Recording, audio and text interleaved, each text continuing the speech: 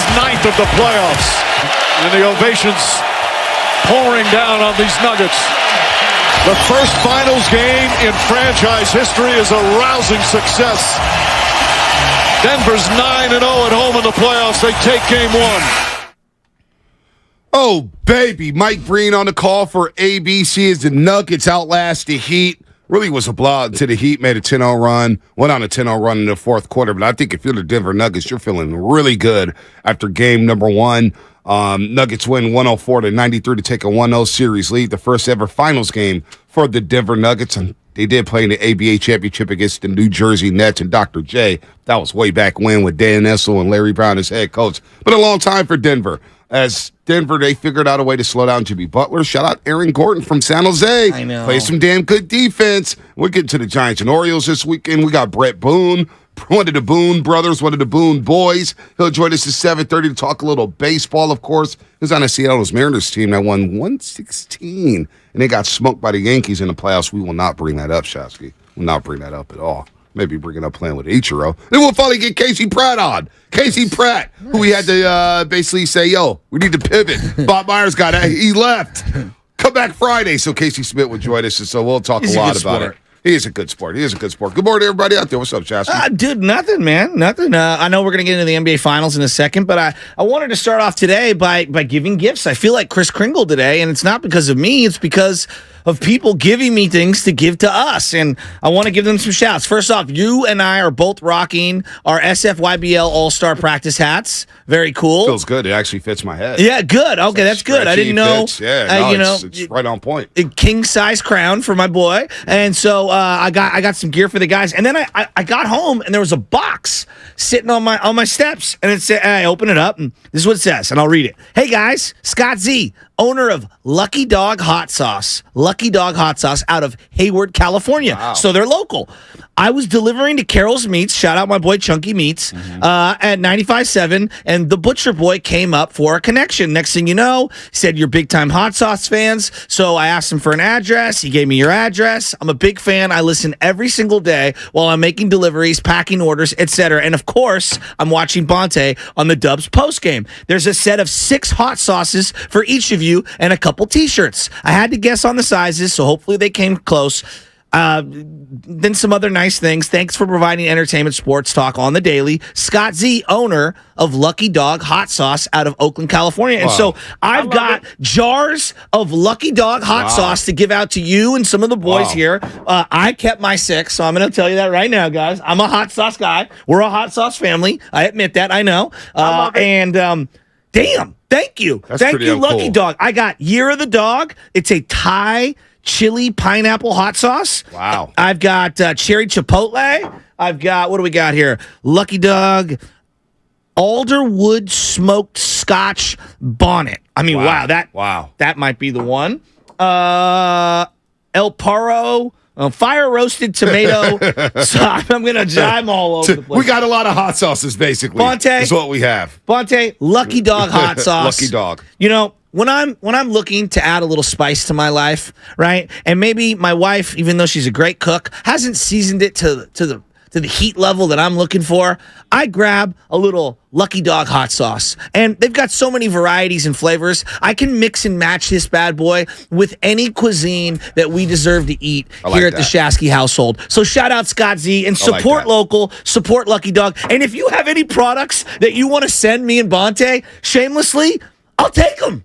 He will do it shamelessly. If you want to say something that's on you, I'm not going to beg for it. We will support it, though. That's no, for I sure. want to support locally. We will support it. We will support it. That's pretty cool. Joe Shasky, Thank the butcher, you, the Scott. ultimate pitch man. I can see you doing a commercial for Lucky Dog Hot Sauce. Lucky Dog Hot Sauce. You can put it on anything. It's Joe Shasky, the butcher, with Lucky Dog Hot Sauce. We got chipotle. We got cherry tomato. Yeah. We got fire roasted wood. We got it all. Lucky Dog Hot Sauce. I could have both my dogs in the actual commercial, too. You could have the dogs in the They made an appearance on 95.7 the game yesterday. That's what you just told me. If you've got mint chocolate chip ice cream, boom, you splash a little cherry chipotle on there. So you just told me. Listen, you just told me, and look, we're going to do shameless shout-outs because I got some special shit. I got some special shout-outs. I'm sorry. Thanks for letting me do that. We got some special shout-outs. I want to give a special shout-out to Lowell High School. Their baseball team is going to the state championship against University. They went up there and played Ripon Christian and beat them 7-6. 6. So I know a lot of those guys on the Lowell baseball staff.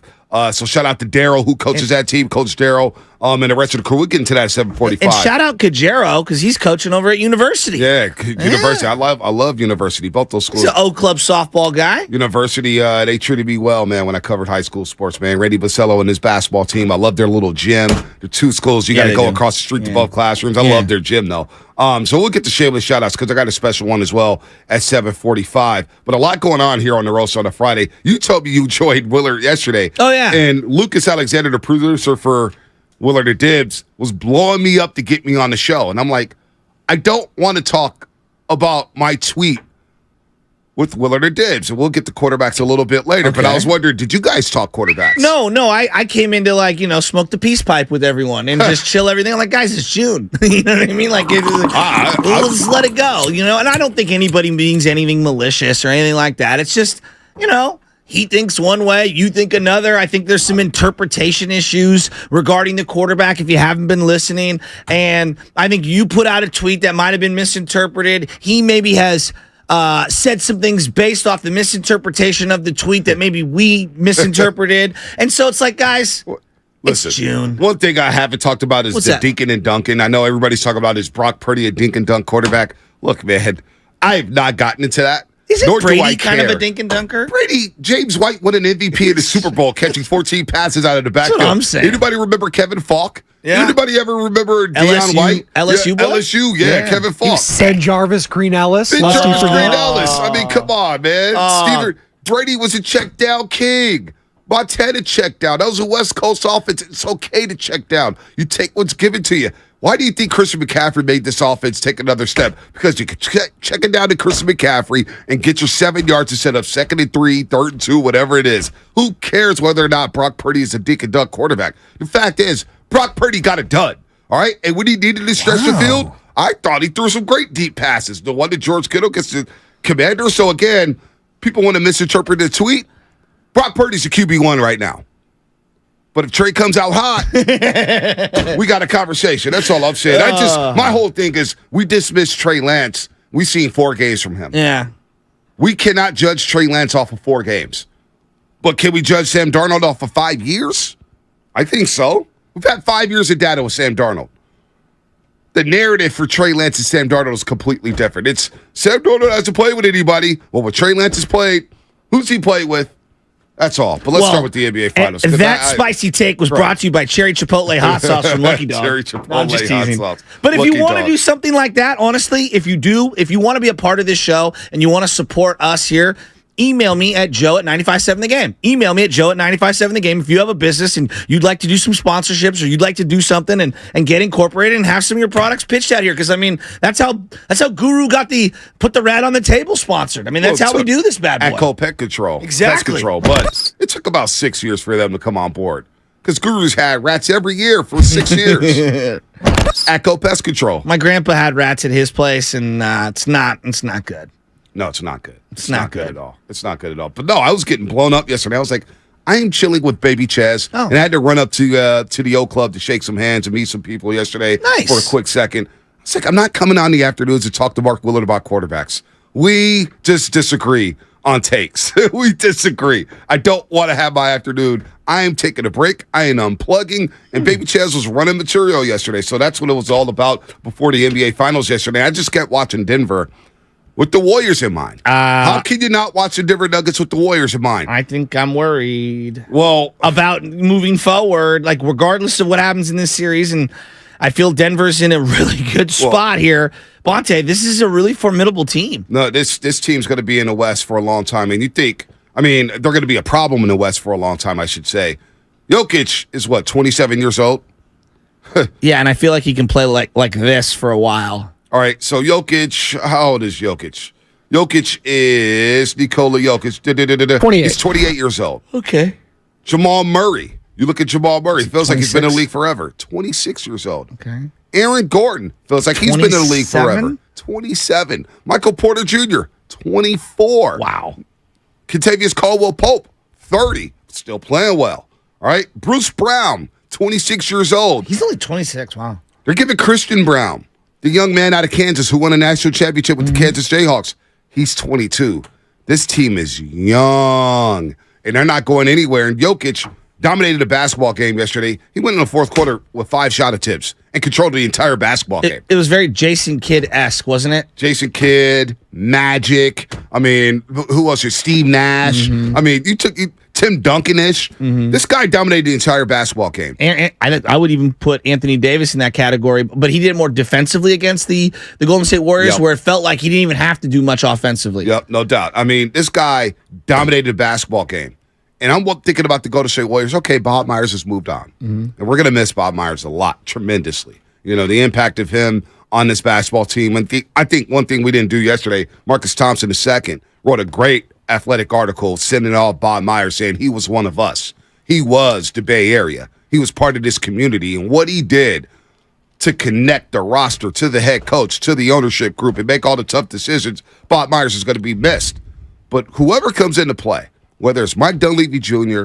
or whoever becomes the GM of the Golden State Warriors, what you have to do now is retool to load up to beat the Denver Nuggets. I agree. That's the team. That is problem number 1 in the Western Conference. Now, the Lakers aren't going anywhere. We'll see what happens with the Clippers. Minnesota, they got to make some moves here. Memphis, we heard from Adam Silver yesterday that Ja Morant, after the NBA Finals, he's going to make a decision on Ja Morant. It sounds like it's going to be pretty harsh. It sounds like Ja Morant's going to miss plenty of time. Sacramento, they're going to be around, right? They're a pesky team. They finished third in the Western Conference. We got to give them credit for that.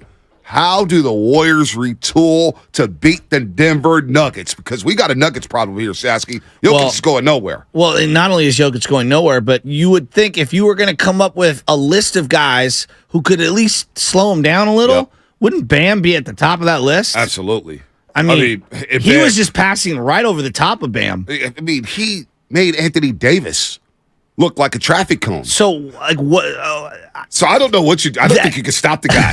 The guy's averaging a triple-double throughout this postseason run. And then I also like what they did defensively against the Miami Heat, where they're like, oh, Bam Adebayo's, 4th best ability is shooting. Right. You know what I mean? Let's make him be a guy who shoots 24, 25 times in a game. And that's not going to be the most efficient way that they run offense. So he has really good IQ, Jokic does, in terms of picking and choosing the spots. I just don't know, B. Like, I don't know, like, what you do against him, man. I don't think you can. Like, I keep coming back to this. You can't stop him. I keep coming back to this. You can't do both. You can't run it back with the big 3 and think that you're still in the championship zone. No, because I just don't think that's good enough. Yeah, I don't know if that's good enough for this rendition of the Denver Nuggets. And yes, that's what I mean. Like, looking at who you're going to have to go through, I just don't see if that, and I don't think that's me, like, you're hating on the big 3. I think it's me being reasonable and understanding, like, they're in their primes, they're ascending, you're declining, and not saying it's over. I'm saying you're just slightly declining. You're not the same team. You make a lot more than what they make, so putting your roster together becomes trickier. Man, I don't know, B. That when I look at their length, right? Michael Porter Jr. didn't shoot well at all last night. No. Okay? He got the 12 rebounds. Yep. He's playing defense when I thought he was a turnstile defensively. I thought the Lakers would pick on him. Me too. Spinoni, I was like, Michael Porter Jr., this ain't the series for him. And he completely fooled me. And then you see Aaron Gordon and him. So now you have a front court of Jokic, Porter Jr., and Aaron Gordon. That's a lot of length. A lot of length and a lot of physicality. And what's the one area where you look at the Warriors right now, you're like, they don't have a lot of length. Not a lot of physicality either. That's the thing. That, to me, is a double whammy. Well, you get Aaron Gordon, who's had to defend Kevin Durant. Yep. LeBron James, AD at times, Karl Anthony Towns, sometimes on Anthony Edwards, and now he's guarding Jimmy Butler. Jimmy Butler was nowhere to be found yesterday. Himmy was not Himmy. Well, Jimmy was just ordinary. Bring up what was the quote you sent to the chat this morning? Because I think we talked about what are the characteristics that you're looking for in a GM, and I just think for this team moving forward, talent is so important. Everyone talks about talent. I think even more important than talent to me is fit. Well, Nikola and I think that's what I'm like for assessing who can play on this team moving forward. Right. Well, Nikola Jokic after the game yesterday said the best thing that Aaron Gordon did by way of San Jose, Archbishop Mitty, shout out to them. The best thing that he did was accept his role, which is be a defender, cutter, slasher, play the dunker role, and do all the dirty work. Aaron Gordon is completely balled in, and he's 3 games away from an NBA championship. Now, Do the Warriors need guys to buy into their roles? Absolutely. But here's my pushback on that. Okay. It is tough to buy into a role when you have a revolving door of starting lineups. Wow. The Warriors had over, I think, 25 different starting lineups this season, including the playoffs. Because of injuries, inconsistency, injuries, availability, age. Wiggins left for 25 games. Yeah. Kaminga's role There's was a lot of 23 minutes a why, game, and then he gets to the playoffs and he doesn't play at all. Let me ask you this, because I think it's a very, very good point, and I think it's a fair point. Can you expect consistent roles when you have Clay and Dre and Steph, and all of them are older? They're not going to play all 82. We have to also acknowledge the reality. And if you want the best out of them, I don't think you want them playing all 82. No, you don't. So you're going to have evolution of roles on a night-to-night basis. So isn't that have to be baked into how you assemble your roster? You thought that was going to be the case this year. Yeah. I thought that was baked in, and then they start off 3-7 and 0-5 on the road. And it was like, well, abort mission. Yes. We're playing the veterans heavy minutes now. Yeah. So you want that to happen. You would expect that to happen, but it didn't happen. And so all the roles, like we talk about Jordan Poole, the combination of roles he had to play, it's very tough to find a consistent rhythm. Klay Thompson, listen, Klay Thompson was horrible in the playoffs. Horrible. And I'll admit that on the front end. It's horrible against the LA Lakers. I almost threw up watching him shoot those shots at the end of game 4. But his role changed. We forget that just because he started every game, but in the pecking order, I think if Andrew Wiggins is around, I think he is slotted as that number 3 option because the Warriors would get Wiggins going early. Remember last year and early this year, Wiggins would have hot first quarters. Get Wiggins going early, let him carry the offensive load, and then Steph kind of finds his way in the game, let the game come to him alongside Klay Thompson. Klay Thompson had to be the number 1 option for 2-3 straight months, all right? Steph comes back, and I remember you told me, you go, man, Stephen Curry's kind of messed up the rhythm a little bit. He did.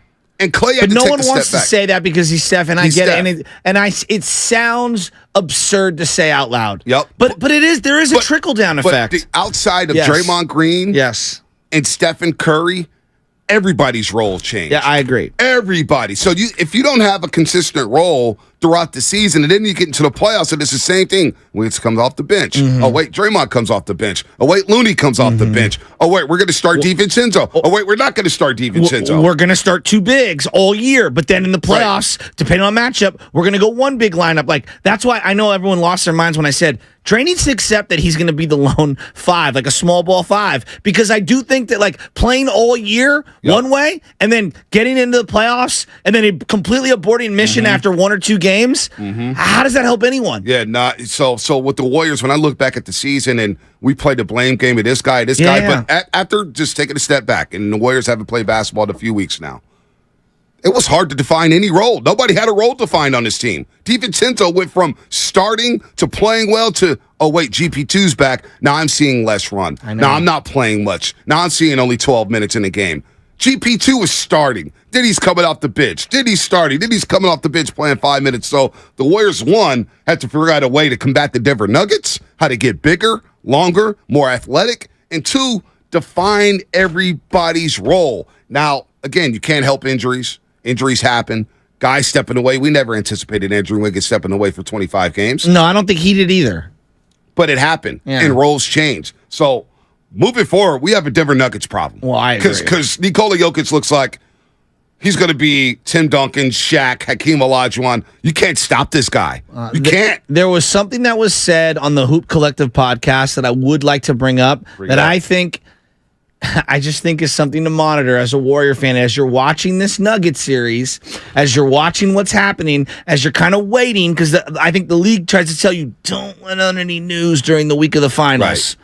I think something's going to happen immediately after the finals, and I think the Warriors should be all over it. Yeah, I believe so, too. So you know where I'm going with this. I think I know where you're going. Okay. And this segment was brought to you by Golden State Lumber, serving the Bay Area for 3 generations. When you succeed, we succeed. Visit GoldenStateLumber.com. What's coming up on the game sponsored by 7-Eleven? Your phone calls, 888-957-9570. What are your thoughts on the NBA Finals, and how can the Warriors reload to combat the Denver Nuggets? Because, folks, the Nuggy Dugs are going nowhere. Any size iced coffee is only $1.29 at 7-Eleven with 7 rewards. But it's not just ice.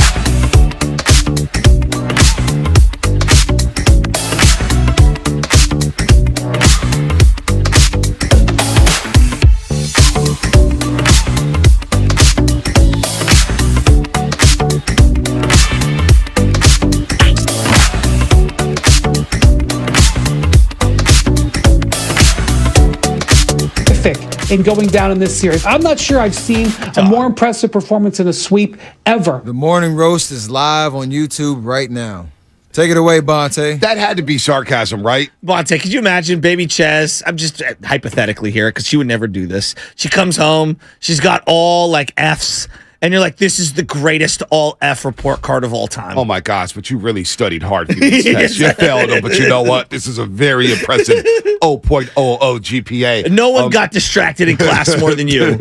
By the way, baby Ches, she's like, Papa, play golf, play golf. And so I was playing with the putter around in the house yesterday with her, and she's grabbing the putter. She's swinging it like a golf club. Oh. Your boy's about to become Richard Williams. Hey, baby Chance, we going to the LPGA or tennis. I like We're it. about to be on the court for 16 hours a day. Just No, don't I'm be the Michael Jackson dad. I'm going to be tight. I'm going to be Earl Woods. I'm going to be Earl Woods. Don't get that RV. Stay away from the RV. I would stay away from Earl Woods comparisons as well. I know. And get yourself in some trouble. But I am I'm going teasing. to purchase her some toddler sticks. Nice. 'Cause she You know should what? be into Start it. with this. The plastic one. So I always plastic, get them. The plastic with the plastic ball, and then she'll be Yeah, able of to run course. around with it. Yeah, They've got all the of different course. colors. Yeah. She'll be banging balls all over the No, place. she likes hitting the baseball. Spadoni got her a great gift with the wiffle ball. The wiffle ball with nice. the baseball bat. So sometimes she hits it over the plate pin. I'm like, home run, and she tries to run around with the bat. So it's pretty cool. You know, I don't like to force it on her, though. No. Let it happen They'll organically. naturally gravitate Yep. toward it. You know, like any parent that's freaking out when you're, come on, a kid can't hit a baseball at whatever age, like relax.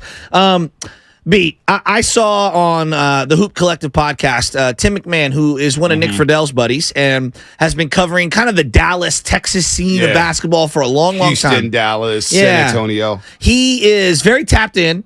And he doesn't say things flippantly. He's a very interesting guy. I love his kind of. He is very interesting. He's like, his whole humor is very different. Yeah, Wouldn't you agree? He is a very interesting guy. Trust me. But I think he kind of knows that when he says something, there's magnitude to it. And so I personally don't think he says things flippantly. But on the Hoop Collective podcast, he said Joel Embiid is on the Knicks watch list. Yep. Now, he also acknowledges like there's a slim possibility, but the fact that he even acknowledges that and says it out loud, I'm thinking the Knicks, hell, the Warriors should be in on that. And here's the thing. Screw the Knicks. No, well, two things.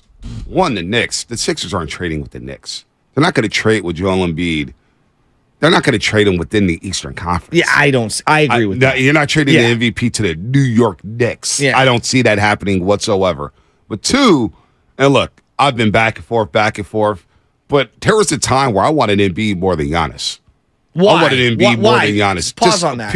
A better jump shooter. Okay. You need shooting. You got a guy who's consistent at the free throw line, who makes, what is Joel Embiid at the free throw line? He's over 80%. Yeah, he's pretty silky. He's really, really good. I mean, Now, it would give them an inside-outside presence that they haven't ever had. Since like Wilt. right, but the thing is, you got to load manage him because of the injuries that he's had. For sure. You know, he gets hurt a lot. I get all that. If you could get 60 games out of him, get him ready for the playoffs. Although Embiid plays 66 games this season, he shot 85.5% for the free throw line. He's an 82% career free throw shooter. We see Giannis. He has days where he goes 10 to 30. Yeah, well, the dribbling before the free throw is the thing. Right. The thing about Joel Embiid, he would command so much presence underneath the hoop, and the ability for Steph Curry to be able to move around and knock down shots off ball would just be unbelievable. The Under Armour connection. I didn't even think of that. You know what I'm saying? I didn't even know. They did. Wow. Remember when Steph Curry had the little series in the Sprinter vans where he talked to Nipsey Hussle, talked to E40? Yeah.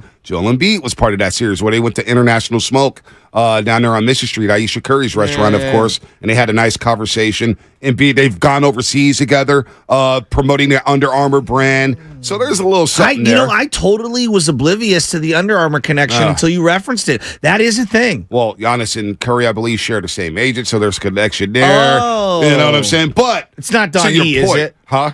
No, it's not Donnie. That was a Donnie joke. made That was a his joke. No, Donnie. I'm telling you, Donnie. I like Donnie. I want Donnie on the show. Don Yee, 888-957-9570. Please call in. I want Donnie on the show. But Embiid, if he is available, After Jimmy retires, he's going to represent Ponte.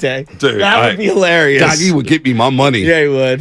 He would bleed Matt Nahegan dry here at 95.7 The Game. Bonte Hill needs a 7-figure contract. That would never happen. But anyway, Embiid. The Warriors need to swing big. When we think about Jokic, all day. You think about the Denver Nuggets, and you think about where the NBA is going. The series against the Lakers were very, very enlightening to, I think, all of us. You need a big in today's game. You need an active big who can balance roam, the floor. balance the floor, get easy buckets, go to the rim, finish strong with the rim, and get to the free throw line. And command double teams. Command double teams. Free up the shooters. Command double teams. Get to the free throw line. And wouldn't that be the next evolution for someone like Steph Curry? Oh my where gosh. you would, because like I'm seeing what he did with James Harden. I believe Curry to have more left in the tank and be in a better spot physically right now than where Harden's been. Harden showed like, if you want to, kind of not load manage, but pick and choose your spots and evolve your game, you can. And I don't think Harden's great in terms of his body of work. He's not Steph. Steph's on a whole nother platform. Right. You gave him the fountain of youth of Joel Embiid. What does it look like? And, oh my gosh. And I'm just kind of visualizing here. If you're talking about maximizing Klay Thompson oh my gosh. off of Joel Embiid. Think about Tobias Harris and how many wide open shots he Tobias got. Harris isn't even close to Not the even shooter close that to Klay Thompson. Not even close. But I'm just like that to me now. It might feel pipe dreamish, and I get where people are saying. But the fact that someone from ESPN who's been covering the league this long is saying that the Knicks, it could be a reality, yada yada. Warriors should be all in on this. Yeah, I agree with that. I totally agree with that. And I think Joe Lacob, with the way he talked on Monday at Bob Myers' presser, where he stepped down as president of basketball operations and GM of the Golden State Warriors, Joe Lacob likes to swing big. Again, you talked about me yesterday. You're like, Pache, you don't forget anything. You got receipts on top of receipts. Yeah. Well, back in 2018, when he came to the studio, when I was working with Greg Papa, the voice of the Niners, and I sat here, and Joe Lacob looked at all of us, and he said, look, I may not have the same 4 All-Stars, but I will have 4 All-Stars on the court. We will swing big and be in a mix on everything. I don't forget those things. And he basically reiterated that on Monday. We're going to win. No matter what the rules are, we will win. So how do you win? You got to swing big. By the way, we got to do this before 6:45. From the 415 here. Happy Friday, guys. Could you please shout out happy birthday to my husband? Happy birthday. Alex R. from Daly City. Alex R. We're listening to right now as I drop off to work. Alex R. Happy birthday. Daly City, 21st baby. birthday. Yeah, Daly City, Fogtown. Wasn't much fog today, though. Wasn't much fog. Today was beautiful. It's actually kind of humid this morning. Yeah. I rolled the windows down. By the good. way, the Waymo drivers. Okay, so they're terrible. I got honked at by one of those yesterday. I slammed the honk horn, whatever it's called. Honked at me. I horned at them. I was furious. They were literally like standing, or the car was just staying there, no hazards or nothing, in the middle of the road on a park there. I'm like, let's go. Right. I'm going to get the Father Time and Napa on the other side. I'm going to continue to talk more about this because the Nuggets are rolling right now. They're up 1-0 in a series lead. What did you take away from Game 1 of the NBA Finals? The takeaway is that they look insurmountable right now. They look like and Jamal Murray. We didn't even talk about him. What was his Spinoni? Jokic and Murray became their first set of teammates since Pippen and Jordan and Correct. Worthy and Magic. Worthy and Magic. Third duo ever in the NBA Finals to each have 10 assists in a and finals 25 game. points. That's incredible. Murray, 26 points, 10 assists, 6 rebounds. Jokic, 27 points, 14 assists, and 10 rebounds. And what you got to think about with the Denver Nuggets, if it's a close game going into the fourth quarter, every single possession Denver's running, Mike Malone saying, well, I don't know whatever signal he gives, but it's Jokic and Murray in the pick and roll. And that is more devastating than Malone and Stockton. And then it's DeAndre Jordan jumping up off the bench, putting the same hand signal up that Mike Malone is putting up. It's hilarious. It is hilarious. Jokic took 12 shots yesterday. DeAndre Jordan's going to be a champion. He's going to be a champion. Reggie Jackson's going to be a champion. By the way, Reggie Jackson, when they unfurled him like a sword, getting unsheathed at the end of Game 6, I was like, oh my God, he's still wearing every accessory, everything, all the knee leggings, the goggles, pads, the goggles. He's got like the what are those things called that everyone wears, like the wristband or something like that. Yeah, the Strongs, dude. I mean, he had everything. Dude, I mean, that Clippers game he had against the Utah Jazz in Game 5 with all the accessories in Salt Lake City was legendary. It was literally my nephew doing a creative player on 2K and saying, add all the accessories. Oh, by the way, today's Luke Garrick Day. Is it? Garrick Day, yeah. Maybe we'll find that speech and play that on the air a little bit later. Brett Boone joining us at 7:30. Don't get baseball. Wally pipped. No, do not get Wally pipped at all. That's why we That's don't my take days rule in life. off. That's why we don't take Keep days the off. seat. We don't take days off here at 95.7 Game. Nobody wants vacation. Father Time, we'll get to you. We'll get to the rest of the phone calls. 888-957-9570. We'll do that on the other side. And that's brought to you by Fremont Bank. Full service banking, no compromises. Mom, Dad, Sis? Here we go again. Why are you in a suit?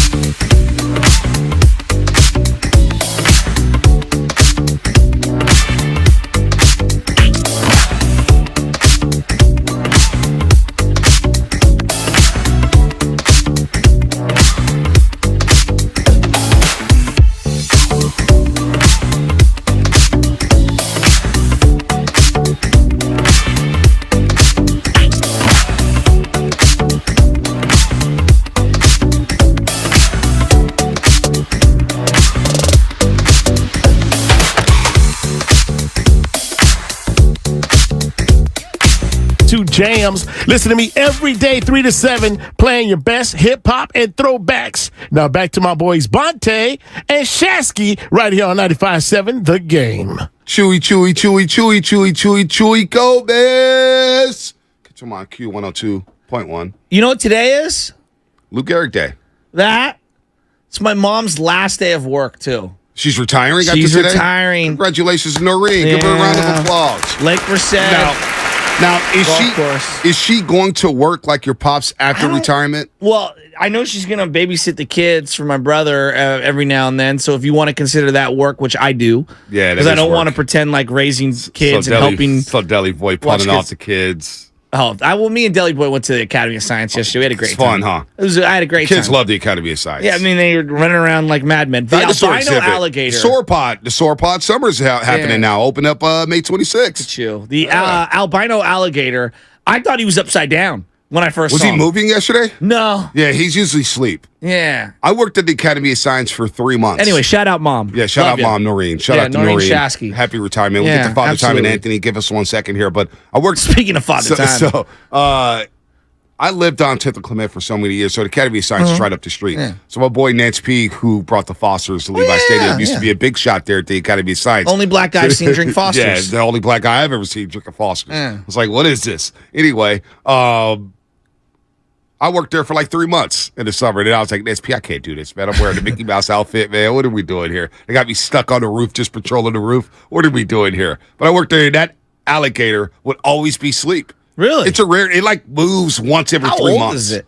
It's got to be super old. Baby Chen's never seen the alligator move. We've been there 4 times. And it's got never a membership moved. there. Never moved. Interesting. She just kind of looks at it and is like, huh, whatever. Let's go see the penguins. my little mini takeaway, I know certain things you can touch, some things you can't touch. Everything should be touchable. The kids want to reach out and touch everything. I know why they don't do that. I get it. What about the butterflies? You got to preserve the stuff. The butterfly is really cool, but we didn't wait for that. You didn't George go to that didn't have exhibit? the patience for that yesterday. So he just wanted to see the penguins? Yeah, the penguins. Oh, my God. The fish? Penguins. Well, the that octopus. and there's the lion little thing that they've got there. Like I don't know if it's stuffed or fake or whatever that is. Chess likes to roar, roar. It does a roar back. My favorite thing, though, maybe it's because I love trees. When you see those giant redwoods that are split and it shows you how wide they are, I don't know. It just gives you a kind of a feel of Mother Nature. Mm-hmm. Mm-hmm. No, you know what's funny? The penguins, right? So Ches loves penguins now. She's on this penguin. Hype. And the penguins. Oh, what? We've got an age on the alligator. Yeah, so Claude the alligator at the California Academy of Sciences, he was hatched on September 15th, 1995, so he is, quick math, 22 years old, turned 23 this year. Is that old for gators? I'm not sure. Let me get back to you on that one. 23 would be old in dog age, right? Oh, yeah. I mean, you'd be really old. You'd be one of the oldest dogs. Like, I know. My dog Riku. Sorry, 28. I mathed that wrong. That's fine. Riku lived to be University of Miami 17 or education. 18. We weren't really sure on the age because we inherited it from a brother. And she lived to be like 17 or 18 as a Pomeranian. That's a long life. So on average, the American alligator can live anywhere from 30 to 50 years. So he's doing pretty well. So Claude's in his prime. So basically, he just naps all the time. I don't blame him. Yeah. Wow. Get in where you fit in. Yeah. So penguins. Baby she's on the penguin hype. She loves when the penguins are eating and stuff like that. So they have the penguins at the zoo as well. Yes. And last time we saw with your boy. What's his name? I ran into him at the zoo the last time I was at the zoo. Oh, Joe Hall? Joe Hall. Was it Joe Hall? Yeah. Yeah, Joe Hall. So we're sitting there watching the penguins, yeah. He loves his animals. He loves his animals. So the penguins are jumping in, swimming, and Baby Jen's like, penguin swim, right? And they're like, she's getting, and then all of a sudden, one of them just, boom, defecates. Oh, yeah, right? they stink. And Baby Chen, so now whenever she brings up the penguins, she go, Papa, penguins caca at the zoo. Penguins caca, and I'm like, that's all you remember? Diarrhea. That's funny. Penguins caca, That's penguins swim. Funny. Penguins, And she's like, more, I don't know. Things kids remember. That's wow. Yeah. There's a Lukaku joke in there somewhere. There is. But I don't know where to find it. Yeah, I'm not even Isn't he a soccer player? Not going to force it. Lukaku, yes. Lukaku. Who's, by the way, dating. I apologize. I think he's dating Meg Thee Stallion. No. There's photos with Lukaku and Meg Thee Stallion. And Lukaku actually helped Belgium choke in the World Cup. former Chelsea legend. But he's also on Inter Milan, who are going to be playing in the Champions League final against Man City. Wow. So there you go. And Meg Thee Stallion, I believe, is his right now, which, of course, we all remember. They're together. Yeah, you're right. They were seen at a wedding together. Yes. So there you go. Was she wearing white jeans? See the latest rumor as well. Tom Brady and Kim Kardashian. What? No, stop it. Stop. Career over. Oh, my gosh. Career over. Oh, my gosh. No. Well, he admitted yesterday he's not coming back. He did a video. I don't believe anything he says, but now that he's dating the Kardashians, even if he did come back, his career's over. Yeah, wow. So, Lukaku with Meg Thee Stallion. There's no way Tom Brady and Kim Kardashian. Really? The power couple right there. No. That's sad. Honestly, that shows you where Tom is.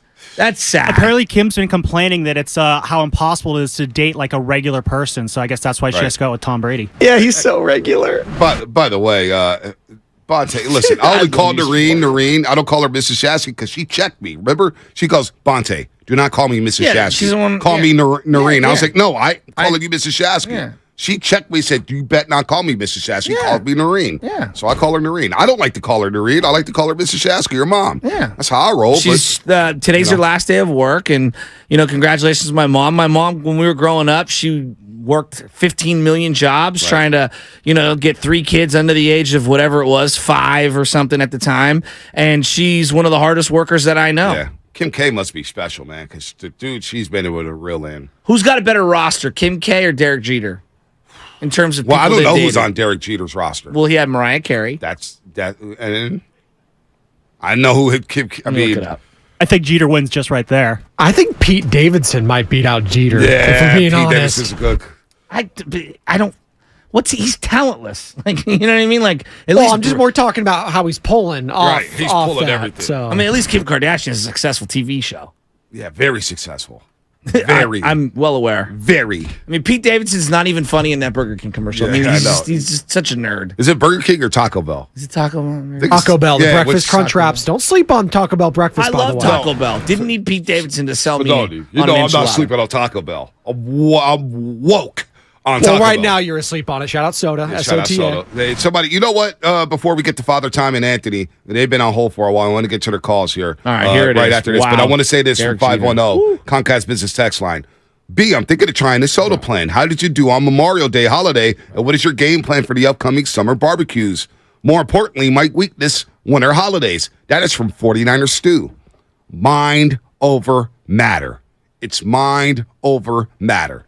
Now, Memorial Day, I went to go visit Matt Kolsky, who's moving back to Evanston, Illinois in a month. Shout out to Matt Kolsky, our former co-host here at the 95.7 Game. We love Kolsky. We'll see him on Saturday at Spadoni's Shindig. He went over and made pancakes, ate a couple pancakes because you could do that with the soda diet. They send you a pancake mix. Boom, Kolsky hooked it up. And then Memorial Day, we walked around the lake, and I got home, and I stayed away from all the barbecues. Got home, had me some soup, some veggies, and called it a day. Didn't even think about barbecue. Didn't even think about going to a barbecue spot or a barbecue in the park. So it is tough, 49er Stew. I'm not saying it's easy, but you can do it, Stu. Get on that soda diet. It's a hell of a plan. Go to SOTAweightloss.com for that. I'm blown away that on a Memorial Day weekend you were eating soup. I'm really impressed by your discipline, and I'm not trying to diminish you in any way. I mean Tyler that Miller, with the bottom of my heart. Tyler, you got to do what you got to do to get the weight off, man. Hey, I'm down 30, big dog. Right. And Guru's going to be on the soda diet. I told him to wait till Monday to get through the weekend. There's no way Guru survives the soda diet. Monte, help me. Yeah, I'm going to help you, Guru. I'm going to give you all the help you need. I'll be your Dr. Phil. Will Guru be as strong as Derek Jeter's list of people he's been linked to in terms of dating? I have a wife. Oh my God! Listen, this is like what is it? The 27 Yankees. This is unreal. This is the dream team. Adriana Lima, Jessica Biel, Jessica Alba, Vita Guerrera. Haven't thought of her in forever. Tyra Banks, Gabrielle Union, Bridget Hall, Scarlett Johansson, Rachel Uchitel, Mariah Carey, Minka Kelly. I mean, those are just some of them. And then finally, Hannah Davis, his wife. Wow. Guru said he's starting today. I mean, that's pretty incredible. Guru's starting today. Soda diet. That is pretty incredible. I'm not even gonna lie about that. Let's go to Father Time in Napa. Wow. Father Time, what's happening? Hey, fellas, it's been a few minutes. I hope your last weekend was good. I don't want to look back too much because, we've had an incredible run. We got to kind of think about the now and the future. Although I will say, Peppers were great. Posty was fine. Lizzo slayed. Her band is incredible. Yeah, she did slay. And my list of one, my wife for 30, whew, I'll take her all day. Moving forward, the real question is, the Warriors are in deep doo-doo. If you just look at the roster's nugget and you really focus in on one thing, playing incredibly well, two numbers, 28 and 26. Jokic is 28. Yep. Murray is 26. Mm-hmm. They are going to be around for a while. Yep. You surround them with the role players they have. Heck, Bruce Brown's 24. You can keep going on and on. Right. And let's face it, the Warriors have been in trouble because they keep aging. And when you do that, when you win, you pick late in the draft. So they got to nail things right now. The great thing about picking young guys is you pay them less. And, although Poole's a contributor, and Looney did that way back in 15, and 12 was a great draft, I think they're going to be really challenged. Steph is transcendent. He's maybe going to get a little better. I wouldn't be surprised. But, man, I think we have to be super, super thankful. I mean, incredibly thankful, particularly for longtime fans, and really focus on let's get competitive and we can maybe pull some stuff off. Because I believe in Steph Curry. Lastly, Lacob's statements, like we're going to do whatever we want, no matter what the rules are. What rules? Like you're literally saying we don't care what happens, and I just find that to be so weird. Well, every other owner in the league is like, "Hey, Joey, yesterday, show me," Mm-hmm. So no, he came off as bombastic. Anyway, no doubt. Look, I love a bombastic owner. Trust me. I'll come from the school of George Steinbrenner / Eddie DeBartolo Jr. So when Joe Lakers on that podium saying what he said, I'm like, wow. Owner right there at the presser. Now, we will have issues. Here's my biggest issue with Jerry Jones. As this segment was presented by Go to State Lumber, serving the Bay Area for 3 generations. When you succeed, we succeed. Visit GoToStateLumber.com. My problem with Jerry Jones, Shasky, the biggest one is he's holding pressers after games. All right? Every game, Jerry Jones is sitting there holding court about the game and stuff like, it's like, dude, all right, I don't need this from you. He's doing a weekly radio hit. You imagine Joe Lacob doing a weekly radio hit about the team? That would not go well. It would not. And I love Joey Lightyears. I do. I'm glad he's the owner to Go to State Warriors. He's flipped everything with the way he spins the stadium and everything.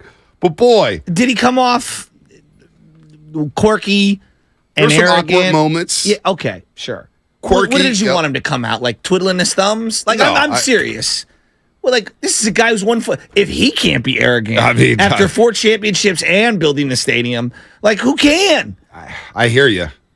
No, I'm here for it. Now it's like, show me. It's funny. Don't you think he will be judged by what happens from here on out? Life after Bob? Yeah, but that's not going to be like. That'll be like the second paragraph, right? That won't be the first paragraph. It At could least determine right a now, lot. if he owns it for 50 years, maybe this is just the preamble to something bigger or more catastrophic. I don't know. You can't predict that. But here's what I would say, B. My uncle used to work for Lucasfilms, and he was, working with George Lucas. And George Lucas, he's brilliant. He's brilliant. He's wildly successful. That's what everyone would say. And he would say, Joe, guy's a nut. Okay? He's a complete nut. Mm-hmm. But when you're filthy rich, you know what they call that? Eccentric. When you're on the street, they're like, that's a weirdo right there.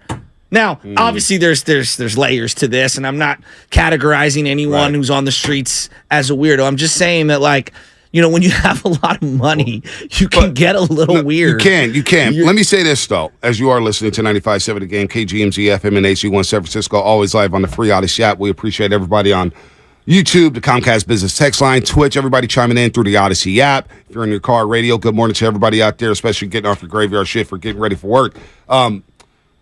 Joe Lacob, when we say life after Bob, right? And he's got the 4 championships. You can never take that away. The stadium, the banners, everything he said, he's promised, he's delivered. But there are going to be a segment of folks, a lot of fans, actually, who say, okay, you inherited Stephen Curry. Bob, was able to court. You guys all courted Kevin Durant. You all get credit for that. But from this point on, if things go awry from the Go to State Warriors, a lot of that shine that he has gotten and a lot of that'll wear off very quickly in today's sports society. It's a what have you done for me lately business, especially with our fans nowadays and social media and everything. what he does from this point on will be judged every step of the way because a lot of people blame him for the way this season went off, which is unfair. It's unfair to blame Joe for everything. Every owner is judged at every turn. Some with more level of scrutiny than others because of the profile of the organization. So to say that he's going to be judged, of course he is. Like we scrutinize every single Jed York move. We scrutinize the faceless Giants owners at every single turn, don't we? Yep, Everything. absolutely. Like what happened with the Carlos Correa thing? Let me ask you this. Actually, this is probably a good one. How do you view Giants ownership? They brought you 3 championships. Yep. They kept the team in San Francisco. They built a stadium. Yep. We feel very removed from those championships. And from those guys. But overall, wouldn't you agree? Like, most people are like, they did pretty well by us. Well, the stadium, it's paid off. They printed money over there. They've done well. The new guys running it, the Johnsons, who weren't the face of the franchise when they were winning those championships. Now it's like, what are you guys going to do? And so now without Bob Myers, and we'll see who's making the decisions, and that's the other thing with the GM. Will that new GM have the same power as Bob Myers, or will the Lakers be in a little bit more on the decision-making process? And would that even be a good thing for the Golden State Warriors to have them in a little bit more on the decision-making process? I don't have the answer to that. Let's go to Anthony and Benicia. Anthony, what's happening? Top of the morning. So, first of all, Tom Brady trying to get to the games. Sweet jam. That's what he's trying to do. But I love you, Anthony. So you guys are talking. Oh my God. So I love you right back, Joe. You know it, man. So so I wanted to talk. You guys are talking about getting the big man presence, and I can't help but just think about that. We had a youngster, 7'1". He was raw, or at least not all the way developed, and all we had to do was develop him. And I just keep thinking about, like, the terrible job that Steve Kerr did in developing the youngsters this season. And you also have to put that blame at the doorstep of the big 3, which also includes Iggy, so we'll say the big 4, because he was very vocal about not really buying into the youngsters contributing and helping him because it was hard to win a championship. And, Bob Myers and company thought like that it was just that easy. So I love the idea of getting a big man, but I hate the idea of remembering that we had one. We drafted one. Yeah. And now we're trying to figure out what pieces that we can move to try to get one, right? Because we would have to move heaven and earth to get a Joel or a Giannis. But also, I also wanted to talk about what I heard on the All the Smoke podcast yesterday. They had Robert Horry on there, and it was a great episode. You guys should definitely watch it or listen to it. But they asked him about, like, what are one of the things that it takes to win? And he said, you got to effing like each other. He said, if you guys don't like each other and you're not willing to go to battle with each other, and he specifically pointed out, if someone hits your guy, you need to be willing and ready to hit that dude back. And I couldn't help but think about the punch and how only did it affect Jordan Poole, but it probably affected the team as a whole. And you think about the Nuggets, and one of the things I noticed last night, they just having fun. Yeah. They out there playing basketball and playing with joy. Bruce Brown, who I never really realized was so good offensively, or at least as good as he is, he out there chucking threes, throwing up the three. Jamal Murray having a good time. And I'm like, wait a second. That was my Warriors a couple seasons ago. So I know I said a lot, but, man, between that punch, I could tell that the guys didn't like each other, or something was off, obviously. But we had Wiseman, man. We let him go, and now we over here trying to figure out how we're going to stop Jokic. And I don't think Wiseman will be able to stop Jokic, but it can counteract that big man presence that they have. Hey, great call, Anthony. It's a hell of a call. You talked about having fun.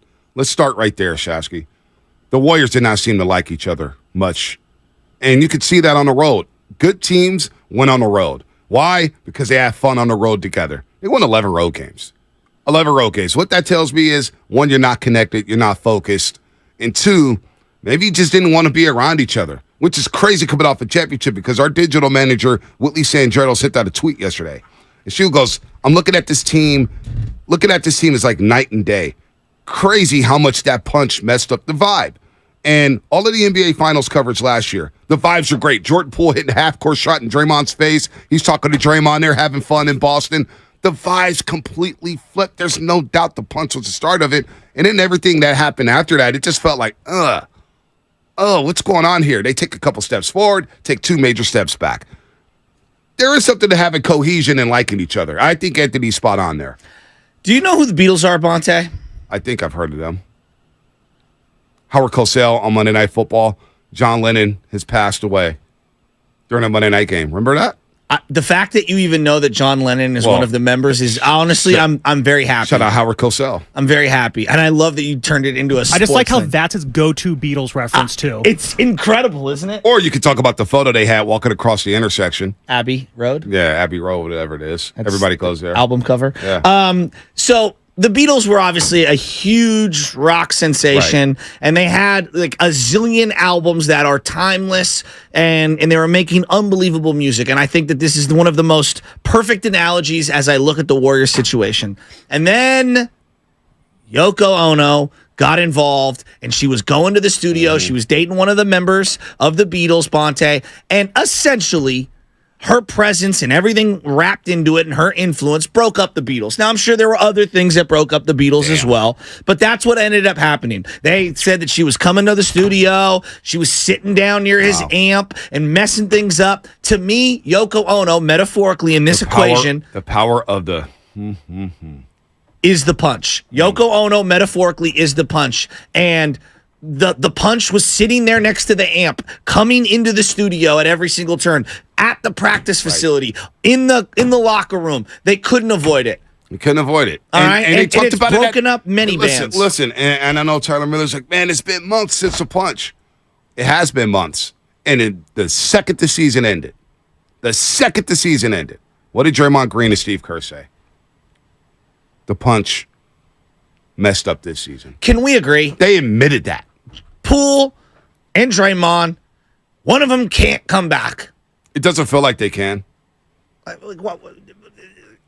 Why is everyone like? I get it. You don't want to suppress the value of one of these guys if you were to move off of them. Blah blah. Like we can all just we're all adults, right? Right. Most of us are adults listening to this show. They can't all come back. No. Something's got to change. Something. Well, we got to change. I mean, the Poole comments to the Ringer right after the season was over, Logan Murdoch. It's like, it's just business. Right. That's all it is. That's a great pull, Spadoni. It's a great pull. Look, Brett Boone's going to join us at 7:30. Talk a little baseball here as we pivot. Real quick, let's get David at Fremont in here. Yeah. Waiting on hold. We'll clear the deck. And I'm just happy pivot that to you baseball. actually knew that John Lennon was a member of the Beatles. Cosell. Can you name one other member? Ringo? Nice. I'm so happy. One more? David at Fremont. Nah, we're pushing our luck. Paul McCartney? Oh, Paul McCartney. Yeah, he did the song with Michael Jackson. Yeah, well, he bought his Girl entire is catalog. mine. Yeah. Girl is mine. Mine, Hey, mine. Michael, how the you girl doing? is mine. Very underrated song, in my opinion. David Fremont, what's happening? Hey, what's going on, fellas? Good morning. Good morning. I just wanted to make a quick point really quick about the Myers Lakeup. I know everybody's kind of putting a lot of the blame on Lakeup, but do you guys think that Myers' relationship with Kerr could have played a big role in him leaving as well, too? I know in the after the Wiseman trade, he made a comment about, drafting players and not getting them to develop if they're not being played. So I wonder if that maybe played a factor in there. Maybe. Is it a big deal that Steve Kerr wasn't at the presser Monday? Is that a big deal? I'd like to talk about Steve Kerr on the other side. Is that a big deal that he wasn't there? Let's do that. That's coming up, brought to you by calhope.org and the Department of Healthcare Services. Life is uncertain.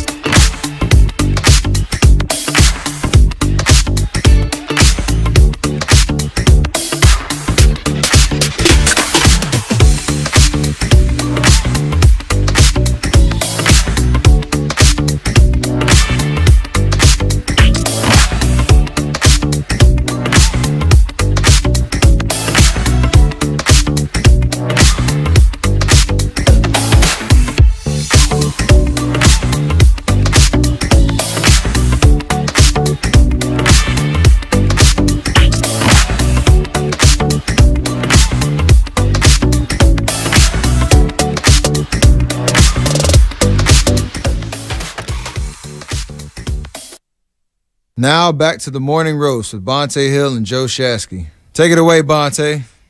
Steph Curry had a nice post, man. Him and Aisha seems like they're doing well this offseason. Great family, man. Steph Curry, miss watching him play basketball, man. How will he reload? He was also on the course. He was on the course with Justice Spieth the other day. You saw that? Damian Lee, Justice Spieth. Jordan Spieth. What did I say? Justin Thomas, Jordan Spieth. It's easy to mix them up. Justice Spieth has been fading. Justin Thomas is the country boy club who's kind of like, Yeah, I'm not a big Justin Thomas fan. Yeah. How's he doing lately? I haven't heard his name around. He's not doing well.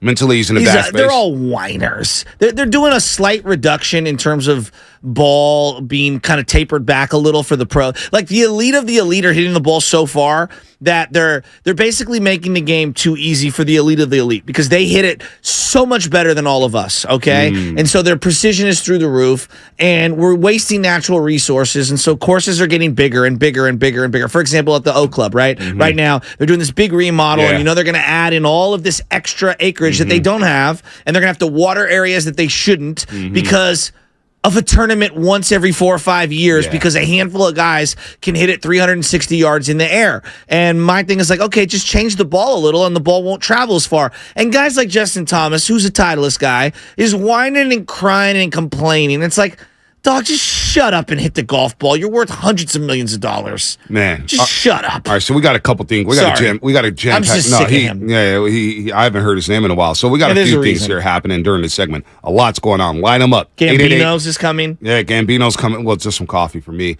As of today, June 2nd, it has been 10,000 days since the Dallas Cowboys last played the NFC Championship. Are you kidding me?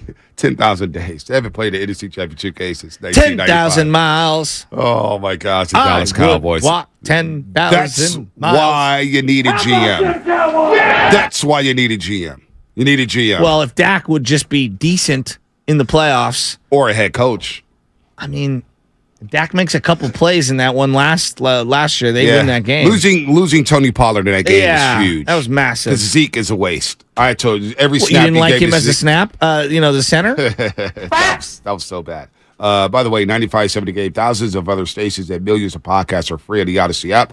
Sports talk, music, news, podcasts are all completely free. All right, couple things happening here. Brett Boone is 7:30. 7:45, line them up right now. 7:45, line them up. Shameless shout-outs. Shameless shout-outs on a Friday, a 50-cent Friday, not a payday Friday, but a Frisco Friday as well. Shameless shout-out, 7:45, 888-957-9570. Brett Boone will join us in 9 minutes. He now has a new podcast right here on the Odyssey app. Brett Boone played in the league for 14 years. We'll talk some baseball, share some stories. But I want to get shameless shout-outs lined up right now, 888-957-9570. And the late addition to the show, Howard Eskin. Howard Eskin will join the show. Of course, he's the king of Philadelphia, All Sports Talk, WIP 94. And he had this soundbite yesterday talking to new Sixers head coach, Nick Nurse. Here's Howard Eskin talking to Nick Nurse. Do you want James Harden back? Pardon me? Do you want James Harden back? James Harden's a great player. That didn't answer the question. Well, I would say this, is that James has a decision to make. And I'd be very happy if he came back. Now, Howard Eskin went on his Twitter page and said, Nick Nurse is a good dude, but he didn't answer any questions. He didn't answer anything. And so it feels like James Harden might be out. And a lot of rumors. Is that journalism right there, what we just heard? That is expert journalism. That's how you do it. Some people are, that reporters are a prick, blah, blah. Now, that's a reporter doing his job. That's a report. If Howard Eskin was out here, God bless Andrew Wiggins and the Golden State Warriors. That's what I'm just saying. Like, we as a media market are very empathetic towards our pro sports teams, and we tend to take a step back and we allow them their patience. Even Bob Myers thanked the media. He said, thank you for your patience. Thank you for not hammering me with questions left and right about my contract situation. Same thing with Andrew Wiggins. Thank you guys for respecting my privacy. Howard Eskin, don't give a damn about any of that.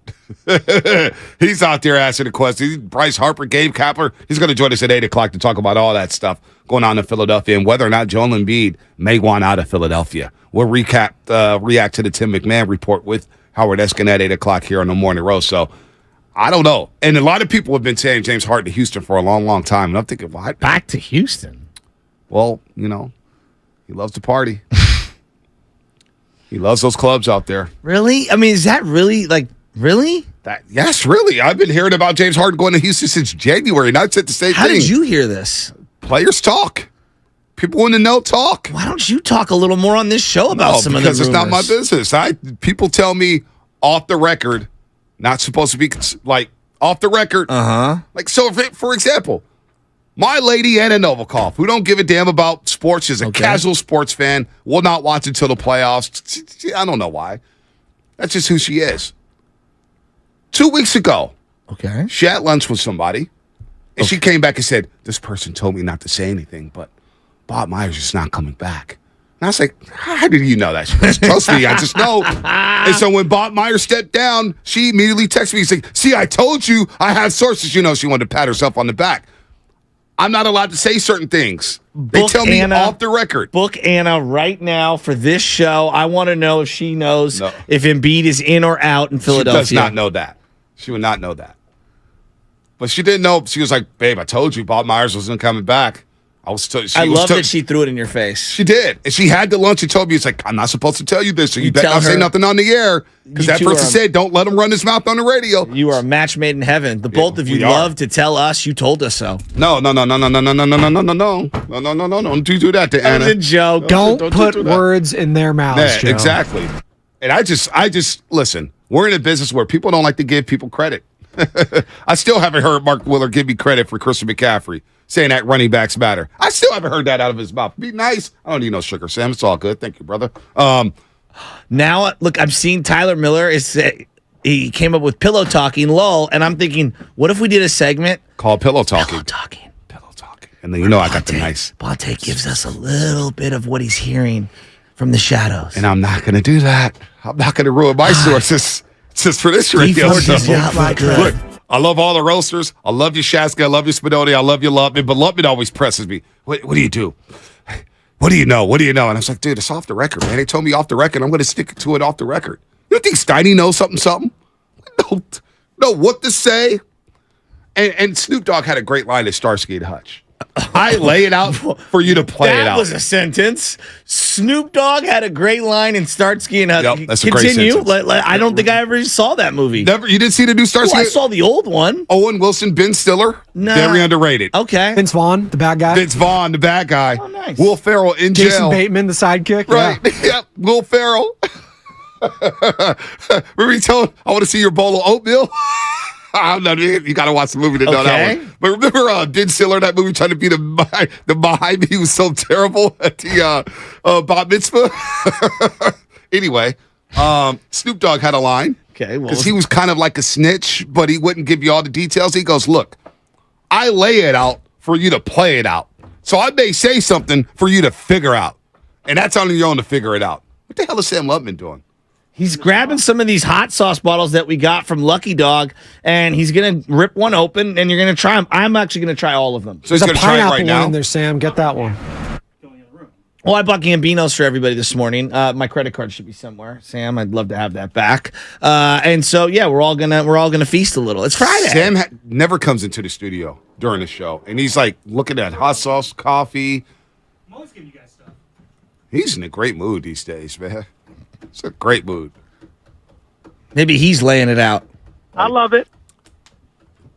I'm not going to go there. Brett Boone coming up in 3 minutes. See my family. Steiny's really good at teasing at the info he may have.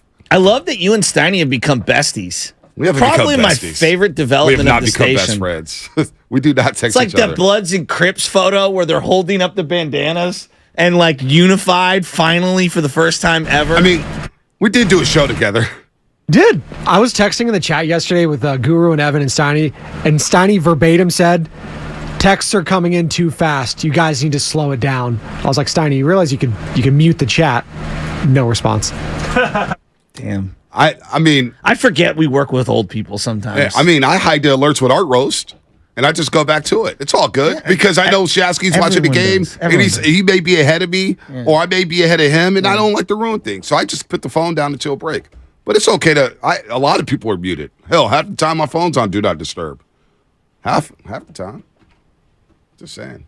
510 Comcast Business Text Line. Lubman matchmaking update. You know what? I'm just going to say Sam Lubman, we're going to keep that business to ourselves. But let me just say Lubman is a very happy guy right now. And I like where his life is going. And I like where his love life is going. I really do. I'm proud of the young man. No opinions on his love life whatsoever. In fact, I wish him the best. What did a guy on Atlanta, the uncle with T.I.? I don't know. He said, anybody getting some Cuddy in this house? It's me. And I was like, oh, you ain't getting no Cuddy, man. You ain't getting no damn Cuddy. I had a laundry question for you that we were talking about today. Yeah, I'm very frustrated with products these days. I am wearing a medium-sized T-shirt. Now, normally I'm not a medium-sized T-shirt. I like a large-sized T-shirt because I understand that it's going to shrink a little. I don't think I've been a medium since I was like 12 years old. Well, big boy. To each his own. But I notice that certain products, again, depending on if it's outerwear, T-shirt, whatever, I either can buy a medium, I can buy a large. And now I bought a T-shirt that they gave me for SF Little League, and I put on the large after washing it one time, and it feels like a schmedium. I mean, it's did you dry it? Of course I did. Well, see, there's certain shirts and certain pants you can't dry. No, I understand, but what good shirts I hang dry. I hang dry. I let them just dry. Seriously, don't put them in the dryers. Dryers shrink it, especially when you put them on hot temperature. It helps shrink it. Come on, man. That's Laundry 101. Yeah, I'm well aware. I'm talking about just in general, these T-shirts are not all the same sizes. And I understand there's cut sizes and everything. It's honestly driving me insane. It's also out quality. of control. It's also quality, too, of the T-shirt. I agree with that. So the T-shirt quality may be, sports team T-shirts. And I'm not trying to rip on anything, but sometimes they tend to be on the cheaper side. Like the Warrior giveaway T-shirts, right? When the Warriors give away T-shirts, you wash those bad boys. You're like, all right, this is cheap material. That's usually when you can tell. But I'm telling you, man, from medium to XL now, it feels like, depending on, does it shrink? Is it polyester? Is it cotton? Who's making the product? Like, we're way out of line here. I don't know. It's just bugging me. It's just something that's been bugging me. My good shirts, I hang dry them all the time. Sweatsuits, hoodies, I hang dry them all the time. So you just have like laundry lines going everywhere? Oh boy, I just see the tweet. Oh man, I want to react. Oh my God, I want to react. Oh my God. How about I read it and then do not read it. Do not read it. So you're just gonna give us half the information and leave us all hanging? Well, I'll tell you off here who to look at, what Twitter feed. All right, Brett Boone coming up in moments. Let me know when you got Brett Boone, 14-year major league career.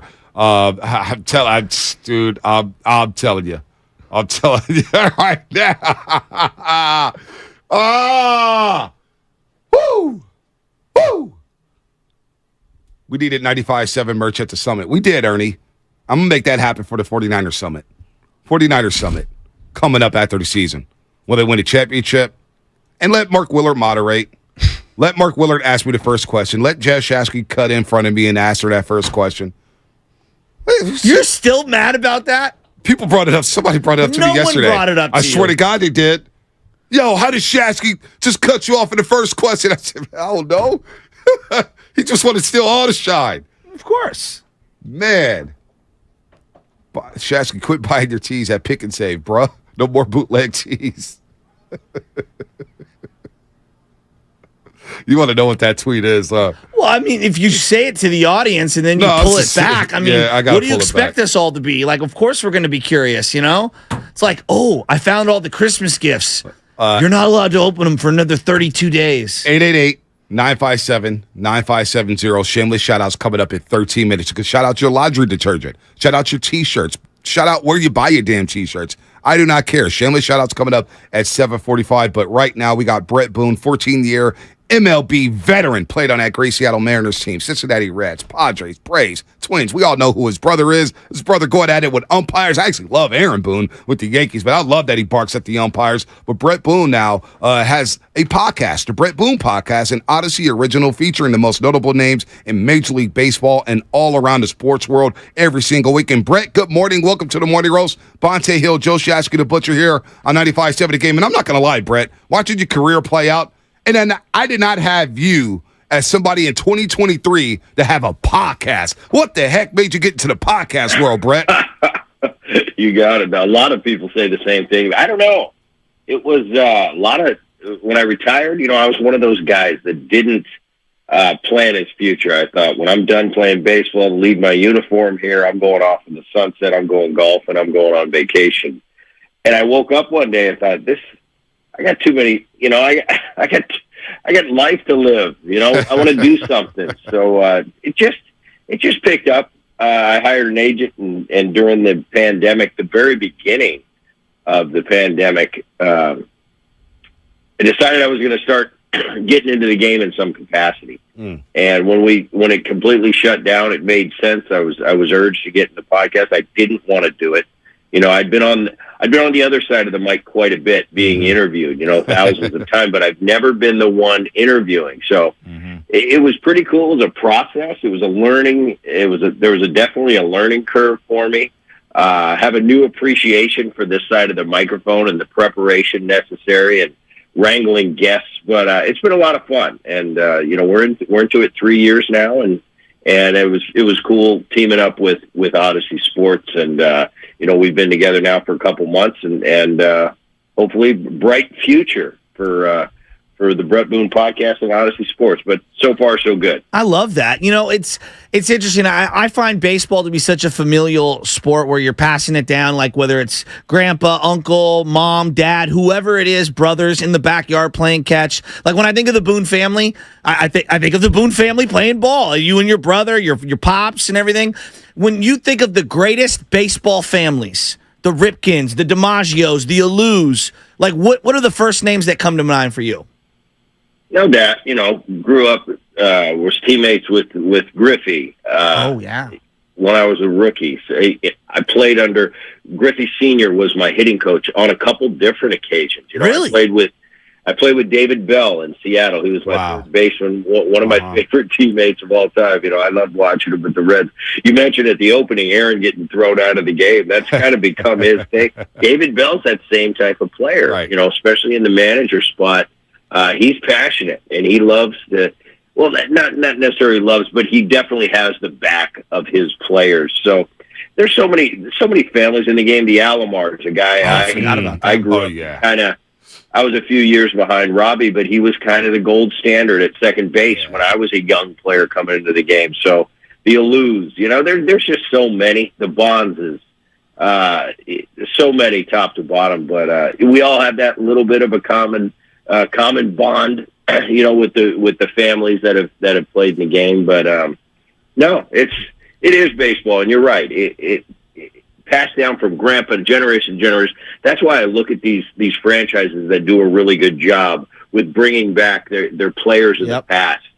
Baseball's about going to the ballpark with grandpa, dad, and son, and having three different generations.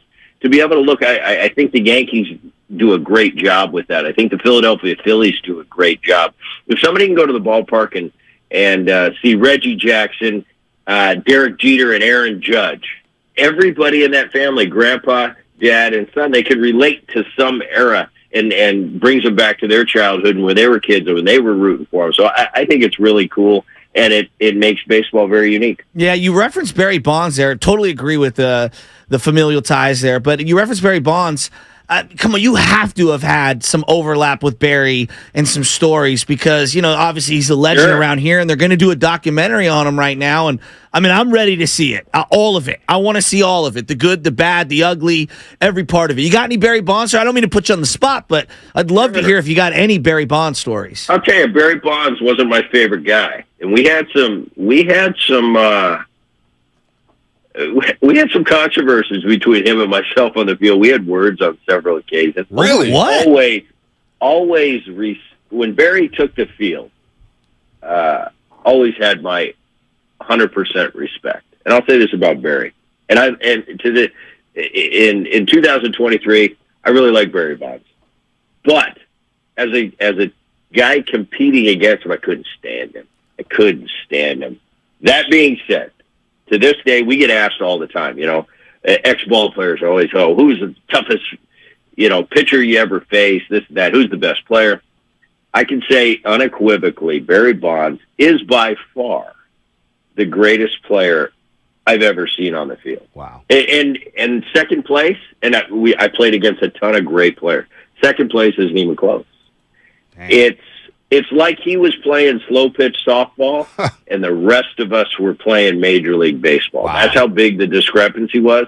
And if you ask my peers, people that played with, people that played against Barry, from the beginning of his career in the mid '80s through the early 2000s, I think it would overwhelmingly say Barry Bonds is the greatest. I got a great. I'll give you one quick story. We walked him with nobody on, nobody out in the ninth inning. in a one run game, we intentionally walked him. And this is when I couldn't stand him. He gets to first, steals second base. I walk over to him and I say, I had to say something. I said, Barry, I said, I've seen a lot of things. I said, but that right there is impressive. And he took his helmet off and he kind of laughed. He looked at me and he goes, Boney, he goes, I'd have done the same thing. And I had no answer for that. He was right. He was right. You know, I didn't want him to be right, but he was right. He was that good. He was that great of a player. Wow, Brett Boone here on the Morning Rush on 95.7 The Game, 14-year veteran in Major League Baseball, part of the great Boone family that we've seen throughout Major League Baseball for the last 40, 50 years, of course. The Brett Boone podcast, find it now on Odyssey Original on our Odyssey app. So Barry, with this documentary or whatever, and he's talking and he's cocky or whatnot, how much trash talk did Barry give out there? Because he seemed like he was quiet, seemed like he kept to himself. He did have the swagger and the confidence and the cockiness, but what was his trash talk like, Brett? He would just give you little quips, you know, little here, little there, you know, and definitely cocky. But the one guy, you know, cocky. That word "cocky" is thrown around a little loosely when it comes to our feet. Oh, that guy's cocky. Why? By the way he walks, by the way he talks. It doesn't matter. Barry Bonds is one of those guys who could back it up. I mean, he's in my eyes, you know, in the basketball arena, we look at the GOAT. We call it Jordan. In baseball, I mean, Barry Bonds is every bit Jordan of baseball for me. I mean, I look at Barry Bonds and whatever he said. I remember going to my first All-Star game, and Barry's sitting there. He's kind of holding court. He's got, you know, a bunch of the veteran guys. I'm a fly on the wall at this point. I'm so excited. I made my first All-Star game. I want to soak it all in. And I was just listening to him talk to a couple veteran players, and he was talking about hitting, and I couldn't follow it. I couldn't follow it because he's talking about a butterfly net and catching it and throwing it off the bat, and I'm just going, oh, I'm just happy to be an all-star. This is great. You know, but he was talking a little bit of a different language. But I don't know. I look at his body of work, you know, and I just laugh at people. Their first thing out of their mouth, you know, they talk about the controversy. Well, Barry never tested positive for anything. He never did. I'm not going to say whether he did or not. I have no knowledge of that. But the fact that they want to kind of villainize him for that, I don't know. It's always kind of bugged me because it's the big picture, and they don't villainize other people. It just so happens he was that great and broke all these records and has these numbers that some of the numbers he had when you just go to his Wikipedia page or his bio, it's sick. They're ridiculous. No, it's he sick. was on base. He's on base over 600. In today's game, if you got a 400 on base percentage, you're unbelievable. He had 600. Yeah. Nobody has a 600. And Barry did. He had years where he had more, he was on base more than his at-bats. I mean, you start looking at stuff like that, you start breaking Babe Ruth's records, you're going into real territory that no one's ever gone before. Once again, I can't say enough about him, how great of a player he was. My grandfather, well, if you got time, I got a really cool grandpa story. Go ahead, give it to us. Because I was going to ask you about the Hall of Fame process go. because Barry Bonds has been out of it, but give us the grandfather story. We could do that another time, Brett. Give us the grandfather story. Ray Boone played from about 47 to 60. Played with Ted Williams, played with a lot of great players. And believe me, guys of that generation, they are very, very loyal to their generation. It doesn't matter. I mean, I'd come off the field, and I was very close with my gramps. And we talk about Randy Johnson in my era. My grand, Bob Feller, you know, he's better than Randy Johnson. Somebody in his generation was always better, and we were always inferior of Gramps. That's what I loved about him. That's what grandpas do. But when Grandpa got sick and I went to the hospital in San Diego to visit him, and he would never say this, but he couldn't speak in his last few days before he passed away, and he wrote down on a piece of paper, he said, Brett, this Jake Peavy kid, Jake Peavy was a young player with the Padres. Grandpa was a scout for the last 40 years of his life. He said, this Jake Peavy kid's got a chance to be a good pitcher, because obviously he'd been scouting Jake Peavy. This was right before Peavy got to the big leagues. And he said, and you're right, Barry Bonds is a better player than Ted Williams. Wow. I almost lost it because I started crying, and I thought there is no – Grandpa at 100% now is going to die because there's no way he's going to come back from that and live that down with at the dinner table. So you get Ray Boone to say Barry Bonds is the best, that's enough for me. Anybody that ever asked me a question, I said, I wish Gramps was here. But if Gramps says he's the best, and that would take a lot to do, he must have been the best. So that's kind of my grandpa story in Barry Bonds. No, we love that because I'm arguing with my dad about Joe Montana versus Steve Young still to this day, and Willie Mays versus Barry Bonds. I mean, that's part of what makes sports so great. I'm sure you talked to your brother about the game and the way it's played now and how it's managed now and the spreadsheets, the platooning, the numbers. Like, when you guys are talking, just, off the record and stuff, like, does he feel neutered as a manager? Like, obviously you guys have deep baseball ties. I mean, your grandfather played in the 40s in the game when it was so different. And it's always going to evolve and whatnot. But it does feel different now. And I love that they brought the shift in. I love that they brought the pitch clock because the game is speeding up a little. Like, what are his just thoughts about the way, and your thoughts about the way the game's played now versus the way you guys came up? Well, Aaron has embraced the analytical side of the game. I'm starting to, and I'm starting to realize why data points do work. As a player, I would come to the ballpark, and I want as much intel as you got for me. I mean, I want it all. Knowledge was power to me. But at the same time, I want to decipher what I use and what I discard. And today's game, I think it's gotten over-analytical. I think it's too much run by, here's the numbers, and kind of created a little bit of a robotic type player. It's not the player's fault. That's the culture. That's how they're brought up. I think you're going to see it sway back a little bit. And yeah, of course, you'd be silly not to, or naive not to use what we have at our fingertips now from a data standpoint.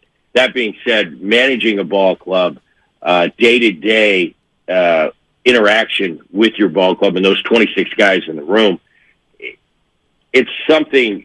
The great ones have that it factor. They can read. It a quip, the way a guy rolls his eyes, the way the guy's walking, the way the guy's holding himself. Those managers are on the field, and it's kind of like a family all year.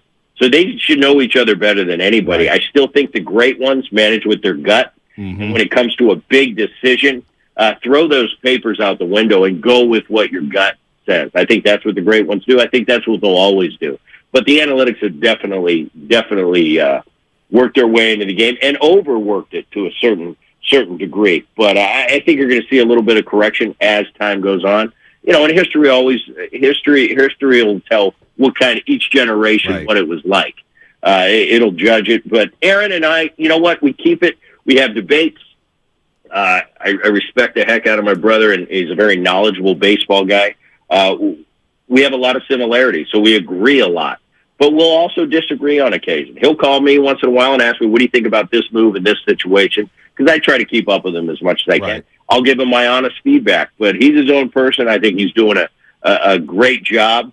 But it is funny. It is funny to watch him, and sometimes I'll say, Aaron, would you just, I'll give him a piece of advice, and he'll be like, oh, did you think I really did this wrong? And I say, absolutely. But we have that relationship, and to be honest with you, we talk more about the or the kids, my nephews and nieces, than we do about baseball. But it's definitely will and always has been a part of our lives. Well, I love when that hot mic is catching him dropping F-bombs to umpires like he did last year in St. Louis. He's a hoot in that clubhouse, man, or that dugout, I should say, man. He's a lot of fun to watch manage, and you're a lot of fun to have on the show. We got to do this again, man, because there's so much stuff we didn't get to, but we got to run. Brett, man, good stuff. Good stuff. Let's do this again very, very soon as baseball season heats up. You got it, guys. anytime. That was Brett Boone, host of the Brett Boone podcast and the Odyssey original. Make sure to follow the Brett Boone podcast on the Odyssey app or wherever you subscribe to your podcast, wherever you get your podcast. Subscribe to the Brett Boone podcast. A lot of fun there. We got to keep it moving. We'll react to that, but we got shameless shout-outs coming up right about now. Oh.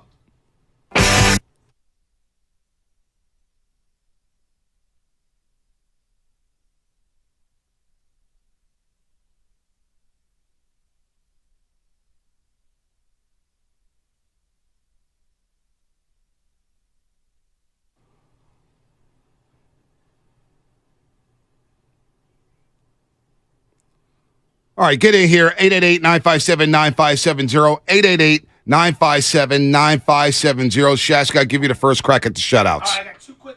Oh, I got two quick ones. Mom, I love you. Today's your last day of work as you retire. Yep. I'm proud of you. Thank you for everything.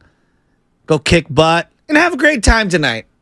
And gosh, good luck with the rest of everything, my dad, because I don't know how the hell you're going to do it. All right, second one, Lucky Dog. Lucky Dog. Shout out Scott, who runs Lucky Dog. I'm about to have the Thai chili pineapple hot sauce, the year of the dog. We like that. I'm going to take a bite right now. I already had a little late. It's got some kick to it, Ponte. He sent us a ton of flavors from Hayward, California. Lucky Dog hot sauce. I love it. I love it. Spinoni, what you got? What you got, Spinoni? I'm going to shout out young Benjamin, my son. Went to the dentist for the first time yesterday and absolutely crushed it. Wasn't scared of all. It's a scary process, you know. You don't know what's happening. There's a doctor putting instruments and stuff in your mouth. I just knocked over a hot sauce. Thankfully, it had the cap on it. And shout out Lucky Dog here. Hellhound Shasky. I just had this one. It's a fire-roasted pepper sauce with Carolina Reaper, mango, and tamarind.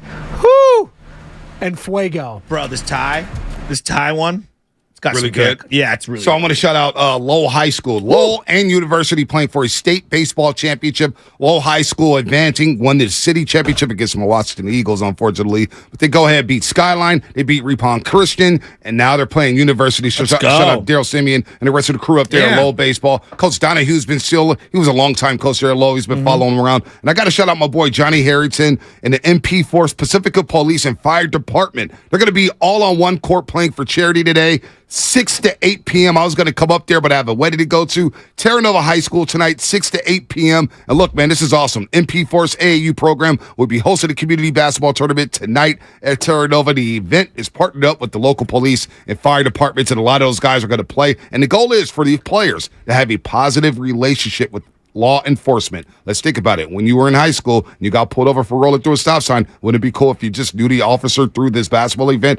I believe it will make our youth less nervous to interact with police and maybe make policemen less nervous to interact with the youth there. So a lot of good stuff there. Shout out to Coach Johnny Harrington, longtime referee, played at College of San Mateo. Nice. Now doing a great job for the Pacifica PD. Nice. Shout out to that event today. Have fun up there. Terra Nova, 6 to 8 p.m. Very cool. Very cool. Shout out from Anthony LaRocca to his daughter, Lake LaRocca, who's graduating kindergarten today. Oh, that's awesome, man. That's St. awesome. Finbar. Congratulations to the entire graduating class and my goddaughter, Lake no LaRocca. doubt. Anthony LaRocca, man. What a who he is. Rocco. How's he feeling about the finals?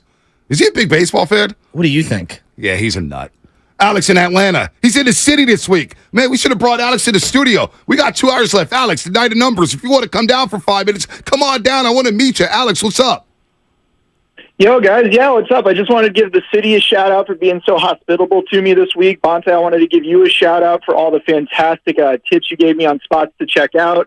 And I want to give Oracle Park a shout-out. Best park in all of baseball. I'm going to another game tonight. And, yeah, guys, I will try to jet down to the studio here in the next hour or so. Let's go. Yeah, holler at me. Holler at me. We would love to make that happen, Alex. Absolutely. Let's go to TC, San Jose. TC, you love me. We'll get you a shout-out in a second. From the old RBL days? Oh, wow. TC? I don't know. TC. Is this TC? Hey, guys, want to give a shout-out to the best basketball talk for the Warriors on Discord. It's the Warriors World Discord group. My boy Method running it. Rest in peace to bring back Chris Washburn and my boy Miley 10. And Upside, congratulations on getting married. Love you guys. And the guy serving overseas, Winston Garland, Foot Fungus. Let's go, Warriors World Discord. And Shasky, you can't join. You got to be this tall to enter. Bonte, you're in because you're losing that weight, man. Good job. Oh, we got to be disrespectful.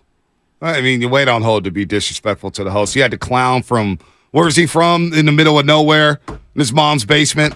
Visalia. Yeah, Visalia. Was in there doing, Woody Woodpecker and everything.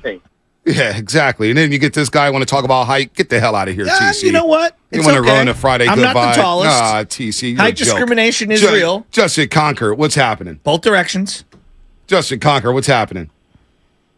Hey, guys, I want to shout out my son, Trevor, 10U, CCU United Water Polo, seeded first junior qualifiers today, and my daughter, 12U Diablo Alliance, both going to the JO quals this weekend. Nice. Congratulations, Pops. Let's read a couple on the text line here. Comcast Business text line. I don't have the text line up today. 415. That's a good thing. No wonder you're so locked in. 415. Shout out to the San Bruno Pee Wee Lions baseball team. Nice. We had a hell of a season. Nice. Rough game, but let's go Lions. 707 Comcast Business text line. Shout out to Malachi Powell. He's graduated from Cal Sac State. Sac State Hornets. Shout out to Malachi Powell for graduating from college. Yeah, absolutely. All the college graduates. Shout out to Miles Morales. Spider-Verse is going to be amazing to watch. That's from the 510-707. Shout out to Bob Myers. How about that? Shout out to Bob Myers for a hell of a run with the Golden State Warriors. Hey, can somebody give Bob some credit? Oh, we will all day long on the morning roast. Lubman, what you got? So, quick two-parter. First, shout out to my dad who's listening this morning, and that's how he found out that my love life is now a subject on the show. So, thanks for listening, Dad. And then I meant to get this in last week, but shout out Stephen Langford and Jesse for tying the knot. Nice guy, Stephen, our former board op on the show. Big congratulations to them. KCBS's own Stephen Langford. Yeah, nobody tell Anna that they got engaged quicker than us. With that said, I guess we just go to the injury report.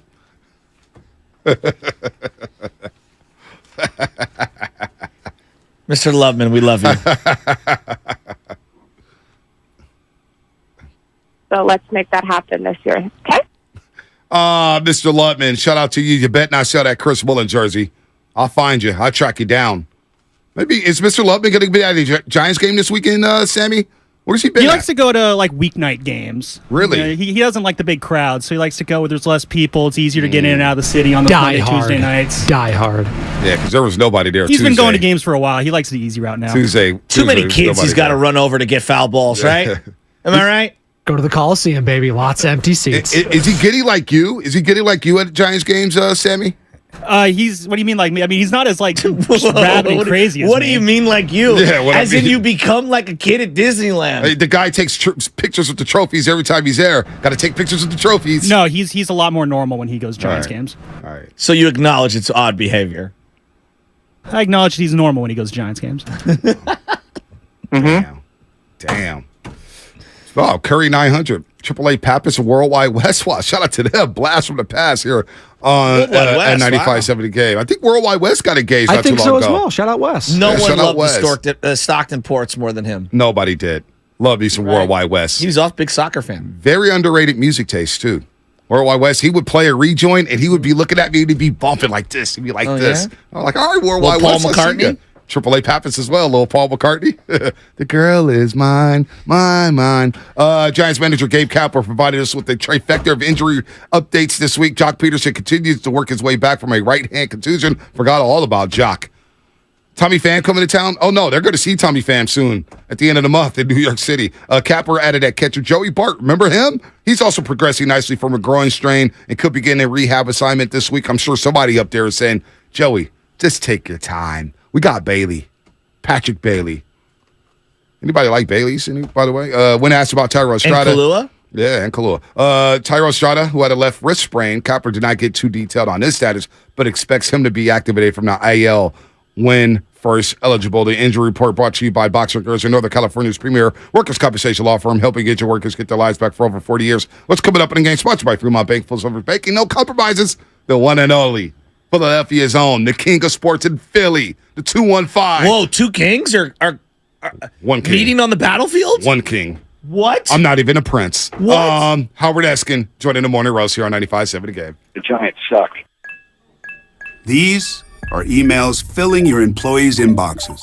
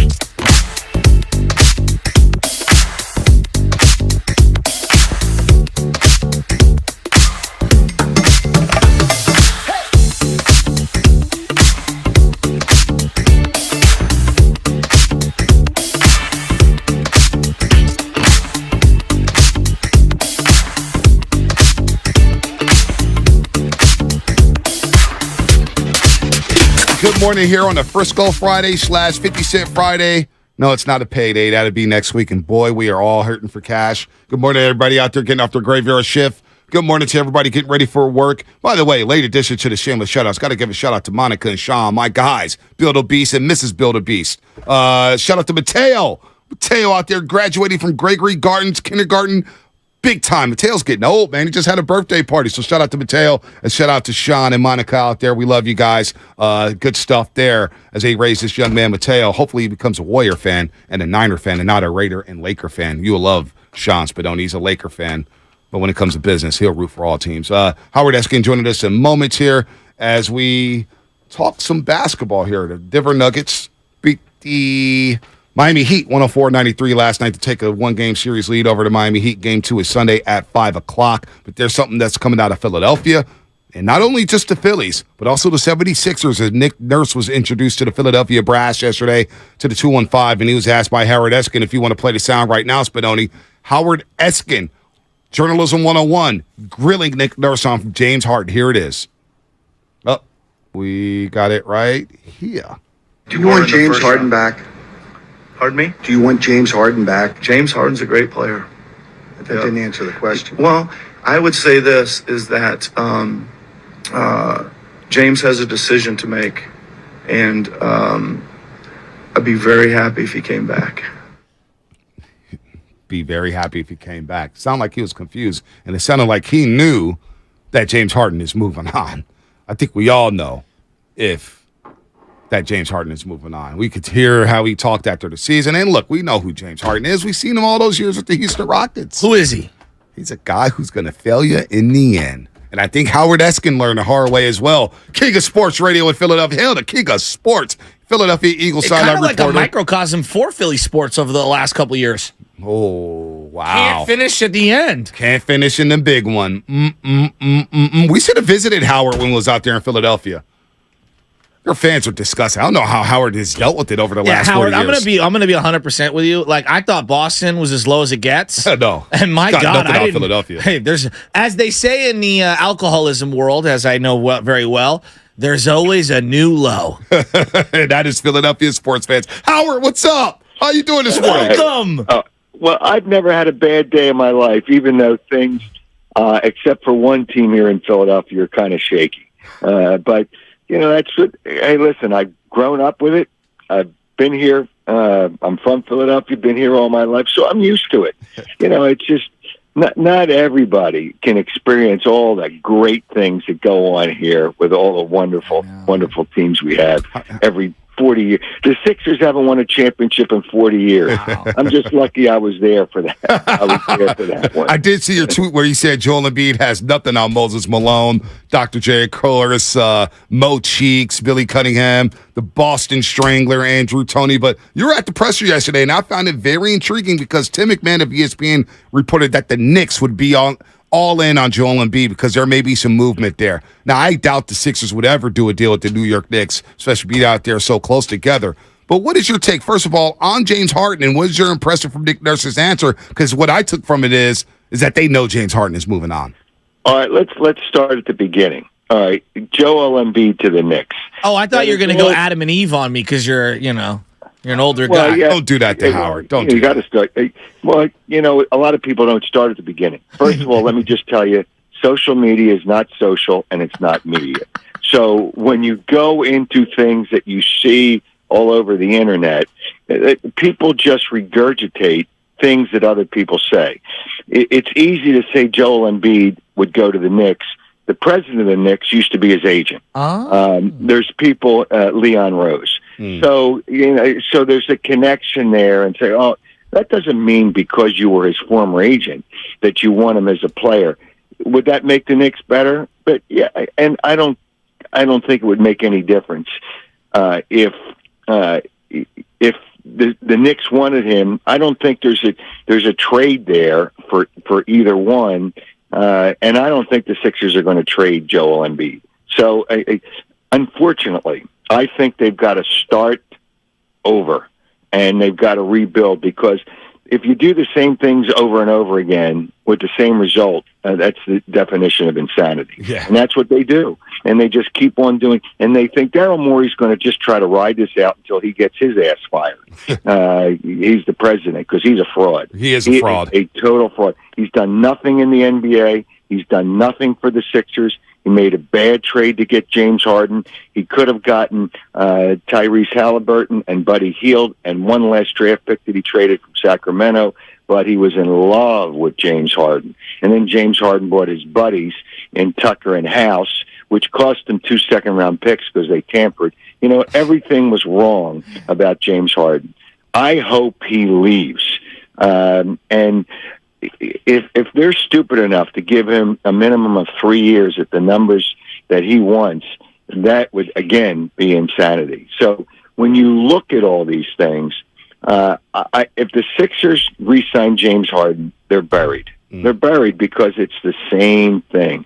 Now, are they a team that can win a championship? I don't think so. And when people in this town, for 3 years now, I've been telling people that Jokic is better than Embiid. And of course they think I'm crazy and they get angry at me. And you just hate Joel Embiid. Joel Embiid is a very talented player. He's not a winner. And in the game, the way it's played today, you can't win with that type of center. That's not the way the game's played anymore. Will he score points? Yeah, he scores them from the outside, 7-2. He's not a really good rebounder.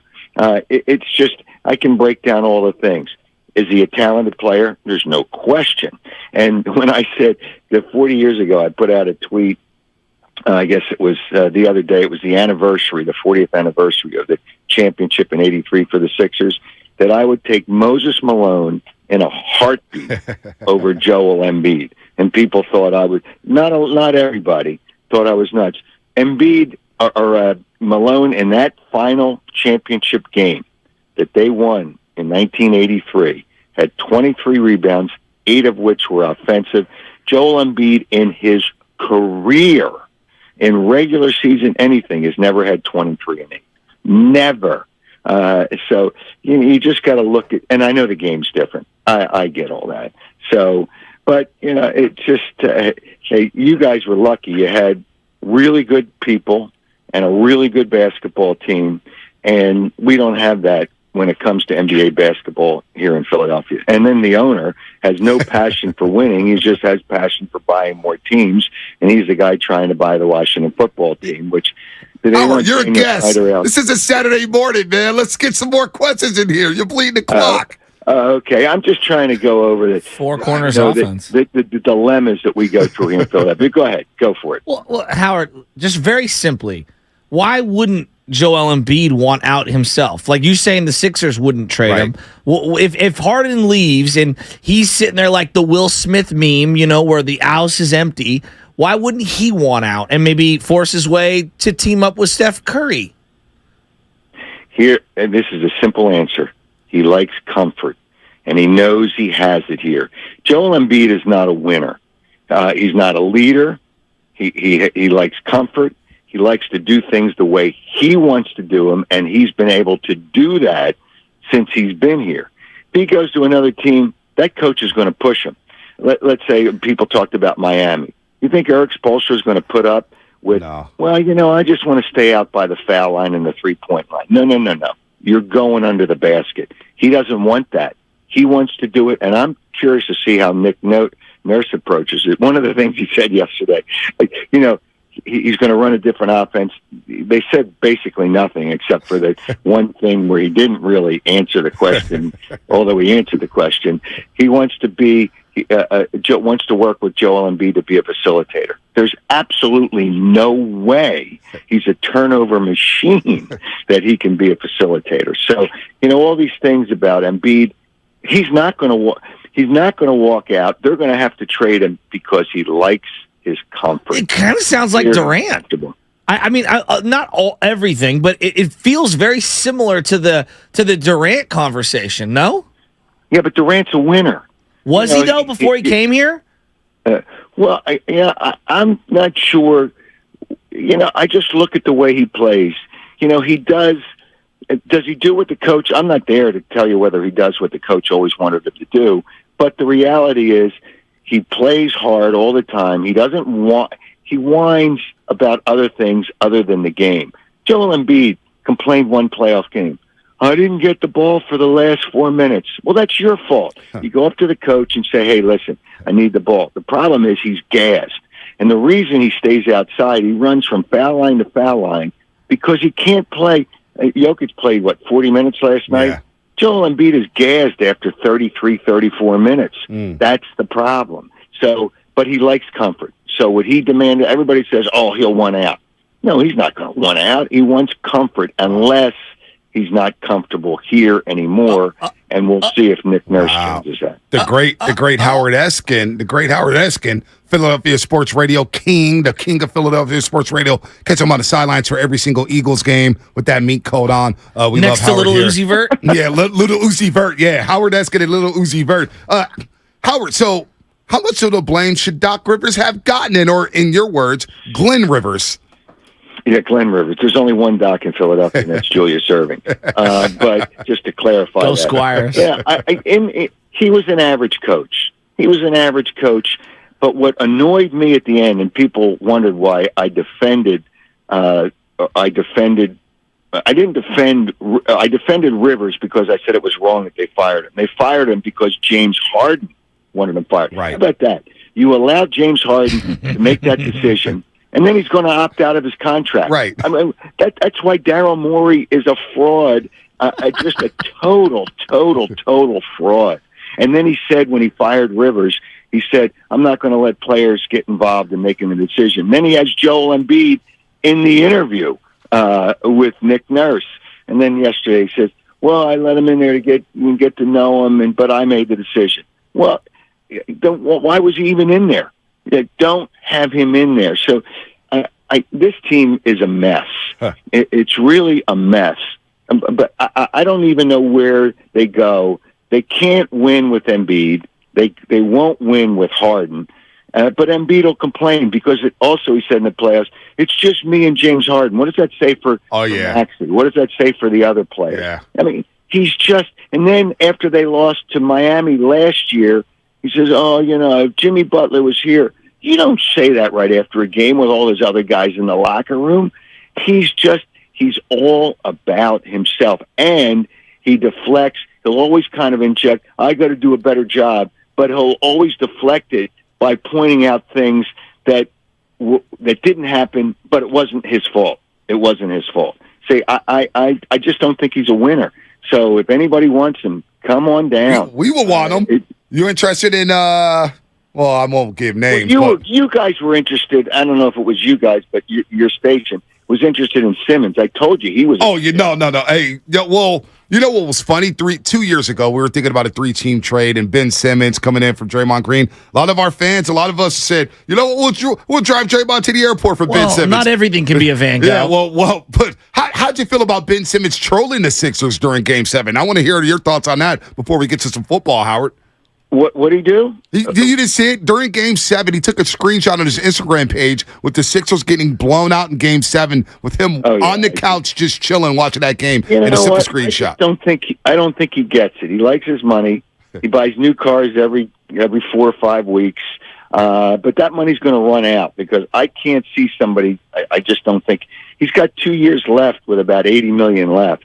I just don't see that he's going to get a deal after that. How did I feel about it? I just understand that's what he was, but you got to ignore people like that. It was a mistake. This nonsense. I don't know if you guys out on the other coast hear about this nonsense. The process, all that losing was going to get him a championship. It was a failure. It was a joke. It was the whole thing. And then the guy that started that was the guy that trained under Morey. Here's the Frankenstein that created the guy that came to the Sixers, and they're both idiots. It's just, I just can't. Oh my God, Howard, is there anyone doing crazy? Yeah, is there anyone doing anything good in Philadelphia these days? Because Sirianni's a big fraud to me too. And, you know what's great about the Eagles, because the 49ers play them again. It's here in Philadelphia. So I won't be Kyle attending. Shanahan, we'll hear him cry and whine. Well, I got a quarterback this time. Stop. When you lose, you suck it up and be a man. Be a man. And Kyle Shanahan was not a man. I still think he hurt Matt Ryan in his only chance to win a Super Bowl, and I'll never get over that. Howard, real quick, Howard. How can we blame the offensive coordinator when there's a defensive head coach, Dan Quinn, right there on the sidelines, and they blew the 28-3 lead? How about your defense going to stop? You got a defensive specialist You're on the head coach. 21-yard line. You got about 8 minutes left. You run the ball 3 times, kick a field goal, go up by 11. Game over. He's got to get cute. With pass plays. It was brutal, absolutely brutal. The play selection. Matt Ryan would never say anything. He has a charity golf tournament. I usually play with him every year. And his brother said something. His brother was livid, when I brought up that name, when I brought up Kyle Shanahan. But what did his brother say, Howard? His brother, he was lucky to make the Super Bowl. Are we kidding here? I got to hear what the brother said. His brother's livid at Kyle Shanahan? Matt Ryan's brother? Because he cost his brother a Super Bowl. Kyle Shanahan, first of all, I know he's a really good offensive mind, but, how do you blow the Super Bowl to Kansas City? How does that happen? Well, there's a variety of reasons. There's a variety. Trust me, we don't want to relive that out here. There's a pie chart of culpability, Howard. I'll meet you for Tuesday. Howard, we'll break it down. I'll meet you halfway. I don't blame that Super Bowl loss on Kyle Shanahan. I get why they threw the ball. By the way, they got a first down when Mohamed Sanu got the yardage back, but they got called for holding. Yes. That's on the offensive line. Super Bowl 54, I blame Shanahan a hell of a lot more than I blame Jimmy Garoppolo. What happened to Matt Ryan's career after Shanahan left? Well, no, I listen, I'm not even going to go there, but I want to bring. I'm going to bring tissues for Kyle Shanahan when he loses again here in Philadelphia, and he'll find some excuse. They didn't like a call. My guy got hurt for a quarter. Now they implemented a rule for an emergency quarterback. It's probably because of the crying and pathetic whimpering that Kyle Shanahan did. Hey, listen, I know he's a sharp guy, but you got to win. You got to win, baby. That's what it is. Did Sirianni get too cute in the Super Bowl against Kansas City? Another guy who cried fakely during the national anthem. Who's that? Sirianni. He's a fraud. Did he get too cute in the Super Bowl against Kansas City? It was a cutaway shot. Who knows why he was crying? He's a big baby. It could have been other emotion. I don't care. To cry, real tears are important. Fake tears that Kyle Shanahan gives you are not. Hey, real. Speaking of authentic, what about your boy Gabe Kapler? I'm rooting for Gabe. I am rooting for Gabe. He learned from his mistakes here in Philadelphia. It's going to be a little bit of a struggle, but I hope he makes the playoffs. I mean, obviously, I want to see the Phillies in the playoffs, but the Phillies got problems. Oh boy, they just. I don't know what happened to Trey Turner. Oh my gosh! It's just he's hitting like 230 something. Yeah. But here's the biggest problem. That defense is the worst defense in baseball right now. Your Philly defense is horrific. Horrific. You're talking about the baseball team. Yeah, I'm talking about that baseball team. Whatever that is. No, that defense of the Eagles is legit. The Eagles defense is legit. The player they miss the most is Rhys Hoskins, the first. Agreed. Because he was so important to that lineup. And then Trey Turner, he's not a home run hitter. I mean, he should hit 300 or close to it. He's hitting 236, but the guy that's killing him is Kyle Schwarber. It is unbelievable. He's a great guy, great in the locker room, great person. But he's hitting like 160 right now. In May, he hit 113. And he was leading all last year. Finally, that's like Matt Ryan's winning percentage without Kyle Shanahan. Oh my gosh, it's just. But it's just Schwarber tries to hit home runs. He strikes out. He's in the history of baseball. Somebody that last year he had 46 home runs in the history of baseball. There's only 2 players that have had 46 or more home runs in a season. Mark McGwire. Not with 100 RBIs. Soriano in 2006, he was a leadoff hitter, had 95. Kyle Schwarber last year had 94. The worst number of RBIs, the fewest number of RBIs for a player that hit 46 or more home runs in a season was Kyle Schwarber. Wow. But you know what? If you had other people in there, you could get away with it. So the Phillies, pitching is an issue. The offense is an issue. They can't score unless they hit home runs. So the only team we can root for is the Eagles. And when they kick the 49ers' ass, I believe that game's in December. Week 13. What is it? Week 13. We're not going back. Howard, did you hear about our trip and our experience at the NFC Championship? We made all your websites out there. Yeah. We actually saw Joe DeCamera, who likes to take bubble baths at the age of 50, and Angelo Cataldi, who we had to check. I mean, we went in there and raised hell. I mean, your fan base treated us like, oh, it was crap. Well, what do you expect? I didn't expect that. I expected a little class, Howard. Sometimes they get a little overboard. Sometimes they go a little overboard. You think? When you guys come out here again, I'll make sure that they bring the tissues so you can cry again when the 49ers lose. The 49ers are a good team, but they're just not good enough. They're not good enough. How good are the Eagles? Are they going back to the Super Bowl this year? Here's the problem with that. And everybody, are they good enough to do it? Yes, they're good enough to do it. Teams that have lost in the Super Bowl have only gotten back twice in the last 28 years the next year. Wow. Patriots. And the same thing with teams that lose in the World Series. So the Phillies have issues. I don't know what. Well, in football, it's easy. It's a tougher schedule. They have West Coast games. They have L.A., Seattle, at least Kansas City is the other team from the West, from a conference out west, but that's not as far. So they have a tough schedule with a tough road trip. At least they're not going overseas. So it's going to be tough. But when you look at the NFC, tell me how many quarterbacks are better than Jalen Hurts. Not many. In the NFC. Not many. No. He's top 3 so for sure. It really comes down to the quarterback. The AFC is where it's really tough. So, the 49ers, what quarterback are the 49ers going to roll out? Me. I might play quarterback At least we got Javon Hargrave. We're happy about that, Howard. Thanks we for Javon Hargrave. Yeah, nice player. Player. Hey, by the way, the other guy on that defensive line, Joey Bosa, got his ass kicked. Nick Bosa. By Lane Johnson last year. Yeah. Lane Johnson. Yeah, who was false starting on every single snap. Yeah, you're right. Had 2 tears in both sides of his groin. 2 tears. And he still kicked his ass in that game. Well, Howard, we're going to kick your ass in Week 13, Howard. You bet your ass we're going to kick your ass in Philadelphia. You better believe it. Howard, take a vacation. You sound depressed with everything going on out there in Philadelphia. Man, Thanksgiving dinner with my uncle. Football season started. They got the mini camps. Football season.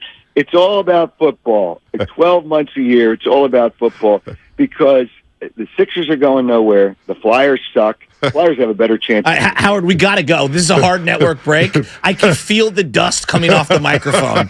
Have a good one, bud. Hey, listen. Suck it up, boys. Howard Eskin, Sports Radio 94 WIP. What was Jesus like, Howard? Oh, my God. I love Howard Eskin's hilarious, man. Oh, we got a break. Brighton PPA's waiting on hold. We got Casey Pratt coming on the other side. You want to talk about depression? Speaking of one of my uncles at the Thanksgiving dinner table, Brighton PPA. But not only that, Casey Pratt for more depressing talk. A's talk coming up here. Brought to you by Chilton Auto Body. I love Howard. Have you been in a car accident? Chilton Auto.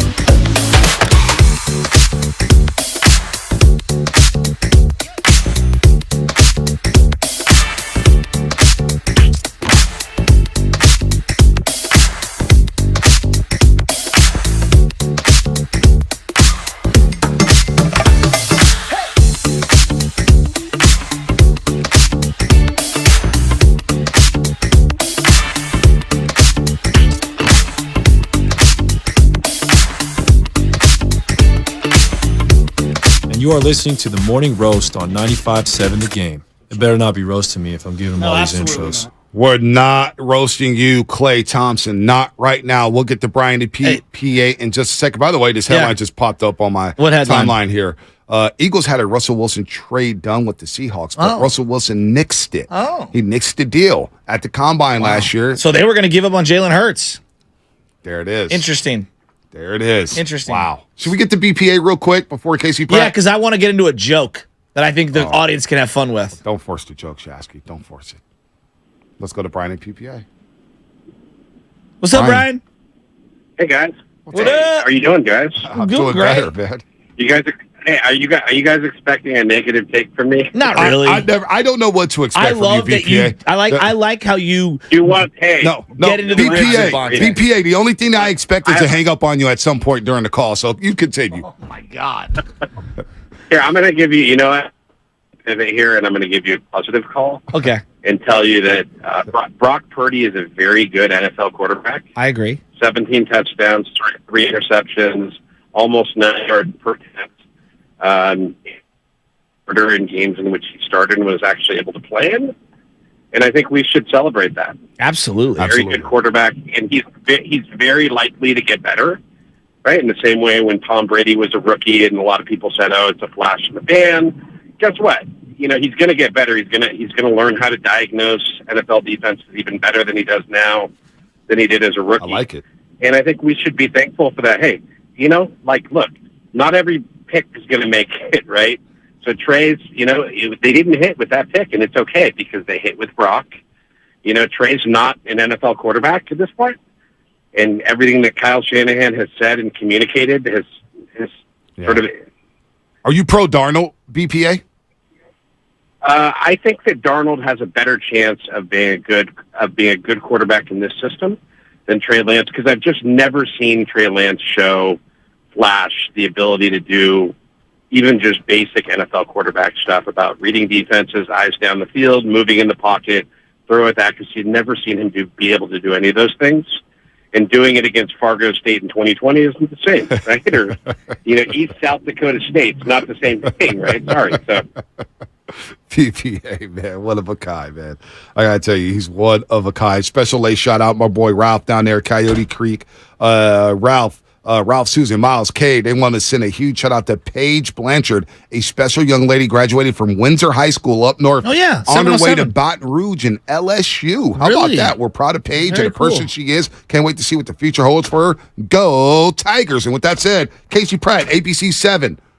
We love Casey Pratt. We pushed him back right when the Baumeyers dudes dropped. He was on the air. I forgot about that. But yeah, right. Totally but Casey Pratt's a good sport. He's been one of the biggest voices in keeping us updated on the Oakland A's, Howard Terminal, Las Vegas. We got to give some love because the A's have a rich tradition here in Oakland. I do believe this could be a 2-team market. I really do. And it's sad what's going on with the Oakland Athletics as a team on the field, as a team off the field. The organization has failed this community. So Casey, finally, your moment to shine on the Morning Roast. What's up, Casey? What's up, guys?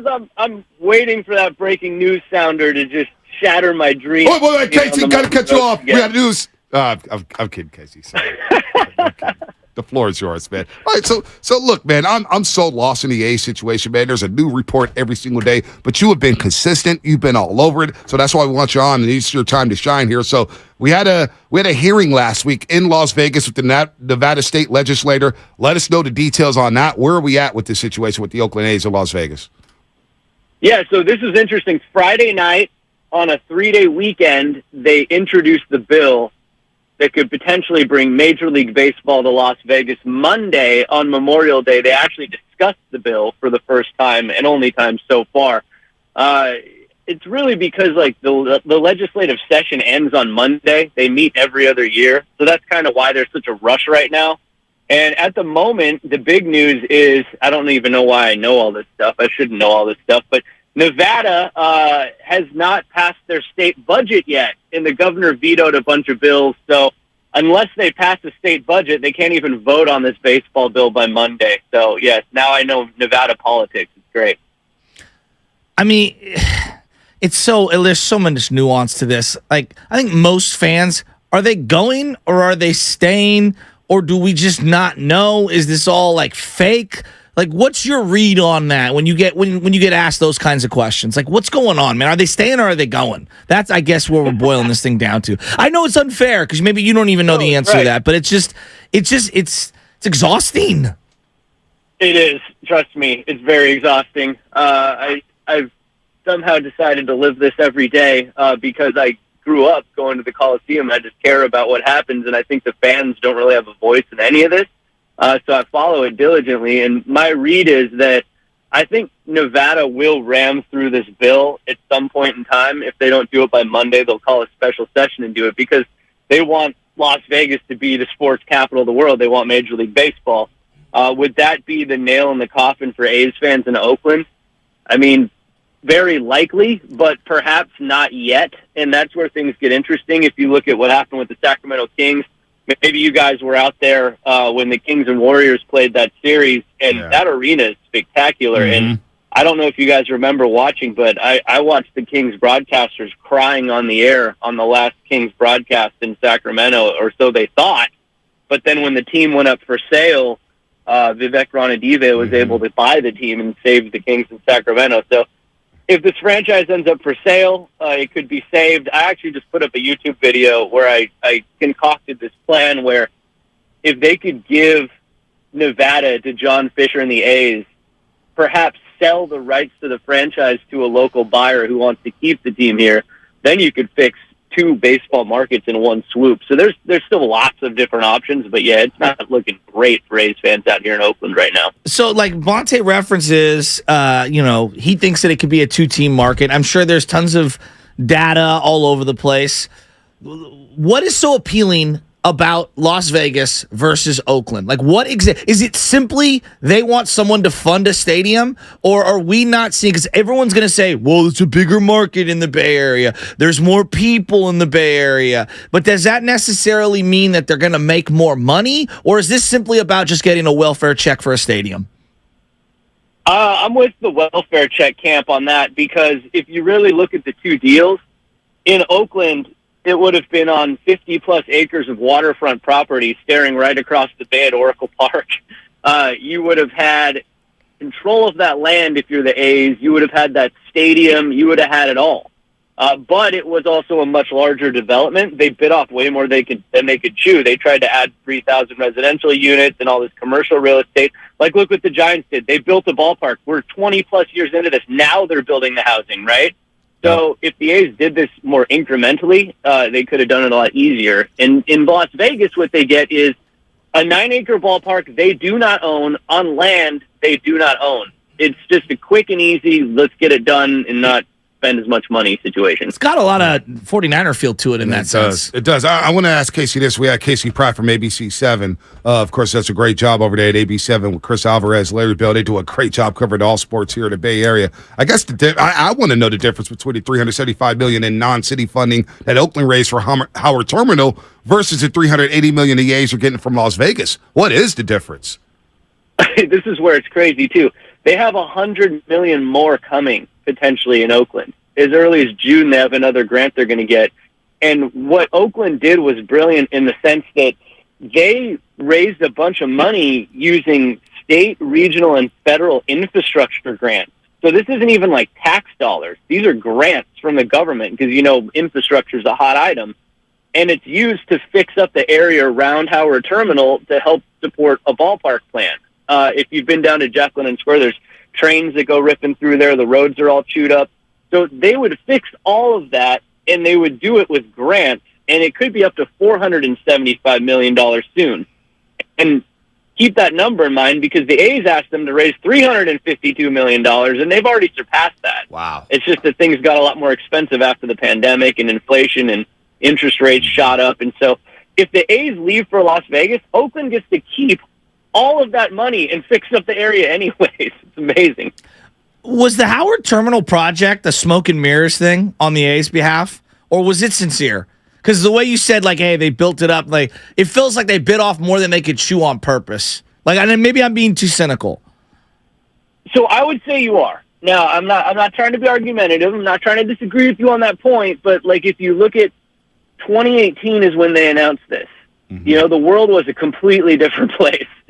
And it was a $6 billion development. It would have been one of the biggest developments ever in the state of California. Now, do you look at the A's ownership and go, I have confidence in them pulling off a $6 billion development? The answer is no.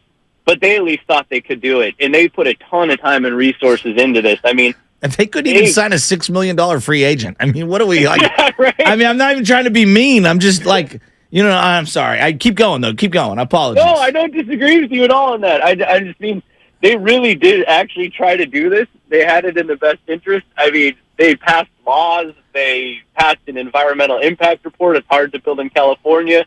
They got port priority use approved, which was a massive battle. Like, they cleared so many huge hurdles. It took an insane amount of time and work and energy. But this is why it's so weird for them to just so quickly up and walk away from a deal that they paved the way for on the water in Oakland. I mean, now any other developer could come in and take advantage of all the time and money and energy they spent on clearing this waterfront property. Waterfront property is not cheap or easy to get in the Bay Area, and there's only so much. There's never going to be any more, right? Yep, no doubt. Casey Pratt here on the Morning Rush on 95.7 The Game, ABC 7. So if the deal does fall through in Las Vegas, because it still feels like they are both still far apart, the state of Nevada and the Oakland A's, are there other cities the A's are considering, like a city like Portland or Salt Lake City, or is that all false as well with Dave Cavill and the company? Any other cities in consideration if the A's in Vegas the A's to Vegas deal falls through? Yeah, they say there are. I mean, not the A's not publicly saying it, but in one of the Nevada legislative meetings when they talked about the bill, they said if this falls through, they're going to look at other cities. Sacramento's trying to make a case right now too. I mean, in reality, what will happen is if they don't get this deal in Vegas, I think they're going to sell the team. There's a reason all this looks so rushed and chaotic. I think it's because they're out of financial resources. Like, why else would you dump your entire roster, spending no more than what you're getting back in TV revenue, have the absolute worst team in baseball, the absolute lowest payroll in baseball, while you're in the middle of trying to secure the most important deal in the history of your franchise for a new home? Like, that is not how you do things. You saw the Warriors, when they let into Chase Center, they were, like, unbelievably good. The 49ers were unbelievably good as they went into Levi's Stadium. Like, you need to actually have an appealing team, something people actually want before you get a stadium deal done, especially if you're asking for public money. They went about this a complete backwards way, and I think it's because they're just flat out of time. They're flat out of resources. I think John Fisher, who's a billionaire, does not have the liquid assets. All of his value is tied up in the team and the gap, and the stocks are plummeting. I think this is we got to pump and dump this thing, or we got to get out. Wow, that's fascinating stuff right there. I mean, if they do sell, then is there still on the table for the A's to return to Oakland? Because I do believe in that area, around Oracle Arena, the Coliseum. Look, when the Giants built, you know this, Casey, when the Giants built Oracle Park, there was nothing down there at Mission Bay. Nothing at all. Now look at it. It looks completely different than it did 23, 24 years ago. I still believe with that BART station right there, the freeway access right there in 880, it's very accessible. Parking's not a problem. You could build condos. You could build around that area. I still think that's a great place to play baseball right there at, where they play right now. So even if Howard Terminal doesn't work out, is there still a possibility the A's, if this falls through, they sell, to have a home in Oakland? 100%. Absolutely. I think that if another ownership group came in, there's two different things they would probably do.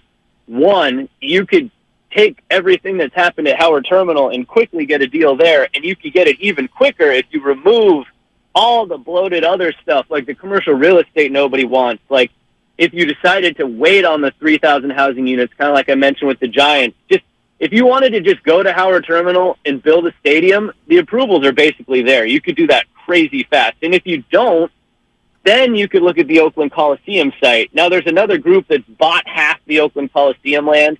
The A's own the other half right now currently, but you could definitely make a deal to build at that Coliseum site as well. So, I mean, there's plenty of options. And up until very recently, Commissioner Manfred said, Major League Baseball belongs in Oakland. He recognizes the importance of the diversity of the market in Oakland. To pull a team out of that in one of the most diverse markets they have is going to really screw up all these things they pretend they care about. If you really look at it, Oakland makes a ton of sense. It's just that once John Fisher pivoted off Oakland, that's when the commissioner started saying Vegas, Vegas, Vegas, Oakland, whatever. Well, I think where it gets tricky is when you look at some of these teams that have been for sale, the Anaheim Angels, the Nationals, and they've rescinded that. The Marlins recently got sold. The ones that do sell because they have the stadium, right? And the ones that are in stadium flux, they're not getting the price points that they're at. So not only would you buy the team, then you would have to dump in extra X amount of $1 billion to build a stadium. That's a lot of money, for an asset that's very depreciated right now. It's a lot. I'm not saying it's impossible. I agree with you. There is someone with business acumen. Man, that's a lot. Yeah, look at Joe Lacob and the Warriors. This is exactly like that, right? The Warriors were in the absolute dumps. Obviously they had just drafted Steph Curry, so that helps, but nobody knew what he was going to become. Mm-hmm. Joe Lacob bought the Warriors for what, $400-something million? Now it's a $1 billion franchise. You're buying at the bottom, you get the stadium, and then this team is going to skyrocket in value, especially with a little investment. Guys like the last guy the A's signed was Eric Chavez. That was so long ago. Right. $66 million. If you actually had an owner like Joe Lacob, for example, that bought this team on the low, got a new home, actually invested in the roster, got people excited about the product, man, you'd have a whole renaissance in Oakland for baseball. I'm kind of with you there, Casey. I know, Shasky, we disagree at times about this. Because the Marlins sold for $3 billion with a new stadium, and then just a couple years later, their valuation is actually $400 million less than what it was sold for. And they had a lot of things going for them that the A's don't have going for them. I see where he's going. I get the correlation. Let me ask you this, Casey, before we let you go. I have a hard time seeing the math work. Let me ask you this before we let you go, Casey, because this is great stuff here, and I'm glad you came on and joined us, and we apologize about Monday. How does this end? You've covered this every single day. You've been all over it. You've given this great insight throughout this tenure of the A's trying to go to Vegas. How does this end? Do the A's stay in Oakland? Do they end up in Vegas? Does Fisher sell? How do you see this playing out? I think the easiest path at this point in time, and this might be the most negative one, but I think they passed the bill in Las Vegas. I think at that point, Fisher could even flip the franchise and just say, look, I just made a massive profit, get out and let someone else build Vegas. That'd probably be the best scenario for Vegas. Could Oakland look at expansion down the line? I just don't see it happening that way. The way I'd like to see it happen is I say Fisher gets his deal in Vegas. He sells the franchise rights to the A's. They build in Oakland. They get Las Vegas. And then you could even get Dave Stewart's group to go into Nashville like they want. And you could have Vegas and Nashville as your new market. That would be killer for baseball. But we'll see if they're smart enough to pull that up. All right, Casey. I kind of agree with that last Nashville statement. will be something else. We'll talk about it. Yeah, with the Titans Casey, there, building thank a you. new stadium. Casey Pratt, ABC7, always good stuff. Casey, I love seeing your work. Man, you've been all over the stuff. Good stuff as well. We'll have you back on the roast when we get more intel about what the A's will do, whether they go to Vegas or stay in Oakland or if Fisher sells. But good stuff, Casey. Yeah, thank you, Casey. Yeah, you know what? I have so much love for you guys. I put you on in the morning when I take the kids to school, and I just think you guys are two of the most genuine, diehard Bay Area guys out there. I love seeing you thrive. I'm so happy for you guys. Much love. Means a lot, Casey. You've been doing great work for a dude. long time, man. Appreciate the kind words there. Casey Pratt, ABC7, one of the best dudes out here, man. I think Casey Pratt's a star, man. Honestly, he does a lot of great work. I've known him for years. Him and Chris Alvarez, they do a great job together. And, of course, Larry Bill's been there at ABC7 for a long time. By the way, they stole Festus Ezeli last night after the finals. He was on ABC7. I said, what you doing working for the ops, man? No, Festus is doing a good job. It was a one-day deal, I think. So I know that you and I, at times, you kind of make fun of me and all the Wall Street Journal crap that I do, and I'm into this and that when it comes to the money and stuff. CNV Sashky? Yeah, I know. It can be much, and most people probably don't care. I find the financing stuff to be very fascinating, and that's why I listen to a lot of finance podcasts, and I listen to sports finance podcasts, and when you listen to the people that are involved in those things, there's layers to these things. And he brought up at the end a scenario where they get things greenlit in Vegas, and then he would either sell a portion, part of the team to someone else. I keep hearing murmurs from different people that are in the know. The gambling wants the A's in Vegas. Yeah. Now you can say, Joe, the gambling wants sports in Vegas, the NBA, Major League Baseball. Right. And it feels like they're going to get all that anyway. Exactly. And it feels like, as you see now, Mark Davis giving a point to Tom Brady for, I don't know, $20 million, $50 million. I don't know how much Tom Brady paid to get one little tiny fraction share of that team. Everybody wants to be in on ownership, and these gambling companies are clearly in bed with sports moving forward. That's period, right? And all of the big-time movers and shakers behind the scenes, you know why Jerry Jones wanted in on Vegas? Because he wanted the NFL to be in on Vegas. Why did the Walmarts buy into the Denver Broncos? Because the NFL wanted to be in business with the Walmart. No, why did Amazon and Bezos, why have they been linked to the Washington football team forever, even though he didn't get it? The NFL linked up with Amazon. They want to be linked up, which is one of their big partners moving forward. Same thing with Apple right now. It's going to happen. Major League's going there. I don't know if it's the A's, but they're going there. They're going. But here's what I would say, and it's going to sound like I'm anti-East Bay. I'm not. I want to make this very clear. Had the Giants been in the position that the A's are in, I think the dynamic would play out exactly the same. One of these teams is getting choked out because there's not enough demand, in my opinion, and there's too much supply of baseball. We don't have the expendable money. I think that times are so hard right now in California in general. The Angels are having the same problem right now. The Angels are having Artie Moreno put the team up for sale. They've got the most marketable player in baseball. They've got a Hall of Famer who's the closest to Ken Griffey Jr. and is one of the best players the game has ever seen in Mike Trout. And they've got a decent, not a great, but a decent plot of land, and they can build a stadium. And no one wants that team. No one wants to pay that money for that team. The A's have less of that. They want more because they're out of their minds. They have no farm system currently. They have no big league team currently.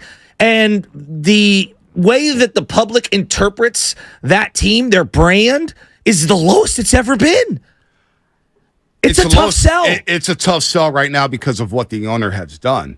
When you threaten to move a team for years and years and years, 100%, you don't build a stadium and you don't sign free agents and you trade away all your marketable players. Think about all the gut punches they've had, whether it's trading Yoenis Cespedes or Josh Donaldson. And then you recoup, you get back to the playoffs and you trade off those players. Matt Chapman and company, Matt Olson. You had the Mats here. Two guys at the hot corner who are some of the best players at their position, and you get rid of them. Murphy, you get rid of them. The catcher. They gutted the team. Agreed. So I don't buy.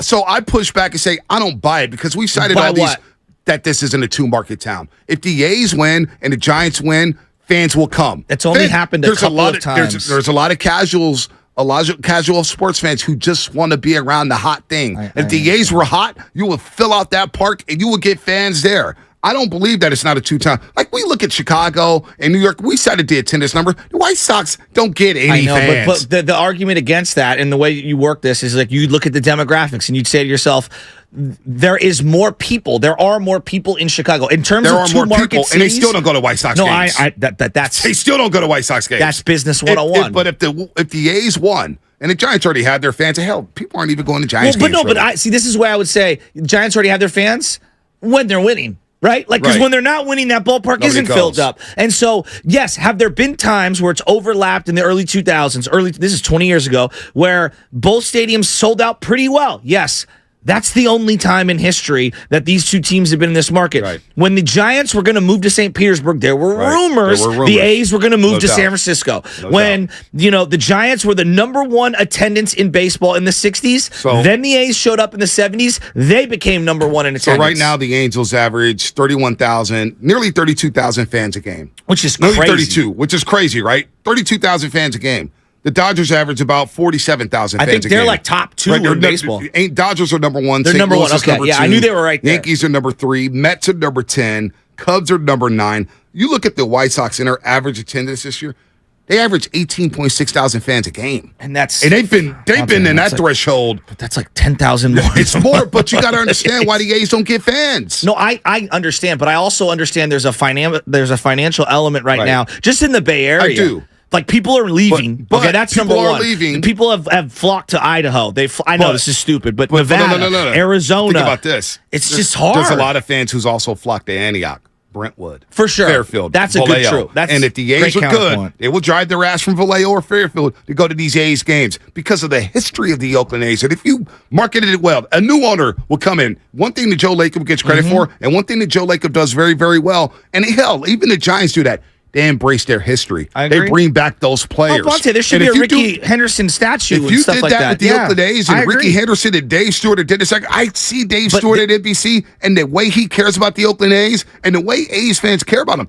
I don't blame them for not going. But the way argument that I would make is, does Starbucks want Pete's moving in across the street from them? No. And so if I'm running baseball, I'm working on behalf of the owners, and all of the owners want the same thing. They're like, hey, look, we want us all to thrive. And if one's thriving over here right across from me, I can't thrive. That's the way they view it. You could disagree, but that's the way the Giants view it. I hear it, and the Giants should. Yeah, and I get the Giants want the market to themselves. Just like the Niners are like, look, be faithful to the Bay. And that's the Raiders are leaving. its own Bye-bye. conversation. That's all fine. But I do believe this could be a two-market town. And I've seen it be successful. But in Oakland, what's happening? What's good, man? Listen, I'm right there with you, Bonte. The more that they try to say that the Bay Area in whole is not a too marketable town or towns, it's a disrespect to us as an area. We have a lot of history over here between San Francisco and Oakland. And Oakland, by me being an Oakland native, I feel disrespected that they can try to sit up here and that is the connotation. Like you said, if you are a hot item, of course we're going to buy you on the shelf. Of course, everybody, they have to restock you every time. But if you sit up here and you give us BS, who's going to want to buy that? So at the same time, yeah, I feel like it's disrespectful to the history of Oakland. Like you said, you think about the history of what surrounding Oakland, what they have meant to history and the history that Oakland provides itself. You know, with standing up for Black history, with being a leader in politics and anything, in any matter. Like I said, the Bay Area itself, we have always been a standpoint. And you can't tell me we're not more marketable than L.A. LA's got two teams down there. Let me ask you this. Let me ask you this. New York. Let me ask you this. I'm not trying to dismiss I'm not trying to dismiss the history of Oakland and what it means to society, this area, all those things. I'm not dismissing. I'm asking you, if you were starting a business right now, okay, and let's say you were one of these professional franchises, you were granted an opportunity to expand. People aren't going to choose Oakland over Nashville, over Las Vegas to expand starting from scratch. I'm just saying that's not what. But that's part of this business. And I look at. They've screwed you fans. Yeah, they have screwed the community. I am not caping up for them. I'm saying if they were not in the equation and you said, hey, you could start a brand new franchise in any sport, anywhere you want, you're not going to say Oakland first. It's not be mean and it's not disrespectful. It's these other markets are open up and people want to go where there's less competition. But go ahead, finish up. Not because the football so the football team isn't there. So, of course, you're going to run to Vegas because, now they're building a new market. But by taking away from this market, you're taking away from the history. You're diminishing it. So had the Raiders stayed around and had they tried to get something done, even if you just go ahead and renovate the stadium, you take away the teams, you take away the history.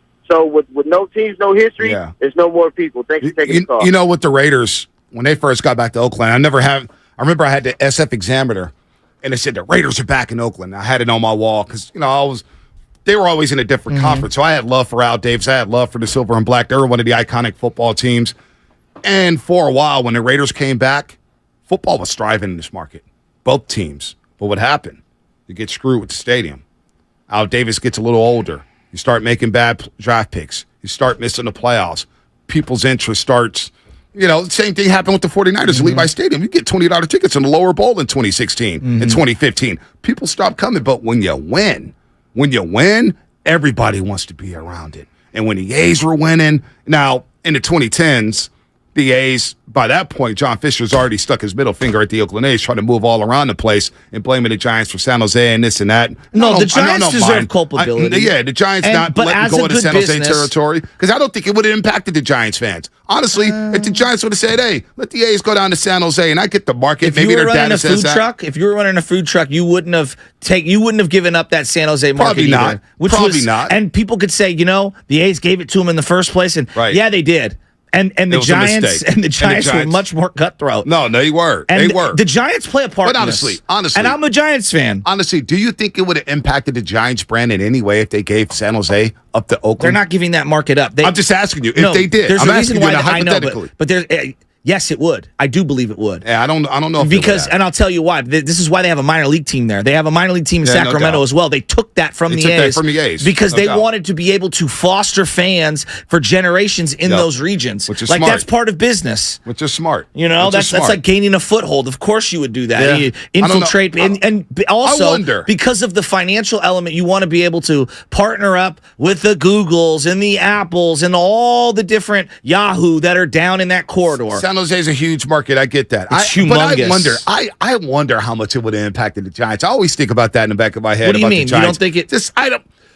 I don't know if it would have impacted them to the point where, all right, San Jose fans are growing up as A's fans, and I get all that. And the Giants are like, man, 408, we missed out on that market. And San Jose, everybody's going to A's games. I mean, they're struggling to draw fans now, and they have access to that corridor. They do. I just wonder, though. I wonder. You are listening to 95.7 The Game. KGMG, San Jose's huge. San Francisco, always live on the Free Odyssey app. Let's go to Will and Marin. Will, what's happening? You're on the roast.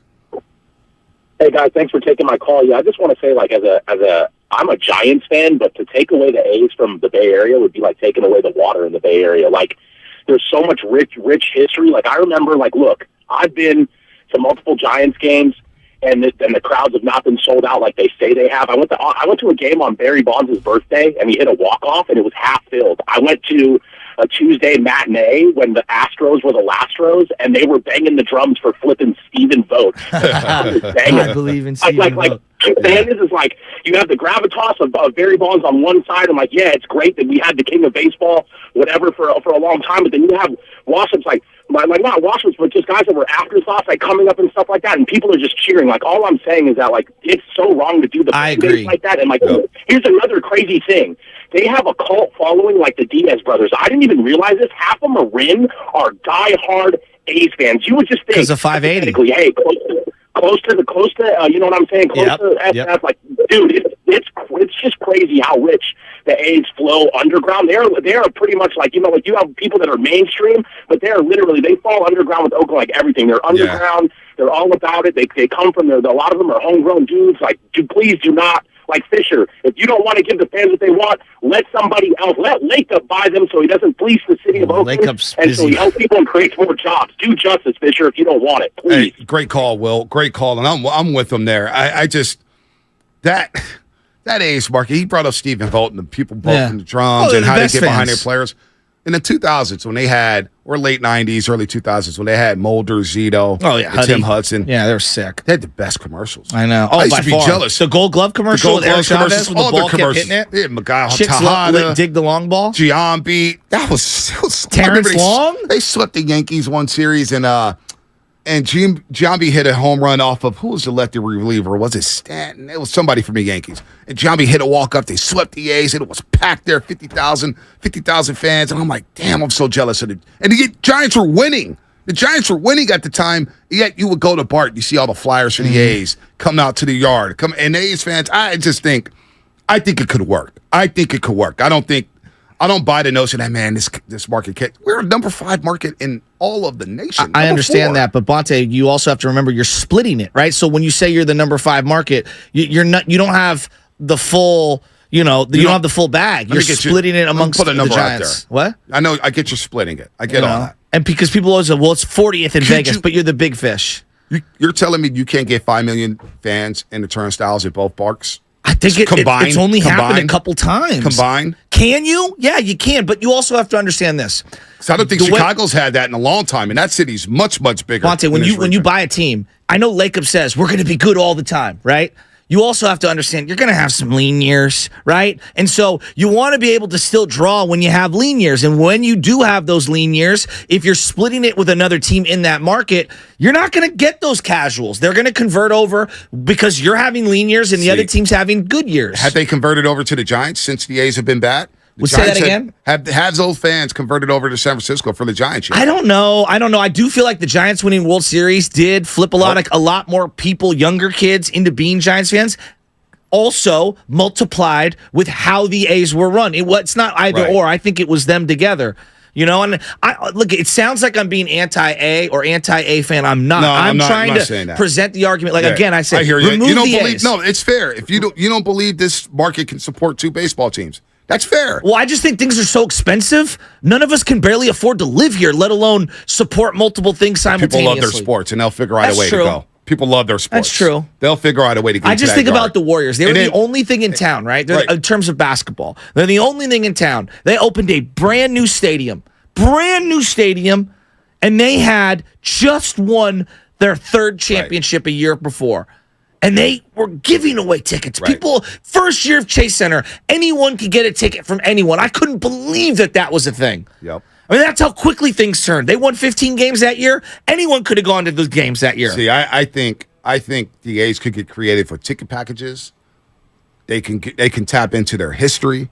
You've got some big time names that have played for this organization, that have support this organization. I believe it could work here. I believe they built a stadium, people will come. Now, what does that stadium look like? 30 to 35,000 seats. I think that's appropriate for the Oakland A's. So you do the math, right? So if you do like 30 to 35,000 seats and you sell out all 82 games, that's 2.5 million. Yeah, I think they'd be happy with that. Oh, happy. They'd be doing cartwheels. That's what they're projecting in Vegas, and I'm skeptical on Vegas. There you go. I'm very skeptical. Do you know how hard it is to sell out 82 dates? I don't care who you are. In today's era, absolutely. A lot of people like to just sit on the couch. The Giants had a fan at one point. They don't anymore, but at one point they had a fan base of season tickets. So no matter what, they weren't going below 30,000, right? Right. 30,000 a game. You're baked in before the season even starts. We're going to get 2.5 coming through the gates because they've already paid for them. Already paid. It's really hard. And they did that after years of winning World Series and after years of Barry Bonds. Let's go to Brian and Hayward. Brian, what's happening? Hey, what's up, guys? Thanks for taking my call. Listen, oh my God. I respect the Giants and their history a lot. I've been an A's fan all my life. All I want to do is make up this argument. I think more big players have came out of Oakland than San Francisco. And I'm sorry, you guys have the big names. You have Barry Bonds. You have Mays, McCovey. Willie Mays. Yeah. McCovey is way underrated. Yep.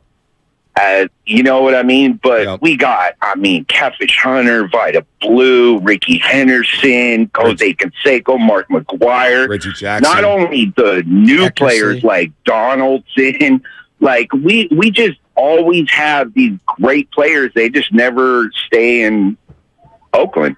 You know what I mean? And I honestly just believe that this is we could survive. We just need a stadium. And the Warriors should have never left. We should have all done it together. They could have had the Chase Center right next to the new Oakland Park. I have a Raider tattoo on my leg. I have had it before they moved to L.A. I've worn it since they moved back to Oakland. And now they're in Las Vegas. I don't want to cut off my leg. I'm still a Raiders fan. I'll always be a Raiders fan. I'm just saying they should have done it. And that's why the Warriors were giving away tickets, at first. Yeah. But, we'll always come back. We'll always be loyal. Yeah. We're Bay Area, man. We're strong. I want to keep going on this conversation. 888-957-9570. Do you believe this region can support 2 baseball teams? Is this a 2-team market? A 2-team market. Now it doesn't feel like it because the A's just stink. Nobody's going to the game. The ownership sucks. But do you believe if you had the right owner with the Oakland A's and you built a stadium, could this market support 2 baseball teams? Because I still believe it can. We'll get into that. We'll continue on that conversation. That's what's coming up, sponsored by Cars.com. Oh, that's the sound of a car being added to Cars.com. And since up to 50,000...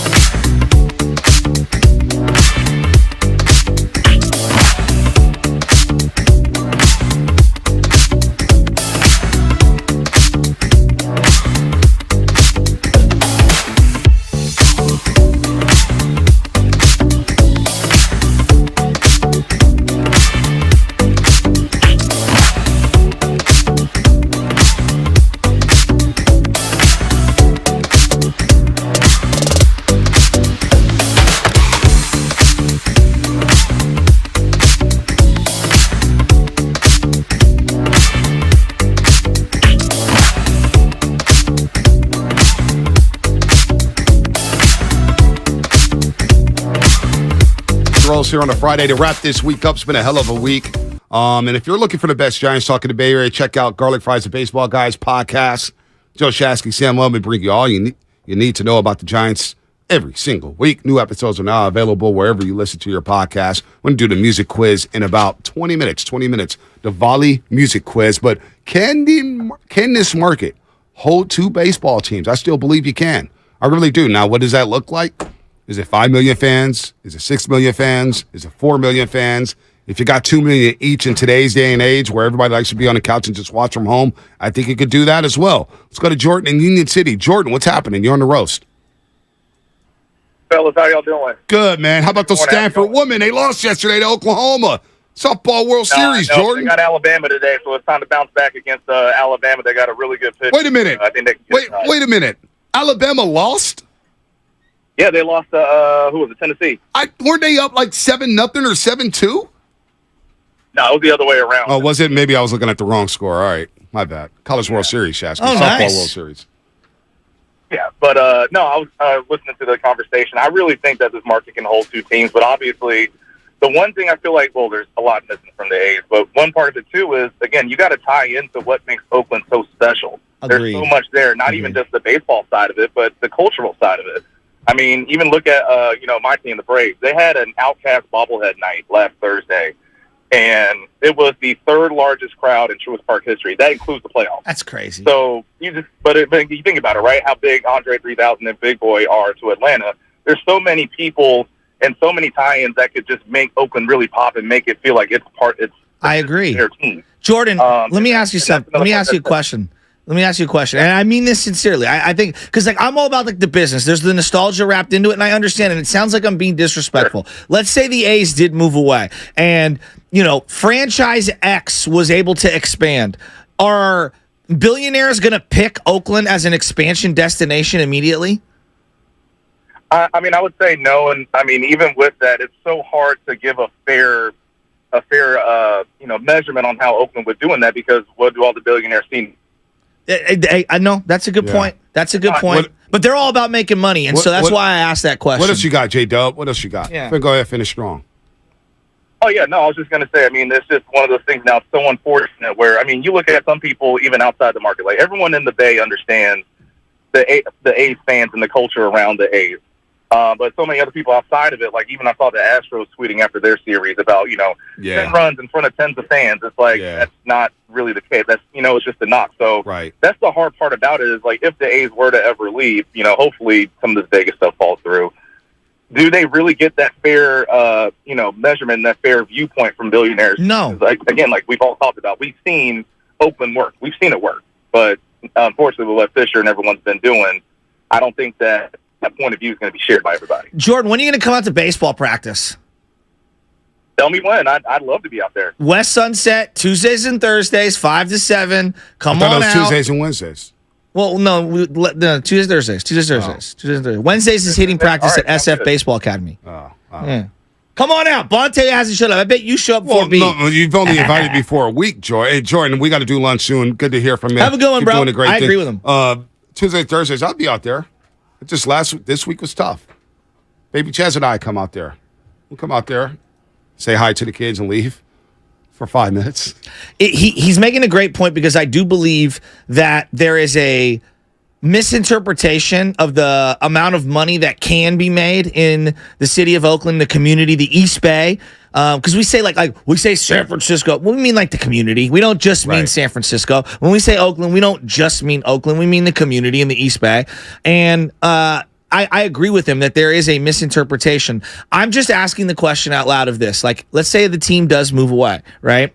And you are granted expansion franchise. You would have to be, it would be a very unique situation for someone to want to move their franchise as an expansion team into Oakland. You would want it would be really hard. But these guys are all about making money, right? Or women, they're all about making money. And if it was such a financial boom, there'd be people lining up to do it. Yeah, no. And that's what sucks. And it's, if you compare it to Nashville or Las Vegas, or even Portland. I think it's more viable than Portland, but maybe my interpretation of how financially lucrative Portland is off. Andy Dolis wrote this article a few years ago. I actually piggybacked on the article and wrote one for the Examiner. I think Portland could thrive as a baseball town with 30 to 35,000 seat stadium up in Portland. Interesting. They support their teams. We see what they've done with the Blazers. Portland's got that nice community The big feel. minor league dock you haven't seen? Yeah, no doubt. I think Portland could thrive, a team like that. I think a team would. Hey, Pacific Northwest, we got their built-in rivalry with Seattle. That would be awesome. That's what the NBA misses with Portland and Seattle, having that rivalry up there.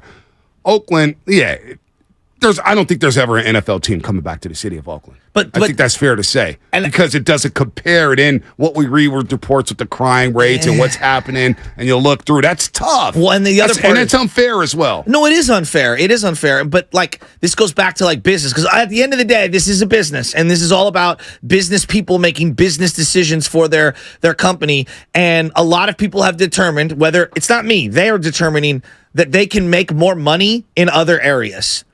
And it's cheaper to do business in other areas.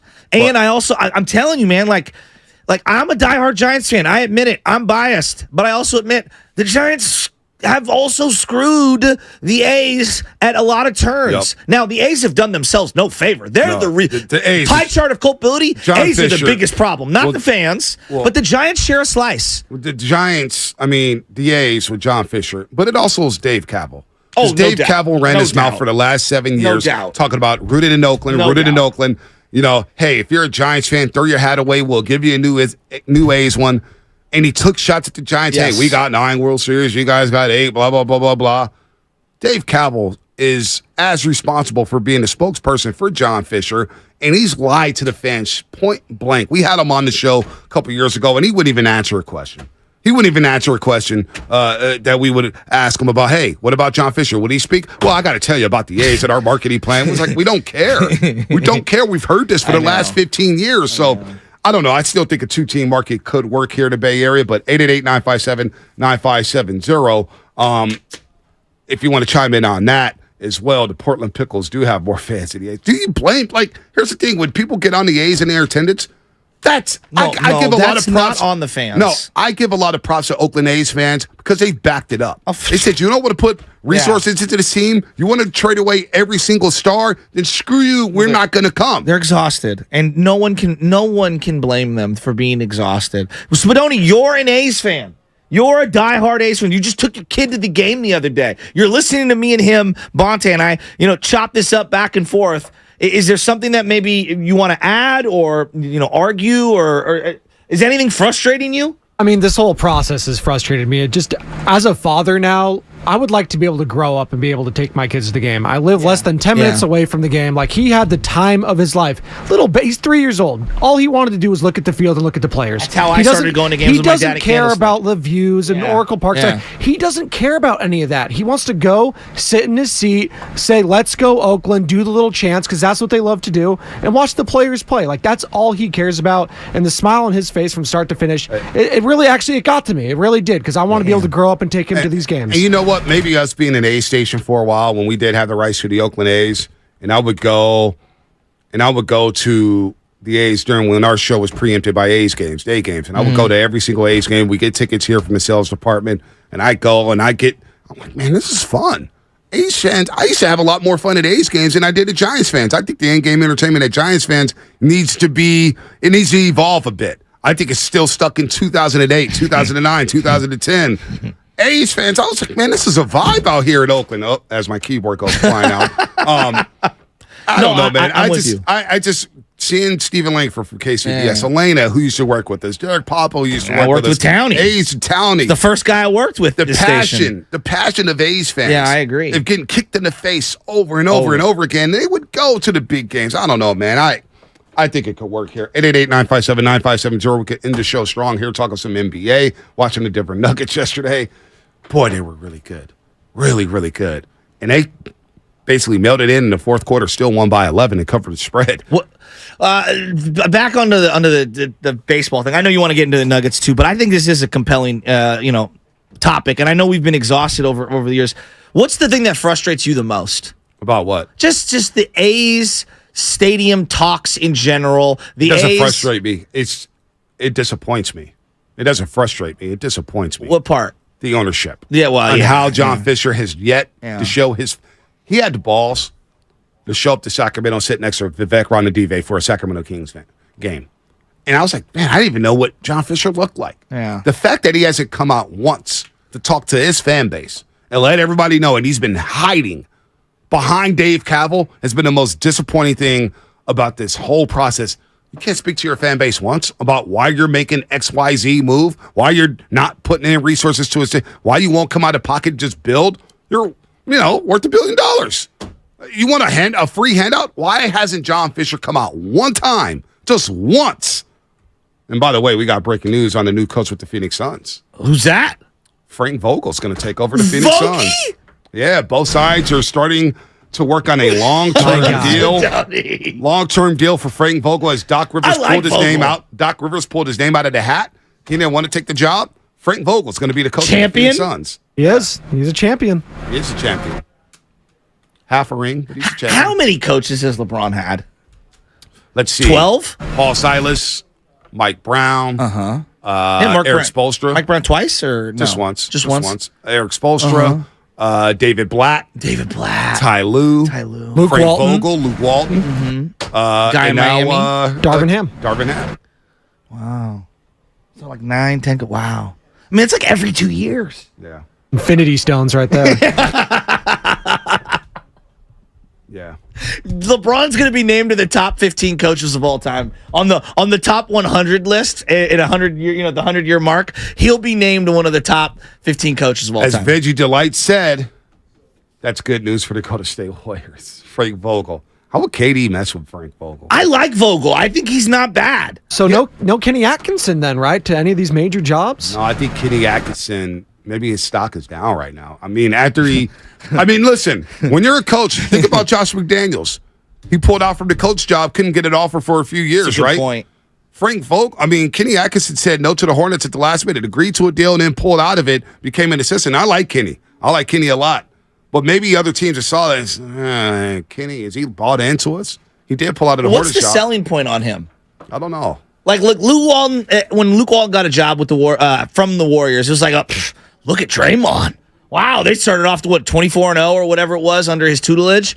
Draymond really swears by him, and this, that, and the other. When Alvin Gentry got a job, it was like, wow, look at everything's clicking on every. Like, what is the don't you build these narratives around these assistant coaches when they go get another job? Yeah. Like Mike Brown, he's defensive coordinator, and he's the lighthearted guy, and he keeps everybody loose. I don't know if we have that with Kenny Atkinson. Yeah. Like in terms of some goodwill. I wanted Monty Williams to be an assistant. I did or too. Nick Nurse. But Nick Nurse obviously got the job with the Sixers. Monty Williams got the big bag with the Detroit Pistons. And what does it mean for Steve Kerr? Steve How Kerr's much is Frank Vogel getting paid? We Need don't an know announcement. Yet. We don't know yet. If he gets over $10 million a year, wow. Got to pay him like a champion that he is. Oh, stop it.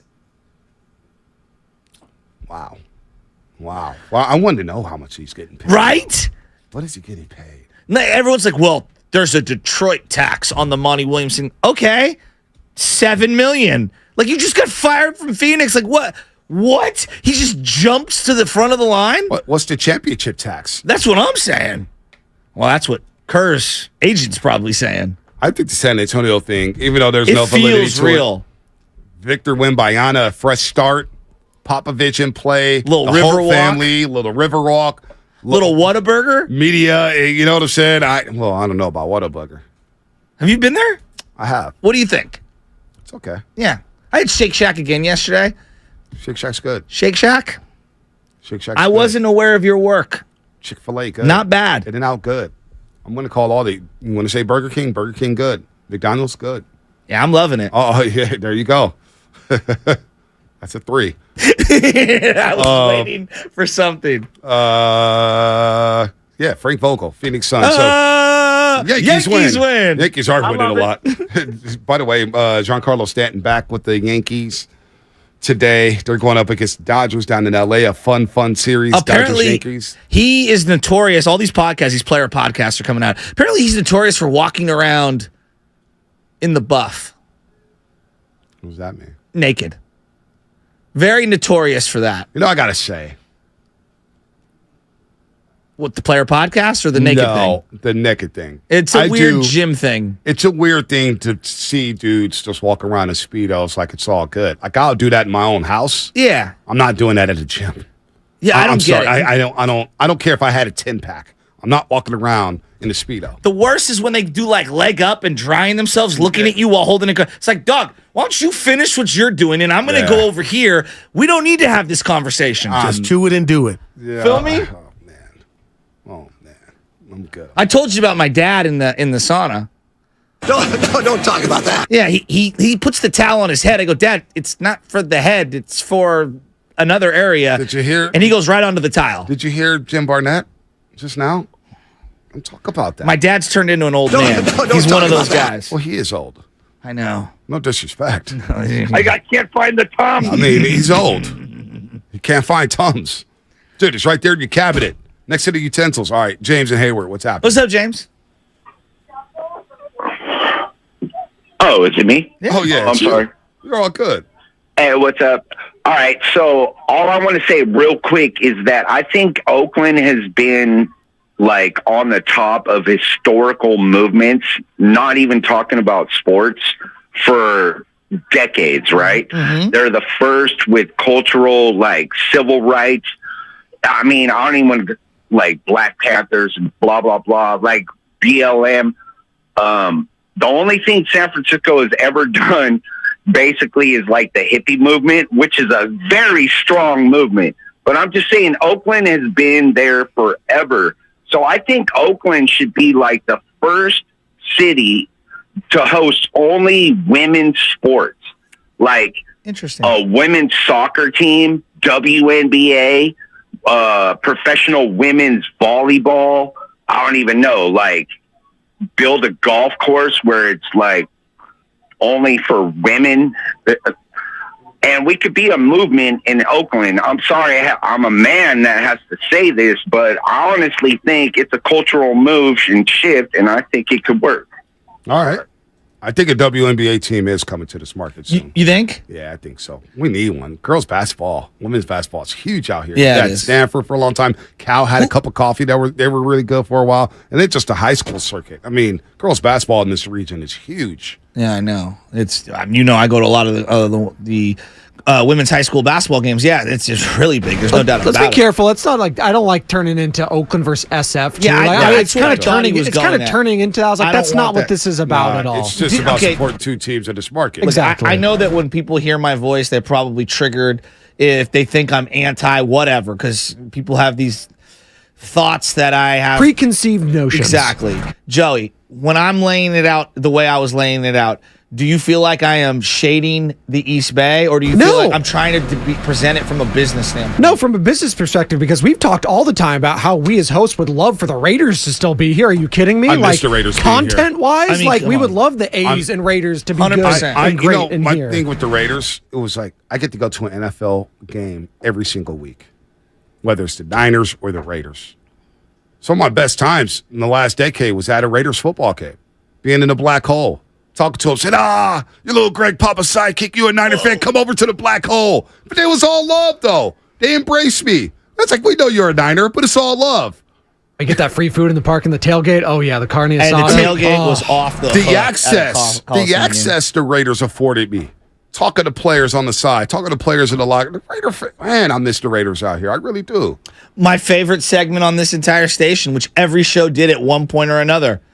I mean, who you going with, Jimmy G or Derek Carr? Yeah. Look at you going with Shanahan or Del Rio? He's still living it now, and he's a Raider. And Jimmy G is replacing Derek Carr. That is just like irony. Frank Vogel and the Suns are finalizing a 5-year. And the Suns? 5-year, $31 million deal. Oh, the Suns, not his sons. No. Sons, Frank Vogel. Does he even have sons? I thought you said his sons. No, I said the Suns. I wasn't. You got to Google it. The Suns. Phoenix Suns. Frank Vogel. 5-year, $31 million. That's deal. it? That's it. $6 million a for year. A champion. For Serious? a champion. He's got lowballed. And Monty Williams just broke the bank. Damn. Could you live in Michigan? I like Michigan. Never been. Yeah. There's nice I could parts in live up every there. one of these places. Yeah, but it gets cold. Yeah, I mean, Put on a jacket. Right. I Exactly. experience all the seasons there. It's so fun. Yeah. Whistling Straits? Dude, Ann Arbor, very fun. Ann Arbor, very good college town. You drive down to Detroit. Detroit's got a great downtown area. You're Amazing Gold guy, aren't you? Isn't that one of your teams? No, I'm Florida State. No, I know that. I know Florida State's like up top, but like I like Michigan. I've always liked Michigan. That's what I thought. I thought I've you were always a liked Michigan Michigan. guy. Yeah. Always respected them. Big Seawood guy. Yeah, I've been up to Ann Arbor before and was around the big house, and it was a lot of fun. A lot of fun up there. They get rowdy for college game day, man. It was crazy. Tickets to a Michigan State game. It was when they had Shoelace Robinson playing quarterback at Michigan. Nosebleeds were $200 a pop, and at the time that was a lot of money for your boy, so I couldn't afford that. $200 a pop for a Michigan expensive ticket. for nosebleeds. It is still, yeah, that is a lot. For Lions tickets, 15th row, 10-yard line, 2 tickets, $80. And who was the game? It was Lions and Rams. Oh. Sean Hill played quarterback. They beat the Rams 44-6. Was that the Calvin Johnson drop game? Where he dropped the touchdown where they said he caught it? No, that was Chicago. No, they won 44-6, Shasky. Well, I know Sean Hill had that throw to him. That's why. But 44-6. That didn't come down to the last play of the game. The game was over at halftime. It is Friday. Javid Best. Oh, Javid Best had a big day. Big day. It's really fun. Ford Field was nice, and Lions fans are nice.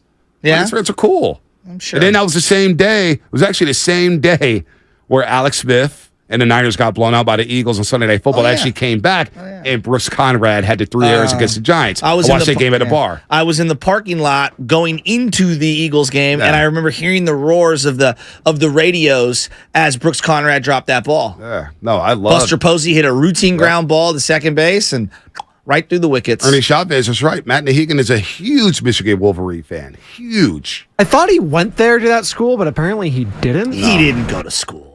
I feel like you should, like, and I understand about it. Like, you grew up as a kid watching him and stuff like that, so it's different, and we don't really like, get into it here in the Bay. Yeah. But, like, I feel like if you're that diehard, you probably should have gone to the school, right? Well, I mean, I agree. You probably should have. And people are like, how do you like Florida State? Well, you know what's funny? You woke up and watched them when you were a kid. Yeah, I was like, screw Saturday cartoons. Yeah, exactly. I want to watch football. And it was, and it was like, oh my God, this is amazing. Story. And Bobby Bowden had to. I love the U, though. I'm with you, Sam. I'm with the U. Always loved the U. Everybody always loves the U. I love the U. Well, Florida State owns Miami right now. Owns them. Kicked their ass last year. Wasn't even close. Smacked them. And I rep the SS State Gators.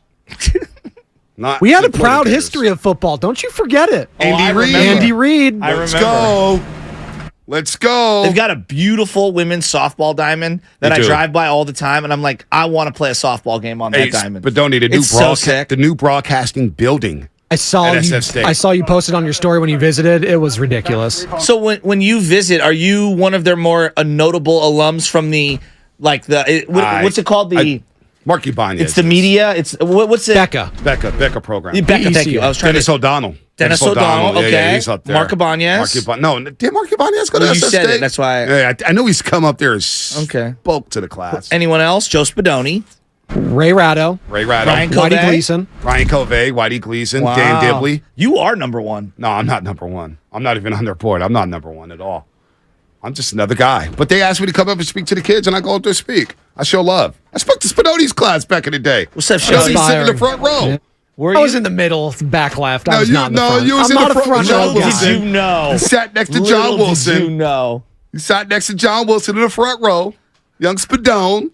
I was always peek back or like middle left where like they're not looking at you. Shout out to Jeff Jacoby, my guy Jacoby. Love Jacoby. I also vote on the Becca Awards. Whenever they do that at the end of the year, I'm one of the voters. All right, I won best show on that. So every Friday, we're going to do a song of the week that best describes kind of the mood of the week. And today we're going to focus on the mood around the Giants and the A's, Bonte. Are we? Yeah. Are you ready for that? I don't know. I don't know if I'm ready for that. Well, here's what we're going to do, all right? If there's one song that could represent the mood of Bay Area baseball fans right now, I'm going to play a song for you, and you have to guess what it is. Hey, Alexa, play music quiz. Shout out Pilo.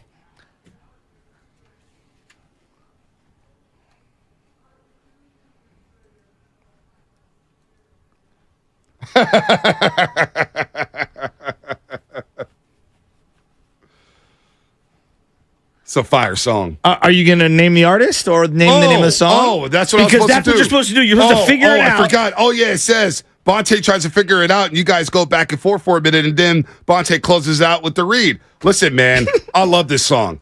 Come on. It's my guy, Pilo. Pilo, what's happening? It's not Pilo. It's not Pilo? Tell him to bring the bass? No. No? He's from Oakland.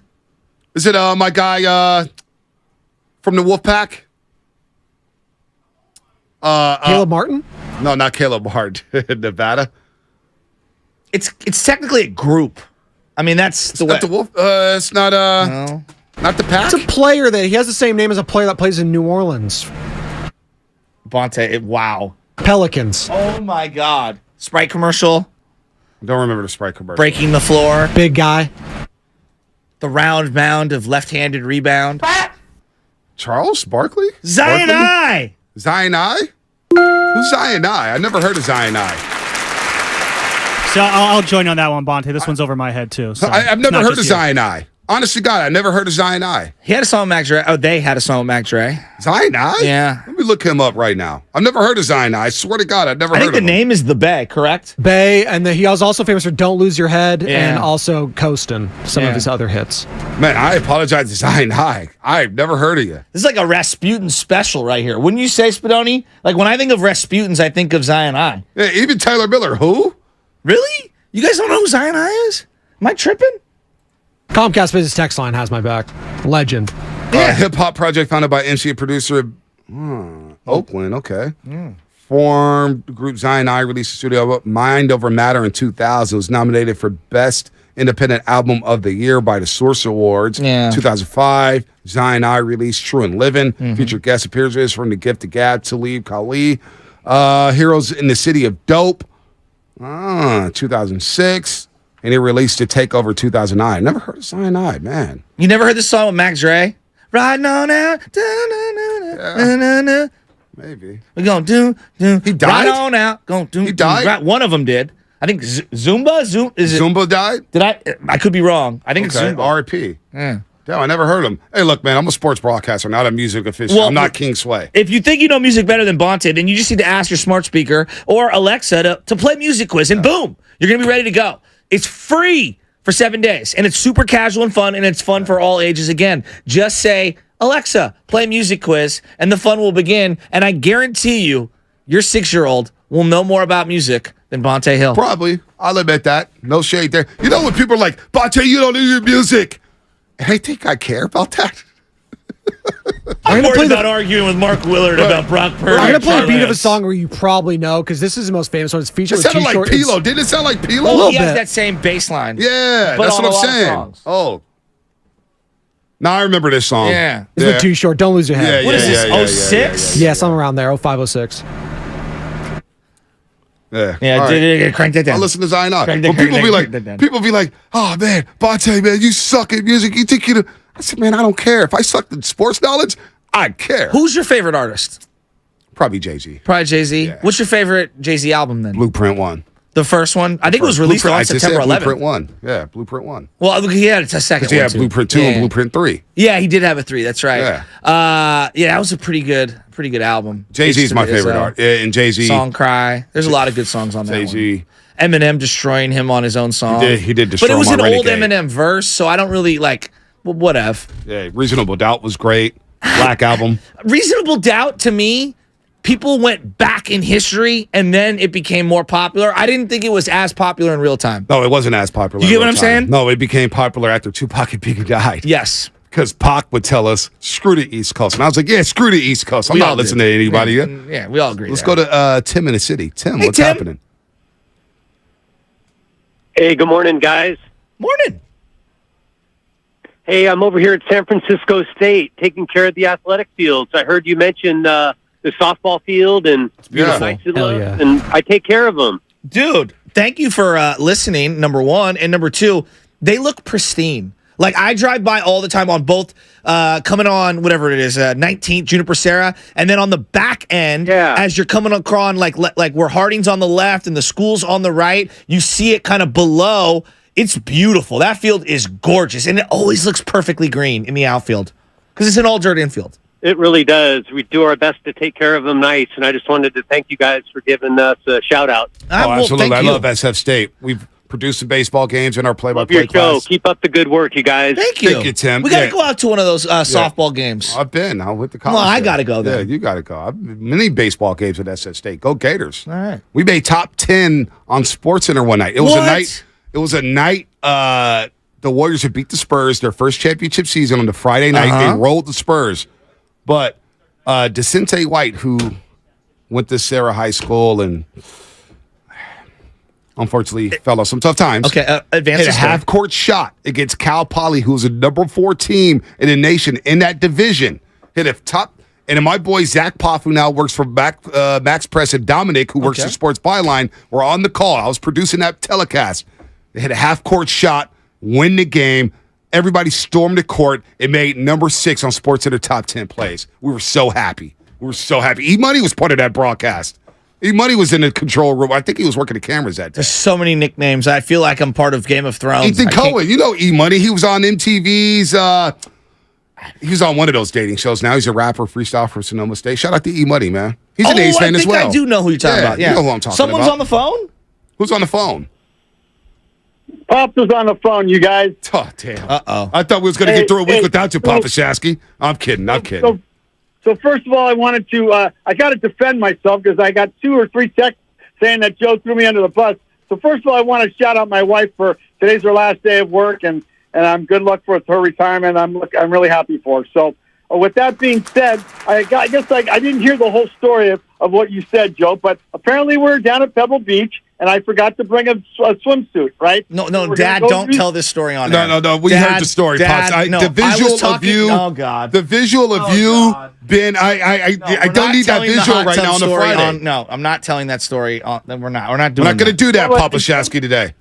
I just felt like I had to defend myself. I'm getting texts that you threw me under the bus. Well, he always throws you under the bus. He throws me under the bus, and I'm on the damn show. You put a towel over your head in the sauna, and you weren't covering the lower regions, and you were sitting on the tile, and I found that to be out of bounds. No, I was inside the tub, and then a woman came, and then I put the towel over me, and when I got out of the tub, I had the wet towel around me. So let's just make sure that there was no embellishment there. He also called you old. Oh, my God. He also called you old. He also said you can't find the Tums. No, he Dad, also said, I love you. You know, and Mrs. Noreen, because people are getting on me. You know, your wife told me to call her Noreen. I called her Mrs. Shasky. I don't want her working. Oh, God. I don't want her working after retirement. Can you make sure that happens, Papa Shasky? Absolutely. And I told her this morning that you guys gave her a shout out. And both times she was in the shower and getting ready for work. And I told her that you guys reached out to her. But and then I told her that you also said to her, and she even said, she reiterated that she told you, do not call her Mrs. Shasky. Mrs. Shasky was my mother. You know, Mrs. Porter is her mother, right? It's not, we're first name only. No doubt. First name only. Hey, real quick, can this market support 2 baseball teams? 20 seconds or less, Papa Shasky. I know that's tough for the Shaskys to get anything out in 20 seconds. 20 seconds or less. 2 baseball teams in this market. I do think they can, but there was a caller earlier that I really kind of felt with that, you can't keep giving away players. Yeah. Right? They've had a group of players that if they would have just kept them, right, they could be good, right? And they would draw more people. But when you get a good player and he does really well for a year, then next thing you know, they trade him. Yeah. How can you get the fan base to buy in on that? Yeah, that's true. That's true. Wow, you got to take off in 20 seconds. Love you, Papa Pops. Shasky, have a great weekend. Real quick, we got the Night of Numbers live in studio. God. The Night of Numbers. Alex in Atlanta, the unofficial official statistician I didn't even of the recognize Morning you. Rose. He's a big dude. Thank God I didn't disrespect him on a call. Come in here and slug my ass. What's up, Alex? How's it going, guys? Thanks for having me in. Wow, he's ready. He's ready to go. Wow. Hey, I got instructions before I walked in the studio. So from I knew what who? to do. Depends on who. Oh, the guys in the booth. Sam Lubman or Spinotti? Probably from Spinotti because Lubman doesn't know what's going on half the time. How's your trip been to San Francisco, man? You've been to Eddie's Cafe, right? Milburn Pancake House? Oh, yeah, absolutely. So trip's been fantastic. All my extended family still lives out here. So I've been staying in Pacifica, stayed in the city for the last couple days. I'll be going out to Santa Rosa tomorrow to see some cousins out there. Wow, the 707. Exactly. Going to Great America on Sunday. Let's go. Yeah, be careful dude, on I'm the having roller a coasters. blast. How old are you, Alex? I'm 34. Well, let me tell you, the last time I got on a roller coaster, I was 34. I had severe whiplash. Wait, so time out. I want to make sure we get the record. Playgrounds, we're all too soft, but you on a roller coaster getting hurt? No, I'm just saying whiplash. I mean, sometimes it's herky-jerky. So We're the not Grizzly young got anymore. you? Oh, exactly. What did I you do? got herky-jerkied on a roller coaster when I was 29. So. Oh, well, see, there you go. I'm telling Bruised you. like a For banana. some people, it's in high school. Well, roller coasters may be more dangerous than these playgrounds. Oh, absolutely. Absolutely, man. Sam's hoping to. No, you know what? I'm just going to stop. Hey, fine. So what's your final? Let's go to final thoughts. We'll get Alex and Atlanta's final thoughts on the week. Oh, all right. All right. Very good.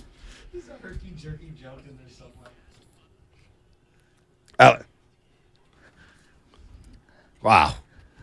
Feels like I'm at Sears Point. Man, it feels like I'm at Sears Point, man. What the hell? There was a lot of whiplash here with all them. Alex in Atlanta, you're a guest of the show. Look, he even turns the mic off when he's not even Let's talking. go. Damn, he's a professional. Your final thoughts on the week. Final thoughts, guys. Man, the Giants youth movement has looked really impressive all through the month of May. I will say there's a little bit of areas they got to work on. Patrick Bailey's bat specifically. Yep. Brett Wisely in the field at second has had a little bit of trouble these last couple of games. But look, I'm excited for the youth movement. I'm going to another game tonight. Let's go. I think they're going to take 2 out of 3 from Baltimore. Baltimore's been kind of sliding, although, hey, they're the second best team in the American League, so you got to watch out for the Orioles. Wow, my final thought is a lot of people disappointed with me. You know what? We're going to invite one. You know what? For the summer, the dog days of summer. I'm going to make this exactly. My final thought is for the next 7 weeks before we get to football season, we're going to invite one fan a week for the last 5 minutes of the show every single Friday. I like that. You like that idea? That's my final thought. Especially one fan if a they week. bring gifts. Well, I don't need the gifts. I just need good takes like Alex and Atlanta. I know. Damn. Alex brings all the good heat. Wow. And Alex, I'm good to see you, buddy. I'm glad you're enjoying things. Pacific, a great place where my brother lives. All right, final thoughts from me over the weekend. I'm going to enjoy the cabin. I got no baseball tournaments this weekend. Your boy needs to rest his arm so I don't have UCL surgery. Joey Spadoni, off to you. Well, sell the team, Fisher. That's all I got to say. God, it's just, I'm just so tired. Love, what you got? I'm going to second that. Sell the team, John Fisher. You literally stink. Get out of here. Also, Garlic Fries and Baseball, guys, episode next week. Got another player coming on. You're going to want to be subscribed so you don't miss it. Damn. And by the way, Tyler Miller, I don't know if we could invite you to the studio because I don't know if you could say 5 words without dropping an F-bomb. Well, no, it's not only that. The fire marshal will not allow him into the building here in San Francisco. What do you think about Tyler Miller, Alex in Atlanta on the chat? You're on the chat. He does smoke big weed. I'm going to level with you guys. I blocked Tyler Miller like 2 months ago because I just couldn't stand some of his Warriors takes. Oh my gosh! I think he was the guy who really wanted Ty Jerome to get more minutes. I think back in December, so I was like, I don't want to argue with this man too much. Tyler Miller, you'll be in studio soon. Trust me. And you can bring the weed if you want to. Just put it in your ear. Don't light it up. All right, that's it for us. That was Fast Five. Fast thoughts. Alex in Atlanta. Great stuff there. That was Fast Five. Brought to you by Xfinity, the next generation 10G network. Only from Xfinity. The future starts now. Steiny and Guru coming up next here on 95.7 The Game. Have a great weekend, everybody. You bet your ass we're going to kick your...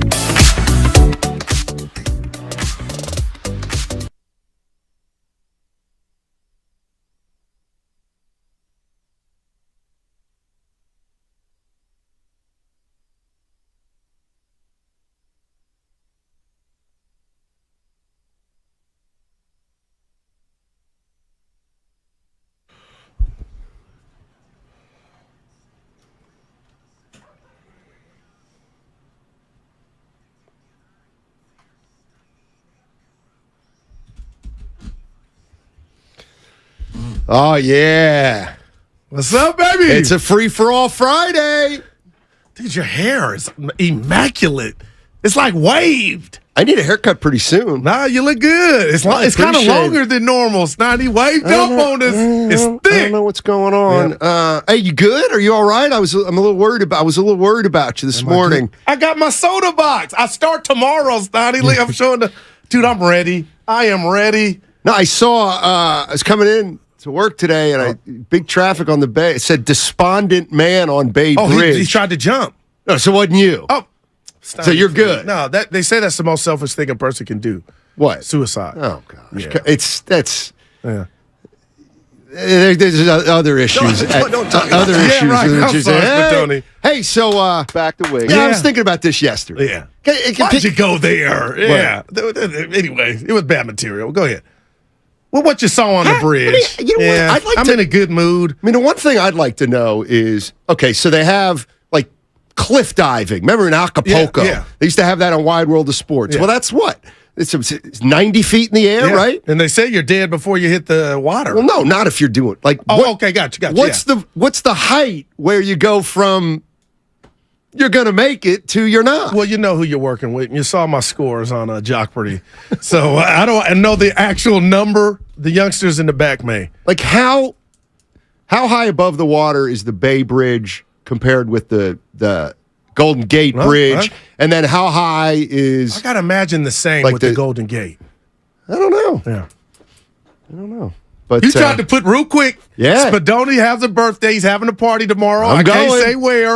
I went and told them that my nephew's graduating high school and they're having the party tomorrow and I can't make it. So you don't have nothing hanging over my head. You were like, you're not going to be there? I just said it. Spadoni, happy birthday. But we got to sing happy birthday to him before we get out of here. Yeah, that might not happen. I need to bring up the In the Air Tonight show we did? You were making love to the mic. Do-do-do-do-do-do. Go ahead. What we got? Let me see. Hey, let me ask you a question. Come on, hey, Warrior fans. Let me just start this way. Come on. There's no way. Come on, Warrior fans. There's no way you're watching that Denver Nuggets team last night and thinking, oh, we'll beat them next year. Come on. Well, damn. Come on. I mean, they kick somebody when they're down. They're not down. They're not just playing. won a chip. They're defending champs. Oh, my gosh. They are defending champs, Steiny. You never know what's going to happen, man. Yeah, maybe Jokic will get hurt. No, they have no answer for him. He's in Detroit. Their answer to Jokic. The big ticket. Oh. Yeah. I will not let that do. You're going to let it go. Otherwise, the show's going to maybe come to That was their big, man, with the number 2 pick. We just started with, okay, Denver looks great right now. And that series is not over. Great game last night. Look at the ages. Look at the ages of those Aaron guys. Gordon. I think Kuminga could be Gordon. I didn't say the Nuggets team was unbeatable, JC. Yeah. Now, you cut that out. We're not having that on the Who is on the YouTube King? Text line today. What's that mean? Or the Comcast business text line. Cafeteria today, too. I got to be careful non-pay. It's my last one. We'll see. This is Goo's last one. I'm on a diet, so we got to get it in. By the way, and that's what I wanted to make sure that people understand where I'm coming from, because yesterday, I tend to kid around a lot. I like to have some fun. Some people think that it's, not really funny, and I get it. Yeah, yesterday I said, you got trouble. Let me tell you something. You're taking this seriously with soda, state of the art? I'm going to drop 25-30. You got a supporter here. All right. I can't. Wow, I need some Kleenex. What kind of a jackhole would root against you to get healthier? Well, that's stupid. You always I'm have not my going to back. do that. You had me go get my numbers checked. Remember, you were encouraging me on that. I ain't forgot that. So I'm just hoping. I'm that I'm ready, Steiny. I'm telling you. Can I be honest? Yeah. You do not need to lose 25. My do you? face, you can't see my ears What do on you pictures, mean? and then my stomach, man. So my second trimester, dude. I'm hooping like, boy, I'm Rick Mahorn. Yeah, I know what I'm getting at. Like, just support me, man. That's I all. will. Oh, absolutely. And you know what? You are the kind of guy. Oh, it'll fall off. It's different than me. Like, you can go socialize and you can drink Diet Coke. No, I won't even do that. They say that's worse than the real Coke. Oh, really? Yeah. Steiny, is it recency bias or is Jokic one of the... He's unbelievable. Okay.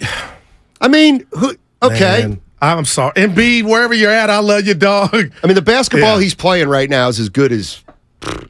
Is he the best passing big man since Sabonis? Yeah. Arvydas Sabonis, the real one. Yeah. It's incredible. He's got such an understanding of the game. It's unbelievable. And his footwork, Steiny. Yeah. What do the Warriors have? Look at Kuminga. Well, he's Gordon, hopefully. Remember Aaron Gordon used to be, and I always liked him, but he had this soft moniker on him a little bit. He didn't know what his game was. Jokic told Barkley and the guys last night about Aaron Gordon, Steiny.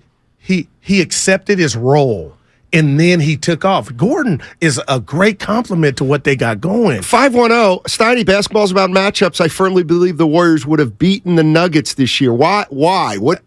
Jokic and pick and roll, getting them in foul trouble. I did think that, too, that if they had got to Denver, they might have had some action. Is Jokic the best player? Yes, he's the best player in the NBA. Yeah, I'm I done. think. Yeah. Who would be second? And I love you, Chef. Giannis. Yeah. Eddie. Jimmy freaking Butler. By the what way, was he doing last you night? Not, like, coasting? You know what? And this was, dude, they just got out of a grueling series. Give them a break. They're professional athletes to get millions. I'm sorry. I heard that yesterday. Oh, they have to get. Dude, you had time to get ready. Now, the altitude is real. Oh. I think that has some. Dude, I mean, man. Bam showed up. Remember, I was like, he showed up, Sonny. I don't think they care if Bam gets 20, 25. They kind of felt that way, like, okay, yeah. By the way, you should apologize. For what? It's a good thing. It's a good thing you don't have an MVP vote. Jokic is so much better than Embiid. It's not even funny. On the other end, the defensive end, who's better, Stoney? Come on, keep it real. It's close. Jokic don't block shots for his size, and that's fine. Get this. Jokic averages 10 assists a game and only 3.5 turnovers. Embiid averages as many turnovers, 3.5, and 4.2 assists. Come on. They're both dominant, man. By the way, Travis Schlenk will not be the general manager of the Golden State Warriors. You talked to him? Briefly. So that means he might be in Vegas for the Summer League. What does that matter? We can go. Well, when you say we, who do you mean? You and I, Rick James. You can go. Well, I'm going to see Handy. Yeah. I mean, you can, for sure. 104-93, Denver beats Miami. That's what the game was. They got it within 10, but Denver... there was no rust factor for Denver. How about that? So you're not a basketball fan. You're one of those. That's fair. You know what? It's fine, and it's but something I knew. What made you that? What made you say that? Well, because when I said the finals, you go, which means you're one of these guys who put my face on everything. You can't appreciate basketball the way it's supposed to be played. That was they got within 10, but other than that, that was a dominant performance by Denver. Yeah. So give them credit. Oh, well, you're talking because it was kind of a snooze fest a little bit. Miami couldn't hit a shot. I find Jokic. Miami is not done. One of the most exciting players in the league. What about Jamal Murray? He can shoot. No, he can play. He can shoot it too. Mm-hmm. And to one thing, I'll tell you what. This has been a victory lap city for me. What did I say? I said this about a month ago. Oh, Denver defense. Denver's got they don't play defense. Really? Tell you what, Michael Malone's got Porter and Gordon playing D. Man. And I don't know if you know this. They're both about 6'9", 6'10", and don't forget athletic. Spadoni's other dude, KCP. Oh. He ain't no walk in the park. Well, that's my point is that everybody knows he's a good defensive player. They're a great team, Stoney. The others, they're put together Warriors well. got to break it up. I watched that game last night, and I'm thinking, you got to break up the Warriors and start over. Damn. Who's with me? You ain't got much capital, Stoney, unless you dangle. Yeah, Denver looked pretty good. Steiny, come on. 510. The Heat are a bad team. That just goes to show you how great a coach Spoelstra is. we're just seeing. Caleb Martin. Yeah, no, they couldn't hit shots. We'll find out Sunday. Yeah, everybody. How are they developing Max Strus? 0 for 10. Yeah, this one game. By the way, how about this guy, Haywood Highsmith? He's getting a little too much run for me. Yeah, you know what? I see this Haywood Highsmith, and I'm like, I got to look this guy up. Start him. Sure enough, he's 26 years old. Don't you get it? Man. Don't you get it? we made a mistake here in the Bay with these 19-year-olds. Young 26. Yeah, young 26. No, he played too. D2. I went to like Wheeling University. Wheeling Jesuit. Where is that? Jesuit, yeah. West Virginia. Wow. It's Wheeling, West Virginia. Okay. You ever been to West Virginia? No, I haven't. Me neither. It says gold mining country up there. Coal mining. Wow. Coal mining country. It's up this Friday. Oh, boy. I miss you, man. Jamal Murray really unlocked the Nuggets. That's just. We're going to talk to. Hey, who we got? Oh, wait, Scotty. Oh, my gosh. Yeah. Steiny. Do your I job. talked about your hair too early. Do your I threw you job. off. 10:30. Scott Hastings. Oh, he's a good dude. Analyst for the Denver Nuggets. You know what he is? He's a hoot. He's a hoot. He's good. He's good. Remember when I gave him grief about I didn't like that he complained about the officiating? I was here. And then he backed down. Yeah. He backed down, just like Draymond that one interview when I said, Bars Diaw ate your lunch. Now we got to give one of our coworkers some love too, because we're kind of stealing from him. Well, I was going to introduce who we're going to have as a second guest today. It's Cam Inman, 12 o'clock. That's noon. Football time, baby. Cam Inman. By the way, I was watching the game last night. Mark Jackson, one of his fine. It wouldn't be a telecast without Mark Jackson summarizing. It's a make or miss league. Thanks, Mark. Raymond Ritter told us that. Yeah, and he got it from Mark Jackson. You know what? Here's when you say it's a make or miss league as a coach, what you're saying is I really am not responsible. I'm not really responsible for anything that happened out there tonight. No, negative. I'm putting you in a good spot to make or miss it. How about that? Lay off of my guy, man. Who? Mark. There's one job left. Toronto. He ain't going there. Keep talking how to drink water. That was a long goal. I'm thirsty. Yeah. Just after 2, we'll get busy. Well, I got my consultation with Soda at 2:15, so I'll see you at 2:30. It's only about 10, 15 minutes. What do you need a consultation about? They'll tell me the ins and outs and what to. Did you listen? Have you been listening to the radio? Yes. Bonte tells you all about the ins and outs my life coach on his live reads. Yeah, you're right. Okay, here you go. You can forego It's part of the process. Not eating it. Don't eat after 6:30. Oh, that's done. Don't eat crap food. Yeah.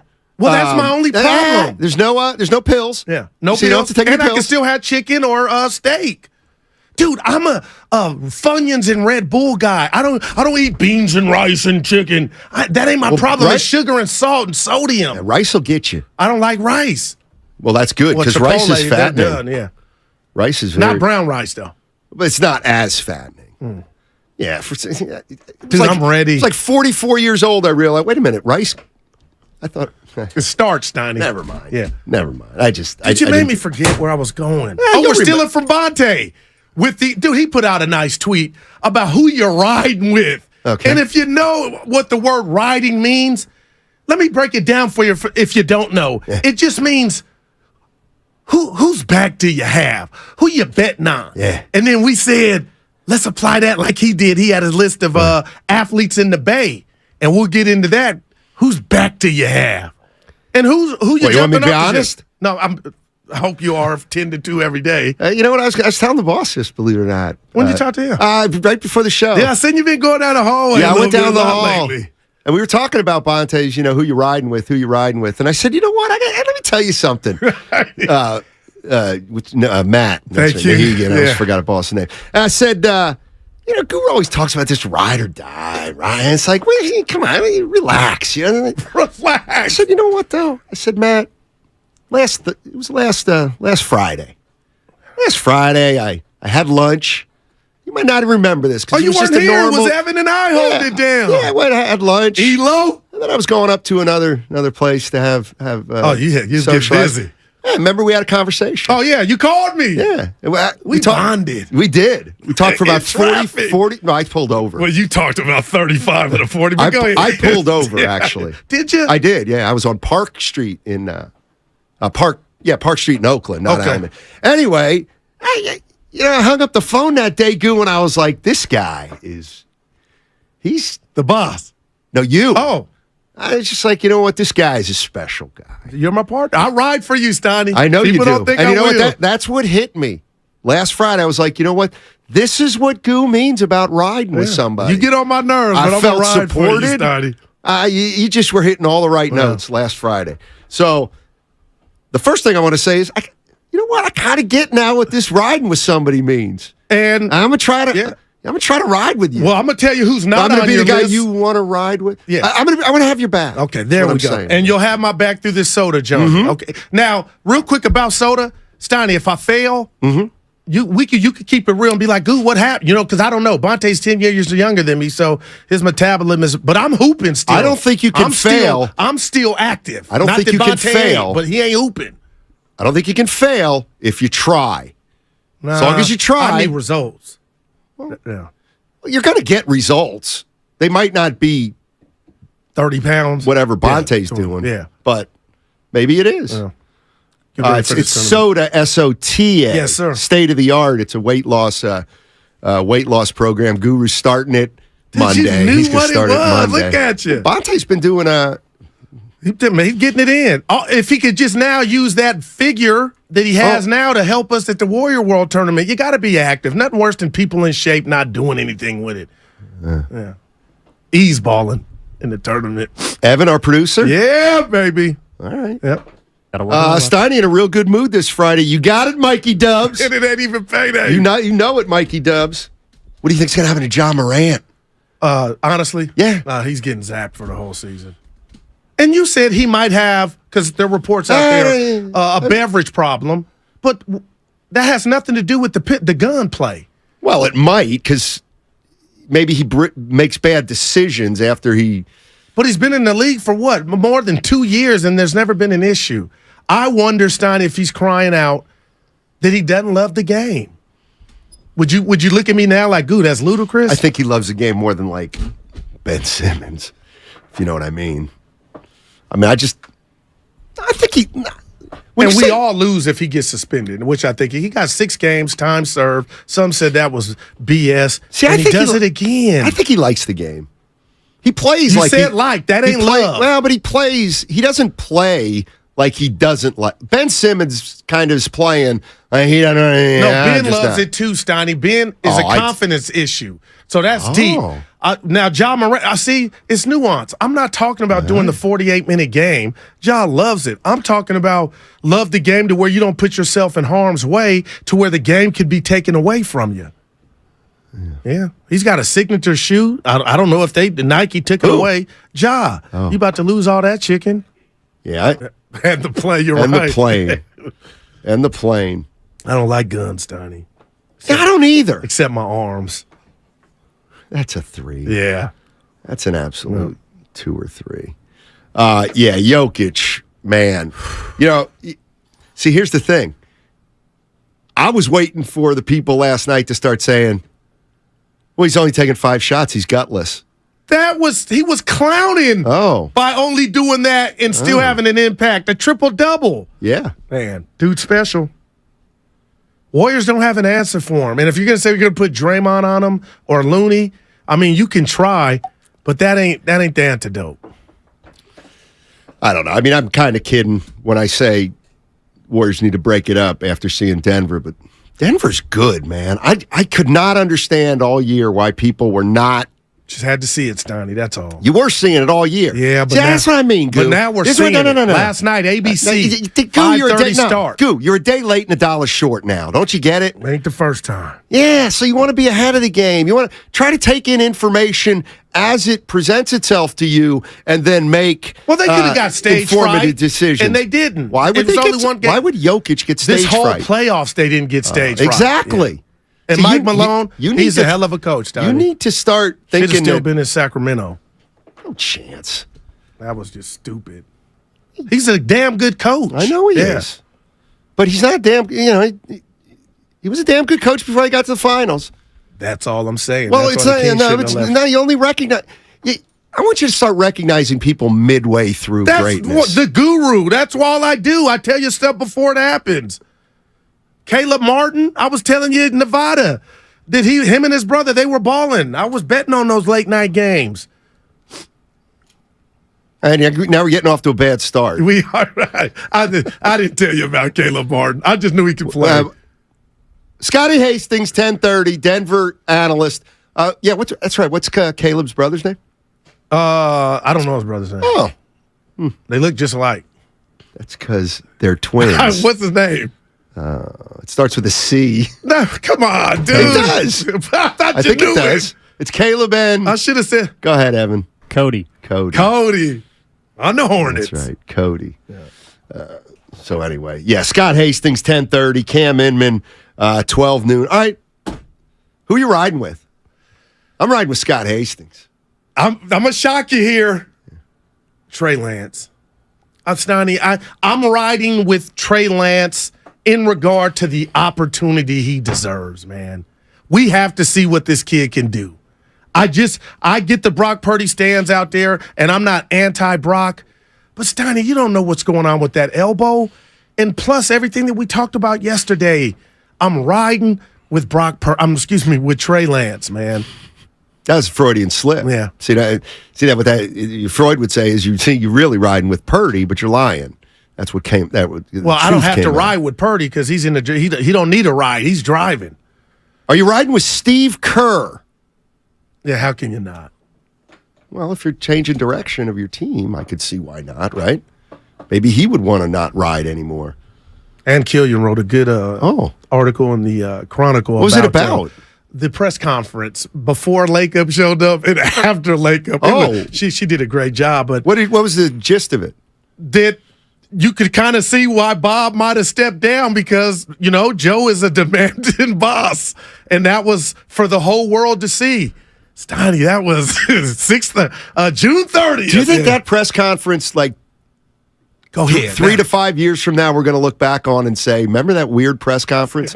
Like the one we talk about with Al Davis and the overhead projector? I'll tell you what, my answer to that question is if there's something else like that, then I think we do that's in the file. If Steve Kerr doesn't get extended or somehow there's some drama, Steiny, that's one that will be remembered. And I don't know what I classify it as. But Joe you could kind of see why Bob or whoever might be like, man, this... Are you more worried about Joe as an owner after Tuesday? I am. Even though he said we will win, we will but there are rules, Joe.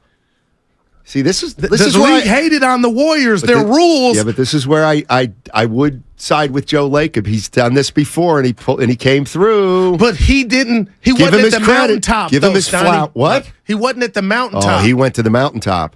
Okay, you heard Evan. Did the people hear him? What? We gotta go. Scotty Hastings. Scotty Hastings on the other side. He is one of the best analysts in the NBA. Denver Nuggets. Oh, by the way, I got to tell you about something else. Just remind me, Denver. Just say Denver. That segment was brought to you by calhope.org. Mm-hmm. Life is uncertain. It's okay to feel stressed, anxious, worried, or frustrated. CalHope can help. Access CalHope's free and secure mental health resources. Call or text 833-317-4673 or live chat at calhope.org.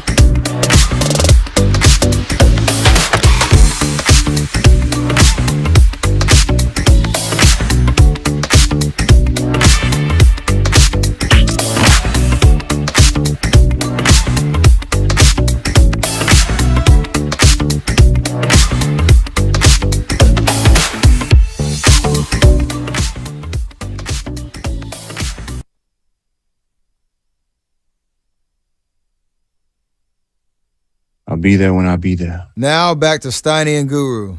Take it away, Steiny. Thanks, Steph. Steph, Nuggets look pretty good, don't they? Shocker. Man, they do. And it's the pieces around the stars. That's, man. Do you think Steph would ever? Let me know when we get Scott Hastings. He's got a radio show, and he also does Nuggets color. Former NBA Good personality, player. too. He's pretty funny. Yeah. Funny guy, and knows his basketball. That is a fun interview. Yeah, Nuggets, 104-93. What do you give me for the Nuggets and the Spurs in their heyday? In other words, they both have the best player in the game. So we all think we all talk about how we like the way they play and their sound and they're unselfish, but really, most people do think they're boring. Oh, you are you hearing do. that? Yes. Jamal Murray is not boring. We got him. Okay, go ahead. They're boring. All right, let's go out and talk to Scott Hastings. Scott, thank you so much for joining us. I know you got a show in a half hour, so we'll only keep you about 10 minutes or so, if that's all right. Hey, you know I'm one of them radio hosts who's going to roll up right before the red light turns on. Well, today will be an easy one for you. Not saying you're going to mail it in, but it'll be a fun day for you guys. All right, Nikola Jokic is somebody who, I go back. I'm almost your age. By the way, happy birthday! You got a birthday coming up tomorrow. Oh, happy birthday! Yeah, birthday tomorrow. Yeah. Tomorrow. I don't want to compare him to anybody, but he kind of got some Sabonis in him. He's got Arvidas, I'm talking about. He's got some Bird in him. Where do you put him after watching him for 6 or 7 years do what he's doing when you're talking about some of the greats of the game? Well, I've always said this: the great players are always, the players coming up are always compared to other great players. And I was doing the draft actually for Turner when Dirk Nowitzki was drafted, and all the comparisons there was Larry Bird. And by the end of Dirk's career, he was Dirk Nowitzki. Right. He was Dirk, right? I had a conversation, probably Joker's second year in the league, and this was when Vlade was the GM of Sacramento, and I knew Vlade a little bit, and so I went up to him and I said, "Man, what do you think of this kid?" I said, my only comparison, I kind of compare him to you. And once again, this is like Joker's second year in the league, and he goes, "He's already better than me," and I went, "Whoa, okay." So then we go a little bit further. I don't know if it's the third year or whatever, but the Nuggets are playing a game, and he's now the full-time starter, and I think they've already traded Nurkic. We're playing the Pacers in London for a game, and I played with Isaiah Thomas for their back-to-back championship year, and so I go to Isaiah for the game. I said, "Man, you got to watch this guy." I think he's going to be the best player that's ever played for the Denver Nuggets. And, they don't have maybe a history that Golden State has, but, Alex English did lead the NBA in scoring in the 80s. Dan Issel was a hell of a player from ABA into the NBA days. Pat Lever, David Thompson, go on and on. But I said, watch him and tell me what you think. And so Isaiah came onto the show, and Joker had, what we're seeing now. I saw him throw a lob over his head with his back to the basket to Fareed for a dunk, and I went, how the frick did he see that? But we had him on the broadcast in third quarter. I said, Isaiah, I told you for the game, I think he's like Vlade. He goes, no. He reminds me of Magic Johnson. So going back now into his 8th year in the league, guys, and listen, you guys have watched greatness for the last, 8 years yourselves in San Francisco. He's got touch around the basket like a Tim Duncan, and probably rebounds like a Duncan. Has great hands. Duncan might be a better shot blocker, but Nikola Jokic's hands are just stupid good.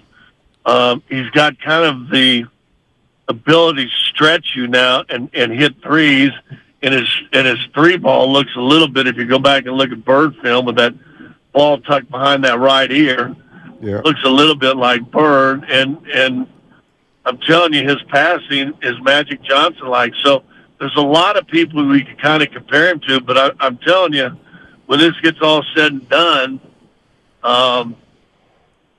he's just going to be Nikola Jokic, and then everybody else is going to be looking for, hey, this kid reminds me of Nikola, right? Yeah. He's going to be eventually a guy. And I'll throw you a question out there, and like I said, I've covered every game he's done since he's come into the league.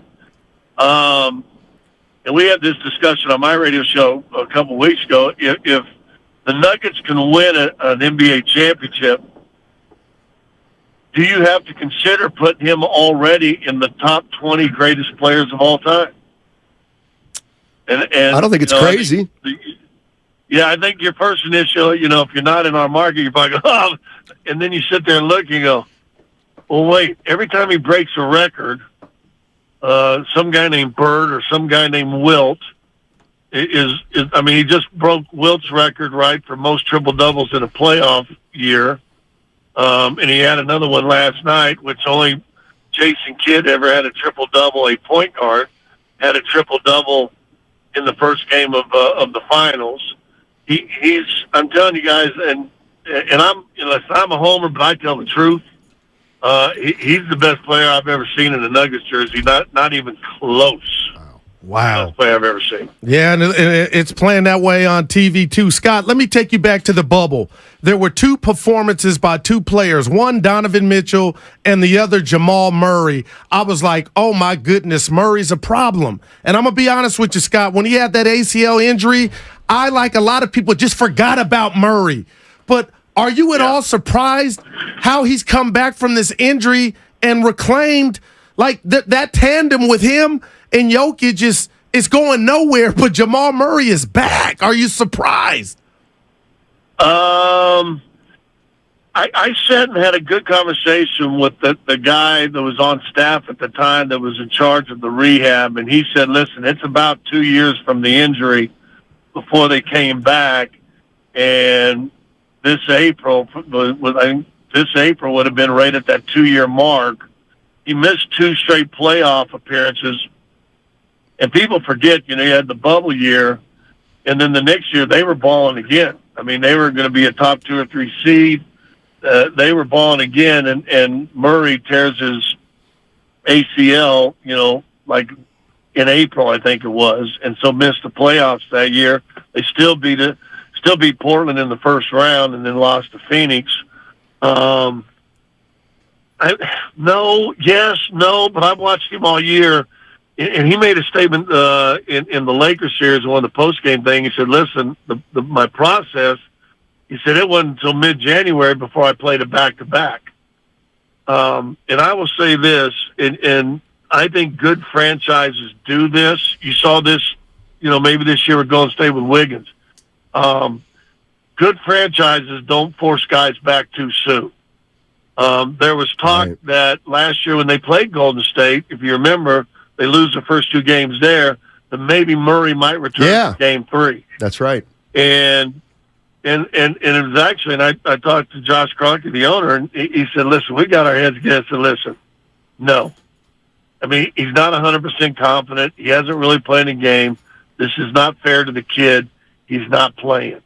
And I think I think there would be a lot of organizations that would panic and put the guy back out there. We're talking an ACL. And like I said, it wasn't until January before he played a back-to-back game this year. So I'm not surprised. Well, anytime there's a major knee surgery, you always worry. But his personality, Joker's the best player on the team by far, but Murray's your heart and soul. He's that guy that, hits a shot, gives the crowd a look, and all of a sudden it's like 18,000 Beatles fans all of a sudden start fainting and jumping and crying and screaming all over themselves. He's your catalyst. He's your, he's the guy that pumps blood into the machine. Now, Joker has the ability when Jamal's not playing great. All of a sudden, Joker says, "Okay, here we go." Boom, boom, bing. Right. I mean, it's like last night. He took 5 shots. Joker took 5 shots through 3 quarters, guys. Incredible. And they didn't need him. They're up 21 points. And I'm telling you, he don't care.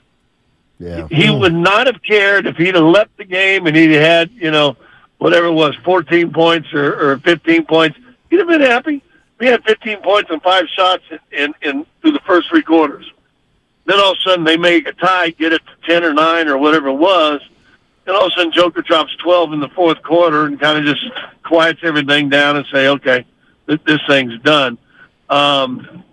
But Murray's still the heartbeat of this team, really. Scott Hastings joining us on 95.7 The Game. Scott, enjoy the rest of the finals. It looks good, but things can change. Who knows? But I'll tell you what, I enjoy watching Denver. That's for sure. Well, you guys have seen great basketball for a lot of years, and it's funny, kind of the big-time national narrative of this team's boring. Right. And they're just methodical, and they open up the floor, and everybody touches the ball, and I'm like, and I know we got a new breed of people covering sports, but I'm like, dog, that's how I was taught to play. Exactly. If you're open, make the pass. Steve Kerr said something a handful of years ago, and go back and look at this. When they passed the ball in any possession, I think it was more than 6 or 7 times, their turnovers went down. And I think a lot of teams are afraid the more passes, the more chance of turnover. They wanted 6 or 7 passes every possession. And you know what they did? They chewed the league up.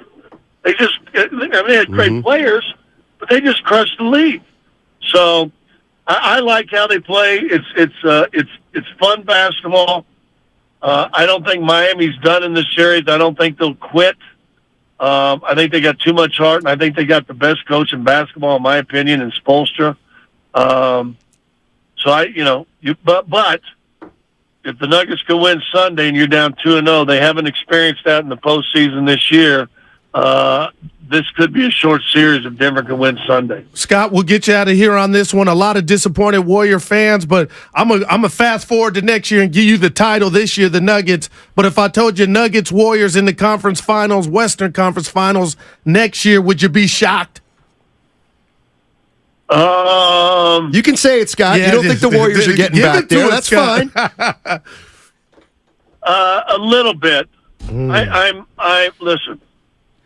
I've got the utmost respect for that entire organization, but it feels like they have turmoil for the first time in a decade in the organization, and that is something they have not dealt with in the last 8-10 years. And this is just an outsider, and you're about to lose your GM that's been praised up and down for helping orchestrate this thing. Yep. I just think there's a little turmoil going on, and I'm not sure. Can they or will they settle it before next season? All right, Scott. Enjoy Thanks, the man. rest of the finals, and I'm rooting for you. I know that. All right, man. Appreciate it. And do you agree with my assessment on G State?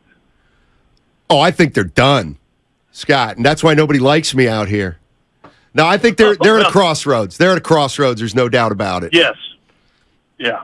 I think that. Listen, I think that's a fair statement. I think we have blind fans everywhere, and I'm probably one at times.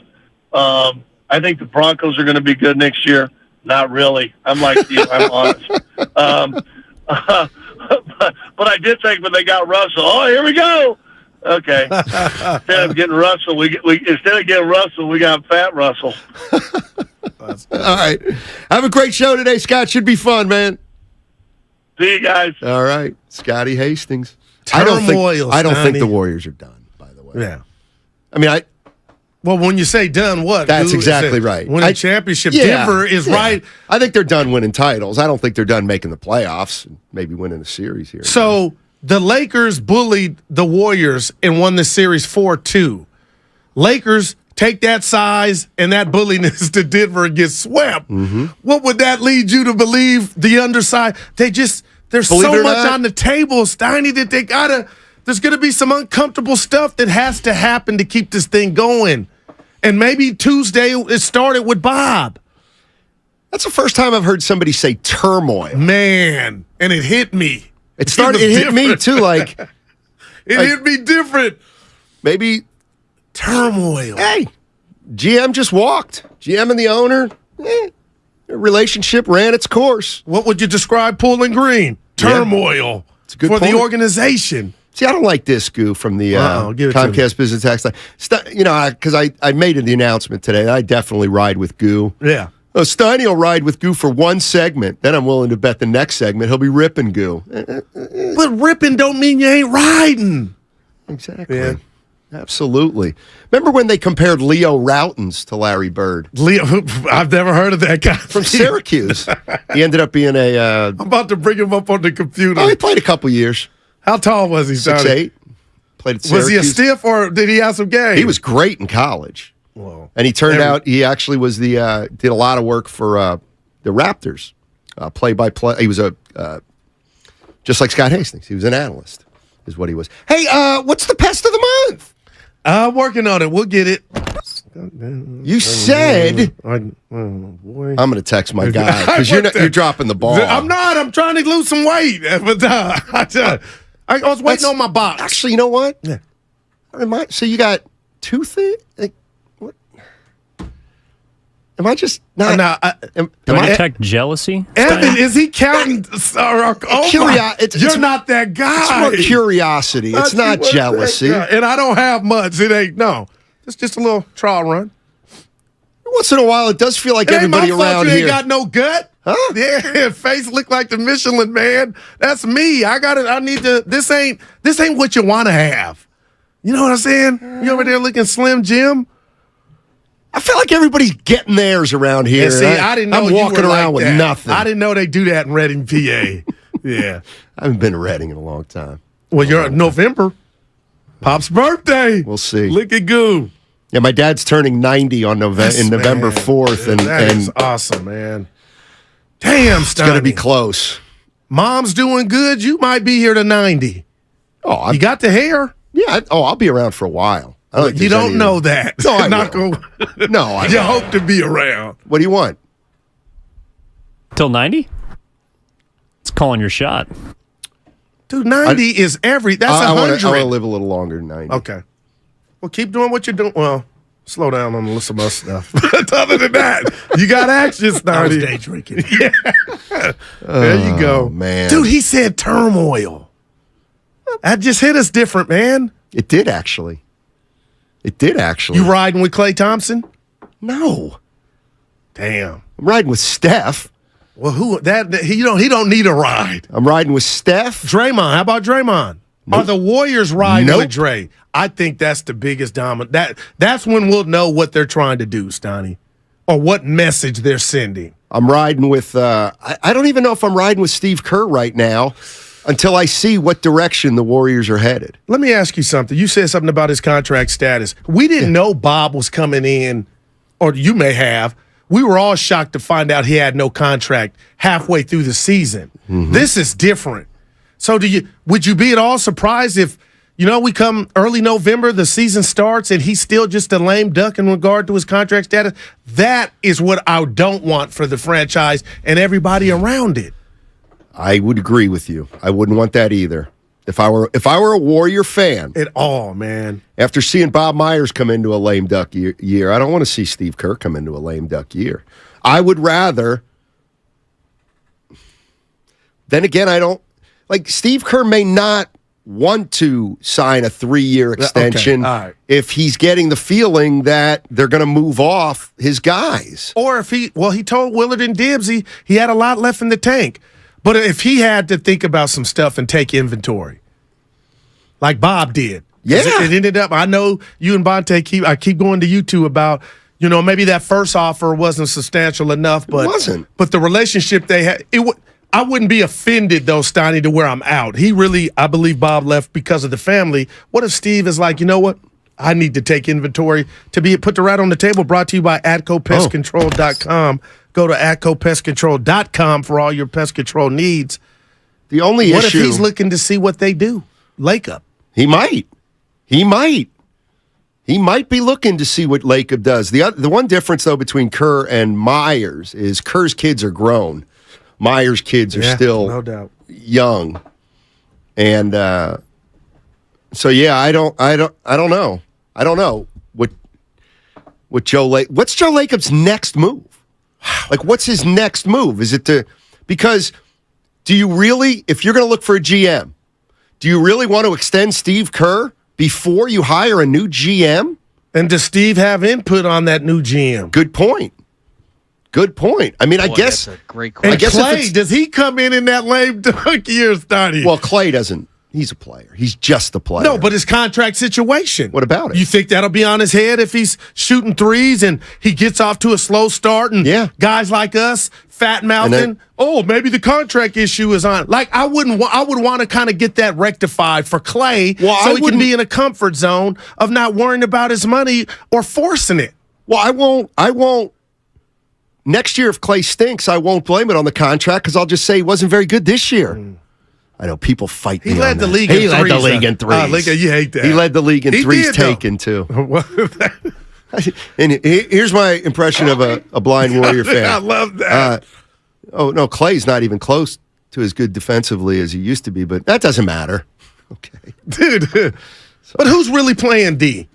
The Denver Nuggets just held the Miami Heat to 94 points, 93 points. Let's be honest. That's pretty good. I won't take anything from them, but it was Brick City by Miami yesterday, and I think they were getting great contests. Great contests. They had some shots by Denver. Yeah.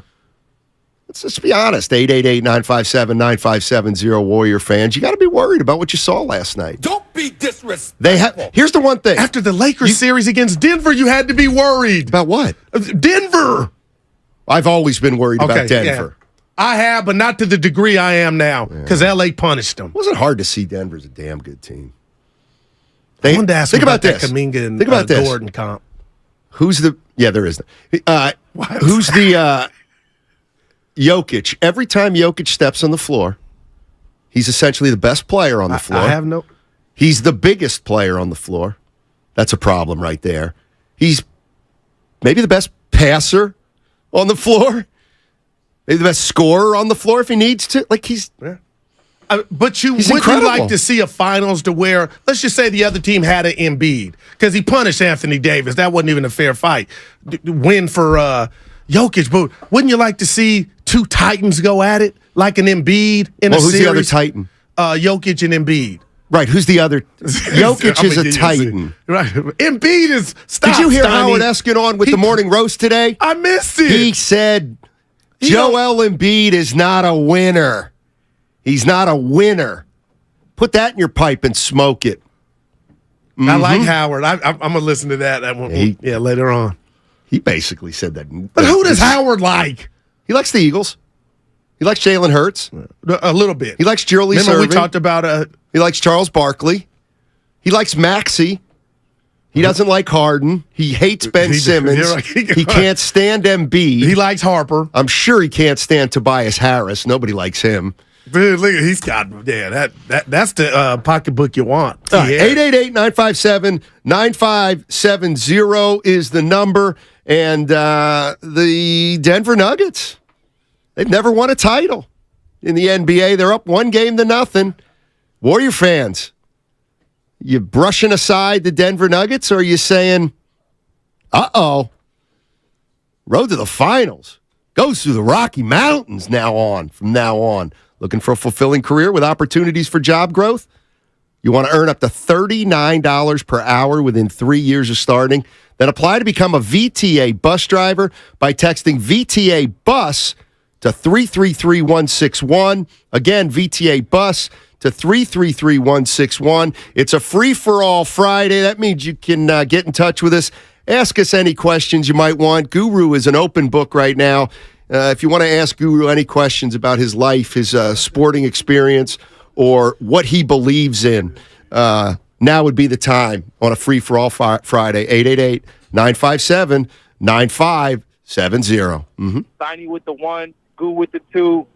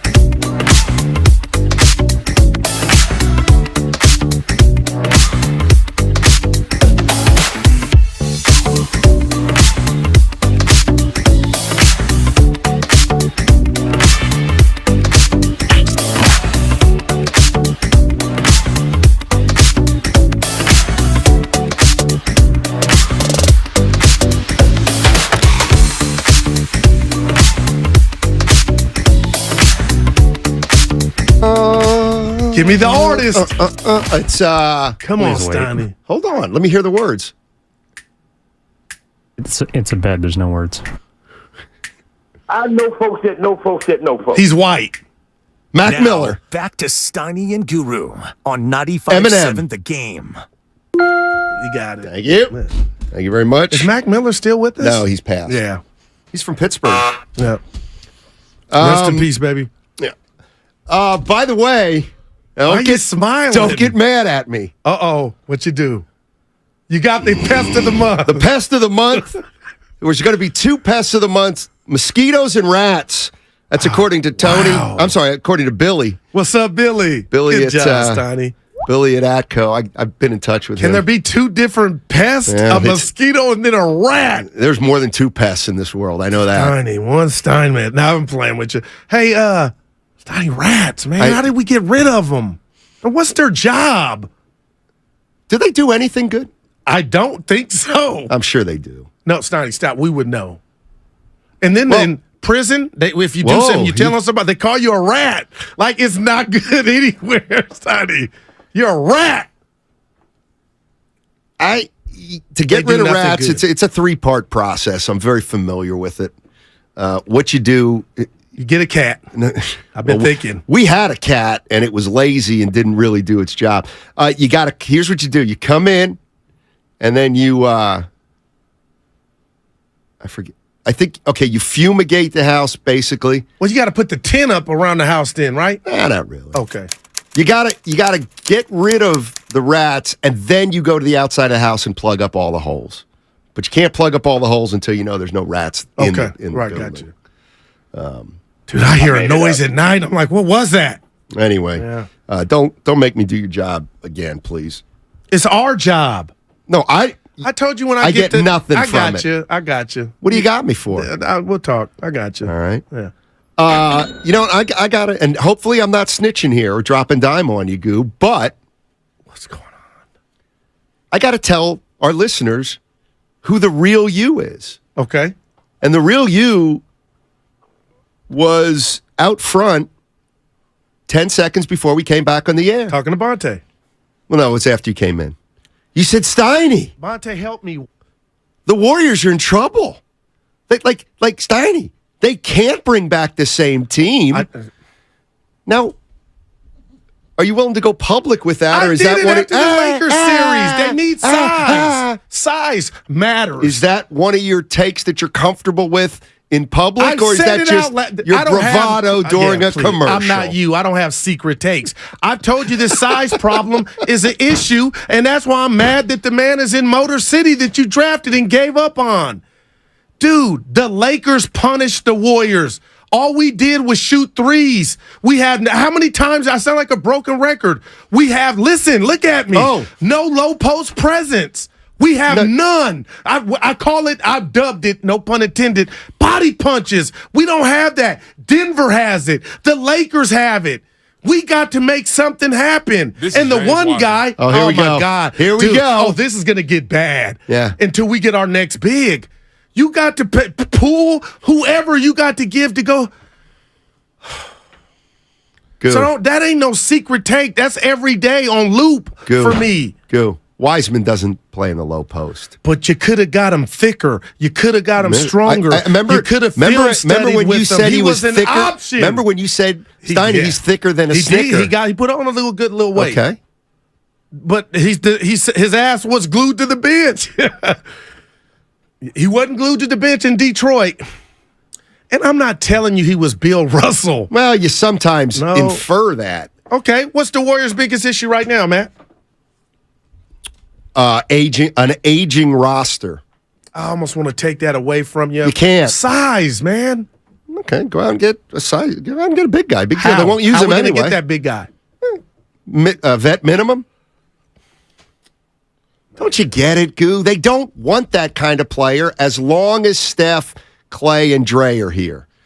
Because they don't want the middle clogged for the most part.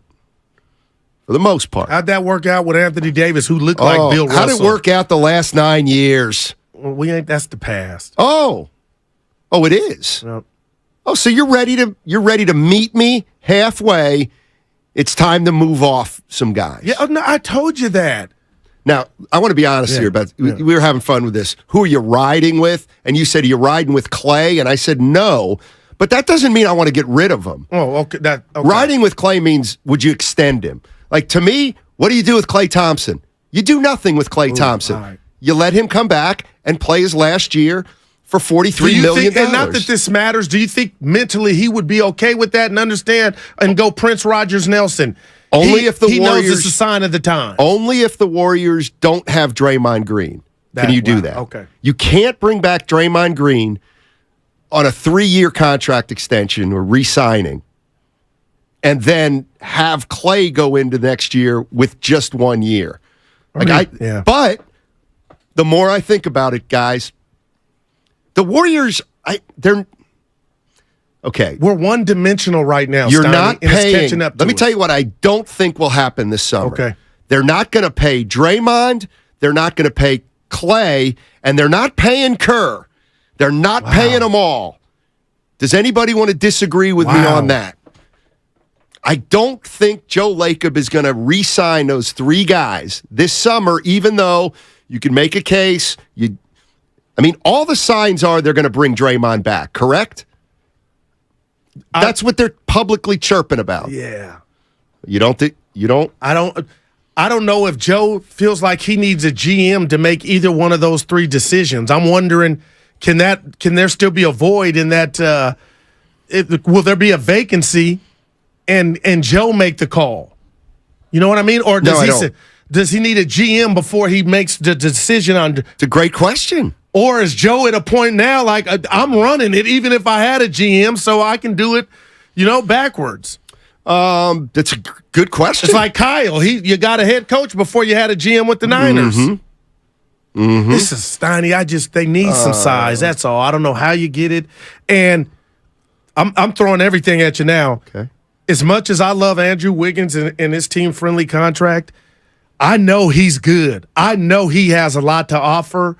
But if I could get Andrew Wiggins, this is going to sound crazy, Steiny, a bigger version, and that means I have to use Wiggins and maybe in a package, I'm at the point now where I would listen. All right. Well, he's got it. But, yeah. Ted DiBiase, by the way, what do you know about Ted DiBiase? I love that DiBiase. Yeah, it's a former wrestler. That's where I know him from. Remember when you said I didn't know anything about wrestling? I never said yes, that. Yes, you did. Andre the Giant? Dude, that dude had the biggest hands I've ever seen. You know what? I'm going to go ahead and say it. I'm a wrestling expert and a wrestling historian. So that really did offend me that day. It almost offended me as much as when I called you a liar. I'll never. Steiny, and you went halfway over there and you pointed at Evan wasn't around. He was in college. Damn. Somebody, Full-On Jeff says. Never Full-On Jeff. Never Full-On Jeff says he disagrees with me on that. I don't think they're gonna pay Kerr, Clay, and Draymond. Now, and Alnetta Harrison on YouTube style, she says Kerr already said they're all coming back for one more season. Alnetta, I love you, but yeah, he said that, but that's not his job. He's got to worry about him first, and then the other two, Steiny. He's not calling the shots. And when you lose and emotions are high, of course you're going to say, well, everything's good in the hood. Warriors are on the operating table, Steiny. I don't know what they're going to do, man, but some stuff needs some work. Just got a text. Let me be clear, because I want to pass along accurate information. You're right about that diet soda. Oh, did you think I was wrong? No, I knew you were right. It's got aspartame, which can kill you. I don't. Look at go. You said Dr. Go. You said Diet Coke, and I said I said really, even though I knew it's bad. I know it's bad for you. In fact, I guess where'd we get the info from? Dan Daly. What the hell does he know about? It's Friday. That's what he's like Batman. He comes up Friday, But he knows nothing about health. Well, damn, I hope he ain't listening. He's still living. Damn, Snarty. He knows nothing about health. He's golfing extremely well these days. Oh, boy. Stop it. Just stop it. Back to Wiggins. What's there to say about Wiggins? He signed a team-friendly contract. Did he? Yes. And what about $25 million a year? Well, I mean, if he takes a sabbatical every year, well, then yes. Stop it. But what about Scott saying they didn't force him back? That was interesting, but Scott, this wasn't an injury. Brian Vignal, I hope I'm saying that right. It's French, I believe. Yes, I believe Steph Curry, Klay Thompson, and Draymond Green will win another title. Man, I ain't mad at that. It's just how do you get there? Brian, let me ask you this. What has to happen for that? Or can they do it as is? Well, what's going to happen to Kuminga over the summer? He's probably going to post some videos. No, he can go ball, but is that going to translate? And somebody, I forget who on YouTube said, last thing about Wiseman. And it's not the last. We have 4 hours. Well, Curry didn't want Wiseman here. The Curry do you think that there's something to that? Yeah. Stop taking Steph Curry's kindness for weakness, please. And I'm not doing that. But if he didn't want him here, I don't think he would have got drafted. Well, That's maybe he how didn't much know clout at that I know. Steph Curry was in Timbuktu when that draft occurred. He didn't care. They call it a phone. You can text. You ain't got to be right there to be a part of it. Yeah, Timbuktu's kind of out there. That's a third. That's like a. What's the word? And do you know when that'll happen? I don't. I'm shocked. You just went there. Mm-hmm. Dude, there's a video up on the 95.7 The Game. Steiny, I hope you win this one. You get this one right. Well, they got to agree to money. They've got to agree to money, but if the money's right, Dunleavy's going to be here. If he's not here, that means the money wasn't right. I'll tell you what, I'm not mad. Don't be. Mike Dunleavy. But what can Jesus do with this Who's salad? Jesus? The man up above. You don't F with the Jesus. Yeah, but what Black Jesus was a show on FX. It was incredible. Anyway, what can he do with the restraints this team has? That's what that's the only thing I didn't like about Joe said we ain't done winning. I love it. But Joe, there are rules. And some say they're warrior rules. I mean, I don't know what to say because I think they're caught. Not caught, but what do? If you keep the big three together, essentially, you can't do much. Oh man. And Steiner, are you selling us Dunleavy? No, I'm saying according to my sources, Dunleavy it's done. Is going to be the new GM of the Warriors. If they can come to terms on money. Yeah. Wow. If.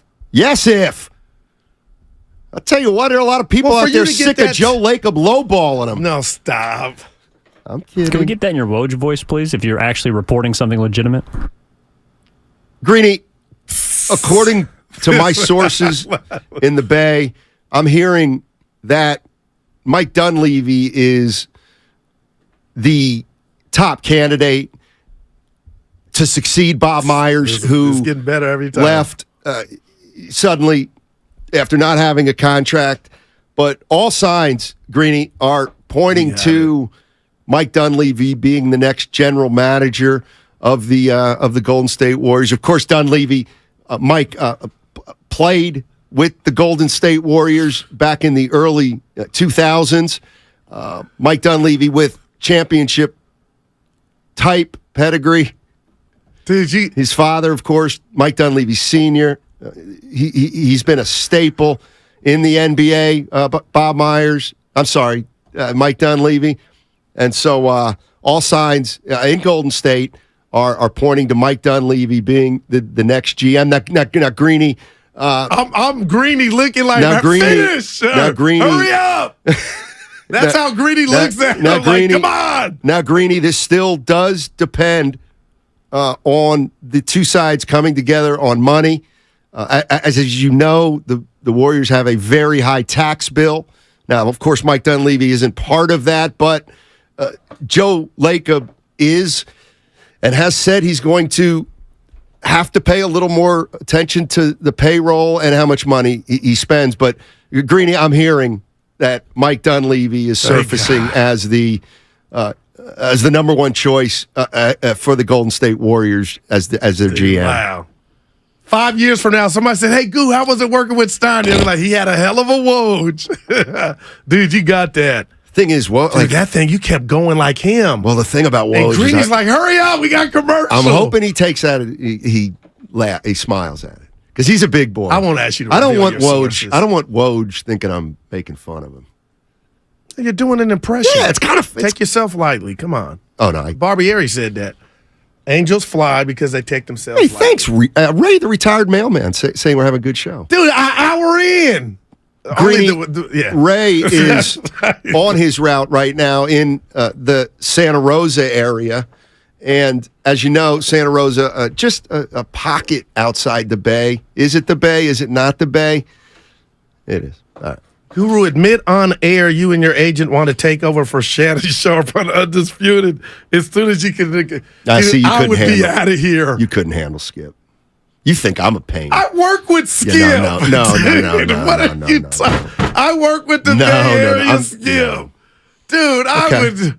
Are you ready? Yeah. See if you can. Yeah, come on. I'll tell you what. Yeah. I'll tell you what. Okay, let's see. You ready? Yeah. You ready? You ready? Yeah. Put your glasses back Dude, on. I did not. You would fly across the table. It wasn't racial, but it had those undertones. Yeah, you want to work with a guy like that? Not how much you get paid. That's all. Living in Beverly Hills, boy. Is that where they do the show in L.A., not in Bristol? L.A. Yeah. Well, of course, Shannon Sharp's not living in Bristol. Yeah, I wouldn't leave you. That's only what they like. They make Tim Legler stay or what's in the other Bristol. guy? I'm kidding. You buried the lead. Guru, who's your agent? Do you have an agent? Yeah, my brother-in-law. He's a fireman.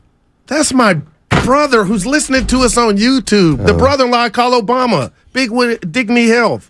Mm-hmm. He's a healthcare worker? He's got the green eyes. Remember you met him? I said, Steiny, this Willie. When? Well, it's like when you met my friend Mello.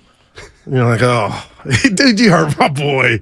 Remember at the parade, I said, this is Mello. Oh, yeah, no, I remember. You were like a heat stroke. You were going through was something. really hot. I go, Mel, every time I see him, that's not the real Steiny. We got to bring him to the. My dumb ass was wearing jeans and a jacket that day, and it was my about hair 92. was frying. Oh, my God, I almost buried the lead. What?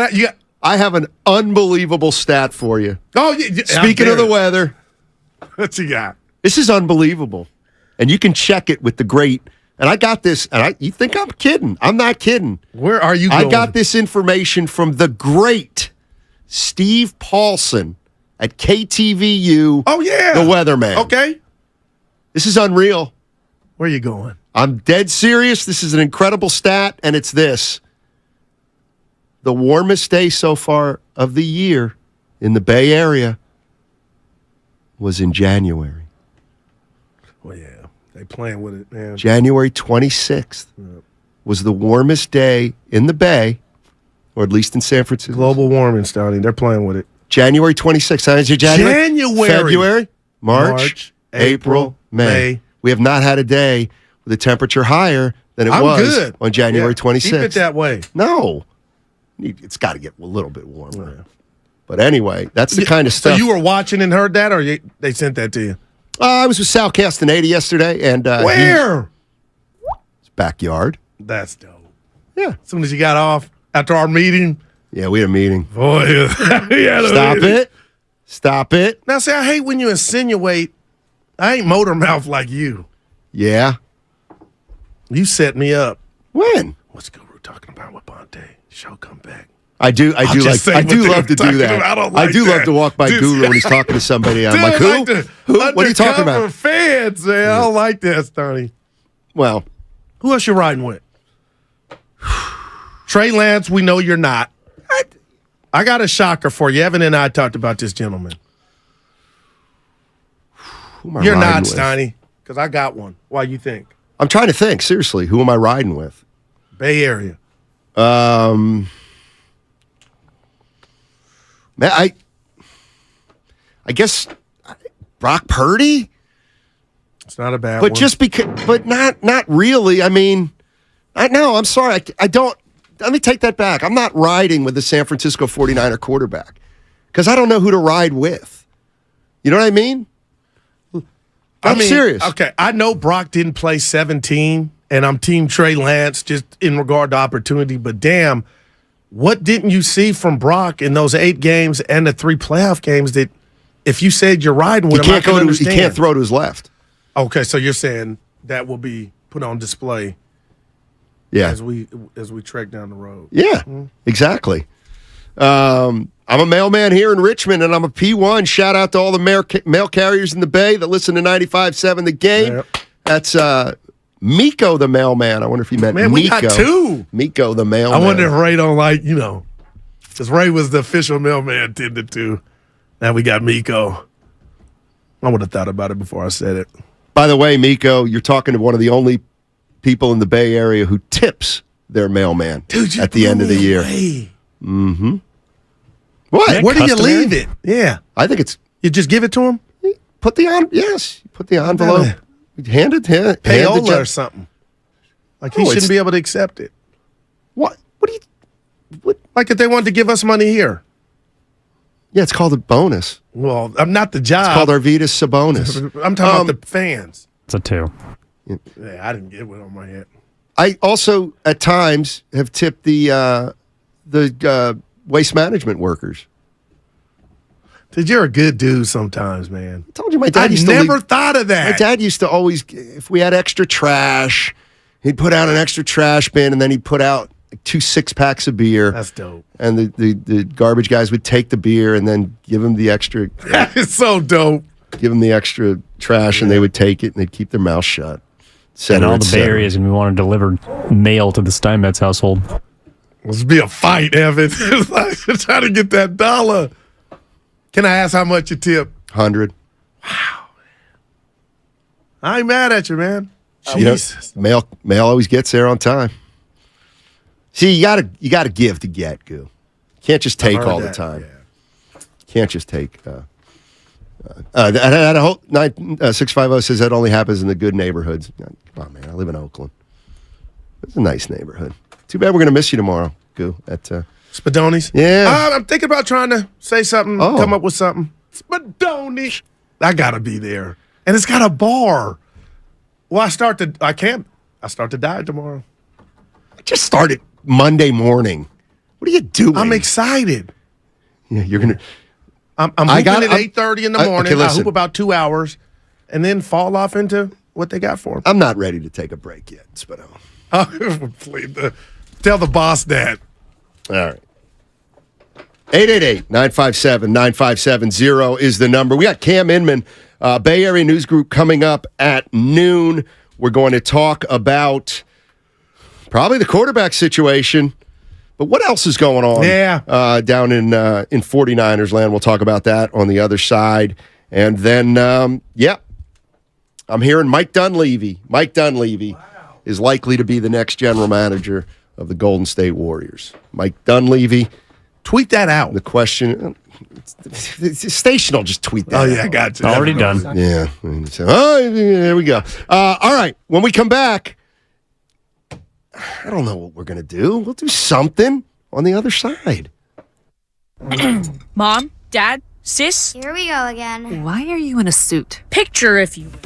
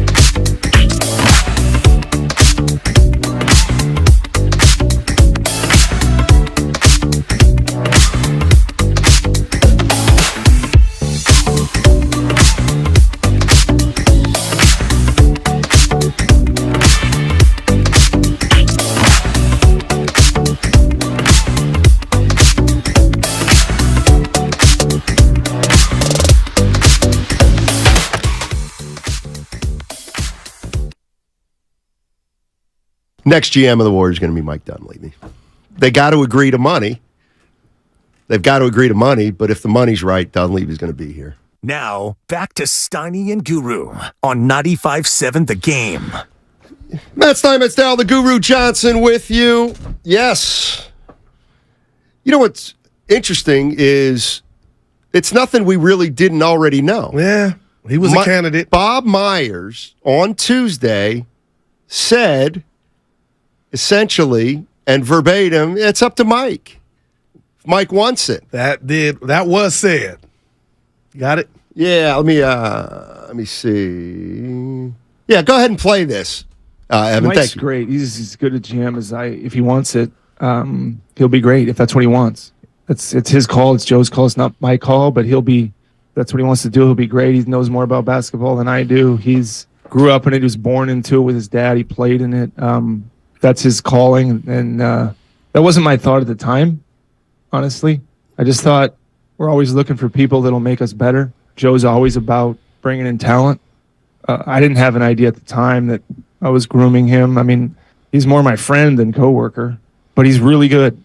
And he would be fantastic if that's the choice. But I'd be lying if I thought 4 years ago, let's bring in Mike and he can assume this thing. If I told him if that's what he wants, then I'm all fully supportive. I said I'll help with Draymond if he needs it.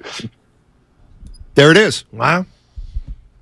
So, only thing left is for Mike and Joe Lacob to come to terms on money. If the money's right, Mike Dunleavy's going to be the new GM of the Golden State Warriors. You think we hear that early next week? I don't know. It's a good question. That's a really good question.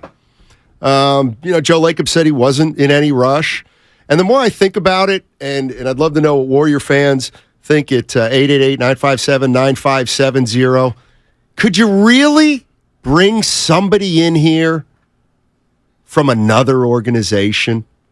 Could the Warriors, the way they're set up right now, you've got their big three who's been here for over a decade. You had Bob Myers who's been here for over a decade. Joe Lacob has owned this team for 12 or 13 years. Mike Dunleavy's been here now for 4 or 5 years. Larry Harris has been here since the beginning. He's part of their front office. The Lacob sons have been. Could you really? Were you really going to bring in? I don't know. Give me a name. Bobby Marks. Yeah. Somebody who's. The more I think about it, Dunleavy obviously is the logical choice. And Mike knows where the bodies are buried. I mean, just all the stuff behind the scenes because he's been here, Snotty. So I get that. He also I'm going to give him knows, a chance, man. Yeah, he also knows what working for Joe Lacob looks like because he's been working for Bob and Joe for the last 4 years. So, but it's a hell of a job, though. It is. If he takes over, Snotty, I mean, man. Now, let me ask you this. Bob, I know the finals are still going, but you just said something that, he can wait or they got time. Do they really? What do you mean? The draft is upon us. Wouldn't you want to get this done and then get to the task at hand, which is... Well, he's still there. I mean, he's in there. You know what I mean? And it's... We laughed, but Bob's going to be around for another month. Dunleavy's been here forever. So is it going to be Dunleavy's call on the draft? Yeah. Along with Joe Lacob. No doubt about it. And if I were running or owner of anything, I would be you could give me tell me what you think, but I'll sign off on it, Stoney. Yeah, so once again, Mike Dunleavy set to become the general manager of the Golden State Warriors at some point after if they can agree to the money. That's what it's coming down to. And you know what? We're hearing money more and more with Joe Lacob and the Warriors, and it's just the way it's going to be. But we were wrong with a lot of people were wrong with Bob Myers because we thought that's what it was about, him not willing to pay Bob what he was worth. And when it was all said and done Tuesday, we found out when they had the presser that it wasn't about money and he had a lucrative offer in front of him. So Joe was willing to spend then. Well, yeah, I think, when Joe Lacob said Bob had 2 contract offers in front of him, I think the first one probably Bob was like, I'm not ready to sign this. I think I deserve more money. And then maybe Lacob comes back and goes, all right, here's some more money. And Bob, at that point, maybe it's halfway through the year, 3/4 of the way through the year, and he's saying, you know what? Well, you know what? It's not the money anymore. I just don't need it. I don't want the job anymore. And then we had Scott Hastings on this morning. Turmoil. He says he thinks the Warriors are in turmoil. Well, you could easily look at the Poole Draymond situation. True. And that is turmoil. Scott got that right, but when's that going to be rectified or fixed? Are both going to be here? That's a great question. It is a great question. And Jordan Poole, before the punch, was a hell of a player, Steiny. And unfortunately, this playoffs where the Warriors got eliminated in 6 games to the Lakers in the semifinals, Jordan Poole was a shell of himself. And I'm not saying had he been on his P's and Q's, they could have won. But damn, Steiny, that would have sure as hell helped. Just think about that. Jordan Poole could have just basically got injured compared to what he contributed. Shout out to Edison, Jeff, and Gino. They're mailmen in Benicia. Yeah. Wow, Benicia. Yeah, we got to get there. Well, we got to get to San Jose. Look at you. When? It's a good question. Yeah. I think summer would be a good time to get down to San Jose. 650's turmoil sounds like the train is off the track. Why didn't you read it all? Jack. Yeah. There you go. Train is off the original. track. Somebody's telling me. What you got? Nah, I don't want to. Tip your mailmen, please. That's mail women. Oh, I wish you would go there. There's a cap on what you could tip. Apparently. You're right. $25 they say, Daddy. Postmaster General right now is looking up my address to find the postman who got a $100 tip from me. I know his name. Allegedly. I know his name. We can talk about that. So never go full Jeff on YouTube says agrees with you. Dunleavy is GM and Iggy as assistant GM to keep status quo, especially with the players. But how did Iggy do? No chance. How did he do this year when they needed him? No chance. It's time. I would love to get somebody to answer that question. Like, he ain't nobody's parent. Andre, he couldn't fix that void between those two guys. Louise Roberson says, I thought Dunleavy was going to replace Myers when I saw Dunleavy show up for the post game with Bonte and Mullins. Yeah, Mike's been getting out there a little bit more. But here's the thing about Mike Dunleavy. I like him. That's different than Bob Myers. Mike's not as good as Bob at the relationship game. And it's because I'm all ears. Mike's always been like a star. Mike's always been he was a great high school player. Then he goes to Duke, and he's, he so the people skills need improving, or no. I don't want to. No, he just like Bob's good at working a room. He can. That's important, right? And Mike's got to get better at that. Okay, but because he was a player, a star player, or he's just Mike can be very quiet and guarded. He was with us, but right. The fact that he asked you to elaborate on why you thought he wouldn't be a good coach, I thought, now I'm looking back on it, Stanley, that was a sign of us having a beer and him being loose, but also like being a real one to kind of, I'm not mad at all. Elaborate on that. So to me, that was a sign of him being one of the guys. Dunleavy. Yeah, when he asked you, why you think I wouldn't be a coach? It wasn't stiff. It wasn't, you know what I mean? He knows what it's like to be in a locker room. But I get you, man. People skills in any entity are so important. I don't want to say he's got I don't want to. Yeah. I don't want to say he doesn't have people skills. As much as that's Bob. ridiculous. Yeah, right. We're comparing it to Bob. But Bob was a Jedi. I think Bob. It comes very naturally to Bob and Mike because he was such a great player in college. He played in he's just a little more guarded than Bob Myers. You know how Bob Myers comes on and we're like, man. It's incredible. And it's part of it's because he's won 4 titles and he doesn't have to fake it. He doesn't have to, he can kind of, if you win, you can be more truthful. So I just think Mike right now, most of his job had centered on scouting and seeing college games and seeing pro games and seeing games overseas. So that, to me, that's where Mike's value was, and that's part and has of the been job, the last Steiner. 4 or 5 years. Yeah, and so now he's got the other part to do. I wonder if we hear something next week. I don't know. I don't know. But We'll that'll see. be your victory lap, though, when this does happen. It'll be your Olympics, Evan. It'll be the Steiny Olympics. Please. Coming in. What do you mean, please? It's like Bob Myers said it. It's up to Dunleavy. He said it's up to Mike. It was a tell. That was a tell. Didn't break anything. Bob Myers broke it Tuesday. Pat's in Foster City. Hey, Pat. Hey, thanks for taking the call. Sure. So, I'm a big Dunleavy fan. I mean, I like him. I think it'd be good for the organization, the continuity and whatnot. But, I was a season ticket holder for 35 years or so, including the Dunleavy time. And I don't know how many fans remember, but for most of the 4 or 5 years he played with us, his nickname was Mike Bumlevy. Yeah. And that was widespread amongst regular attendees. He was a little bit of the Donnell Marshall of his time, kind of overpaid and underdelivered. But I always liked him and thought he played well, and I think he'd do a good job as a general manager. But I don't know if there's much of that stigma still left around, or maybe people were too young to remember those days. But no, I hear you. He was, yeah. Well, you know what, Pat? And I'll be honest with you. Like, I'd been bringing that up, and thanks for the call. Yeah, no, Mike wasn't loved here as a player. That's obvious, but this is a totally different job. Well, yeah, and it almost feels like and I know there are a lot of old school fans, but it almost feels like a fresh start. Yeah, it almost feels like a new fan base, and a big portion of the fan base doesn't are know not who on Mike Twitter. Dunleavy is. They're not on IG. Right. Yeah. You know what bothers me though, and you've said this a few times.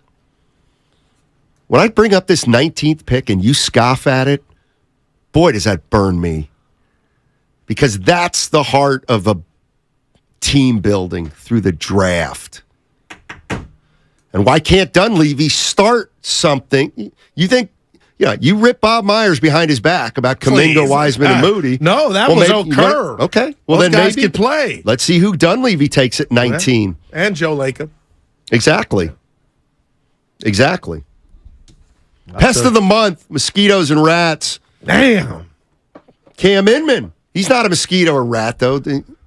Cam Inman, 12 o'clock. We'll skip over to some San Francisco 49ers talk with Cam. Of course, OTAs last week. And they still not really sure about who the quarterback's going to be after 7 years of Kyle Shanahan. That's pretty good. But did you hear Eskin ripping Shanahan this morning?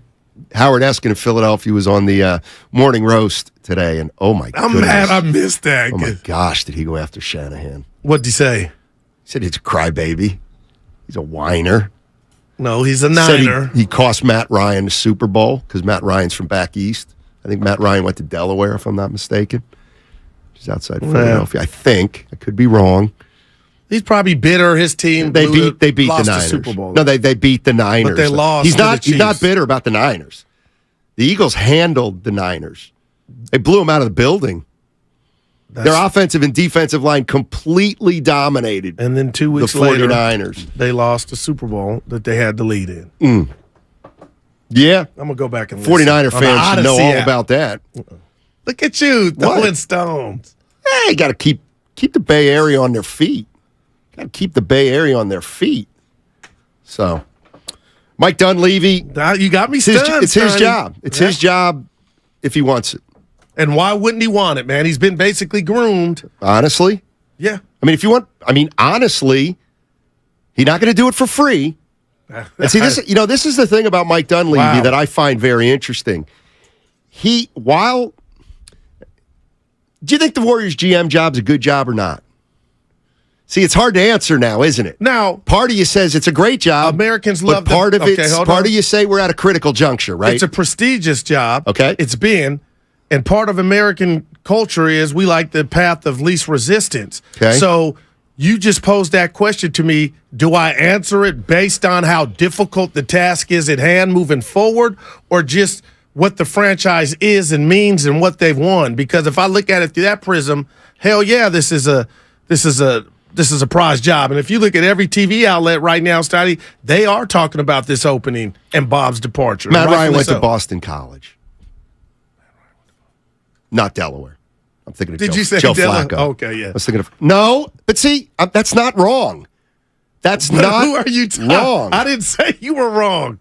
Text Oh, line. yeah. See, and that's what I'm saying. You got to work on that. You're putting the YouTube and everybody's face on my shoulders. Does Steiny like any Bay Area teams? Yeah. I like the Warriors. You said teams. I like all the teams. Not crazy about some of the fans. That's the difference, 415. I like the team. Like Steph. Love Kerr. Love Myers. Joe. I like Lacob. Right, thank you, Bruce. That's all I'm saying. I want this to hurry up and happen then. But it's kind of a formality. I mean, Mike's in there doing his job. Yeah. What? So is Bob. Does the 30th now? That was 28 more days. That is incredible. Boston College, stick to basketball, old man. Now that's hard. Yeah, you know what? Don't you look good? I don't play into that. Well, some days. I don't play into that. I'm in a good space. Now, Good I got to space. give somebody on What if the Comcast business text line a 10. It's never went up to a 10. Y'all hear the Sixers fired a doc and hired a nurse. That is amazing to just come up with that. You get it, right?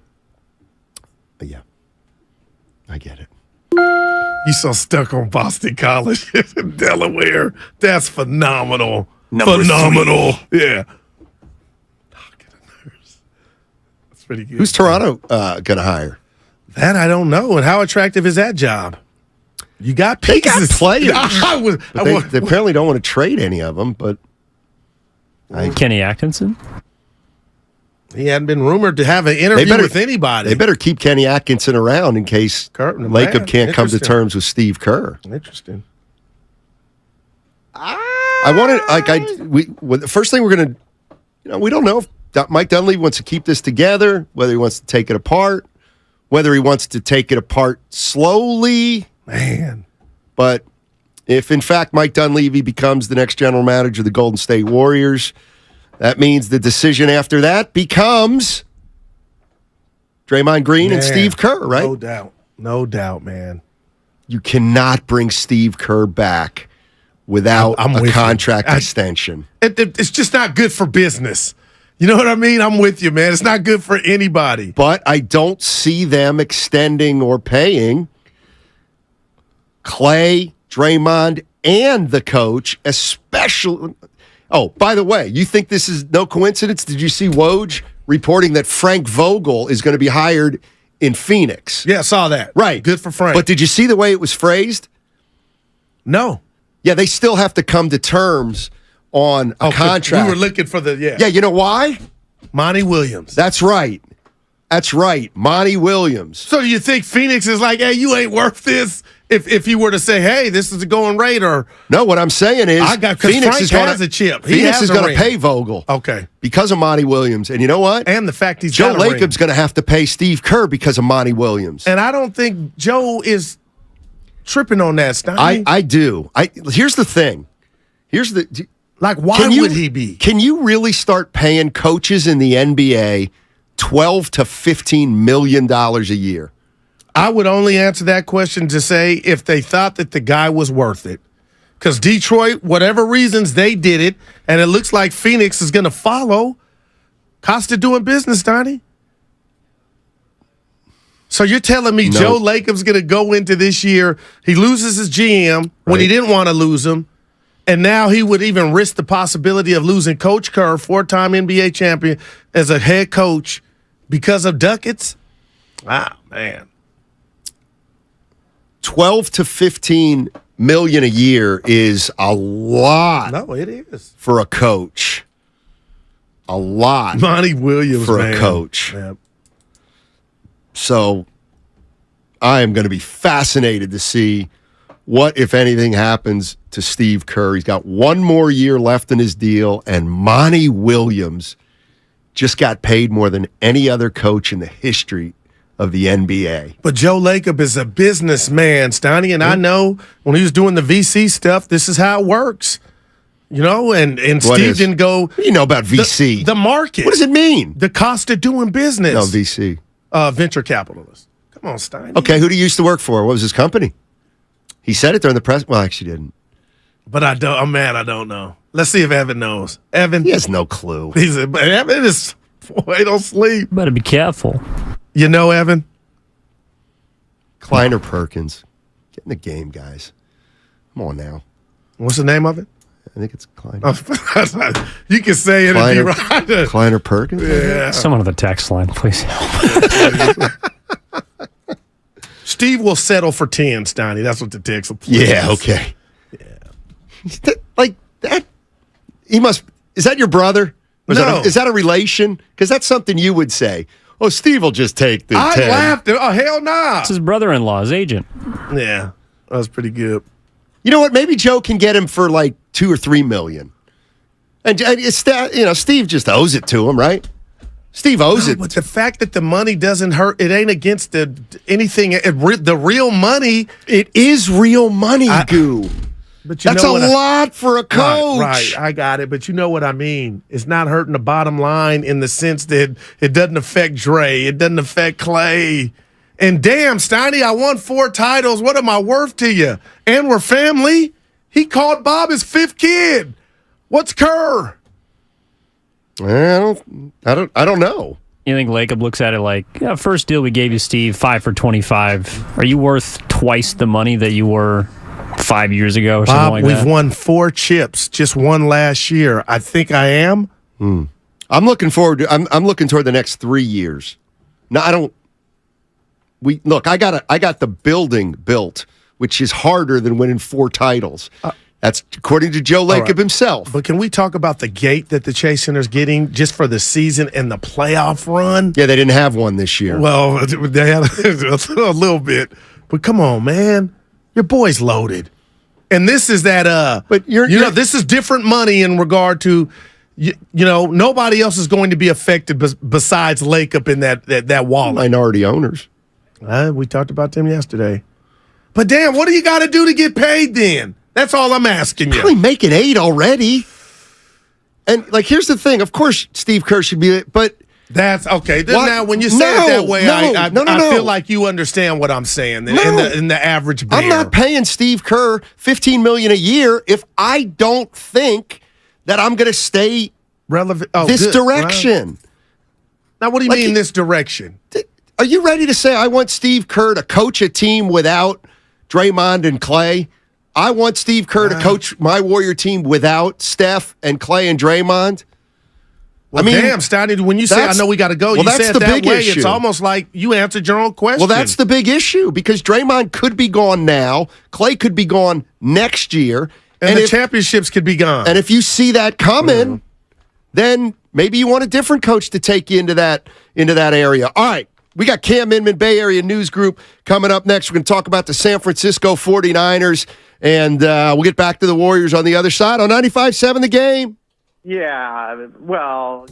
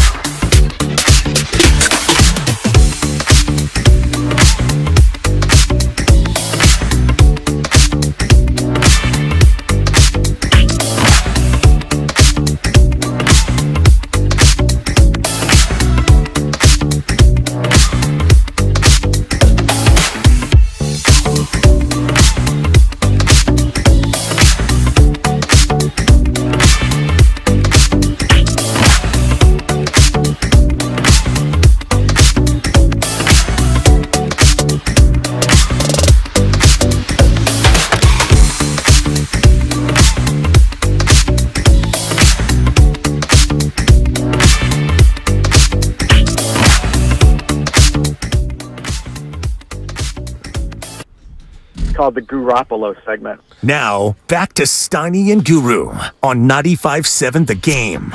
Matt Stein, Matt Starrell, the Guru Johnson with you. Good afternoon, everybody. Welcome to 95.7 The Game. And let's introduce Cam Inman, Bay Area News Group, covers the San Francisco 49ers. OTA, time of the season. What's going on, Cam? How you doing, man? I'm great. Good afternoon. How are you guys? Let me ask you a question, Cam. Why are people so confused about the 49er quarterback situation? It's pretty simple. Brock Purdy's the number one, and if he can quarterback week one, he will. If he can't, Trey Lance will hold it down until Purdy's ready. Simple. Exactly. So why do you have to have me on? You kind of summed it up pretty good. All right. Well, you can add to it. I can add to it. Well, I mean, okay, let's think about it. Today is the last day of school here in Pleasanton, so I can give a commencement speech if I can. Let's do a commencement speech for the 49er quarterbacks and thank everybody for their time of working under the guise of a true competition when we all really know that life's not fair. And come September 10th, there's going to probably be one quarterback starting for the 49ers, and his name's probably going to be Brock Purdy. How's that? Wow. Great job, Cam. Listen, Stoney and I have, and everybody's just been fixated on the quarterback position. But, I started looking at Ayuk. It looked like he put on some muscle, some good weight. And I was asking Stoney, you know what? How big of the gap is it between Debo and Ayuk? And I looked at the numbers. Ayuk had 8 touchdowns to Debo's 5. Debo had 2 in the air, 3 rushing. But just as a natural receiver with the hands and route running, could I give a slight edge to Ayuk, Cam? I think they're just such different receivers, though. I mean, Ayuk's kind of the more prototypical wide receiver. Debo is just a guy that he's so physical, and you get him into open space, defenders are really reluctant to hit him or touch him or bring him down. So, and then it's not a team that's relying on, a wide receiver one. And it can be either one of those guys, but then you have McCaffrey. And then you add in the fact that George Kittle really came on strong with Brock Purdy the last 2 months of the season. So all of a sudden you have 4 guys that are capable of being your team leading receiver, and that's pretty impressive on an offense that's, I mean, for the most part, it's supposed to be run-oriented, right, under Shanahan. And then the last 2 months of that season, though, with Purdy, it was much more explosive rather than a run-based offense. So, you still do have, really possibly the best running back or all-around running back in the NFL in McCaffrey, and then you got Elijah Mitchell and some good depth behind him. But, I mean, Ayuk's had a great offseason. He was the MVP probably of last offseason and last training camp, too, and that was a prelude to his first 1,000-yard season. So it's kind of it's really good on his part to come in and perform really well. At the same time, here's the deal. What are we, 5 months into this off-season or whatever? We've seen 2 hours of practice football. So everything you're hearing out of 49ers OTAs, it's all exaggerated. I mean, there's so much stuff we haven't seen or know, and then so much still to get to before they even play in Pittsburgh on September 10th. Cam Inman joining us on 95.7 The Game. I want to ask you about McCaffrey because obviously when he was acquired, the offense looked better. They went to the next level. Is there any way to figure out how much of that was McCaffrey, how much of that was Brock Purdy? Oh, gosh. I mean, but there's also Shanahan figuring out different ways to use McCaffrey. I mean, I think a lot of this really was McCaffrey-oriented. I mean, he fits so well into this system as a running back and as a receiver, and he's just the work ethic. And, I mean, he really does, as much as Nick Bosa is a pro and take his craft so seriously on the defensive side, McCaffrey's kind of a mirror of that on the offensive side. He's such a catalyst and a weapon that you can really trigger the whole offense around him more so than the quarterback. Cam, let me ask you this. I know the Niners got Hargrave from Philly. I love that. But of the guys that they lost, who do you which one do you think it will have the biggest impact? Anybody on your list to where a guy that left the Niners? Mine is Jimmy Ward. Well, let's start with Jimmy Ward real quick, just because he was around here for 9 years, and he played a lot of different positions in the defensive backfield. Was kind of a captain, but he was really sour about playing nickelback last year, and they replaced him with Isaiah Oliver, kind of a bigger guy, and he's probably going to be asked to blitz a little bit more. I think it's going to be a really curious addition to see how he kind of meshes in that backfield. But you know what? Also, it means that Travarius Ward's going to be stepping up as the vocal leader of the secondary, even though you got Hufanga and Gibson back there. So that's Ward's impact. I think the bigger one, because there weren't many guys that left. I mean, Garoppolo obviously left, and that's the marquee departure, even though Purdy and Lance and Sam Darnold are here. But I look at right tackle, and as much as everybody loved to hate on Mike McGlinchey the last few years with the occasional pass protection breakdown, you're sticking in Colton McKivitz right now and saying the job is yours, and nobody's really seen how he can play on a consistent level. He's been a great plug-in guy over the years, but it'll be interesting to see. Nobody's expecting him to be as great of a run blocker as McGlinchey. That's what the coaches and everybody are admitting to. And I think that's really important because if this is a run-oriented offense again, you better have a guy that can block well. And it's not just that. You got to get in synchronicity with that line, which for the most part should remain the same as last year. But that's going to be a big one. The other spots are kind of who's the number 3 linebacker? That's to be decided. But for the most part, the crux of this team is coming back, and then you just circle back to the quarterback position, and it forever will be the number 1 focus of anybody, whoever's playing it, whatever health they're in.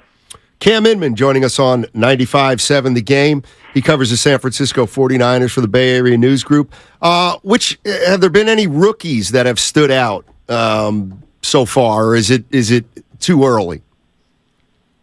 Well, I mean, the biggest addition rookie-wise was Jake Moody, the kicker, right? But what are you really going to judge when he's not kicking in the snow in Lambeau? He's kicking in 70-degree sunshine with a bay breeze at his back with nobody really rushing him, and he looks fine. You got Ronnie Bell, the 7th-round wide receiver out of Michigan, who he looked really good last week in OTAs, and then this week he dropped a couple passes, so that's kind of, okay, that's a rookie. But they talk him up really well and think that he could be a return specialist, which maybe puts Ray McLeod on alert, even though he seemed to be kind of settled into that role pretty well last year as like a number 4 or 5 wide receiver and a return specialist. They like their linebackers. They got the tight ends. I tell you what, the 2 tight ends they drafted, I think they're really going to push for roster spots that belong to Ross Dwelley and Charlie Warner. I think that's going to be something to watch in training camp because I think they're really high on them. Those guys look like they're NFL ready. But the most NFL ready rookie is the first one they drafted, and that's Jair Brown, who's going to be playing kind of as a number 3 safety if he doesn't already push Gibson out of the lineup immediately at some point, and he probably will within the next year.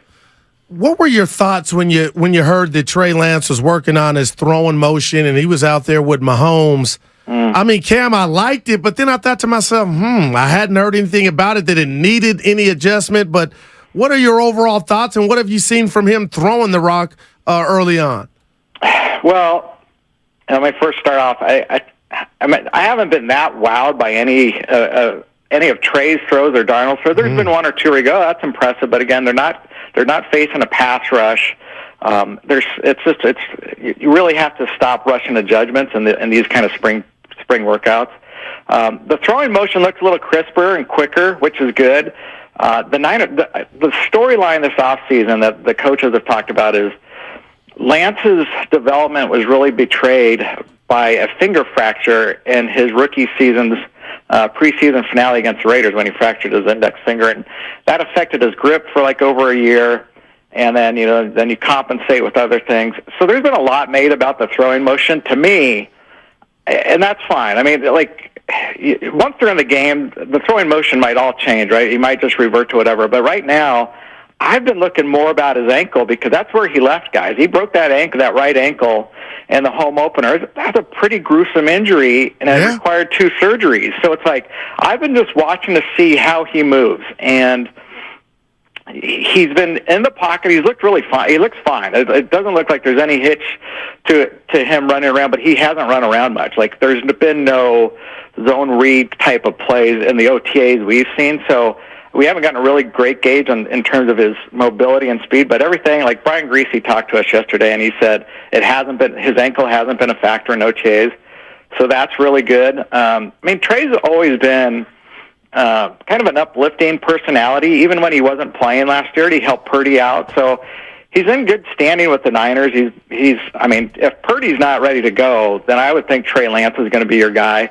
I know Sam Darnold has gotten a lot of support from the outsiders, and he looks fine. But I mean, if Trey can't beat him out through the off season and training camp, then that's a big issue because Trey knows this offense so much, and they've invested so much in him that you actually have to let him play. And if he's finally healthy to play, I'd like to see him play. So, that's where we're at with. Hey, I got a piece of trivia for you though. Steiny likes this. You ready? This? Yeah. Steiny's going to love this one. All right. All right, Steiny. Where was Trey Lance drafted? What pick? 3rd. Do you know who was picked, about 20 years ago, 3rd overall in the NBA draft? Dunleavy? Mike Dunleavy Jr. Hey, Cam. Nice. Nice.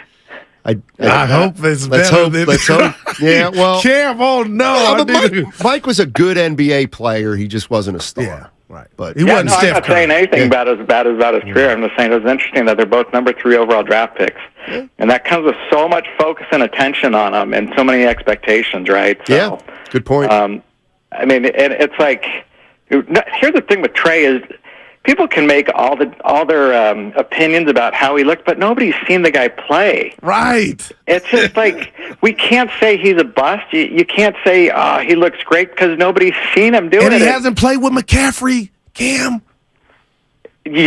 Correct. That's a big thing. I mean, it's a great, whoever's playing quarterback, it's a great situation because you have a tremendous supporting cast, great defense, a solid coach, a stable organization, right? It's a great situation to walk into. And Trey knows that, and that's why he says he wasn't looking to get out and get traded this offseason, and they didn't. I mean, there was no really reason to trade him when you're not sure of Purdy's health, and it's not like Trey's stock is anything high right now since he hasn't played for 2 years. So, one more thing is we were asking Greasy. Somebody asked Greasy yesterday about what Trey Lance's confidence level is at, and I'm like, Trey's confidence has never been an issue, but Greasy kind of answered it in a interesting way, saying, well, nobody really knows what your confidence is until you're actually out there playing, and he hasn't played. Right, and so it's like the last time he played a full game was in that monsoon in Chicago, and it was a disaster, like all around. So that's kind of an anomaly. It's not going to be doing that on a weekly basis, so nobody really knows. Hey, Cam, before we let you go, just a random question here. Stoney and I were talking about receivers yesterday, and I'd mentioned, Ayuk had 1,000 yards, and Stoney was like, you know what, they got 17 games now, extra game. Random. But does 1,000 yards carry the same weight anymore with the extra game? Yeah, because it's still a mile marker, but I mean, and it's not like every team. The Niners haven't had. I had this stat earlier. Something about like they haven't had multiple 1,000-yard receivers in about 20 years or something like that. Wow. More than one guy, right? I think it might even be way further back. It may have been in like T.O. and Jerry Rice days, something like that, like in 2000. So to me, that does carry weight. I think the 1,000-yard rusher, when running backs aren't so, dependent in the NFL now, there's only about like 5 or 6 a year that really get over that 1,200-yard mark. And, the guys that are going for the title, they're not going. You would think the 2,000-yard barrier would be something, but they're not hitting that either. Yeah, exactly. I'll do the math for Guru after we get you off the line, Cam, because it's not even close to the same. Hey, really appreciate you joining us, and we'll be talking to you the rest of the summer, I'm sure. Hags, have a great summer, boys. All righty. That's Cam Inman, Bay Area News Group, covers the San Francisco 49ers. Yeah, Evan. Hags? Hags. What is that? I know what an old hag is. Yeah. I think that's what he was referring to. Somebody get him. Call him, Evan. What was it? Boy, well, we're feeling good. Maybe I like him text leaving line. it there. No, Steiny and Guru come to Rookie Sports Bar and Grill. That's the bar where they have all the sport flags, Niners, Giants, Warriors in Benicia. I think there's a bar called Hags. Listen, I didn't like that. Well, the diet can, but damn. I love Benicia. You speak highly of it. But I'm not going to go to a bar because they have good pennants. Oh, I got to have a crowd. Flags, not the pennants. I need to have action. A I need to have diversity. Oh my gosh, Hag, Steiny, we got to get hip. Have a great summer. Jesus. That's what he was saying. Look at you like, I've never heard that. I haven't either. I like the way you interpreted it better. Have a great summer. That's what he meant. Cam ain't that guy. Hey, thanks for having me on, mother. See, this is what I don't want to get into from the 707. Rookie stinks. Come to Gentleman Jim's in Vallejo. Why do I feel like that's the owner of Jim's? Well, you know what Gentleman Jim's is? It's that place. It's right on the side of the road. It's on the side of the road. It's right on the side of 80 as you go to Sac. It looks. I do it a lot. Where at? No, it's next to a pizza parlor. I got it. Wow, gentlemen, it looks like I don't want to be a. I'm not a judgment guy. Oh boy, I'm just not sure I'm going to hit Gentleman Jim's. I know he says on 80 right there. Next right on 80 on the right, like past. I might fall through. It's kind of out of the Bay Area, but I guess it's kind of in the Bay Area. 1,000-yard season in rushing or receiving is a joke. Well, what is it now with that? You did 58.8 yards a game. Yeah. That's what you need. If you can stay healthy and you can catch footballs. Give me the 1,200 now. 58 yards a game, you too can be a 1,000-yard receiver. It's harder to stay healthy than ever, though, Steiny. 17. I was doing my own math. No, not What do you mean? Mm-hmm. Oh. Yes, yeah, that's what what? Just say something. I got to go. No, I got hair envy, dude. It's what you're flowing. By the way, Billy is texting me from Atco. And this is Evan. He said, let me be more professional about rats. Billy says, we call them rodents, which include rats, mice, gophers, and voles. What are you talking about? What is a vole? A vole's like a rat. They're all rats. They're all squirrels are rats to me. They scare me. Let me tell you something. Dude, squirrels? Squirrel ever finds its way into your house? You are scared out of your mind. Dude, I'm walking in this morning. I'm throwing pigeons in there. They look like rats with feathers, man. I know. We had a bird come into our house about a month ago. You had to call somebody to get it, or you? Oh, ran into the window about 17 times in a row. And I didn't want to go open the window because I was too close to the bird.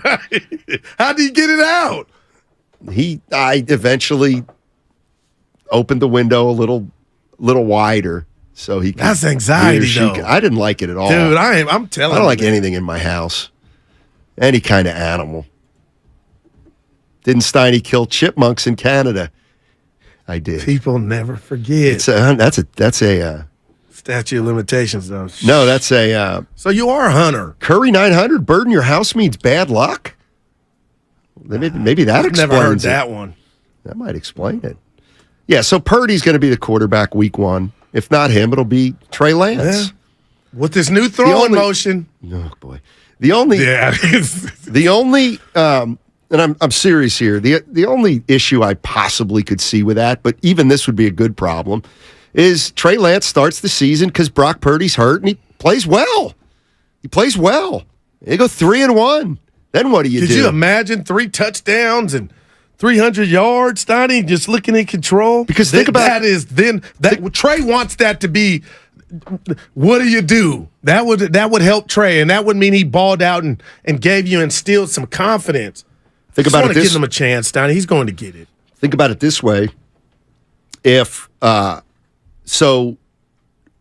Purdy lost his job because of injury, essentially, if he can't start week 1, and Lance has lost his job because they've announced Purdy's the first-string quarterback. You know what I'm saying? So if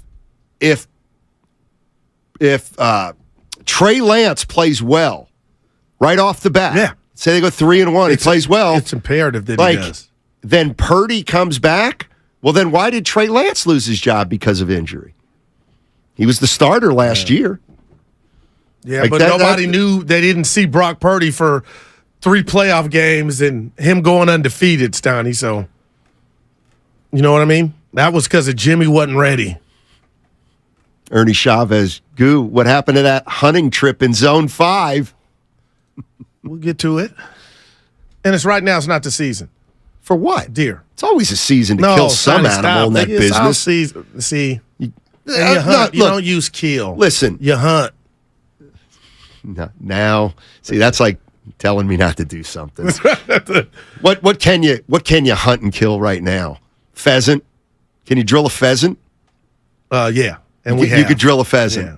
We had Irish Are setter. they good eating? Yeah. Oh man, Stoney the best. And Norm knows how to this Norm special. But our dog would go get him. Norm would shoot him. I could never hit any. So not deer season right now. No. They're not in a rut or anything. No.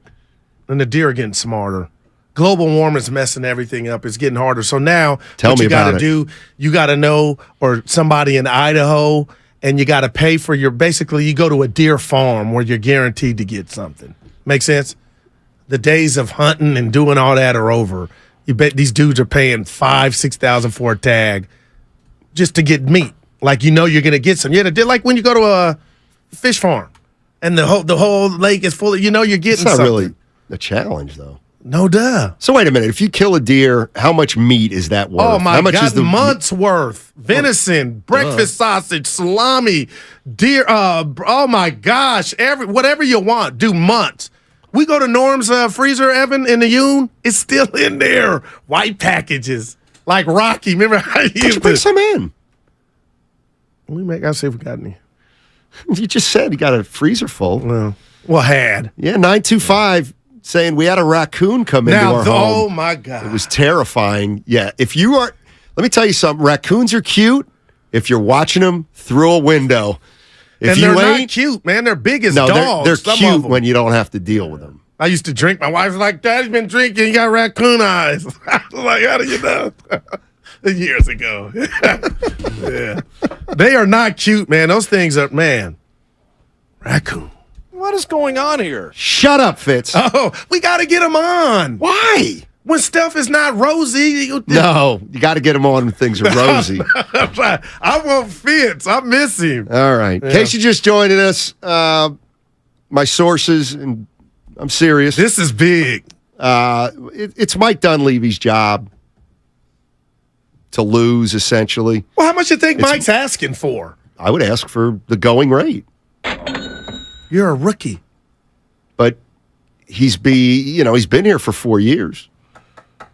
All right, so we should hear something any day then. But, and that's kind of what I wanted to get to with Mike Dunleavy. He's a little bit different in that, yes, he's never been a GM before, so he'll just take whatever. No. But he's not like that because he's been around forever and he knows the situation. And if you tell, we're gonna pay. Who's the last GM to get a job? I don't even know. But we'll pay you like Joe Schmo GM in Washington. Well, guess what? I'm not taking that because I don't have to. Wow. See, that's the thing about Dunleavy. He doesn't have to do anything. And that's what it's going to come down to, whether they can agree on the money. But as Bob Myers said Tuesday, and as I've heard all week, it's Mike's decision. It's Mike's decision. Right. If Joe offers him a number that he likes, Mike Dunleavy is going to be the new general manager of the Golden State Warriors. Now, my question to you, Guru, and I want you to think about this during the break. What's Mike Dunleavy's first move? Wow. You think about that, and then we'll talk about it. If you want to jump in, what's the first thing Mike Dunleavy should do if he's named the general manager of the Golden State Warriors? First thing, 888-957-9570. Day-Day! Mom, Dad, Sis? Here we go again. Why are you in a suit? Picture it.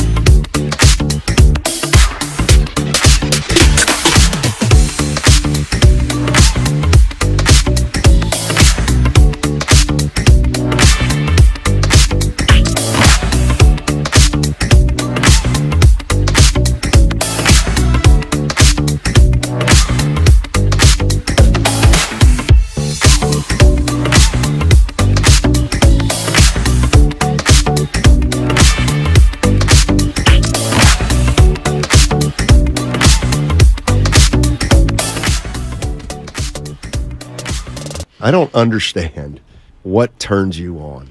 Wow, Kim K. I have a wife. Now, back to Steiny and Guru on 95.7 The Game. I bet you wish you could take that back. Dude, my wife and I we get a you have the celebrity crush celebrity pass. Yeah.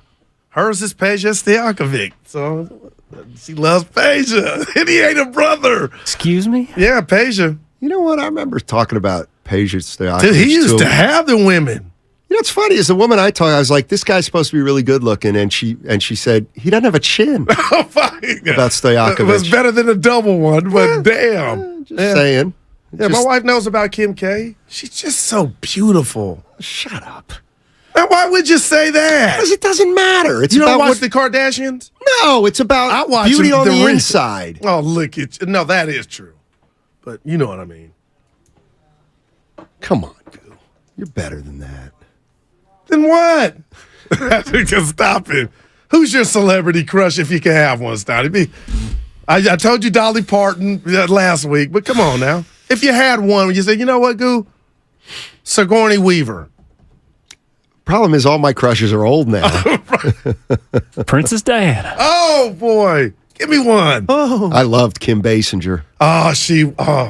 She was pretty cool. I had the poster. You didn't ask me. Suzanne Summers in my room. Farrah Fawcett. I never had a poster of a woman in my room. You've got to be kidding me. Are you? Wow. No, not wow. Poor you. No, sick you.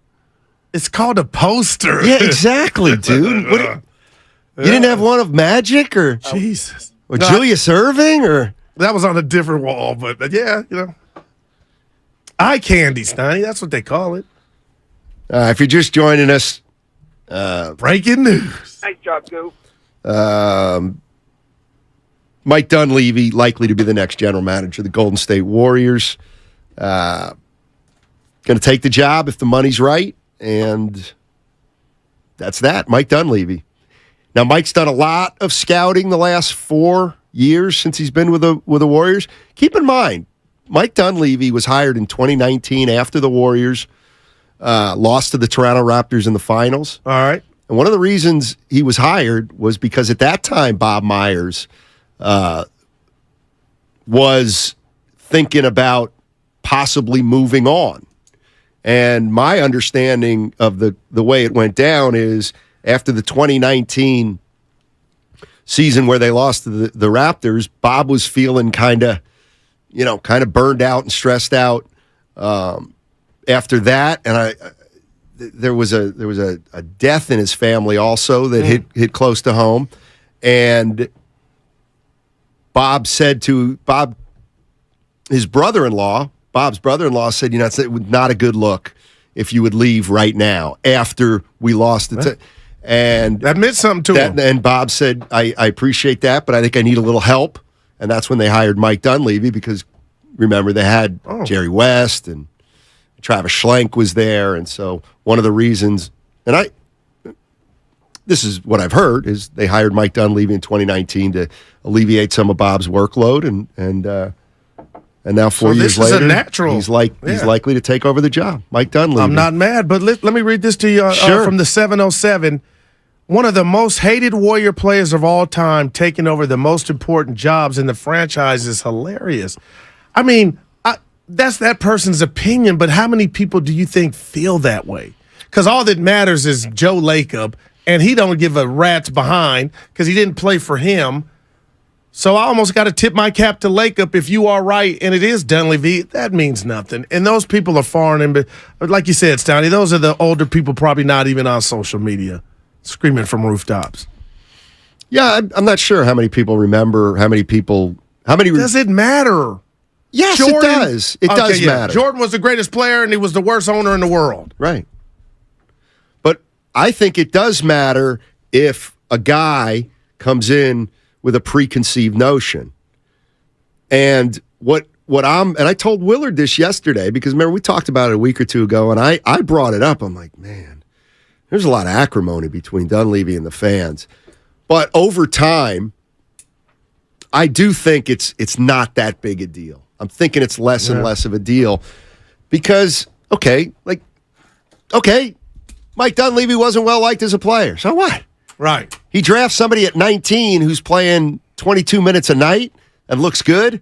Nobody's going to care about that. And if Mike puts in the work and Warrior fans start seeing some fruits of his labor, then nobody's going to care. Yeah. Nobody's going to care that And what if they win? he couldn't stand playing for Eric Musselman. Now, I do wonder, though, would he be the poster child? And nobody in Dub Nation wants this, Steiny. But if this ship were to go down the wrong road, and let's say a first-round exit, a couple years in a row, then I wonder if he would be target practice then. Like, you're the reason instead of age and attrition from the players. Oh, well, a lot of fans are never going to blame the big three no matter what. But that's why I'm interested. That's why I do believe the more I think about it, this makes the most sense. They were not going to bring somebody in from another organization, the more I think about it. Who would that have even been? And I wonder would that be more expensive than having your boy in-house? If the guy was proven. Yeah. I would think so. I had that poster, Ernie Chavez, with birds sitting on top of the basket in a bird's nest. Classic. Yeah. Did you have the George Gervin one where he's on the ice cubes? Yeah, all those were great. You didn't have a Julius Erving, though? No. Why do you say it like that? Because I only got great players. But no women. No, I'm 9 years old. Were you not allowed to have it? Like, Norm was okay. Norm didn't trip. And whoever said that, and I'm reading this from the text line, the beauty skin deep, it was ugly. You know what we're talking about. There's some lookers, and then there's some non-lookers. And then there's onlookers. You better be careful. I'll give you one. You better be careful. I got my answer ready. What would I do? Hold on. Moose in San Jose. Well, you know what?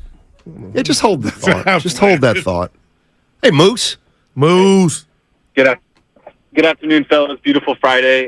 You guys had a great show so far, and we'll continue to throughout the rest of the day. I wanted to I think this is a lame argument, this whole, Dunleavy can't be fit for the job because he wasn't a good player. He's not sitting in the locker room saying, I'm going to play bad tonight. He tried hard for the team. He didn't end up panning out for us. It is what it is. But one point I wanted to make in this whole thing is, and I'm not going to pretend like I know Dunleavy personally or how he would react to all this, but I look at Joe Lacob when he got laughed off the court. I think it was during Mullins' retirement night. It was. Mm-hmm. Come on, guys. Yeah. What are you doing? That whole thing. And I think that night motivated the hell out of Lacob to try harder to be. Obviously everybody wants to win as an owner, and you're gonna work your ass off to do it. But I think in a way that motivated him. I think today the people saying, hey, and to somewhat you, Steiny, not that he has a bone to pick with you, but you saying, hey, excuse me, it wasn't you, it was Willard saying, what's he doing up there saying those kind of things during Bob's exit presser, saying, well, we're going to continue to win. I think he looks at naysayers, people saying, hey, you know what, Joe, it's not going to be as easy as you think. And he takes that as motivation. I think Dunleavy takes that as motivation. Again, not going to pretend like I know his personality, but right. he looks at all the fans that says, this guy can't take the job because he wasn't a good player for us, and says, oh yeah, well, watch me work my ass off to be a good GM for you guys. And I think that's more motivation to him to succeed. If he doesn't succeed, it is what it is, right? We all kind of, it's a tough job, but if he does, it's more gratifying. And I think that's the route that I think that's the type of people that Lacob's hired, and you could kind of see that just based on how the success they've had. I think you're right about what motivates Joe Lacob is he likes challenges. Well, and he also likes thinking outside the box and then getting rewarded for it. And he's done that with every coach he had here. He did that with Wiseman. Well, he did. So sometimes you swing big and you miss. But listen, Mark Jackson hadn't coached at all, and he came in here and won. And I'm not a Mark Jackson fan, but the fact that Joe Lacob hired Mark Jackson without any coaching experience shows that he's willing to take a gamble. And then firing Mark Jackson, who had no coaching experience, and hiring a guy who had no coaching experience to take him to the next level, that's crazy if you think about it, but that's what he did. And the best decision Steve Kerr could have ever made, picking the Warriors over the Knicks, Donnie. Man. 707, looks like I'm going to break two pieces of news. Go ahead. 707 says, hey, a dark horse GM candidate, Travis Schlenk, he's being pushed out of Atlanta. He's been pushed out of Atlanta. Yeah, he took a job in Washington. Man. as their executive vice president of player personnel. And who will he report to? The guy that he will report to whoever they hire as GM. They have a president now named Michael Winger. Okay, who was hired from the LA Clippers. He's now running, I believe it's called Monument Sports, which includes the Washington Mystics. So this guy Michael Winger heads up the Wizards and the Mystics, and I think they're maybe even their stadium. So they still have to hire a GM. Let Bob Myers, our guy. Yeah. I'm setting it at 3 years. If he were to take a TV gig or do anything other than be a dad, would you be shocked? No, I think he'll be a GM in a year. Wow.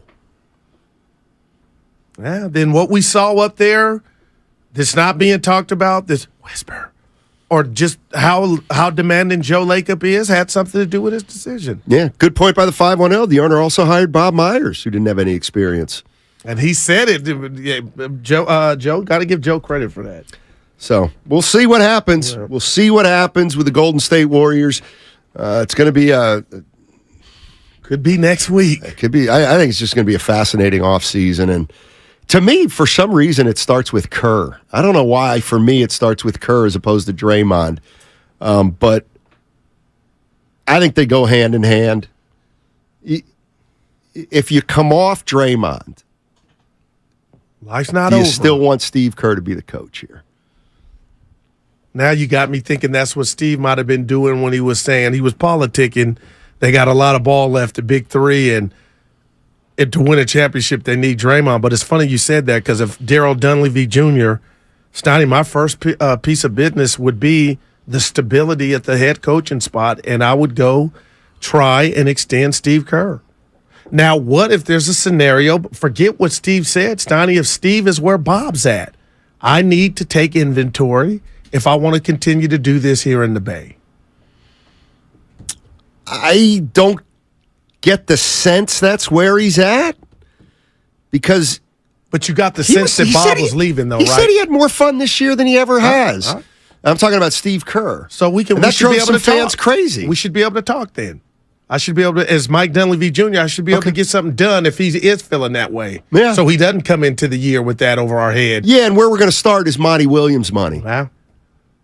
Monty Williams is guaranteed. Back, Steve. I got to go upstairs and call Joe. I got to talk to Joe. Times 72. $12 million. More than that. I'm going to need more than that. Wow. Damn, 12 M's. I know. And I just, you want to see some, I don't see Joe Lacob paying Kerr, re-signing Draymond, and extending Klay Thompson. But I think if you do none of that, all of that, or a part of that, it's still risky. Because this is a part that to me, you've got to figure out. Steve Kerr's got one more year. All right, what are you doing with Steve Kerr? You just want him to come back from... Are you going to tell Steve Kerr the same thing you told Bob Myers? Hell no. Hey, looks like we can't come to an agreement. Why don't you just play out your last year? I don't like that. That's almost telling them you're gone. I don't see it, Bob. Draymond Green. Draymond's got one more year at 27. What's he want, though? He wants 3 years at 85, let's say. Man. What do you say if you're Lacob then? I want 28 million the first year, 28,900,000 because it's $2 more than Jordan Poole. That's amazing. Essentially. And then what do you do? Like, you can't extend Kerr, re-sign Draymond, and then let Klay dangle on the last year of his contract as the only one. So I do think they're in a little bit of a pickle. A little bit. It's a deal pickle. I mean, you could pay Kerr $40 million, you could pay Draymond $85 million, and you can pay Klay $60 million. But everything Joe Lacob said flies in the face of that. That's all. And what do you get if you spin that chicken? You get some older players. We're going to knock Denver off? Are we going to get past the Lakers when they get Kyrie? Justin in San Rafael. Hey, Justin, how you doing? I'm doing pretty good, man. Hey, I like that Dunleavy dude. Mike Dunleavy. Right. I think Yeah, I think if he played today, I think he'd kill. If he played for the Warriors today, I think he'd kill. I think he gonna get it. If he do come down to it, if he do get him, he might get a Troy Murphy. Troy Murphy reminds me of Sabonis. Troy Murphy even killed in today's game. So I think about that. Yeah, I Justin, thanks for the Notre call. Dame. I got no interest in. But Mike playing in this area, I've told you that. he would be better. I don't want to talk about Troy Murphy. I did like his shots, Donnie. I love lefty. That's one of the things that selfless. Like one of the things that I back then, 20-ish years ago, I felt the fans got it wrong between Dunleavy and Troy Murphy. In what way? I think the fans. Mike was a higher pick at 3. Mike was a little more aloof. Mike had higher expectations. Mike was less emotional. Mike had a very calm demeanor, and I think the fans couldn't stand that. And then here came Troy Murphy, who was gritty, supposedly, who was tough, supposedly, who was gutsy and down to earth, and I just think they got it wrong. Because I don't think I never thought of Troy Murphy the same after he protected a double-double by sitting out the last game of the year. And you know that for a fact. I just said it on the radio. Man, look at one of Murphy's years. You'll see he sat out the last game. I got Mike, and he finished with 10 rebounds a game. And what'd that do for him? Some incentive, some contract incentive. Damn. Or maybe just he wanted to go down in Basketball Reference as a double-double guy. Did you like George Brett, Steiny? No. Can't stand him. What'd he do to you? Did the same thing in 1990. Exactly. Did he really? For the bad But he was title. hitting 390, right? Yeah, so he could preserve his I get that. batting average. I done played you do. 162 61 damn games, and I'm at 390. Let me sit my ass down here. I get that. I done worked hard. I understand that. But Murphy, get out there. See, I relate more to Ted Williams. That's who I relate to, who had a doubleheader the last game of the year, and he was hitting 3.998. So he was technically 400. And you know what? He played both games of the doubleheader and went 6 for 8 and finished 406. That's the kind of guy I want on my team. I like now, I that. may have some of the details wrong. Sounded good, though. But yeah. I'm just saying. Let me, I'll tell you the year. Hold on. There it is, 10.0. 2005, 2006, Troy Murphy, 14 points, 10 rebounds Who a was game. his coach then, Snotty? Probably Musselman. I was looking like that. Damn, Troy Let me said, I'm going to see. try to get the in and out, double-double. 2005, 2006. Looking. Oh. So so Mike Dunleavy, so not Mike Dunleavy, so Troy Murphy, he missed game 79. He missed game 80. Oh, well, damn. And then he played and had 11 rebounds in the second to last game of the year to push him to 10. This is good. And then game 82 man, against the Troy. Utah Jazz, DNP. What if there was like an incentive in his contract? No, Makes it Steiny even said worse. there was one. There might have been. Well, then he's I just, don't he's like just it. looking out. Yeah, he was selfish. Say it. Just say it, Evan.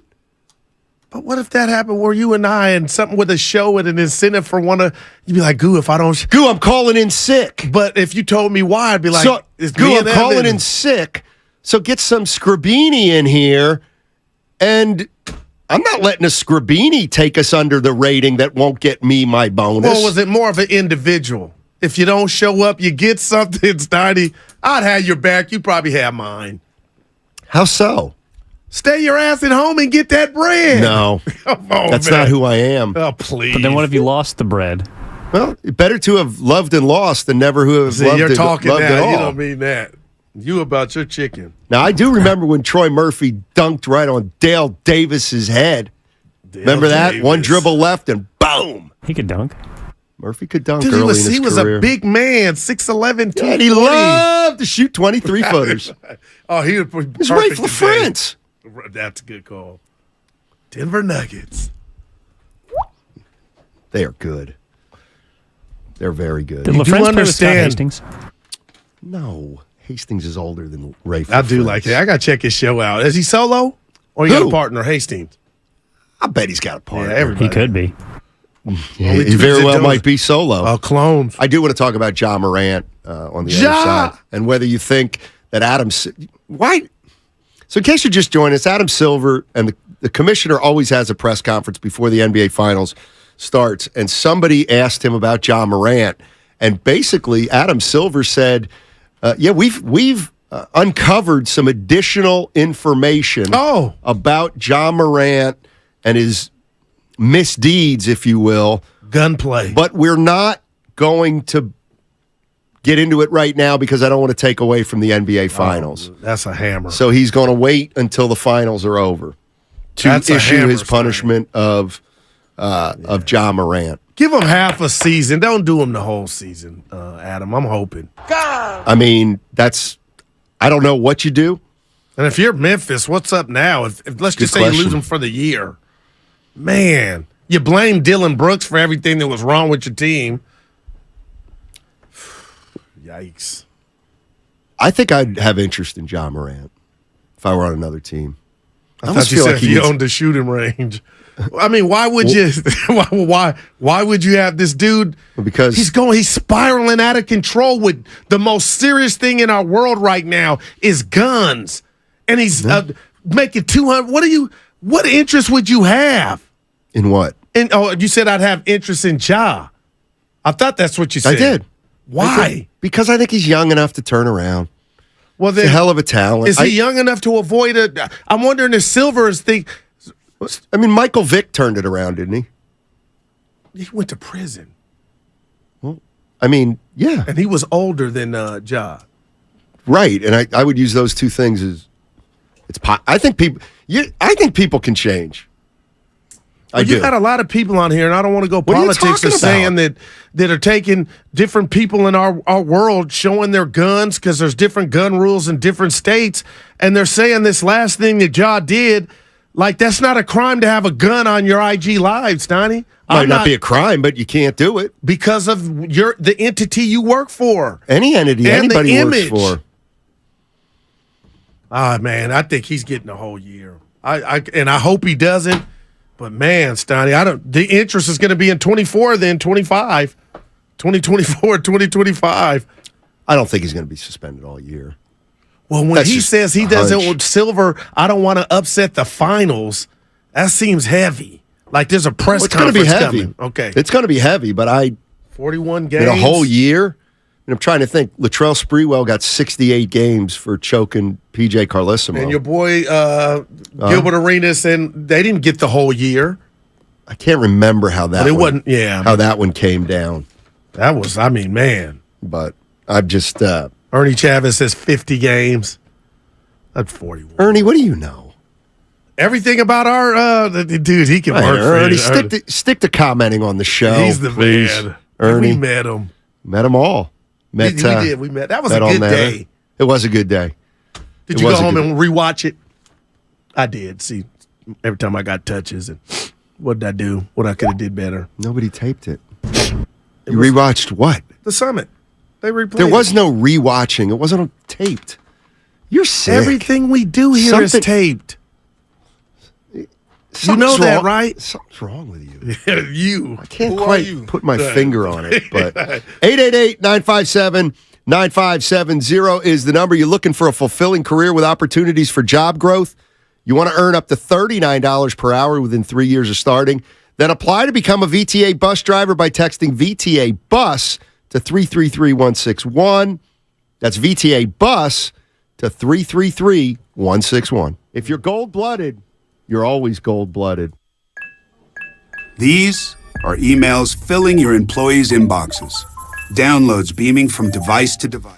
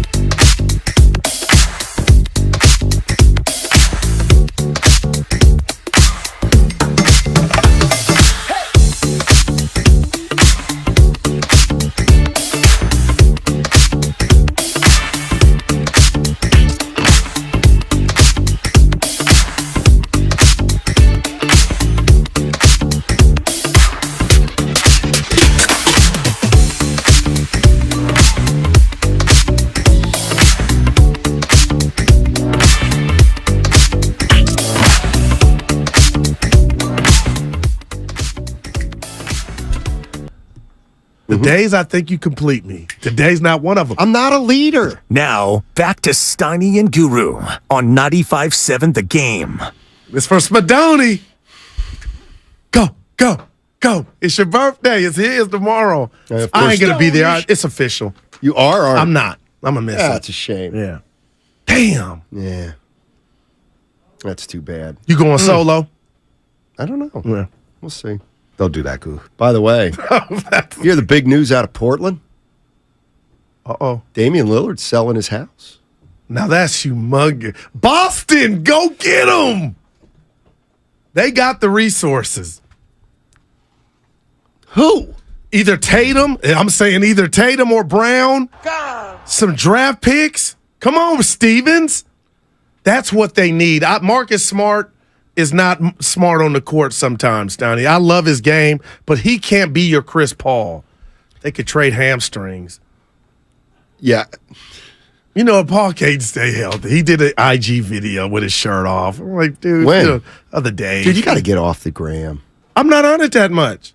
No, seriously, I'm not. I'm missing your tweets, Nahegan's tweets. Well, are they called tweets on Instagram? Well, aren't they called posts? Social media. Stories. When you get the reports from your phone of what you've been looking at and how long, it's depressing. Well, I'm for living you. life. No, you're not. I'm out and about, Jack. You're the kind of guy who takes pictures because you can't live in the moment. What'd you think of this tweet last night? Give it to me. I missed it. But go Jokic ahead. is the guy you follow to the playground on a Saturday morning and say, "We need 3." Get it? Yeah. That was He's Evan, that you good. want to play that again? Well, that was. You I call thought you were that going to humor, admit that Steiny? you told us to stop texting the Vine. Dude, what was that? Hey, guys, can you stop texting the Vine? Can you slow it down? And 80, I don't know if you noticed, it picked up as soon as you said that. This motherfucker. We're not Lakem. We're not going to hit you 10, 15 times during the day. Come on. Were you cranky, Steiny? No, I didn't. What did I say? Can you guys stop the volume to a text? You were talking about it ain't about, you don't need COVID, to tell the people. fake news, blah, blah, blah. All I said was, hey, we can slow down the pace of these texts. What's wrong with that? You're being a Richard when you do that. Come on. What are you talking about? Yeah. And then I don't know if you noticed 80 came after that. I'm like, he ain't going to stop me. I turned it. Come on, let's get into Ja. Back to Wiggins. I think we did already, didn't we? Back to Wiggins. Dude, I'm getting old. No, the thing I want to get into is who you riding with. Oh, that is the... And we only got one from you. What do you mean? I don't think we got one out of Steiny. It was hard. It was very hard. Like, who you riding with? Whose back you got? And before you go and think, I got Barry Bonds, this documentary, I'm riding for it even though he's not a part part of it anymore. But it doesn't count.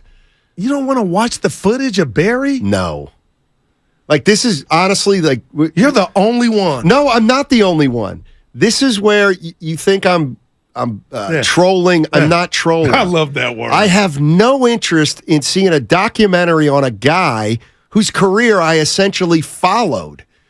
Like, what can you learn from the Barry Bonds documentary that you don't know now? Behind the scenes of how many people he's not really even going to be in it. riding with them. He's not going to be in it. They're going to have footage of behind the scenes. Yeah, when he had show me the recliner he had, and where everybody else got ready for. Dude, Hey Victor, where those syringes? Is Vic going to be in it? I thought you said the fact that he wasn't in it was going to make it more truthful. That's what I might make it truthful, but it's what we know. But what do you?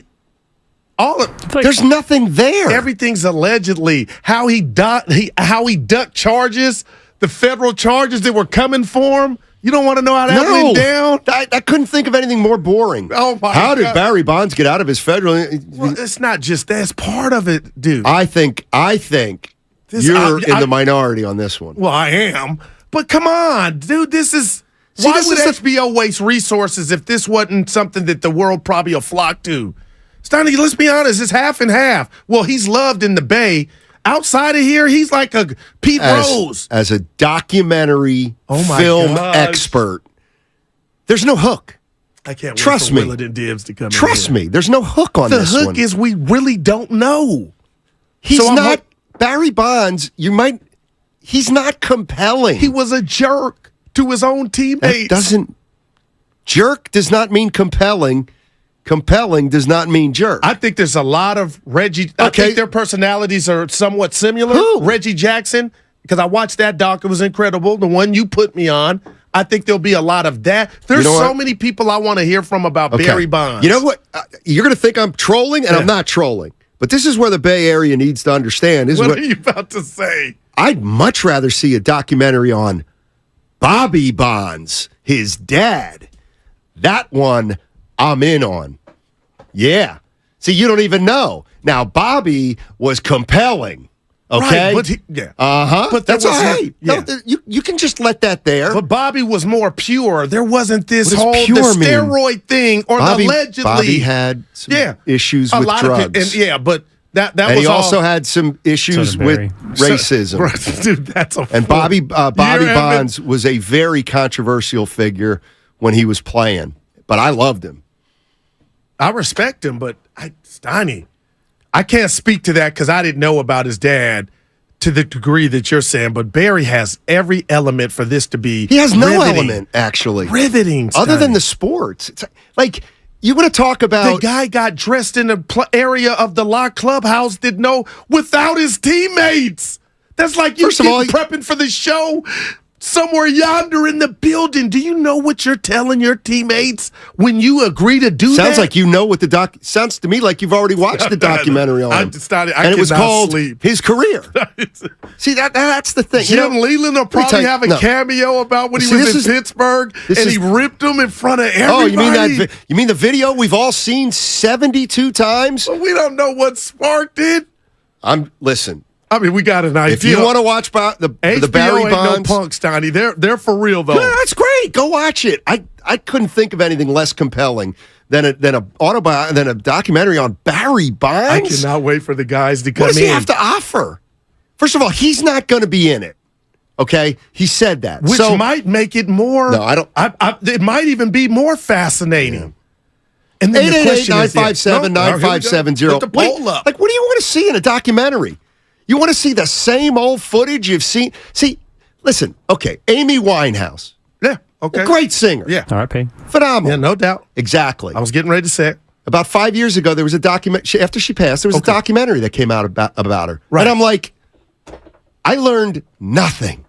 You know why? Because her whole life was on video. Every concert she ever did was on video. Every interview she ever did was on video. It's like, documentaries are great when you're like, oh my God, I've never seen that before. That's incredible. Okay. But no, we're going to hear. Yeah, rest in peace. We're going to see Buck Showalter saying, oh, yeah. I walked him with the bases loaded. That's how good of a hitter he is. So thanks, Buck. I mean, what's come on. fascinating? Let me give you my stuff. No, and I'm Evan, right. you tell me if you think, and I love the Amy Winehouse pool. Rest in peace. There's a part of me that believes Barry Bonds doesn't think he did anything illegal. And I believe there are a fraction of people, friends, family, ball players, that back him up on that. Like Barry never was found guilty. And I think a lot of this, like HBO knows what it's doing. I'm not saying they give this don't. one to the ones that have a little bit ingredient of everything for it to be compelling. And Barry Bonds now, he's loved, looks good. No, he's not. I know he's loved in the Bay. Well, that's what I'm talking about. Well, why don't you get off and out of your myopic world Dude, and realize wait till I'm worried for you because you're going to get crushed. It's like a couple buddies. It's like a couple buddies I have, all right? And they're like, they make fun of everything and they're talking about Europe and stuff. And I'm like, well, don't you ever want to go to Europe? No, I wouldn't go to Europe. Just stay in the United States. It's like, dude, get out there. See the world. And I'm about to see Barry Bonds' world. No, this ain't no fly-by-night. This is HBO. What makes a great documentary? The truth. In facts. We know the truth. We do, Goo. We all know the truth. This will be total spin if he's involved in it, and if he's not, it'll probably be a hit piece. Now listen, let me be clear. I'm not saying nobody's going to watch it. I'm not saying it's going to make because I got something for you. I feel like I know Barry Bonds documentary to me. I don't know. It's just not compelling. Here I go. We saw the whole thing. Evan, I'm not lying to you. I watched the Tiger doc on HBO that Tiger had nothing to do with, and I learned so much. But that thing was so incredible from the other people. Do you believe him? Do you not believe him? But Steiny, the RV with his dad as a kid while he's out there putting, what Pops was... That was real. Okay. I never knew that. I heard stories. So if you can even come close to the Tiger doc on Barry, I'm in. And I don't think I'm by myself. I don't think you're by yourself and either. I don't think HBO would waste resources if they didn't think it was compelling city. It is compelling to some. It's not compelling to me. Not even close. You know, it'd almost be like... was a spoiled brat. I mean, okay, that don't mean you're not going to watch. That's coming from the text line. People will watch it because they love them, and people will watch it because they hate them. That's some compelling. People won't watch it because they know what... But do we know, Steiny? You know what, Goo? You're the king. You're the king of, I react to new information. Guess what? There ain't going to be none in there. See, that's where I think you're wrong. Well, they didn't even started making it, so you don't know. Your boy went to jail. Who? To not dime Barry out. Who? Conti. Okay, there's the story. He oversaw a whole... Kelly White online. Don't talk about Kelly White. I covered her in college. She could fly. Yeah, she's from the Union. I interviewed her many times. Can I not say know what who happened? she is more than you. I know her better than you. But she's from my hometown. Yeah, but she's cool. So she's a I Unite. liked her. Dude. I did like Kelly White. But she can we could talk fly, about man. what went down with her a little bit? Only if you have the facts. See, dude, dude, Steiny. I'm gonna go ask the boss when we're done if he believes you believe that this is not compelling. No, that can be the conversation. Do you really believe we're gonna not learn anything? No. Oh. Do you really think that I'm doing this for a shtick? Oh no, not at all. But you're the guy that watched Reggie and told me to watch it. Reggie's was more obvious. Reggie coming up in the 60s under, and I'm with that. I'm not knocking that. Where baseball was at the time. No doubt. And him talking about having to room with Kenny Holtzman when he was with the A's because they didn't have a good enough... But now we're talking about a guy that's the home run king, but some people don't even look at him as the home run king. And we're going to get some backstory of stuff we thought we knew. And from HBO, they're doing it now. Dude, I'm in. You don't think there's anything about Barry Bonds' childhood, high school, college, anything growing up that would interest you that you didn't know? Let me tell you something. Great call. Let me tell you something about Bonds. And here's what I do know about Bonds. And we'll go back to my buddy Dan Daly. Not my guy. All right, Dan Daly's got a son who's about 14, 15. He's totally into biking. All right? He goes travels and bikes all over the trails in the South Bay and the Peninsula. He's bumped into Barry Bonds a few times, and Barry Bonds has been absolutely incredible to this kid. Like, talking to him about bikes. And how far do you ride? And then, so I get Bonds is like Barry Bonds is a good guy when he doesn't feel like you want to talk about baseball and this and that. So, well, he's a good guy now, Steiny. He wasn't a good guy when don't know he was on the everything high about horse. Bonds. No doubt. Isn't that the point of the dog? And Evan, the childhood thing is fascinating because I know some stuff I won't even say it on the air that'll probably come up because his brother was a good ball player too. Steiny, the idea that you know everything about Bonds is... I don't know everything about Bonds. I know enough. But it's not... Yeah, but you have a closed mind. I don't think he's a compelling figure. He's a great athlete. Great athlete. Greatest home run hitter of all time. I don't think he's particularly, smart. I don't think he's funny. I don't think he's, What about the Steve Martin aspect? A jerk. He was a jerk to the guys he was around every day as teammates. Not all of them. That's not compelling, being a jerk. But we also might find out that he wasn't as big of a jerk as we think he is. I mean, there could be different levels to this that we're just not aware of, and that's the whole point of making the Evan, let me documentary. ask you this. That's a great point. Are you going to watch it, Evan? Absolutely. I'm also curious, someone who has chased history, the home run race was different for every single person that did. It was different for Ruth. It was different for Aaron. And I'm curious what Bond's experience was going through. Not only, of course... Was there guilt, Evan? Just because there's not explicit racism or different things that he had to deal with because of the time he's growing doesn't mean he didn't deal with different kinds of hardships. I'm not saying he didn't. Some were but so does self-inflicted, but everybody. some were because Everybody of other deals people with around them. hardships that's been in the NBA or at pro sports. But that And Conti everyone's got going a to unique jail, story. how much is that worth? What? Conti's people going to jail, not dining Well, then you out. do a documentary on Conti. Well, they kind of did. Hey, I'm fascinated on him too, though, Stoney. Listen, This is going to be great. This is, you think, Shaq, no interest. Ask me if I watch a documentary on Larry Bird. No. I know everything about Bird that I need to know. But those guys are more Disney. They've lived their lives no in doubt. the public eye. Right, but I they're- want to see a documentary on... and people said I won't gossip. That's why I'm watching it. I want to see a documentary on Ted Williams. I want to see footage on Ted Williams we've never seen before. I want to see Barry Bonds. And here was his 70th homer that we saw 19 times already. Well, I'll tell you this. Got We were to partners see in, you, me, and new Bonte. footage. You, Bonte, and I. What about The Last Dance? If I'm What correct, about it? What did you? I think you gave that thumbs up. Did I? I thought you didn't. You didn't. I mean, we crush fought it. over it because you still to this day think it was all Jerry Krause. No, but not that part of it. Just the doc in itself. Like, I actually don't think Jordan is that compelling. And I can't make you. You know what I mean? You like rap music. You don't. Outside Michael Jordan being the greatest basketball player of all time. What's the other most? That's enough. No. That's that. I'm hooked already. And now it's like what Evan said. So you like big dumb jocks? No, not at that's all. fine. Stop. No, that's Come fine, on, man. Well, he wasn't always a big jock. He used to be a skinny jock. Yes, Donnie. I can't make you like steak if you don't. I love steak. Well, I'm using it as an example, but or country I'd rather music. see. You know what? I'd rather see a documentary on steak. Yeah, but I don't know anything about the history of steak. you do know you're by yourself on this. I am not by myself on it. I may I'm be looking in at the stuff. minority. Yeah. Well, that's by yourself. You know what I mean? It's not a lie. The line ain't around the corner. I've already asked the people. They know the number. Damn it. 888-957-9570. Like I tweeted, I could not sleep because I can't wait to see it. Steiny, without logic, virtually no contemporary person. No, that's not true. That's not true. You like the Tiger doc on HBO? We talked about you know who it. I want? No, you know who I want to see the documentary on? Who? The women's tennis player, Osaka. That would be interesting to me. She has one. It's on Netflix. Okay, well, that I'll watch. What's your point? You tried to get me. Oh, it's Big Evan's gotcha moment. Oh, he thought he got me. But she's in it. So why would you want to see it? Because she's just giving her side of the story. Wow, look at the young guy. Because I don't know her story like I know Barry Bonds' story. But you're not going to get the truth because she's involved. You don't know that. That's what you said about Bonds. Well, it's because it's Bonds. He's a proven liar.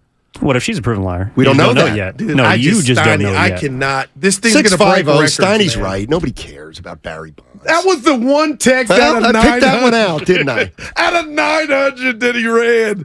Dude, you're different. And I get it. That's why I like doing shows with you. You're different. But you do you do understand that there are a line of people that cannot wait to watch this footage and learn. Steiny, you keep acting like we all know everything. No, we don't.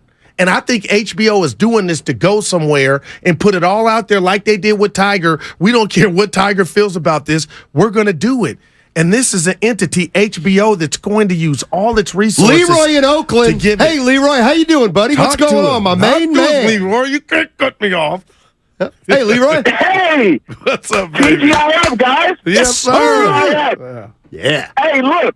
Talk to me. Guys, man, this is interesting, man. But hey, I didn't think about it, and you guys got me thinking about the documentary. And as I sat here and thought about it, Steiny, I got to roll with you, man. I mean, I can care less about a Barry Bonds documentary. I can care less. And look, guys, if it's not going to include the Wilt Chamberlain angle and how many women he slept with, I'm not interested. Wow. Exactly. Hey, Leroy, you get it. Well, Leroy, he gets Lee it. went triple X on us. There's sites for that. I'm talking about Barry Lamar Bonds. This is going to be fascinating. And the fact that he's not a part of it has me more than ever. Well, maybe he will be a part of it. No, he said he wasn't. No, he said he might. He said he hasn't decided yet. I got to throw this back at you. No, I'm not you listening. You told me you loved the Tiger doc on HBO that he wasn't a part of. I'm not sure I did. You liked it. We talked about it like it was fascinating. You liked it. Hey, Mikey. Wherever that came Evan, from. You know how Guru either forgets or lies. Did I like that? Hey, I don't think I don't think I liked it. You did. And the fact you don't know is I know I'm right. Tiger Woods. Oh, That I'm getting was Tiger Woods incredible. mixed up with The Last Dance. Hey, it's Tiger. Why did he say his name? I watched the unauthorized documentary on Tiger, the one with what that starts with Rachel Uchitel talking about him. Now that's what this was. Well, yeah, that's different. Like that was legit. Like you were seeing. That's what I'm expecting with Barry. But he's not a part of it. What? Who are they bringing out? Okay, did you read his book? Of What course the game not. Is where his spouse was saying, you know what? Why Your hands would I getting read a bigger, book about your hands Barry look Bonds? bigger, allegedly. Like I believe people are going to throw him under the bus.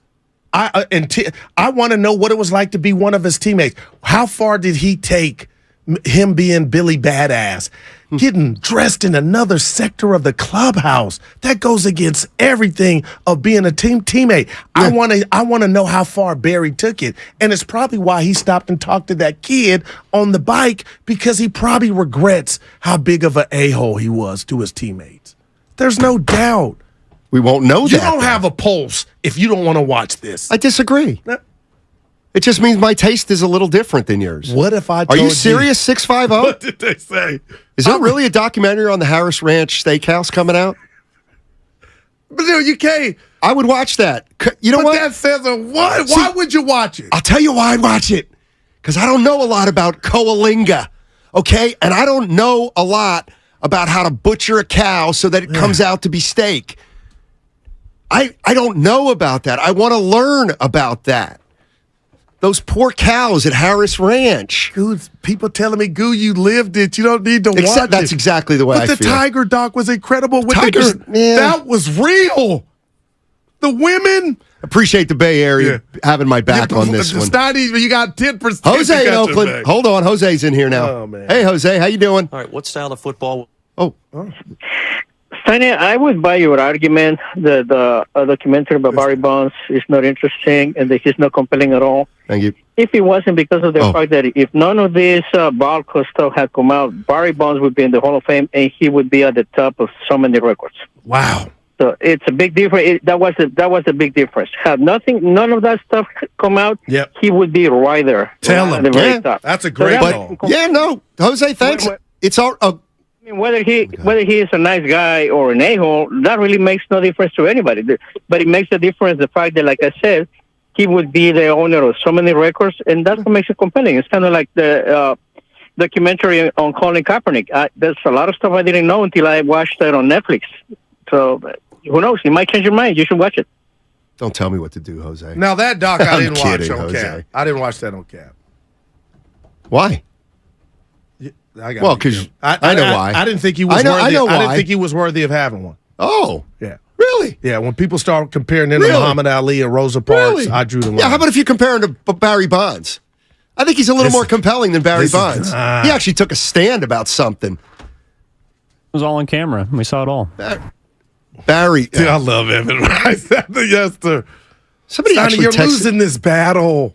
There's no battle to win You're right, or lose. because you like what you like, but yeah, the steakhouse. I mean, you would watch a thing on butterflies then, because you don't know about butterflies. That's right. So you're a sucker for dogs. That's right. But this is Barry Bonds. I'm not watching a documentary on something I've lived through. But you don't know everything. I know most everything. Oh, please. I know everything. I'm like Steph Curry. How can I be wrong about my personal taste? Apologize. The more we're talking, I'm not. No, seriously, say you're sorry about that. Because you don't. Because I didn't. You said some things you didn't mean. If you want to watch Barry Bonds, go ahead, knock yourself out. But you made a statement that said he's not worthy of a doc, and that's where you're wrong. Yeah, you're gonna have to find that on tape. Yeah. Not in my mind. We'll have it. Ernie Chavez will send it to us. Ernie, you better be careful. Now I want this thing to be here tomorrow. I hope it never shows.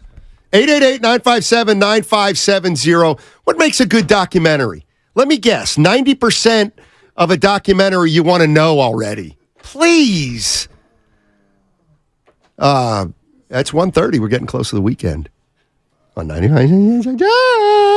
Look, fellas, I apologize. Mom, Dad.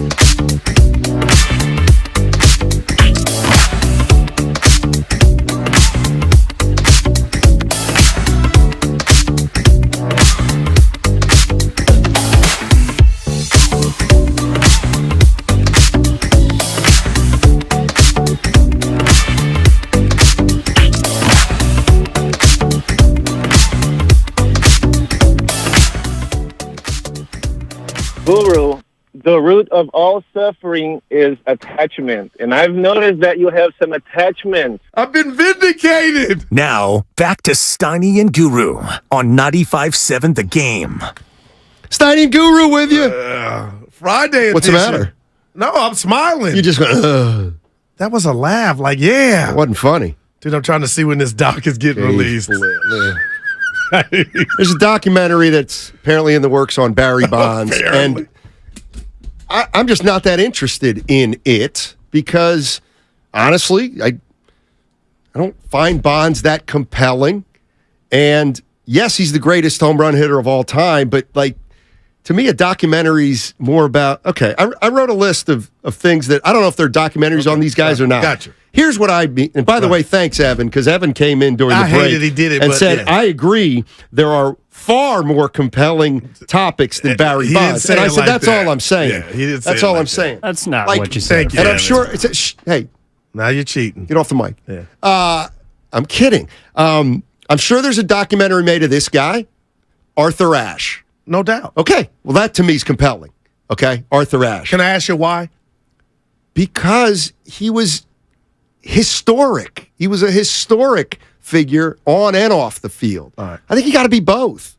And I'd do like you to feel like your lack of, and I'm not, Arthur Ashe knowledge is why you would be inclined to watch? No, it has to do, honestly, it has to do with when these figures were playing. Okay. Like Arthur Ashe was great in 1975. We didn't, like, there just wasn't as much video. And so that, with less video, it all becomes more compelling to me. I'll tell you, I'd love to see, I bet there, Bill, how about Bill Spaceman Lee? Former pitcher of the Boston Red Sox. Yeah. He's a lunatic. I'm not mad at that. How about Herb Score? You ever hear of him? No. He got hit in the face he was one of the best pitchers in baseball, got hit by a line drive, was never the same. Like that to me. You know what documentary I loved? That one on Arizona State with Headache Smith. Oh, dude. And the point shaving. I sent that to our boss. That's incredible. That's compelling. So you're not saying Barry's not worthy. You He's just not feel worthy of like you those. were around and you know it. It's redundant. What do you think would be a better documentary? A documentary on Barry Bonds or a documentary on Mark Fidrich? Because I think it would be Fidrich, and I don't think it'd be even close. I'm going Barry. Okay. Well. And to each his own. Yeah, but your own's wrong. No, dude, look around. Read these texts, Donnie. I don't read the texts that don't agree with me. They got a production. They got bosses to answer to. Oh, what's the subject? Barry Bonds. Go ahead. Greenlit. Dude, they know. This thing is going to take off just like the Tiger Doc did, which we lived through. But boy, did we get some stuff I didn't know about. Earl at the East Bay. Actually, East Bay Will. He agrees with you, so we're not going to take his call. You're the worst. What's up, East Bay Will? How you doing, buddy? Will. I'm good, man. What's up, boys? And by the way, you guys are the greatest afternoon show of all time. Oh wow! I just wanted to say one thing. Yes, sir. I think Barry Bonds deserves a doc, man. I don't disagree or agree, but who's been intentionally walked 100 times in one season? Wow. Buck Showalter, he'll be there. There'll be a Buck Showalter story, no doubt about it. He was once walked with the bases loaded come on. in front of an entire nation that saw it live. And to be honest, I want to find out.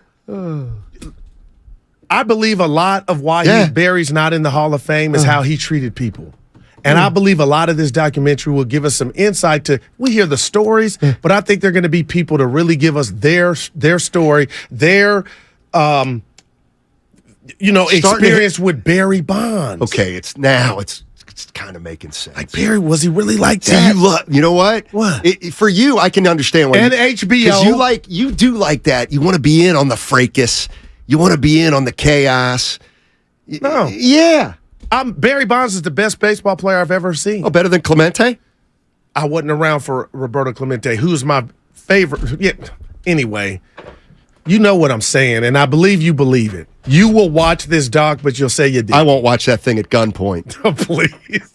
Dude, Just wait till we get a date. The only way I could see me watching the Bonds documentary is some kind of hostage situation where I'm tied up to a chair and they have it on. We're 10 minutes away from Willard, and these are brothers. Willard and Dibbs coming in here, right? And that's all right. I'll be their punching bag. That's fine. No, it's not because they may today.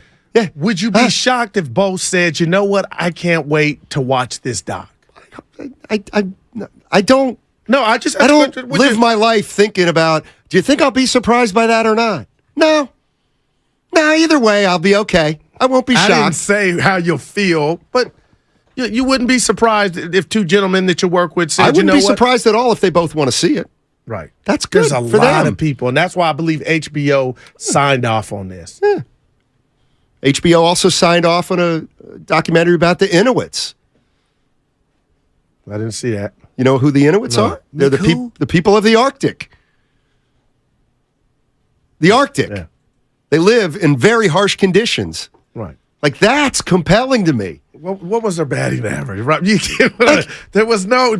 This has all the makings, his life, of everything. Scandal. Prison. He was not in prison. Victor did. Everybody's got friends who went to prison. That doesn't make it unique. You know what I'm saying. See, what I'm more fascinated with is, and I'm not mad at you that I believe you. Do you realize when the Inuits kill something? All right, when they kill, let's say, a polar bear, or a moose, okay, or they catch a big fish, they don't believe in the afterlife. So every time they kill something, they eat it all there, and they don't leave until it's done. That is interesting. So they'll kill a polar bear, and you know what? That's where they're going to live until the whole polar bear is eaten. Right. Everything they use, every part of a polar bear they use. They haven't been a part of people's lives. That's why they're compelling, because nobody knows about it. What if you found out Barry Bonds used every part of a syringe? He's talking. That's a 4. Dude, okay. Yes, it is sports radio. We're talking about if Barry Bonds. Okay. Who said that? I feel like the box texted that in. No, it's your buddy Obanez. I'm going to talk about sports. Ourselves. Like, do you think, how about this? Seriously. Yeah. Like, I wouldn't find a documentary on Joe Montana very, very interesting. Like, I just don't think there's a lot there. Great quarterback. Yeah. And his portfolio to Barry's on stuff that happened, I believe there's a difference. But just as a football fanatic, I would watch the one on Joe. You're big, and, you know what? And I would like to see the end days of the Niners, and I believe there's a fractured relationship because of how it ended here. I can't wait. You're a rubbernecker, is what you are. You love an accident on a freeway, don't you? No. You were gleeful when you found out there was a despondent man on the Bay Bridge this morning. No, it just made me feel better about my life. Like, some people are going through some hard stuff. People contemplating jumping off the bridge, and all I got to do is work with Steiny for 4 hours. I got it great. That's real, man. That hurt me seeing that today. We got to go. We didn't see it. He was underneath. I did. No, he was underneath. No, the people were at the top trying to get to underneath. Well, the cops and stuff. Well, but the despondent man was not within eyesight. Did they pull him up for you, though? Now, that's rubbernecking. I didn't want to see that. All right. Hey, we got crossover on the other side. Meanwhile, this segment was brought to you by calhope.org. Life is uncertain. It's okay to feel stressed, anxious, worried, or frustrated. CalHope can help. Access CalHope's free and secure mental health resources. Call or text 833-317-4673 or live chat at calhope.org.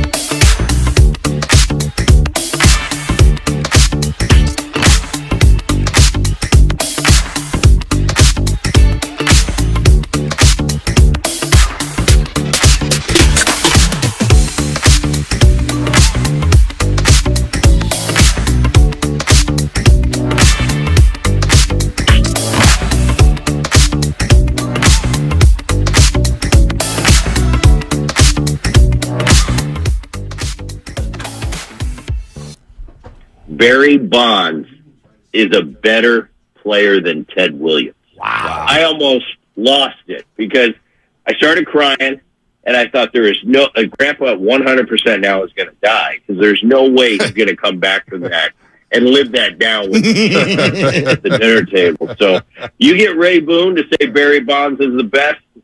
That's enough for me. Anybody that ever asked me a question, I said, I wish Gramps was here. But if Gramps says he's the best, and that would take a lot to do, he must have been the best. Now, back to Steiny and Guru on 95.7 The Game. All right, so that was Aaron Boone this morning with the Morning Roast talking. Oh, it was Brett Boone. I was going to say, they got the skip. They got the Yankees manager on in the middle of a Where's the Friday? Damn. Hey, what's up, boy? Look at Steiny. No, he's hot for other reasons. We'll get into it. It was Daniel Boone, actually.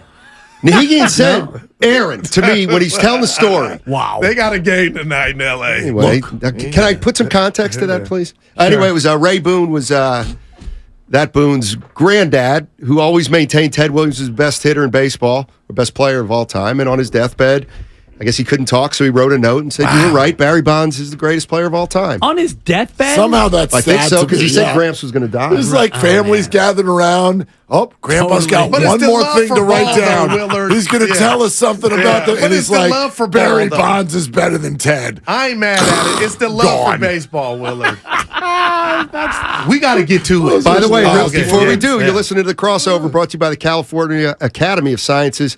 Every visit supports the Academy's mission to regenerate the natural world. Learn more and reserve your ticket at calacademy.org. I never said Aaron Boone. I said Brett Boone. Wow. What the hell is that? Wow. He's hot, too. He just took his Little League frustration out on you. Look at him. Man. He wanted to do that to the umpire the other night. He just let it out on Steiny. I'm mad at you. No, you said That's a three. it's okay. His arms verbal are type. like away from his body. Dude, You know when the I arms heard get it. like, I don't even have to look you're at like him. leaning in. The Steiny sisters I water. make enough mistakes that when I don't make a mistake, I shouldn't be called out. Hey, on it. That's right. Keep my scoring right. Yeah. Amen to that.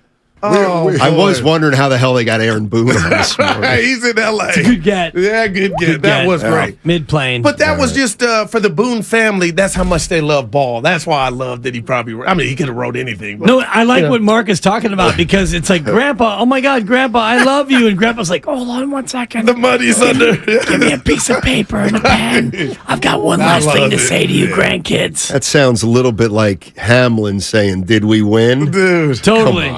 Totally. Really? Exactly. we need a little therapy. Steiny and I. Not the first time. Fire Now, away. we're all different. Matt, and bring we in the all, couch. We all like different things. The And for real, I'm couch. paying for disappointment. But HBO announced that they're doing a documentary on Barry Lamar Bonds. Indeed. I tweeted this. I cannot sleep because I cannot wait to watch this subject matter of Barry Lamar Bonds that gives you not just Disney, it gives you the Victor Conti, all of the stuff. But does it?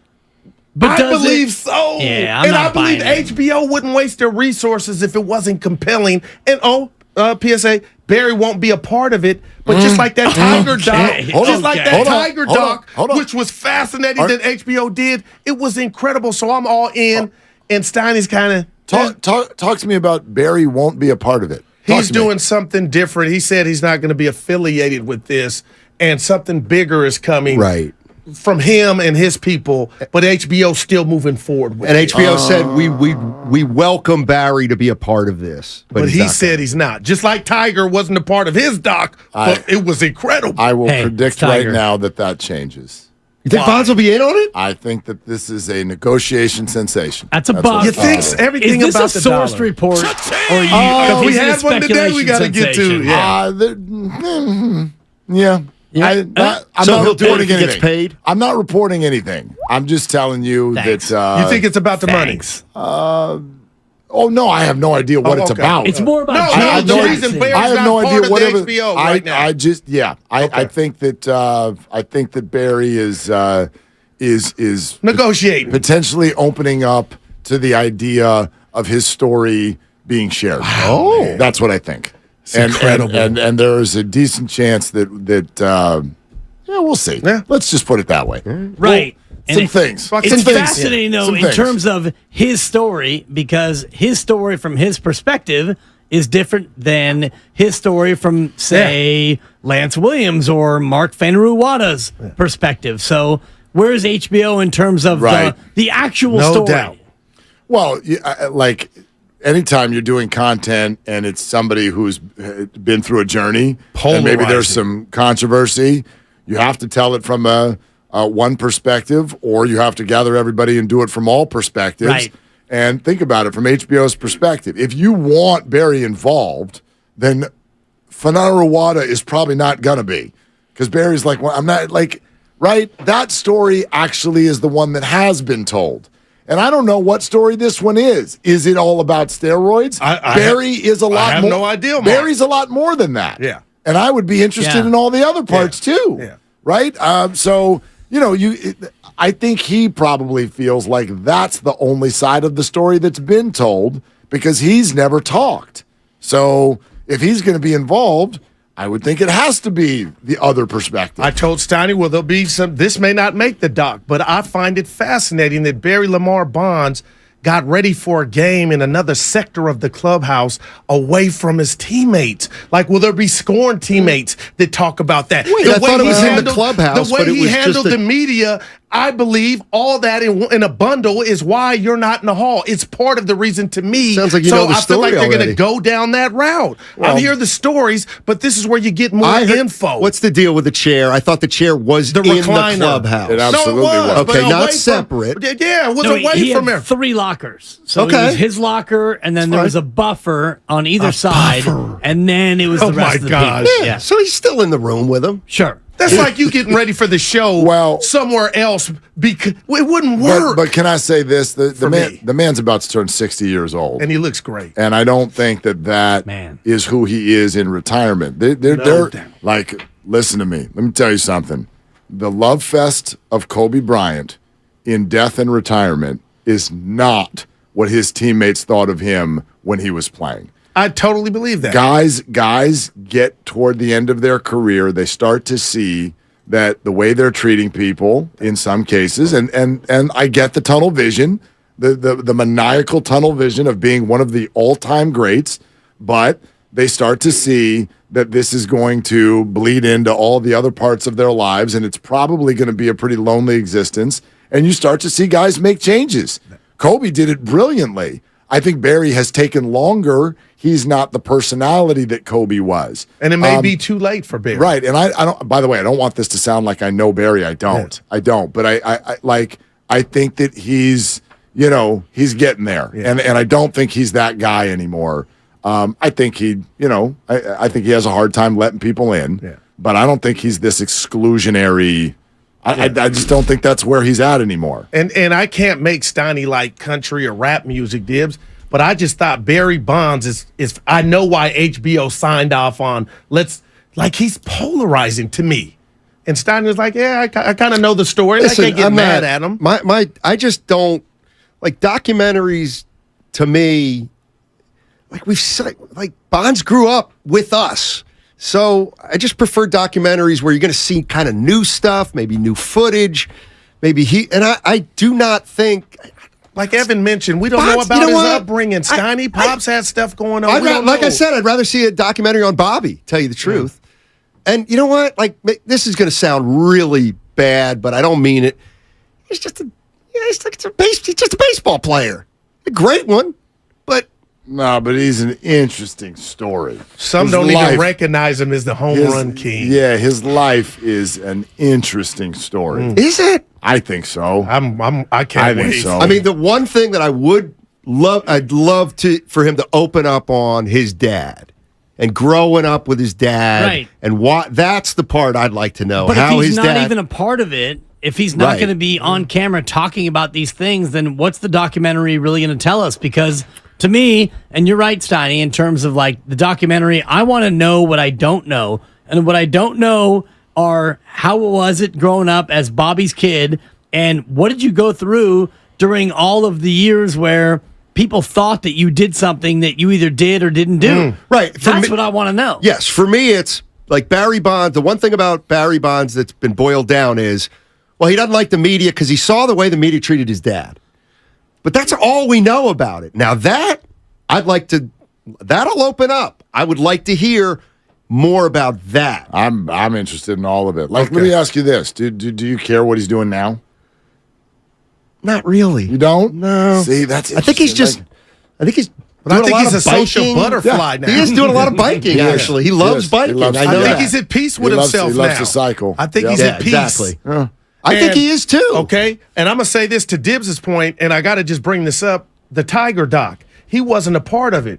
And I'm not in no position to make judgment of anybody. But when they showed that trailer, the Tiger, when he was a young pup golfing, what his father was doing, rest in peace, Earl, is a womanizer. You can't tell me that didn't have any effect on Tiger. What we know now was part of his downfall. Like, that's interesting to me. That was a factoid I never knew nothing about. That was major. Every human being is sent a certain way by their parents and their surroundings, and then you give that to your kids, and then they do it like now. My point, Mark, is got you to can recover from captivate us. that without the subject matter being a part of the doc. Sure, because you did that with Tiger. Was all I was saying. But when you said you found out about Tiger in the van, you said it was unbelievable. I didn't know that. Right. Well, I don't know about Bonds and his dad Barry. Barry and his dad Bobby. But you know what? I know enough about the steroid stuff. I don't. And I'm gonna say something else about the doc. I always thought, not weird because family is everything. Was he closer to his godfather than he was his father? Like, when I hear them talk about each other, sometimes it's like, I don't know. I'm just like, I wonder if that will present itself. Well, he lost his father obviously a lot earlier, and was in the midst of a lot of this stuff at that time. So maybe Willie ended up having to sub in for a lot of it. I don't know. For whatever reason. But I'm in. I'm interested in any of it. I by the way, Steiny, I would doubt that no matter who's telling it, I would doubt that it's going to be 95% about steroids. I think Barry's story is so much bigger than that. I think there's so many different aspects to it than that. If that's the whole story, then I would ask HBO why they're even chasing it. That, to me, is the crux of the story, though. Because the reason why Barry Bonds is, the home run king is on the back of whatever he did to cheat the game. And so, to me, that is the actual peak of the arc of the story. But, yes, he's a son of a major leaguer, and I have a good friend of mine who grew up with Barry, and so he knows Barry from way back in the days on the peninsula and all the rest of it. And then he becomes Barry Bonds. He goes to Pittsburgh. He throws a 12-hop throw home. He gets, he comes to San Francisco and all the rest of it. To me, the peak of the story, the crux of it, is when he becomes the home run champ, and how and why. So as much as, it's not 95% about steroids, to me, the documentary still centers around, did he or didn't he? Why did he not? Okay, can I read? Well said. I'm going to read it's this. Not addressed, then I'm out. Can we read this from The Athletic? And this was written yesterday. All right, give it to us. Okay, about the fact that the HBO doc is coming, and a release date. You have one? Has yet to be announced. Okay. Keep that in mind. What they're saying, HBO and Words Pictures said in a statement that they're currently in production on a documentary chronicling Barry Bonds, one of the greatest talents in history of baseball, most compelling, polarizing figures in all sports. They added, the filmmakers will include a diverse cast of influential figures from Barry Bonds' life and career, and the opportunity for Bonds to actively participate and share his firsthand experiences remains available. So you might be onto something.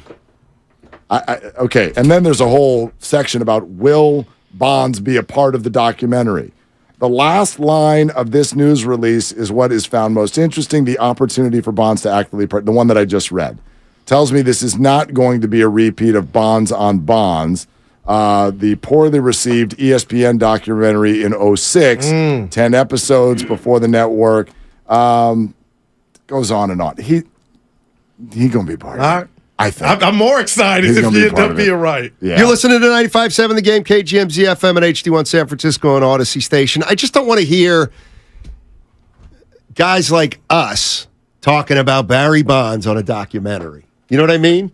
Like when they get the media guys from the telling you everything you know already. Right. That's all. If he doesn't talk I'm about, going to use Mark Ibanez here because we love him. Right, Like, so I don't need to see Mark Steiny's out. I don't need to see out. Mark. No, I don't need to see Mark Ibanez talking about Barry Bonds. Right. That's all. I love you, Mark. I don't need to see Barry Bonds talking about how he saw the 1-2 slider and, I happen to see the spin of the ball better than most. If Barry's going to talk, I want to hear him talk about the one question that we all have. Okay. And if he doesn't answer that, then I'm out. And I believe it and was he's not going to, so it's a tune out for me. Was it the Game of Shadows to where allegedly the streets, his partner, right. He saw McGuire and Sosa having that home run thing, and he was like, you know what? I'm better than them too, and that was the incentive to, if you wanted to get dirty. And maybe they have somebody that said that the young, I don't know, but like that's what I want to see, I'm hoping to see and hear from. Is Victor Conti going to be in this? Is Greg Anderson going to be in this? And how much did they give that's a good call. If those two are in there, then now it's compelling. No doubt. If Victor is going to talk about the Balco lot, no. How much is that worth? It's worth millions, right? Willard, he didn't. I'd have been. Mark told me. He went and did his time.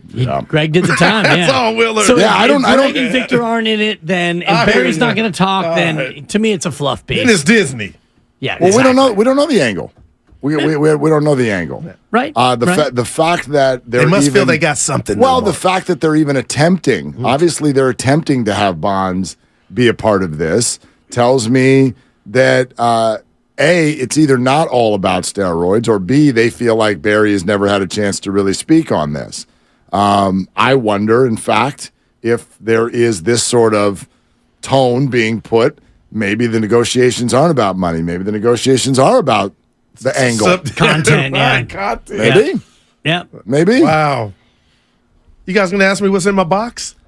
Oh, my God. What's in the box? No, you supported What's me. in the box? No, real quick, let me just. It's after 2, though. Now. Norm would say, Well, you have one of those let me check my folders on partner. top of it, like that you usually bring home when you open a new I bank got a account. call at 2:15 with my rep that I'll check in every 2 days, and I'm going to start my diet. It was good for Bonte. It's a lifestyle. It's not a 25, diet. 30.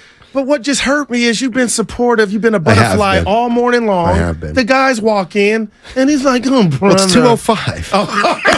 Yeah. Well, that explains Did you do the legal, by the way? I did. He did. Okay. What about his announcement?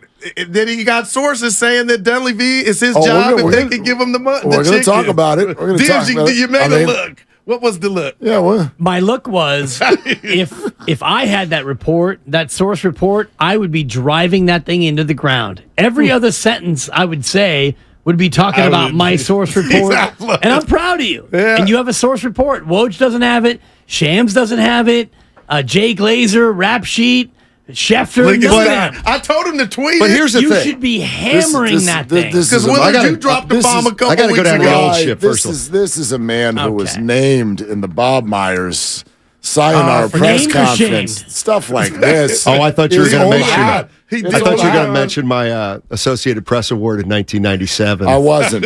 For breaking news story. But will you be Mid-major talking? paper. Will you be talking on the Bob Myers retirement documentary that's going to be released in 11 years? I should be. Will they come to Steinmetz? He won't watch it.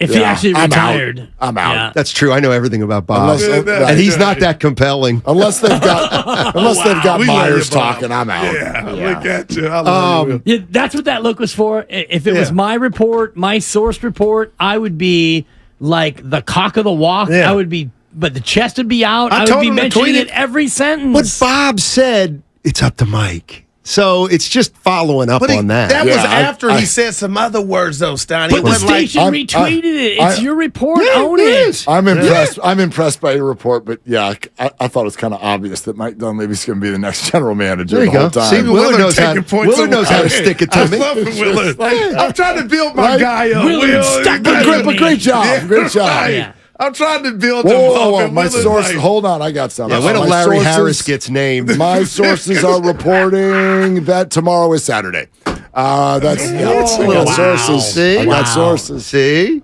Yeah. Willard has a source report, and all we did was talk about his source report. Wow, So yeah. We got to You know. get to the Bonte tweet. Someone else outsourced it. What's the We Monte are tweet? so close to getting out of here. You were, on but great you turned terms. into a different, like a gremlin No, after too. What'd he tweet? Are you riding with certain Bay Area players? Oh, that and one. we touched yeah. it. But do you understand the genesis of what that means? I do. Well, because to me, it's just having the players back. Yeah. Like Klay Thompson. If well, I think the genesis of what it means is up to Bonte. No. He tweeted it. No, but the word riding is Bonte didn't invent that word, that verbiage. Right. So I'm just telling you, to me, it means of course I got Mark's back. Yeah. I'm riding with Mark to the end. I'm riding with Trey Lance on I just want to find out, or you please let us find out what the kid can do. I think this is the question. We said this That's yesterday. riding. This is the question. I get that, but there is an obvious follow-up question, which does that mean that you are just in his corner in a general sense, or are you saying that he should start week 1 no matter what?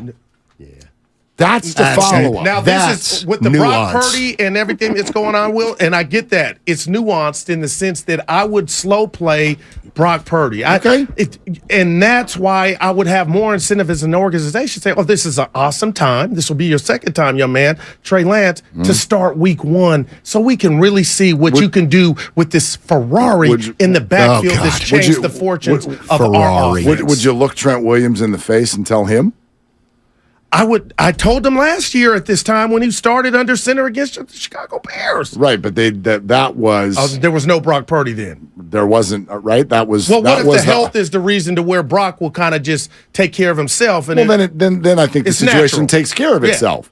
But it's not trending that way. It's trending that he's going to be ready. I'm going to ask you two because I know Stein. Yeah, he worries. Do you think Trey has the goods, or are you like, are we too soon to say he doesn't? Oh, I don't. Who's saying that? No, I'm asking. Yeah, there are some that are like, he's done. Trade him. No, I don't think you do that unless I just want to see. That's what I'm riding with. But it's a trade-off. We all want to see. We all want to see what Trey can do. Are you willing to take the risk of sacrificing games to do it? It's a risk. All right. Which I know last year they didn't have Brock, but they chose to do it. And Steiny was like, well, you had a better candidate in Garoppolo, but he wasn't ready. But they kind of did this last year. Mm-hmm. And now if Brock is, you know what, we're going to bring you back. We're going to slow play you. It's kind of natural. Like there should be no scenario. And I'll admit, what I saw from Trey, there are sirens in my mind of like, oh my God, you're working on your motion. Was that the same motion you used when your coach came out there and fell in love with you? Right. A bunch of questions. But damn, if you can't beat Darnold out, then it's done. Well, and that to me is the ultimate point in all this because none of us know. Grant Cohn doesn't know. Cam Inman doesn't know. Matt Barrows doesn't know. Nobody knows. Kyle Shanahan knows. And if Brock Purdy's not ready and they go to Sam Darnold, that tells you all you need to know about what they think about Trey Lance. It doesn't matter. It doesn't matter if Bonte's riding with him, or if you love him, or if I love him. No, the ride will be over. The only thing that matters is Kyle Shanahan. But see, this is what this is why I want to throw a brick at Guru sometimes because we'll talk about aggressive. We'll talk about he throws first bricks. He talks about Kuminga. He goes, Steiny, I just want to know how come he's not playing? Why not? Because Kurt doesn't think he's good enough. He's not good enough. And that's the same thing. There were junctures in this season, Mark, where he was good. He showed flashes. Or if somebody is good enough, but somebody else is even better. Was that the case here? Jerome and Lamb? I don't know. And you didn't even use them in the playoffs. I don't know. You tricked yourselves. I'm talking to the whole Warriors. Okay. You tricked yourself. You gave minutes to Jerome and Lamb. Okay. You invested those minutes, and they were not even an option. Kick him out. Hold on. No, I'm not going to kick him out. Kick him out. No, because I think I'm watching the Miami Heat, Willard. The Warriors did it wrong. Okay. And they'll probably tell you they did it wrong. This is a fascinating subject to me because now we're if you need to go, I do have to go today because I got go do your thing. Thirsty. Go do your thing. I like this is fascinating to me. What are you doing? And I don't know. I'm going to tell you up front. Right, I'm going to tell you that I don't know the answer. Right, and I but here's the that. question that you have to ask: the fact that some other rookie somewhere else is playing well, I kind of find irrelevant. But when someone shows up and plays well, we did this big time with Moses Moody. Here he is in the playoffs. He's playing well. In the playoffs. And everyone's like, gosh, you're an idiot for not playing him in January. What if he's playing well now because he didn't play well in January? Let's go to the Giants roster. Right. Patrick Bailey and Casey Schmidt are playing well. Great right now. By what I hear from Warrior fans, I guess that means that Casey Schmidt and Patrick Bailey were supposed to be here for game one. But don't you? Is that okay to punt one to that? But what? Of course, it's okay to ponder, and I'm only pondering. Yeah. Does that mean that they were supposed to be here in week 1, or are they playing well now because they weren't? Everybody's got to grow. Everyone's got to get all the plants need water. All right. So that's all I'm asking. I don't disagree with and I love you. You're not mad at me for now looking at the Warriors like maybe they did do it wrong. And I kept throwing out the slogan, it'll be greater later. Maybe you're not the 6th seed. Maybe you're the 7th seed. But Kuminga won't be writing term papers when the season's over about he wants to know what his role is. Maybe if they would have empowered him a bit more, I'm not saying he did everything right under the sun. But something to me is going on with getting these youngsters for the Warriors ready. And I don't think it's unfair to question when I'm watching undrafted guys in different cities contribute. Right. Well, that's all. And Steiny's going to go, they're older. Okay, that's fair too. I'm not saying you're wrong, but there was a way. Every case is different. And I think you have to look at, if you want to look at Kuminga and say, they failed him, and Wiseman, they gave up too soon. Oh my gosh. What about Jordan Poole, where they developed him the right way? They sent him down to the G League, and he came back, and he did what he did, and now he's got that major bag. Kevon Looney was the guy that they drafted who was hurt, and they developed Kevon Looney. Yeah. Moses Moody looks like they're developing him in the right way. So I don't think it's fair to just say they blew it with Kuminga and they gave up on Wiseman. You have to look at the whole totality of the situation in terms of the organization and judge it in that way. Okay. Yeah, it doesn't mean that their blanket statement they're always right. But I do think sometimes we treat coaches as if they govern by politics instead of wanting to win. This is a bananas industry, professional sports. No doubt. You have got to win. Yeah. That's their driving factor. factor. And right now it looks like the Warriors, and we don't know the future of Kuminga and Moody, but I hate that Wiseman can't be added to that list because he might blossom somewhere else. It's like, okay, it's dire right here, and it looks right now that those picks are wasted because those guys that you just mentioned could not make contract. There's no reason Kuminga shouldn't have been ready to play, not all-star level, against the Lakers in the playoffs, Dibs. It's amazing that we're having this conversation after what we said to one another off air before we started about you starting Soda. It was incredible. You got to tell people. On Monday. Okay. And what did I say to you? Because you're like, because somebody suggested to you, why wait till Monday? The power of now. Okay. So there you go. And I've never heard that, Dibs. So there you go. Warriors, 49ers, whatever. Why are everybody's so worried about what's going to happen next? Now. I got my soda call with my agent, so I'm going to see y'all Monday. All right. And I'm going to get on it. I love y'all. Nice. All right. Good luck. Good luck. All right.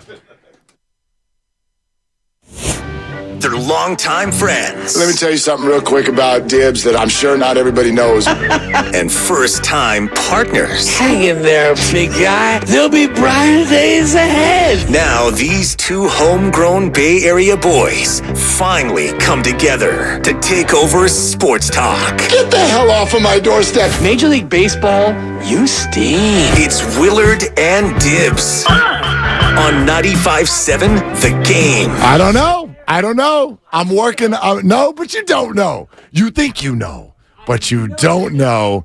And someday you will. We're gonna get the answer to that. But what's going on, everybody? Hope the Friday is good. It's Willie and Dibby here on 95.7 The Game. Hi Twitch. Hi YouTube. What's going on? 888-957-9570. When are we going to let bygones be bygones? This is fascinating. I think there's a generational question here, and then there's also just a functional question in terms of how we go about this stuff. Mike Dunleavy Jr., according to our own Matt Steiny, he has a source report that Mike will become the next GM if the price is right. Okay, so here's how I translate that. Right. Yeah, Price is going to be right. Mike's going to be the next GM. So exactly.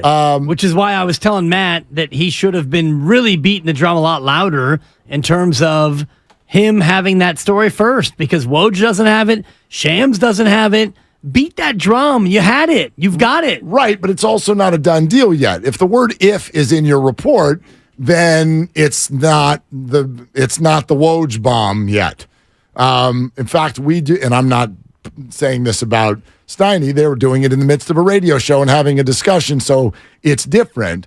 But sometimes we chuckle when somebody use all caps, breaking, and they go to Twitter and they're like, Bob is going to be the new head coach. Maybe. Right. Well, then what are you reporting? But I think we've all believed, I know I have, that Mike Dunleavy Jr. is going to be the next general manager. The only other name anybody has brought up is Kirk Lacob. I've mentioned a number of times why Joe Lacob can't do that. You can't replace Bob Myers with your son. It's just not going to feel good to people. So you put someone else in there, even if you do want Kirk Lacob to have the job, somebody else takes the hits for a couple of years, and then you can move Lacob in, if it goes that way. We'll see. I don't know how it's going to go. But the Mike Dunleavy Jr. idea is interesting because there's two sides to his career as a Warrior, which was, newsflash, not good. It was not good. His playing days, and even some of the things that he said on the way out the door. Two sides, two questions I guess you have. A, do you even know that story?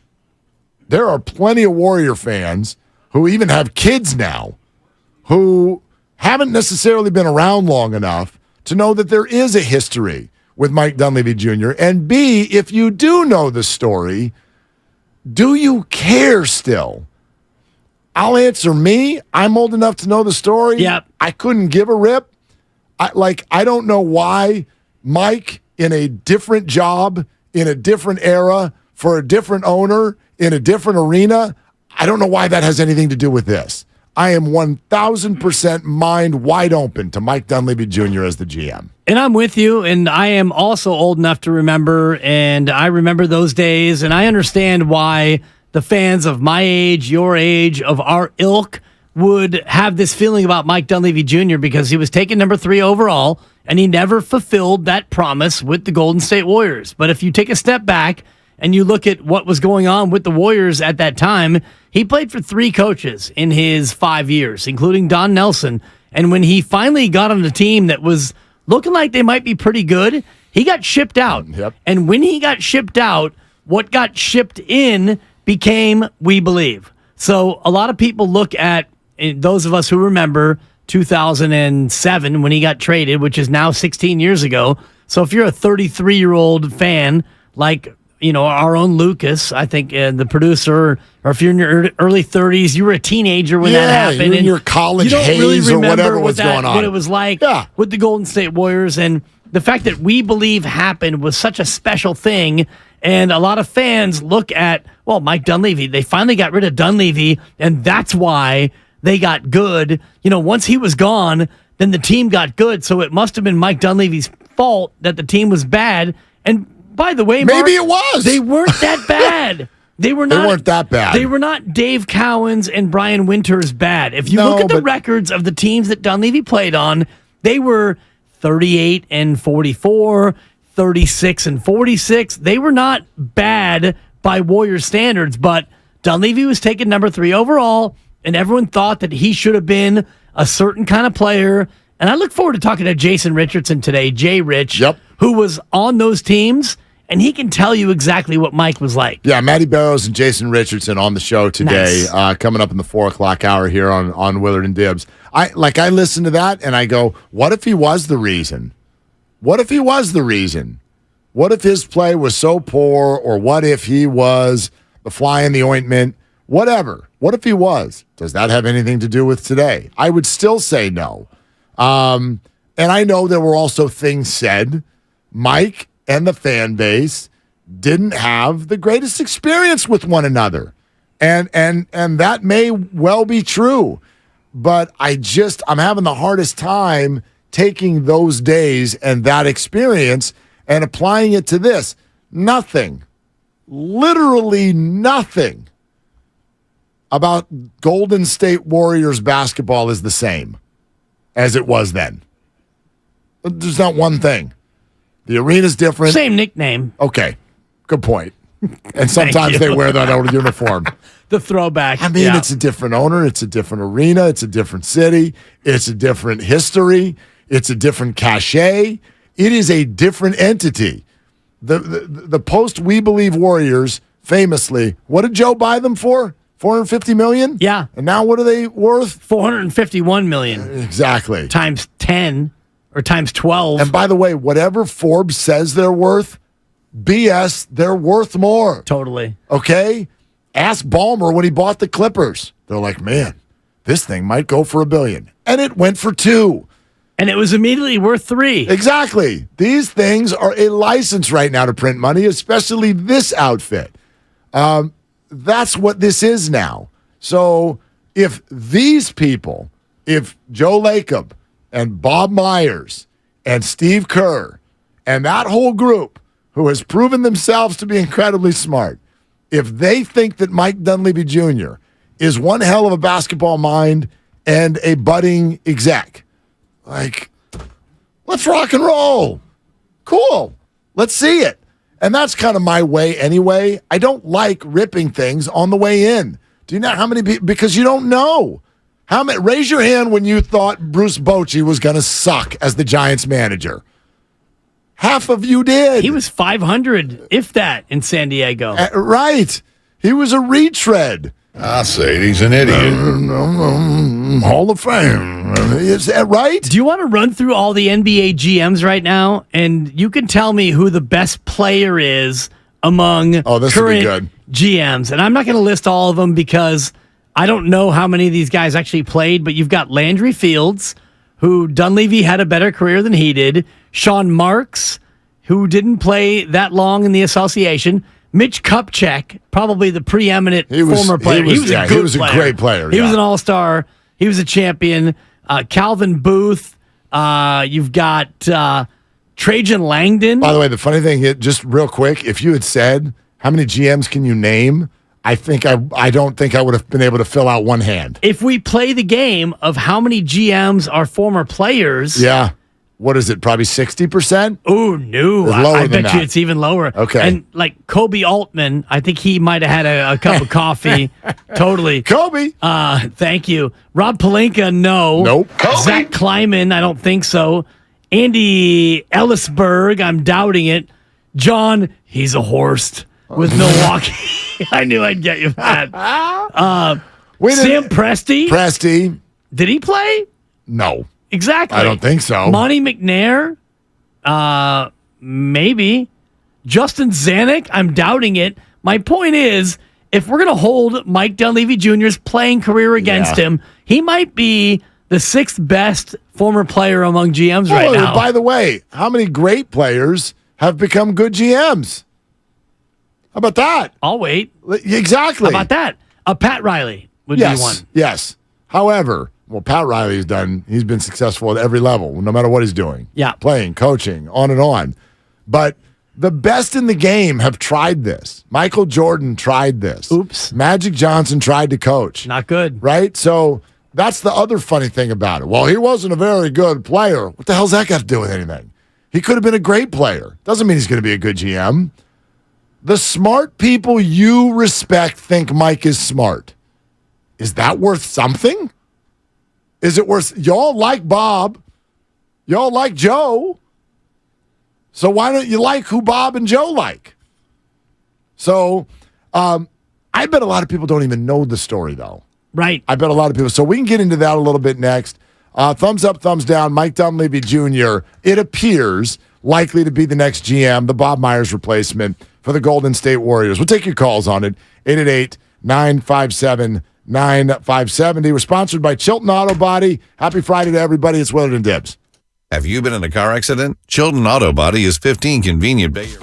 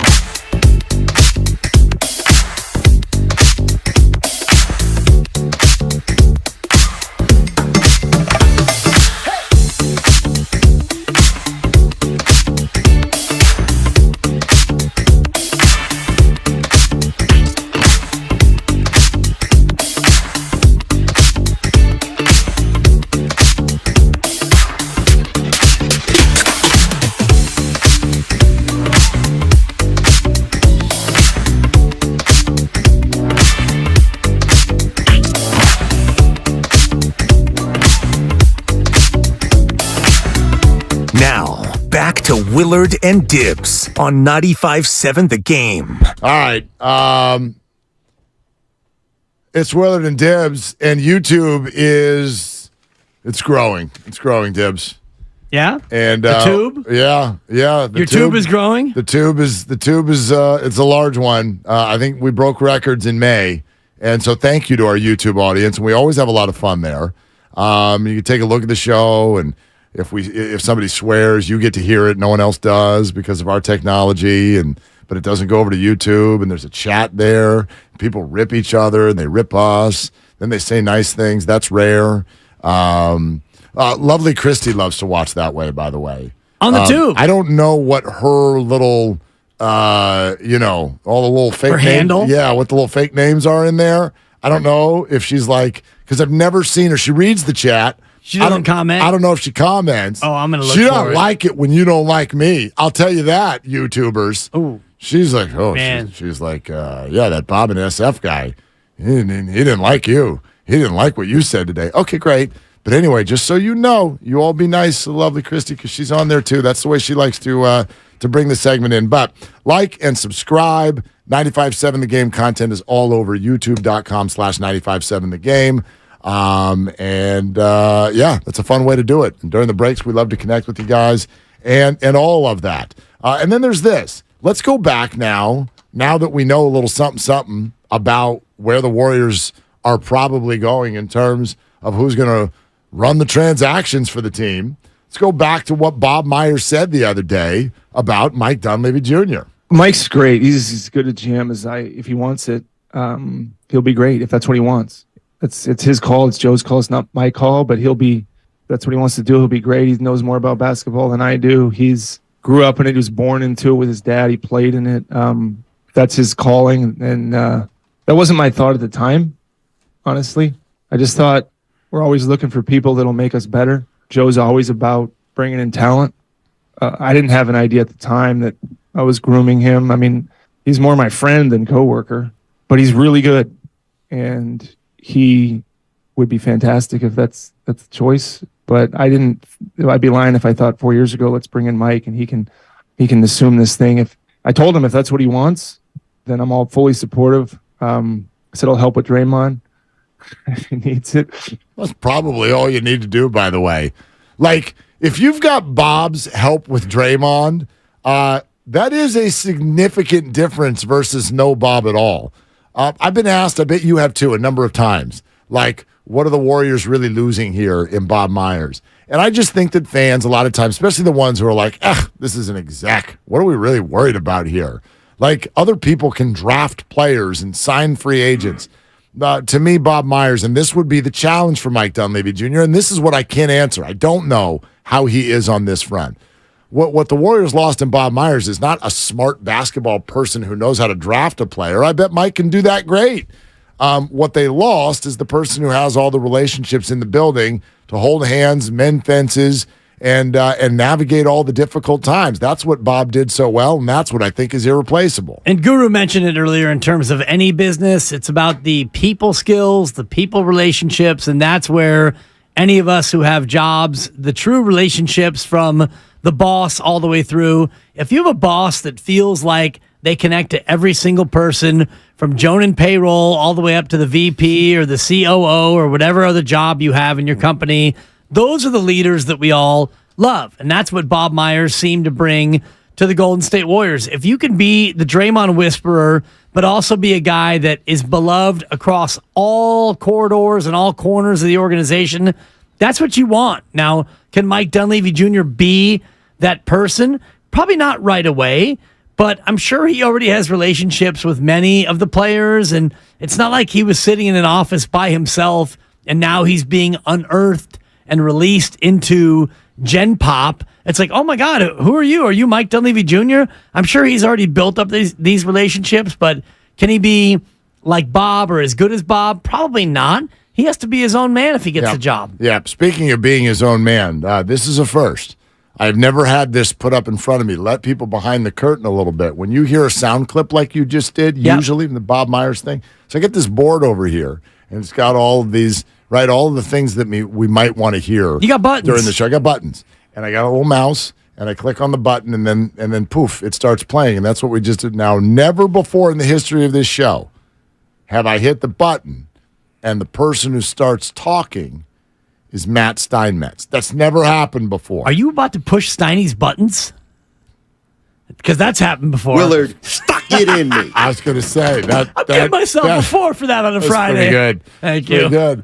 No, I'm not about to. I've been doing that for months. Yeah, I've been you doing have. that for months. Yes, Steiny. You know what I'm saying? Uh-huh. You enjoy that appointment wherever you're going, Steiny. I hope know you where got he's there going. fast. You can almost see it from here. Really? Set your clock for thirsty. So he actually didn't need to get out that No, quickly. he did. He did? Yeah. What are they closing or something on a Friday night? No, but there's plenty of good seats only available seats till still about available. 2:15. Oh, I'm so out. Totally. Well, so we know what Bob said, but ladies and gentlemen, what did Matt Steinmetz say about the situation at hand? You know what? I think I'm going to do this because I know a little bit about this business. The heck, I'm going to do it. I got sources. I don't tout them a lot, but I got sources. We always knew you had them. Next GM of the Warriors is going to be Mike Dunleavy, according to my sources. And do you know when that'll happen? I don't. They got to agree to money. They've got to agree to money, but if the money's right, Dunleavy's going to be here. Steiny with a rat on the table. Not brought to you at the time by Atco Pest Control. Go to atcopestcontrol.com for all your pest control needs. Well done. You're welcome, Wouldn't that be fun if Woj and Shams tweeted that way? Like they got on Twitter and they're like, all right. I mean, I know some things. Should I do it? Should I hit send? I think I'm going to tweet it. Mm-hmm. All right. Let's tweet it. LeBron James is going to the Lakers. Maybe. If the money's right. Now there it is. And look. There it is. I have not had any in-depth conversations with anybody about this, but I assumed it. We've been talking about it for a couple of weeks. You should let everybody know why there might be, and we've had a caller or two be like, no, not Mike Dunleavy Jr. There's PTSD there. I think a lot of Warrior fans are cruising around going, I don't even know what that is. I mean, they know what PTSD is, but what is it? What is it that would make a Warrior fan be hesitant after the first Mike Dunleavy Jr. experience? It's called history, Mark, and the history of the Golden State Warriors that preceded the 2002 NBA draft, in which the Golden State Warriors picked third. And with the third pick in the 2002 draft, they selected Mike Dunleavy Jr. out of Duke. He was the second Duke player taken after Jay Williams, who would have a motorcycle accident that ended his career before it started some weeks later. Yao Ming goes 1, Jay Williams goes 2, Dunleavy Jr. goes 3, Drew Gooden out of El Cerrito High, shout out to 510, he went 4th, and I won't bore you with the Omari Stoudemires and the Caron Butlers. It was not a good draft. But what happened before those that? Were good players, though. Those were good players. Yes, but if Who I was can, number 5 after Drew Gooden? Do you have it in front of you? Nikola Chikvili. Oh, that's yeah. You know, DeJuan Wagner went 6. You know how that last name is actually pronounced. You might get dumped if you say it. You remember how it was pronounced? Does it rhyme with Casey Schmidt? I was always like, this is the worst basketball name for broadcasters in the history of ever. Somebody's going to get fired, and all they're trying to do is pass along information. Other names in the lottery, Nene. Nene! He had an okay career. Chris Wilcox, Jared Jeffries, former Warrior. Yep. Melvin Eli, Marcus Haslip, Fred Jones, Bosjan Nachbar, Yuri Welsh, former Warrior. Who are you? Juan Dixon, former Warrior. Former Warrior. I mean, you can't make this up. Right. Curtis Borchardt out of Stanford. We used to hang out in the lottery a lot, man. Dude. We used to hang out Kareem in the lottery. Rush, Oh, yeah, former Warrior. I mean, Yep.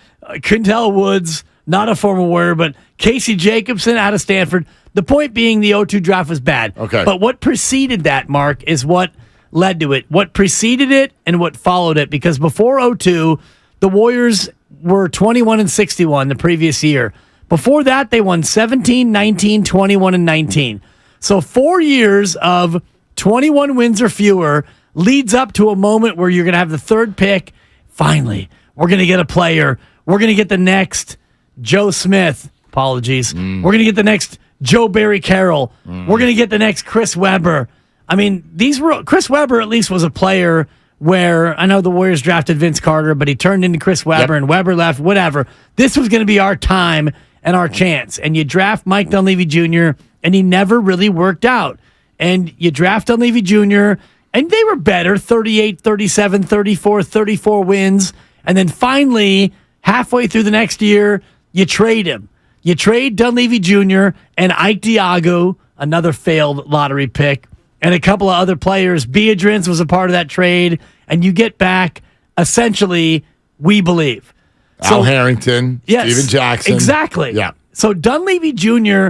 came in when the team was awful, didn't do much at all, even though he was taken third overall. And then when he got traded, the Warriors had their best year since the TMC year. So he is scapegoated because of circumstance. It's funny though when he didn't work out. Well, if you traded him for something that was great, then did he work out? It was an 8-player trade, Mark. I understand that, and picks were flying. But was he or was he not one of the main names in the deal?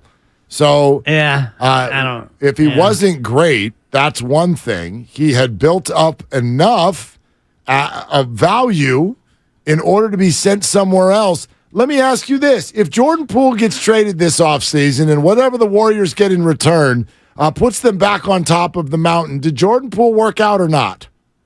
Well, Jordan Poole's already done more in his career than Mike Dunleavy Jr. did as a Warrior. Yeah, but a lot of people are very uncomfortable at the idea of $28 million a year for what they saw last year. It was Troy Murphy along with Dunleavy Jr. So Troy Murphy, Ike Diago, Keith McLeod for Steven Jackson, Al Harrington, Sarunas, not that Sharunas, not Marcelonis, Jasikevicic, and Josh Powell. It was a 4-for-4 deal. The very rare 4-for-4. I like that. And at the time, I'm sure the Pacers were thinking, we want to get rid of Steven Jackson, Malice in the Palace, and Al Harrington wasn't working out. Oh, gosh, right. They're like, those guys are in the back smoking weed all day, and Don Nelson's like, I'll take him. All the smoke. Yeah. All the smoke.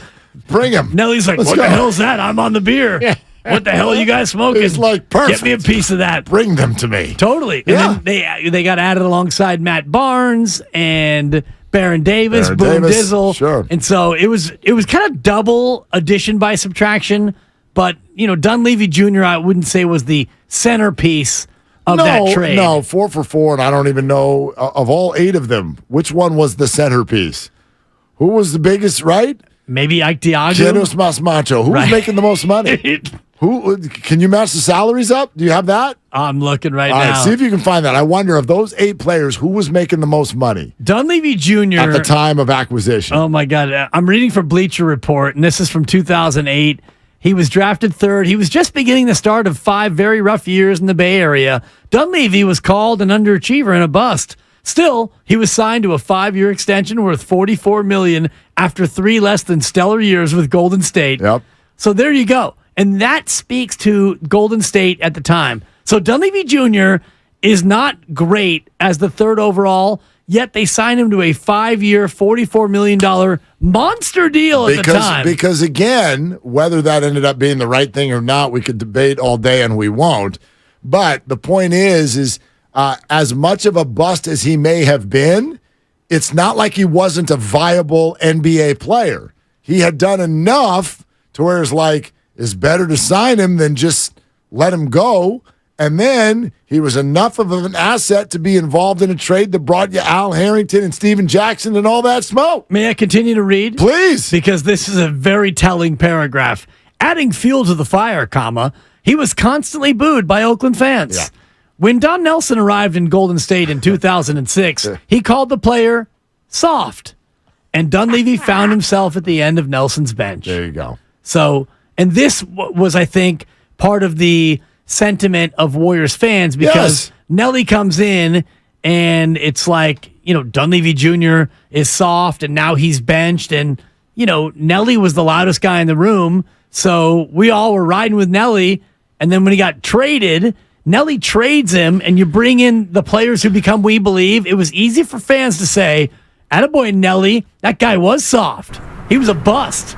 Yeah, Granny, what's up? By the way, Troy Murphy, the highest paid player in that trade, $8.2 million. Mike Dunleavy, $7.4. Al Harrington, 7.6. Steven Jackson, 6.1. This is barely a mid-level exception now, but yeah, that's what they were. That's what they were making. And that's 16 years ago. Yeah. 2007. I mean, I don't know. But that is kind of a brief history of why Dunleavy didn't like the fans, and the fans didn't like him. I get that. And his expression, honestly, Mark, I can close my eyes. But you know what? And I can look at the Dunleavy Jr., his expression. I hate that. Are you familiar with the expression hangdog? Yes. He's a little like a teenager when you tell him, give me your phone. Seriously. And you got a couple of those. Do you know that I take a lap around my block when I get more than one word out of the teenager? It's unbelievable. Victory lap? Oh, my gosh. I have a horn at the house. Oh, yeah. It's like balloons come out, music starts. Bam, bam, bam, bam, bam, bam, bam, bam, bam, bam, bam, bam, bam. You're like, I'm asking open-ended questions just to see if I get anything. Yeah. Fine. What did you do today? Nothing. What do you want for dinner? Whatever. Like, if I get a second word, I'm giving you a 5 for your kids right now. Giving you a 5 for your It's unbelievable. So, okay. Here's what's funny, though, in sports. What was your favorite part of the day today? Stuff. Nothing. Totally. Oh, my gosh. Sometimes you have to celebrate if the word is even a word, because sometimes it's just a noise. Grunt. Yeah. How was school today? You're just like, oh, God. It's unbelievable. Anyway, point being, here's what's crazy in sports. We do this all the time, and sometimes we decide it's fine. Richard Sherman played for the Niners, and you were fine with it. If you've been around for a minute. Oral Hershiser, Randy Johnson, these people pitched for the Giants, and you showed up with a ticket and a glove and a smile. So why do we have to go back 15 years? I didn't like the draft pick. And now this has something to do with a completely different time and a completely different era in a completely different role. Like, I don't know. This for me, it literally does nothing. Like, I have zero anxiety or angst attached to the name Mike Dunleavy Jr. as general manager of the Warriors. I'm with you 99.9%. But the 0.1% is the memory. And I'm not going to say I can't get past the memory because I've talked to Mike Dunleavy Jr. multiple times in my job as interviewer and radio host. And when I look at Mike Dunleavy Jr. across from us at the Warriors shop or in the suite or at Chase or on the phone or whatever, I don't immediately think, well, boy, how bad were you as a Warrior? Couldn't wait to get rid of you. And when you got dealt, we got good finally. I don't think about that at all, but I do know that there is that small sliver to where if Mike Dunleavy Jr. doesn't do well, let's say the Warriors don't make the playoffs next year and they get the number 3 pick in the draft, which is what he was, and they use that number 3 pick in the draft and they draft a player who's Dunleavyan, all of that's gonna come back around, Mark, and not because of me. And I'm all for Mike. I know Mike a little bit. We've talked to Mike. I'm happy for Mike if he gets the gig, but there is a little bit of that muscle memory of having been through it. I think we should be the healing show for Mike. If Mike gets that gig, Mike can come on, and we'll not only congratulate him and talk about the Warrior draft, we can be the conduit to the healing. And Mike, what do you want to say about 2007? And then the fans can rally back with what they want to say back. We clear it, and we move on. He's probably going to say no to that interview. But anyway. No, it's a yes, for sure, because he loves us. Yeah. And from Never Go Full Jeff on the YouTube, Dunleavy might know more basketball than Myers, but Myers knows people better than Dunleavy, and that ultimately is the biggest challenge for Dunleavy. I agree. ... We think. I don't know who Mike is behind the scenes. Yeah. I don't know what his relationship with Day-Day is. And what I have learned is what we see in the media during a playing career, wow, that is not necessarily the person. just because they don't like a microphone. Hey, Mike, what happened there in the third quarter? That does, like a teenager. That does not mean that that's Mike. For me, the number one example of this is Bill Belichick. That's not him. On to Cincinnati. That's not him. He has got a big personality. Yeah, we're on to Cincinnati. Thank you. A wry, sarcastic type of a sense of humor. Is someone who will spend time with his people. That's his media persona. That's what he wants it to be. Right. But that is part of him. His media persona. Whatever. If your persona, like who I am on the radio, may not be who I am as a father or as a husband, but it is me because I do this for 1/6 of my day. Except for so you can't divorce yourself from who you are at any point in your day. Yes and no. Yes and yes. Well, no, I say yes and no because literally, in the job that we have, I don't think you can succeed if you're inauthentic. In the job that he has, oh yeah, you can. Well, Bill Belichick at a podium is inauthentic. There's authentic, and then there's authentic light because you and I, the way you talk, chemicals? The way you talk on the microphone, and the way I talk. Like, you and I have conversations off the air, and they're not in the same way that we converse on the air. Well, I let you talk off the air. It's a miracle. Actually, you barely talk to me off the air. Yeah, I can't shut you up. I'm out of words when I'm done with this. Are you kidding? Listen to me. My gosh, it's nauseating. I would say that me as a driver is not who I am when I'm honking and flipping people off. Well, that's everybody. But it's who we are. You don't get to divorce yourself from that. I crack up when I watch someone honk and then they chase the person down. I'm like, get out of the car and do that. They would be like, no way. Oh, I have. Of course you have. And I will. Presented by Fremont Bank. Cut me off. Full service banking. No compromises. No thanks. 888. Thanks. 888-957-957 to take your calls.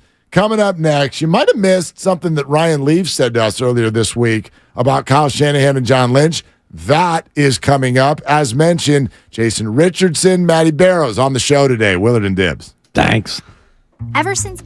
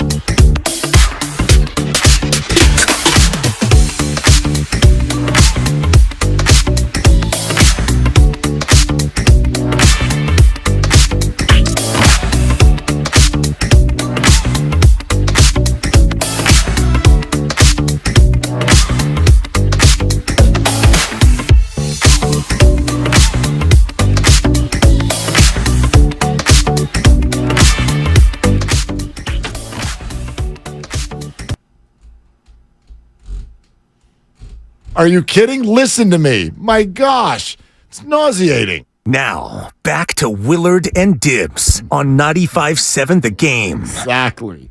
Seriously. My gosh. I leave here at 6 o'clock. I won't speak again until Monday afternoon. Just going to turn into a teenager. Right. Just grunts. Until Sunday in the evening when you and Ephraim. Oh, that's right. I have another show. And you work with a partner who you actually let speak, which is kind of cool. Wow. And I'll be honest, when I'm listening on Sundays, because occasionally it's like, honey, we need cumin, or can you run out and get vodka because this baby's driving us to drink? Exactly. I'm in the car, and I tune in, and your boy Ephraim, he gets to speak. Yeah, he does. And I'm like, Jesus, is my partner Mark exhausted from a Monday through Friday monologue-a-thon? That's part of it. Or is it a question of respect? No, it's definitely not that. It's He doesn't definitely not respect that. me. Gosh, I respect the living hell out of you. Did that sound believable? No. You hate my takes. No, actually, I'll bring everybody behind the curtain. You want to know why that is? I would love to, Mark. Because we're not in the same room. We're not in the same room. You and I? No, we're in the same room. Kind of. Ephraim and I mean, we're not in the same. Yeah, well, I'm not in the same level, but yeah. He's in L.A. I'm here, and I can't see him. But you're both in the .com studio, according to your every time you rejoin it. Tire rack. something. Some rack that tire. Totally. Yeah, I can't see him. So, Gotcha. rather than have awkward... Exactly. I may have to go down You here. just put a hoodie over your head. I'll let you talk more. It's crazy. I'm figuring you out. We can't see each other. So rather than step on one another, I think both of us just go, when the other one's talking to, just go for a walk. And then be double, triple sure. What you'll also hear on that show is sometimes when the other person stops, there's just a couple seconds of a breather there because I'm just like, are you done? Are you done? You're right? You're sure? You're done? Okay. Here's what I got to say about it. So that's all that is. So do the show from home. I'd like to. And then, believe me. Then you can do the whole thing by yourself. Look, I need you in here. I need eye contact. You've got to come in. Oh, gosh, that's funny. Yeah. And by the way, I happen to know lovely Christy's listening right now, and she's like, that whole thing I just said about how I won't talk this weekend, that's BS. That's totally. A whole bunch of BS. So I try the same thing with my wife at home. I'm like, I'm all talked out. Tired of talking. Totally. But you talk at work all the time. Yeah. So, I got nothing to say. Yeah, I don't know. We're talking about clothes or something. I don't know. You got a warrior take? We're talking about fungus on the roses. Yeah. So I was out there picking off black leaves from the roses that got a fungus. What is going on here? I'll tell you what's going on, Grandy. I get home yesterday, and she's like, we got bad news. And I'm like, oh, my God. The baby's got, strep throat? Or she's like, our roses, we have a fungus. And I'm like, oh, Jesus. I mean, really? Is this what qualifies as bad news? You're like, could you believe they're going to hire Don Levy? Right. Damn it. Totally. And then you're like, I got to go to the restroom. I was pulling for one of the Lakums. Bill Burr does a great bit on that about the guy who just we got to go to a trip and we're going to get shopping and then we've got all the garden and blah, blah, blah. And it's like the Doppler effect and it just turns into Totally. Totally. And then all of a sudden, it goes up. The tone goes up, and he goes, oh, crap, that was a question. Right. Oh, damn it. I wasn't listening. And, yeah, that's, there it is. The other piece of that is relationships. I told you that Wednesday. It's like, well, you told me 74 things, and... you weren't expecting me to listen, were you? Right. I didn't know there would be follow-ups. Come on. Like the SAT. We are on brand. We are men who love sports. Yeah. Talk about something else, you're going to need to say it a lot before it'll sink in. Hey, Doug in Berkeley, what are you doing? You're on with Willard and Dibs. Hey, guys. How are you guys doing this afternoon? Oh, so good. What about you? I'm doing good. I just got in from a bicycle ride. I'm doing good. Oh, okay, Barry Bonds. Look at you. Yeah. No, my head's not that big. Take it easy, Doug. I'm sorry. I know. No. I love Barry. I think he's getting the raw deal. He should be in the Hall of Fame. I'm just joking. You guys are joking. I can joke a little bit, okay? All right, fine, Doug. Joke it up, Doug. Yeah. All right. No. So you guys had a few comments. I just want to respond because you're kind of making the case that there's an inverse relationship between one's success as a basketball player and one's potential success as a GM.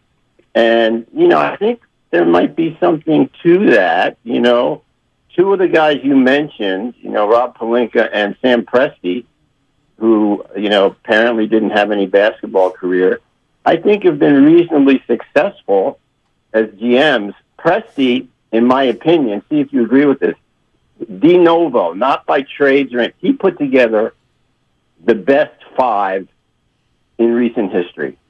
And they were just too young. But that 5 that he had there in OKC was awesome. And he's stacked up some pretty good, draft picks now. He's got 8 zillion of them. So I think you may be on to something about that kind of don't knock the guy just because he hasn't played or had a career that wasn't that great. The other comment I want to make is don't throw shade on Amari Stoudemire. I mean, were it not for injury, I think Phoenix would have a recent NBA championship in their pocket. Yeah, I don't think I know. Doug, thank you. I know you weren't trying to throw shade at Amari Stoudemire. I was not, actually. I was pointing out that they were 2 of the only picks in that draft that were wins. Caron Butler, Amari Stoudemire, Yao Ming. It was a bad draft, but those were players who actually made all-star games and actually did something in the association. The other point that he made me think, now this is painting with way too broad of a brush. I don't want to but it's interesting. The idea of, okay, is there an inverse relationship between being a good player and then being a good exec? I think in all sports, we could probably think of a few people who were good players, good executives. I think that some people, I know everybody loves to hate everybody, but is John Lynch a good exec? He's doing a good job? Yeah. Okay. Hall of Fame player. Hall of Fame player. Yeah. Right? Ozzie Newsome for years, Baltimore. Great player. Great executive. So, and I know I just went to football twice. Maybe the basketball examples are not as good. You mentioned Mitch Kupchak. I don't know how great of an executive he is, although he got a whole lot of rings. 10 rings. Yeah, he's done a pretty good job or has a pretty good resume. But I wonder this. If you're a great player, like Michael Jordan was not a great executive, that's not surprising on a number of levels. In order to be Michael Jordan, what are the characteristics? You're a stone cold killer, right? Like you are, Michael, Kobe, these guys struggled to make friends because they're so singularly focused. They're so intense, and they're so effective. I think they also, when they're looking at other players, they expect and want those players to look like they did, be able to do the things that they can do. Right. Well, but that's not, that doesn't grow on trees. I could also make the point that if you are a lesser player, don't you need to be a little bit more heady? If you don't have all of the physical tools, what do? Well, you try to have really good mental tools, and you try to outduel people in an intelligence way. Could that intelligence then take you to the executive world and translate? I know I'm painting with a broad brush, but there might be something there.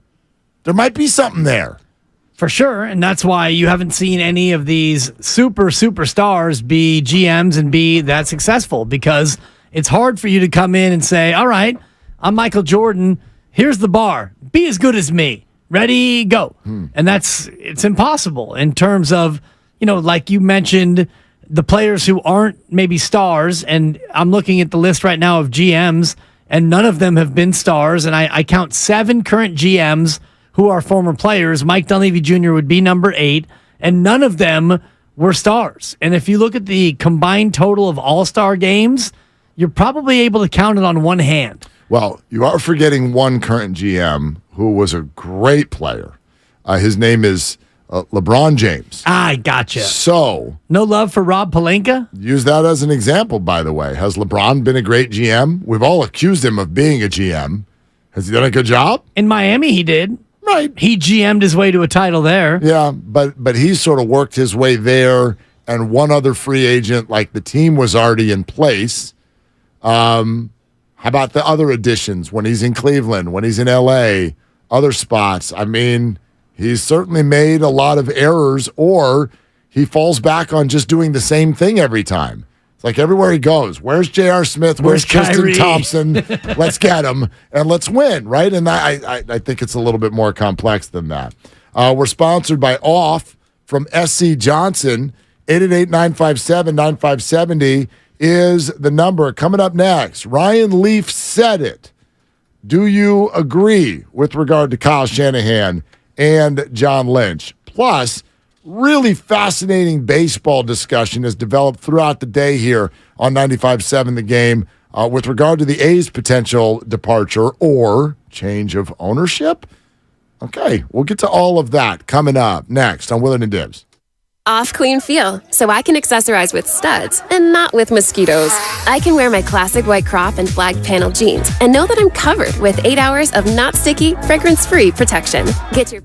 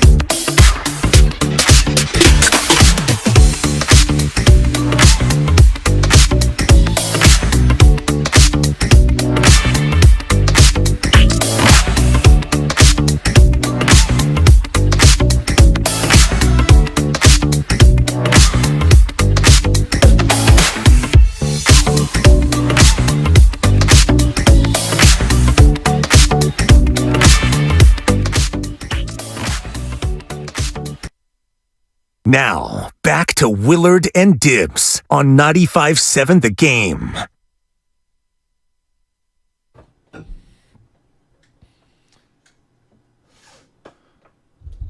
All right, Matty Barrows in an hour, Jay Rich in an hour and a half. I saw this. This is cool. I give my favorite team points for stuff like this. You don't have to. Some people don't care about the shiny, happy people stuff. I do. REM. You know Jim Trotter, long time. Love Jim Trotter. Jim's great. He's just great. Great writer. And I've never met Jim, but I've had him on shows before. I've never met him in person. And, yeah, thank you. Trotter has gone through some work changes in recent months, and I guess his father just passed away as well. Man. So he tweeted out a picture of a 49er jersey that just showed up in the mail. And it is a Trotter number 49 49ers jersey. It has 3 signatures on it: Jed York, John Lynch, Kyle Shanahan. And it then also has to the Pope, James Trotter, and then there's some letters I can't quite make out, but it said something about Niner fan, and then rest in peace is what it says. So Trotter tweeted it out and said the 49ers are all class. Sent this signed jersey to me in the mail in memory of my dad after they learned that they were his favorite team. Forever grateful. Yeah. That's cool, man. I think it says to Pops. To Pops. Is that what it says? Yeah. To Pops, James Trotter, not Pops. to Pope. Yeah, that S is a little shaky, but it's hard to Pops, write. James Right Trotter. Yeah, James Trotter. Pops. And then H-A something, B-E. I don't know what those letters are, but something about Niners fan.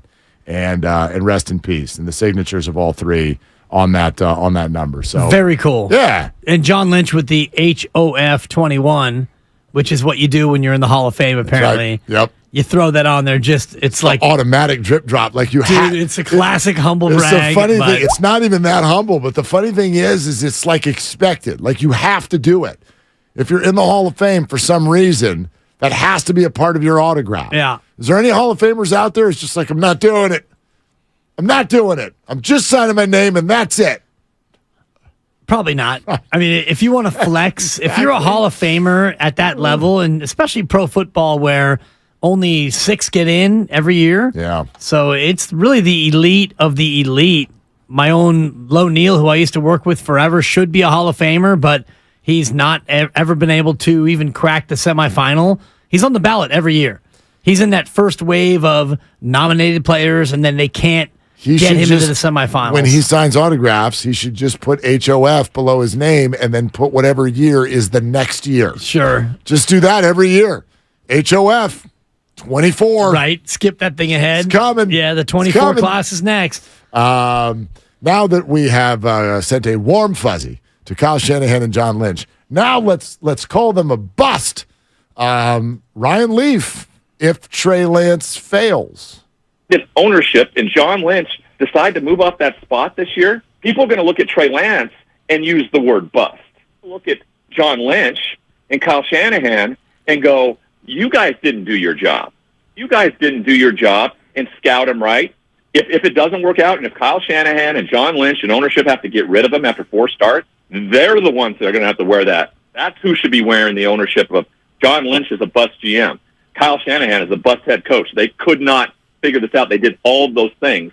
And so maybe I'm just too close to it because of that ownership of mine. But I do think that has to play into this. And he shouldn't have to take the brunt of it because he never got a chance to do it. Okay, my gosh, there are like 14 fascinating things. He is too close to it. And what he's saying is he's too close to, he's the number 2 overall pick in the draft. He's the number 2 overall bust in the history of NFL. Who's number 1? It's either Brian Bosworth or Jamarcus Russell. I don't know that, Ryan might be number 1. You could argue there have been some massive busts. Tony Mandarich is up there. Sure. So the point being, and I don't want to rank busts because Ryan's been very generous with his time on this show, on other shows, and this station and other stations. Yeah, he'll openly talk about the He will, and I really appreciate Yeah. that. And he's been sober now for 10 years, and he spent time in jail or prison for crying out loud. So he's been through it, and I respect the fact that Ryan Leaf is so open to talk about it. But yes, Ryan, you are too close to it. Well, but he's also talking about ownership, and to be fair, he was drafted by an absolutely awful organization. Just an absolutely top to bottom awful organization, and I've watched it. I saw it. It's very Oakland A's-esque. The only difference is they're still humming, sort of. Who was there at the time? Do you remember? 1998? I know you weren't yet. You probably were in the business, but you weren't in San Diego yet. You're right. No, I was not in San Diego. You're talking about when you say who was there. Who were the Chargers, Shanahan and Lynch? Who was in charge of the Chargers when they drafted Ryan Leaf? Because I'm looking at the draft right now. With the first pick, the Colts select Peyton Manning. That's a pretty good pick. Yeah. The Chargers, Worked out okay. The Chargers actually traded up to get to the number 2 spot.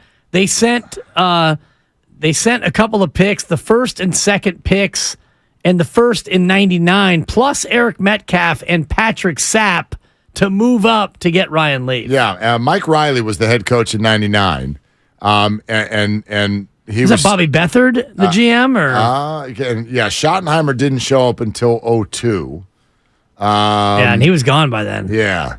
And by the way, that was actually a first stint in San Diego. So I wasn't hosting a show, but I was like a little update Cub reporter deal thing going on. In 98, huh? Wow. Well, no. So 98 and 99 were the minor league years in Boise, and then San Diego. So right as Mike Riley turned into Marty Schottenheimer, yeah, that's where I worked. Oh, wow. That's where I worked. Only for a short period of time, and then up to LA, but they still used to send me down for Charger games. I used to drive down for every single Sunday home game and cover the Chargers. Not Mike a bad Riley, drive on a Sunday. No, it is now. It just wasn't as bad back then. Yeah. But anyway, Mike Riley, Schottenheimer, and I think, no, who was the GM that fought with Schottenheimer?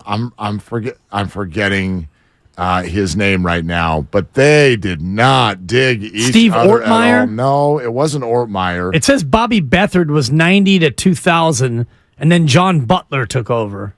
Well, I must be thinking of whoever was. Yeah, John Butler. Oh, AJ Smith. Yeah, a little later. AJ Smith in 03. Yeah. AJ Smith. Okay. That's the one. And he fought with whom? Schottenheimer. Oh, wow. I mean, it's like Bob Myers said last week. GMs and head coaches are built to despise one another. Right. They're built to blame the other one for whatever problems are going on. But anyway, bigger question that Ryan Leaf is bringing up here. And I don't know if there's really a fair answer. It's like, okay, if a player doesn't do well and they're a bust, is the player a bust? Or is it the people who decided he was going to be great? Are they a bust? I mean, that conversation could go round and round forever. I'll give him this in that he's talking about Trey Lance.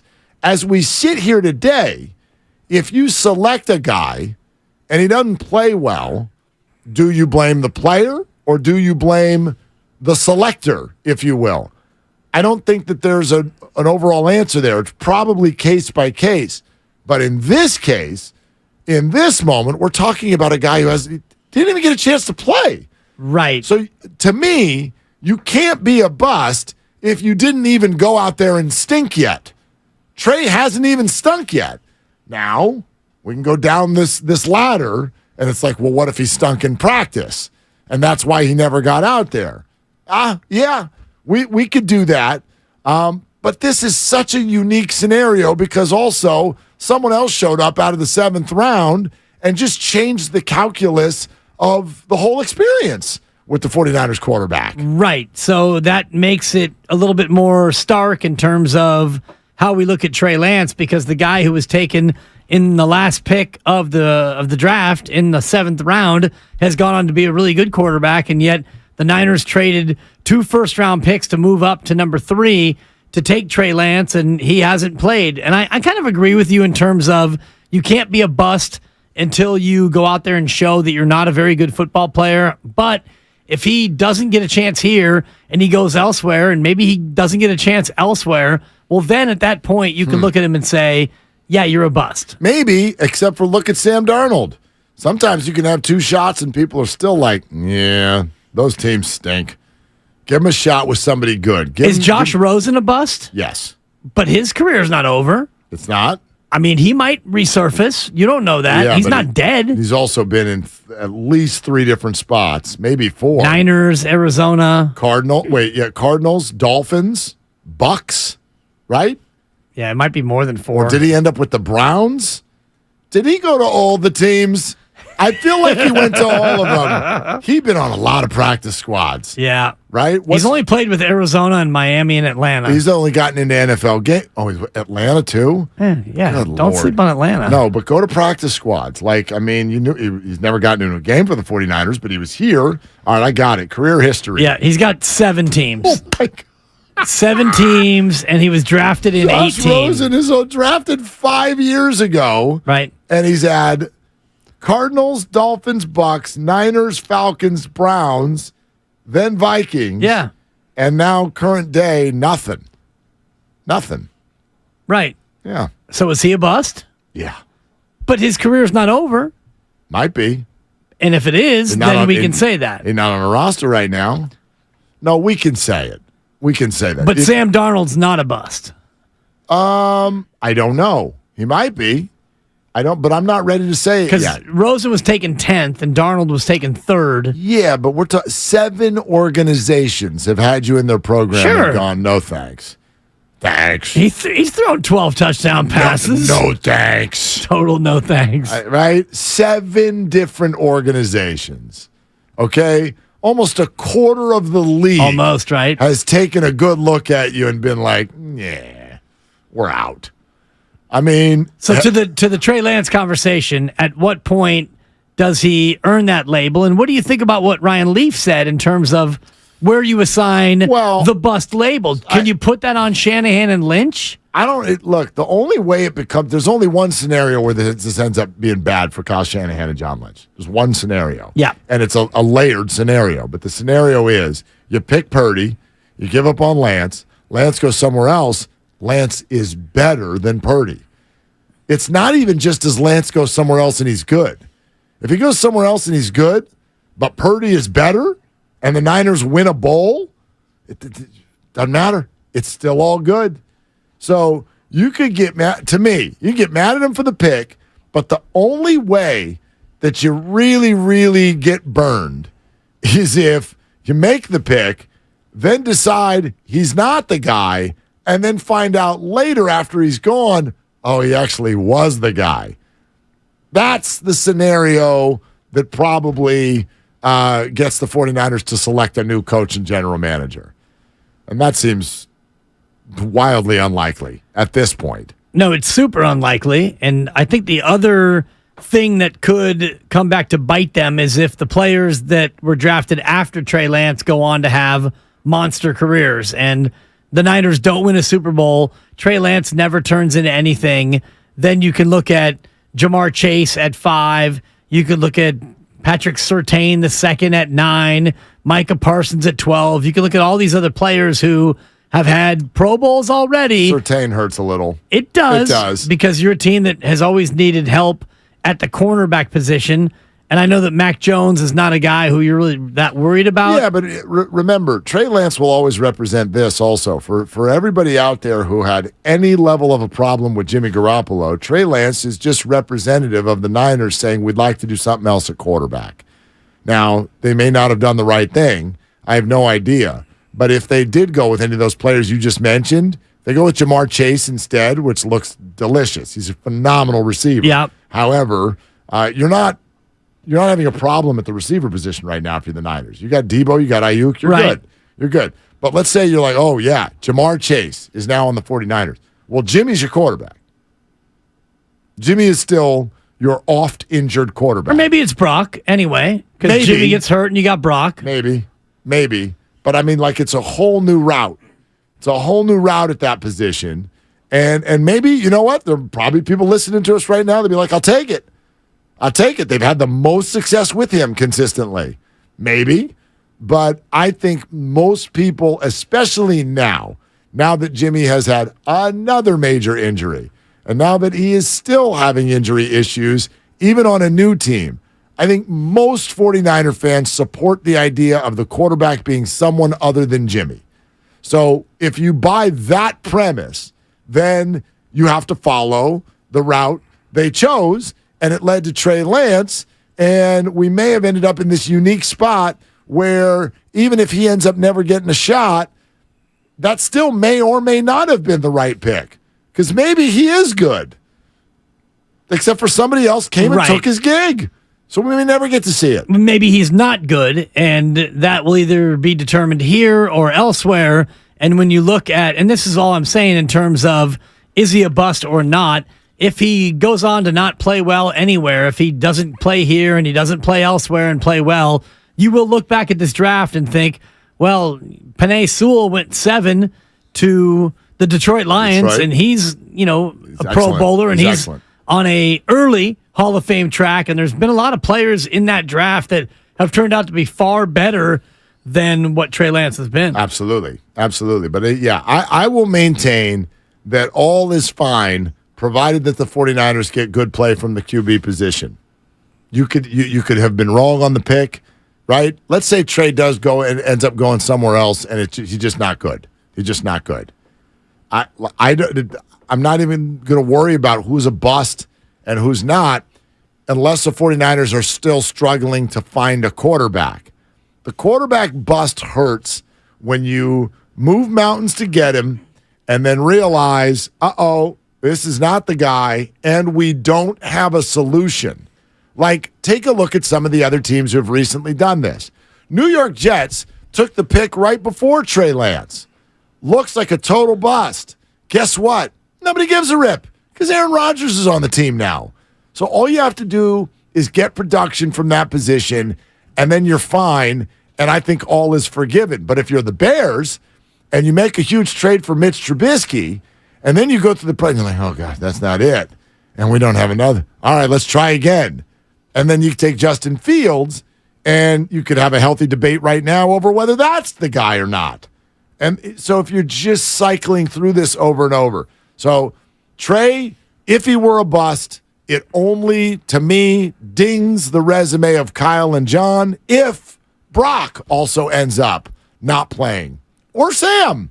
Yeah, I think that's too simplistic. If you're getting production, you're getting production. But you get production, but if it doesn't lead to victories in the ultimate spot in the Super Bowl, then you can't help but think, what if they would have had 2 additional first-round picks that they could have used on players that maybe would have put you over the top? No, so but I don't think that it's fair to just say you got production from the quarterback spot, therefore it's okay. But that's what I mean by production from the quarterback spot. Like the 49ers roster, you get production from the quarterback spot, you're going to the Final Four at least. You are competing for a title. But if you don't win the title, to me, you can still look at that trade and say, well, you gave up 2 first-round picks. What if you could have used one of those first-round picks that you didn't have for, I don't know, a tackle or another pass rusher or a cornerback, some other player? You would have had another player in the first round you could have used to help you win the Super Bowl. Well, you would have had a player in that first round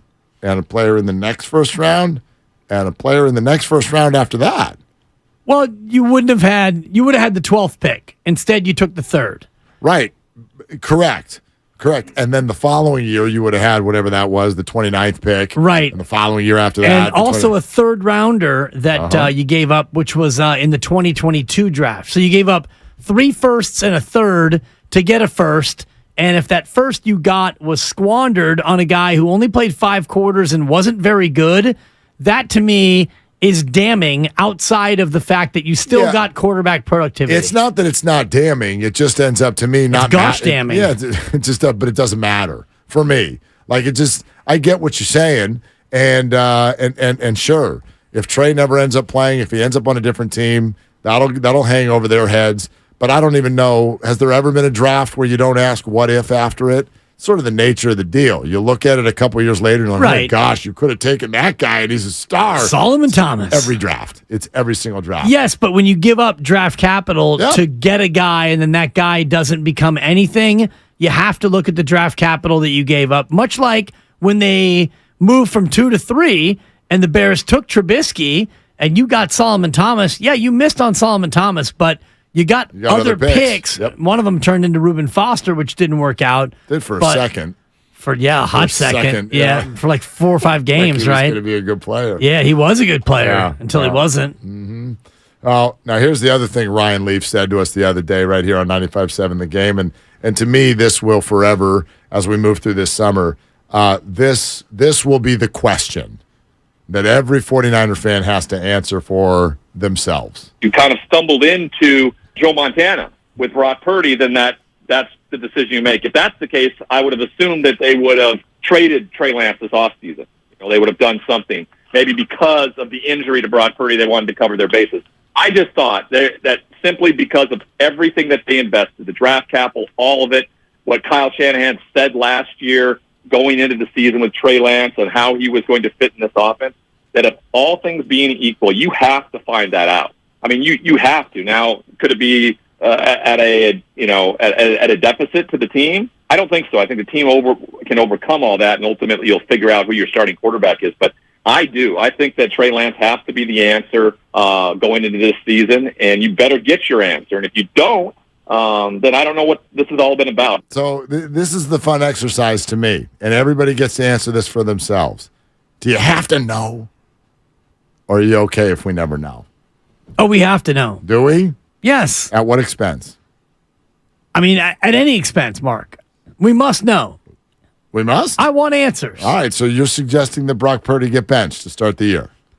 No, but I do think that we need to know. I don't think that you can go through this year, this third year, and not know, but I would argue that they already know. Well, what if Brock stays healthy the whole year and plays? And Trey Lance doesn't take any snaps. Correct. Other than maybe a couple of garbage time kneel downs. But Brock plays really well, and the 49ers contend.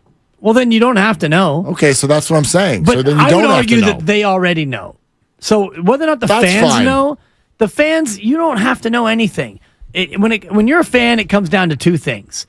Do you put your faith in those people running your team, or don't you?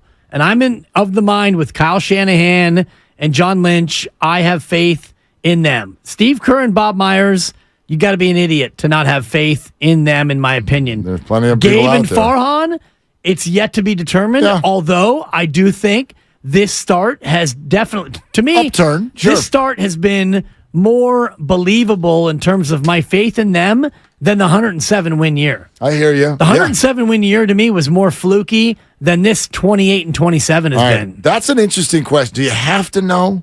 Do you have to know? Are you just going to die? If They have to know. Well, but they think they know. They already do know. Maybe. Oh, I guarantee you they know. They think they know, but until we see them play, nobody knows because people are wrong. We're presented by Fremont Bank, full-service banking, no compromises. We'll take your phone calls on that coming up next. Plus, on the baseball front, I mean, boy, this got floated out there, and maybe this thing turns into exactly what everybody's been waiting for, which we'll explain coming up in a bit. And Matty Barrows is a half hour away on Willard and Dibs. Ever since we got Xfinity Mobile, the whole family now has the fastest mobile service. My little brother has no idea how lucky.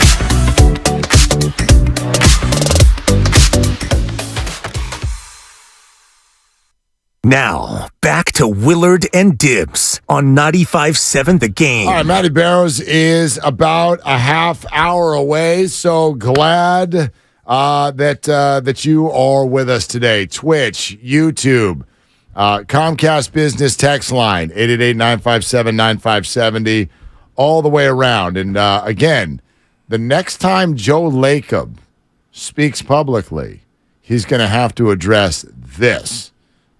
We'll tell you about it here in a few minutes. Oh, I thought you were going to play it. I was excited. I am going to play it. Okay. Not yet. Play it. Push that button. No. Push that Steiny button. I'll tell you what button I'm going to push. The one that gives us Matt in San Rafael here on Willard and Dibs. Okay. Hey, Matt, what are you doing? Just winding down. Happy it's Friday. Going to go to the gym in a few, and then, I don't know, hang out for a bit. Spend time with the kids. Anyway, I heard you guys talking about the 49ers quarterback situation, and my view is a little bit different, I think. I know they gave up a lot of draft capital for Lance and all that, but to me, once a player's on the roster, whether they work or not is what matters. The fact is they found, it looks like, a quarterback in Purdy, and that's really what matters to me. Maybe Lance is going to turn into a good quarterback. Maybe he's not. Maybe they're going to trade him. I think they will. But the reality is if they've got a quarterback that works for them and they can get them to a championship, that's really what matters to me. And the last thing I'll say on it is they've kind of missed on most of their first-round picks since Lynch took over, the exception of Bosa. But they've really done well as far as all the way across drafts. They've built a really good team, and I think you got to give them credit for that. Don't forget Brandon Ayuk now. That was a first-round draft pick as well. Don't forget him. And Javon Kinlaw, too. Well, sorry about that. Yeah. And McGlinchey was, that was a hit. Although, if you judge it by did that player get a second contract, which I think is a good way to judge it, then McGlinchey would not be a hit, even though he was a mainstay at right tackle. Solomon Thomas, no. DeForest Buckner, you'd have to say that was a hit in terms of the draft pick. Yeah, but better than Joshua Garnett. DeForest Buckner was pre-John Lynch, pre-Shanahan, pre-Lynch. Gotcha. Yeah, as was also Armstead. Same year Joshua Garnett, by the way. Right. At 28. So, Solomon Thomas and Reuben Foster was their first. Right. So 2017. The list of first rounders, and if we all agree that the jury is still out on Trey Lance, the list of first rounders is Solomon Thomas, Reuben Foster, Mike McGlinchey, Nick Bosa, Javon Kinlaw, Brandon Ayuk. That's it. Those are your first rounders. So Solomon, no. Reuben, no. McGlinchey, debatable. No. You didn't offer him a second contract, and he was Right. taken 9th overall. Understood. Yeah. It's a no. If we're playing the yes-no game, it's a no. It's a no for me, Bob. Just because he didn't get a second contract, he did get a second huge contract, which means he's achieved something in this league. It just didn't fit with what the Niners were doing. Well, someone's paying him through the nose. So he's is being Nick paid. Bosa getting a second contract? Of course. And are you going to give him that second contract? Yes, you are. Well, right. But did Mike get a second contract? Yes. It just wasn't here. Right. And why wasn't it here? Because you didn't think that he was good enough to be that guy. They Not could have done it. necessarily. They thought DeForest Buckner was good enough, but they moved on because there were cap issues. Is Mike McGlinchey being paid? Well, they moved on for cap issues to keep Eric Armstead. Right. They could have kept DeForest Buckner and not Armstead. Yes, listen. They made their choice. All I'm saying is debatable, by the way. I'm not saying it's a slam dunk, but is he or is he not being paid like a first-round draft pick right now? He is. Okay. But not by you. Right. And you use first-round draft capital to draft guys to be cornerstones for your team. Correct. And he's not a cornerstone for your team. Yeah, That's why I give it a no. Debatable. It's debatable. Even if it's a lean toward no, it's certainly better than their first two tries in Thomas and Foster. Correct. Bosa is a home run. Kinlaw, the injuries would call it a no. It's a no. At this point. Wow. It's not over yet, but it's a no right now. And is he getting a second contract? Wouldn't think so, but that could change this year. Is Ayuk getting a second contract? No doubt. Hopefully soon. See, I don't think no doubt. I think probable, but yes doubt. They'd be foolish if they didn't. He's got to win it this year. He's got to win that deal. I think that when all is said and done, he has a better career than Deebo Samuel. I don't disagree with you. I think they're very different players. But they are. I think Debo is more likely a shorter term wide receiver career than Brandon Ayuk. Maybe. I mean, he's certainly not nearly as traditional as Brandon Ayuk is. And he's had more injuries already than Brandon Ayuk. Yeah, I heard Lombardi talking about this the other day on with the guys in the morning. Vince or David? David. Okay. Vince, that's next week. But thanks. David was talking about how this, people were saying, the question was about Ayuk and whether or not the 49ers had room for another contract on the cap.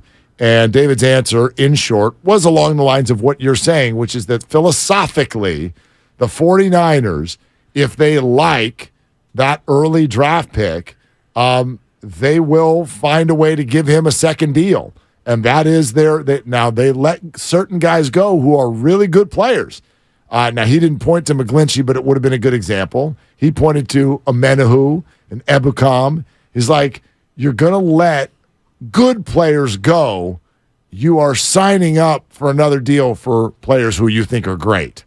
And that's what they've done with Warner, and Kittle, and Debo, and on down the line. So that's what's on the line for Ayuk. And I think he set himself up with the year last year, but you're going to have to do it again. You have to do it again. If you come out with 850 yards, that's probably a no. That's probably we can replicate that for less. Right, and I think that 1,000 yards is where the bar is set. And Steiny made a great mathematical point earlier as I was driving in terms of what 1,000 yards means in a 17-game schedule. It means 58 yards a game. Exactly. Because 60 times 17 is 1,020. So if you get 60 yards a game, you're going to go over 1,000. Yet 58.8 to be exact. That's what he said. Yeah. Exactly. Yeah. How many receivers do you think last year went over 1,000 yards? We played this game a couple of months ago. Yeah, wasn't it 20? It's low about 20s. 2 dozen. Yeah, give or take. So it's not like 1,000 yards is your birthright just by falling out of bed. No, you got to be healthy, and you got to get 60 yards a game. And what does your team do? Right? If you're the Bengals, it's easier to get 1,000 yards than if you're the 49ers. I think because the 49ers do so much out of the backfield, right? But I think Ayuk is likely to get a second deal with the 49ers. And now you mentioned, but I don't think it's a done deal. You mentioned he's got to do it again.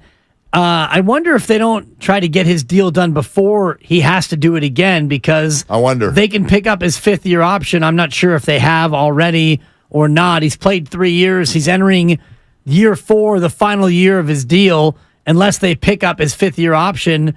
And normally with a player who you want to keep, you want to go ahead and sign them long-term before it comes to that.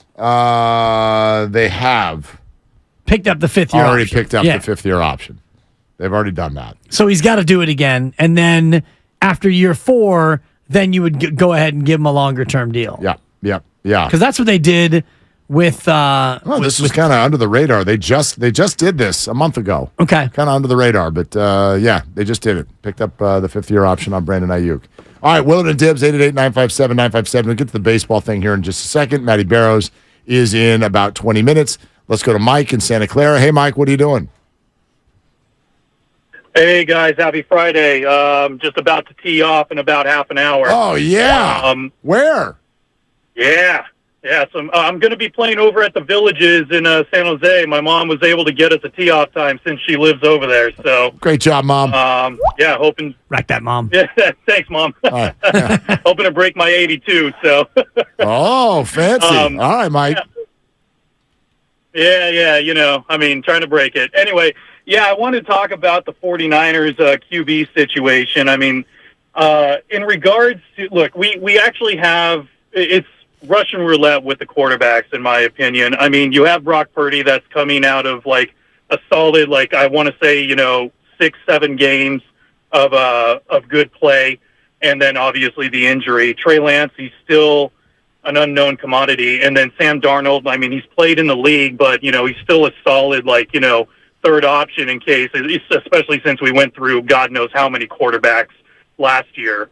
And the only thing I think about is the chemistry, and who has the most chemistry out of that is Brock Purdy. And that's what I worry about. Our defense can obviously hold up. I mean, that's what really, kind of like outside of Brock Purdy, really drug us into the playoffs and the NFC Championship. But, obviously that defense has to stay off the field as much as possible, and that's where the offense comes in. And what my concern is, I'm not ready to give up on Trey Lance yet. It's just a matter of the chemistry he has with the guys. He doesn't have a whole lot outside of training camp and a couple of games, but Brock Purdy has it. So, it's just a really big, cluster right now of what are we looking at right now? Well, yeah, Mike, to me, it's a classic risk reward, and you will face this, I'm sure, on a number of holes that you are about to play. Do you want to go for it in 2? What's the risk reward? That's what the 49ers are facing. And Dibs, it's why I asked you a few minutes ago, do you have to know? Do you have to know what you have in Trey? If you say yes, then that means you are willing to risk losing football games by putting the lesser QB out there, by not playing. This is assuming a Purdy health. Right. And so you're willing to potentially risk games to find out what you have. I'm not that inquisitive. I would love to know. Right. I was excited about Trey too, but if you get to the end of camp, Brock's healthy, and you think he's had the best camp, I think you'd be a nut job to start anybody else. Well, there's two different things here, because the idea of, do I need to know as a fan? Of course I don't need to know. I'd like to know. I'd like to be able to see it for myself, but does Kyle Shanahan need to know? You're damn right he needs to know. And if he doesn't know already, then I don't think that he needs to see it in an actual real regular season game for him to know. If you're Kyle Shanahan, you know what you see in practice, in reps, in the meetings, in every other part of the football game before he goes out there. I don't think that Kyle Shanahan is looking at Trey Lance and thinking, boy, I'm not going to know until I see him in a regular season football game, September to January. Only then will I know whether or not Trey Lance is good enough to be a starting quarterback. Kyle Shanahan already knows, in my opinion. Yeah, well, for sure. He has more information than the rest of us. You're listening to 95.7 The Game, KGMZ FM and HD1 San Francisco, always live on Twitch, YouTube, and the free Odyssey app. Dave in Pleasanton. Hey, Dave, you're on with Willard and Dibs. What are you doing? I'm finishing my day off, just thinking about what you guys just talked about, Ayuk. And I think it's a mandatory sign, and here's why.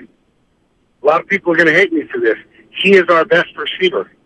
And I say that with confidence because Debo had that blowout year, but he's not running the ball successfully anymore, and he doesn't have the yards anymore that Ayuk has. Ayuk is our number one receiver, and I think he's going to be off the Richter this year. And in my eyes, if you have to give up a Debo Samuels to keep Ayuk, you do it. Yeah, Dave, that's all I got, guys. Appreciate it. I don't think your take is as crazy as you almost sound like you think it is. I think a lot of people think that if you're talking about receiver in a traditional sense, that Brandon Ayuk is your best one. He's absolutely your best route runner. He's absolutely got better hands than Debo.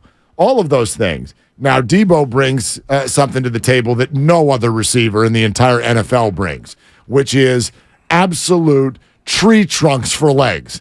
And he's practically impossible to bring down in the open field. So he brings his own thing to the table that is fantastic.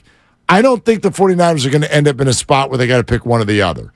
I know that that's a lot of money for the receiver room, but I think they'll be ready. I think there'll be room if they feel like Brandon deserves an extension and they want both.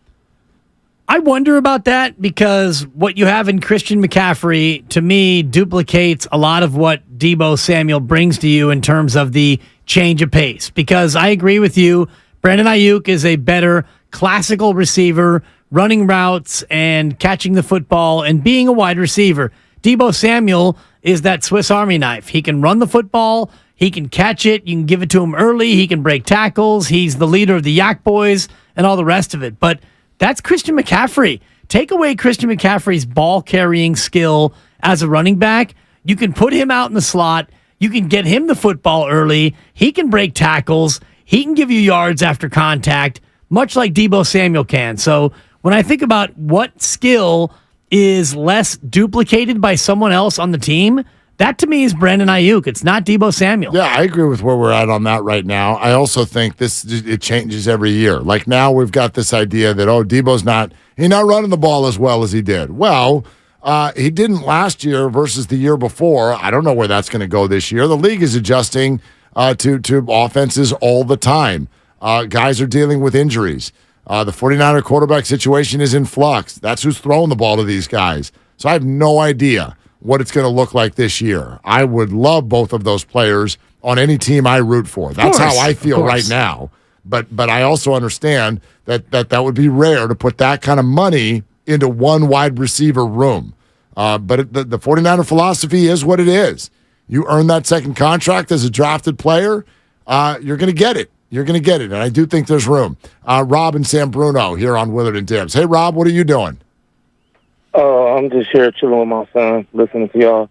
But I feel like, man, we pushing this Purdy narrative way too much right now. Purdy is what Purdy is and what Purdy going to be.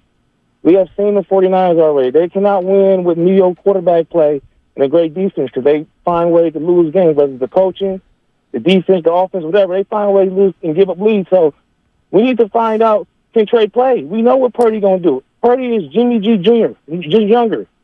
Rob, I think what you're saying is a wild take. It's a wild take, and I'm fascinated by this. So Trey's played 4 games, and we have no idea what he could become. And Brock Purdy's played 8, and he's going to be what he's going to be, what he's going to be. Huh?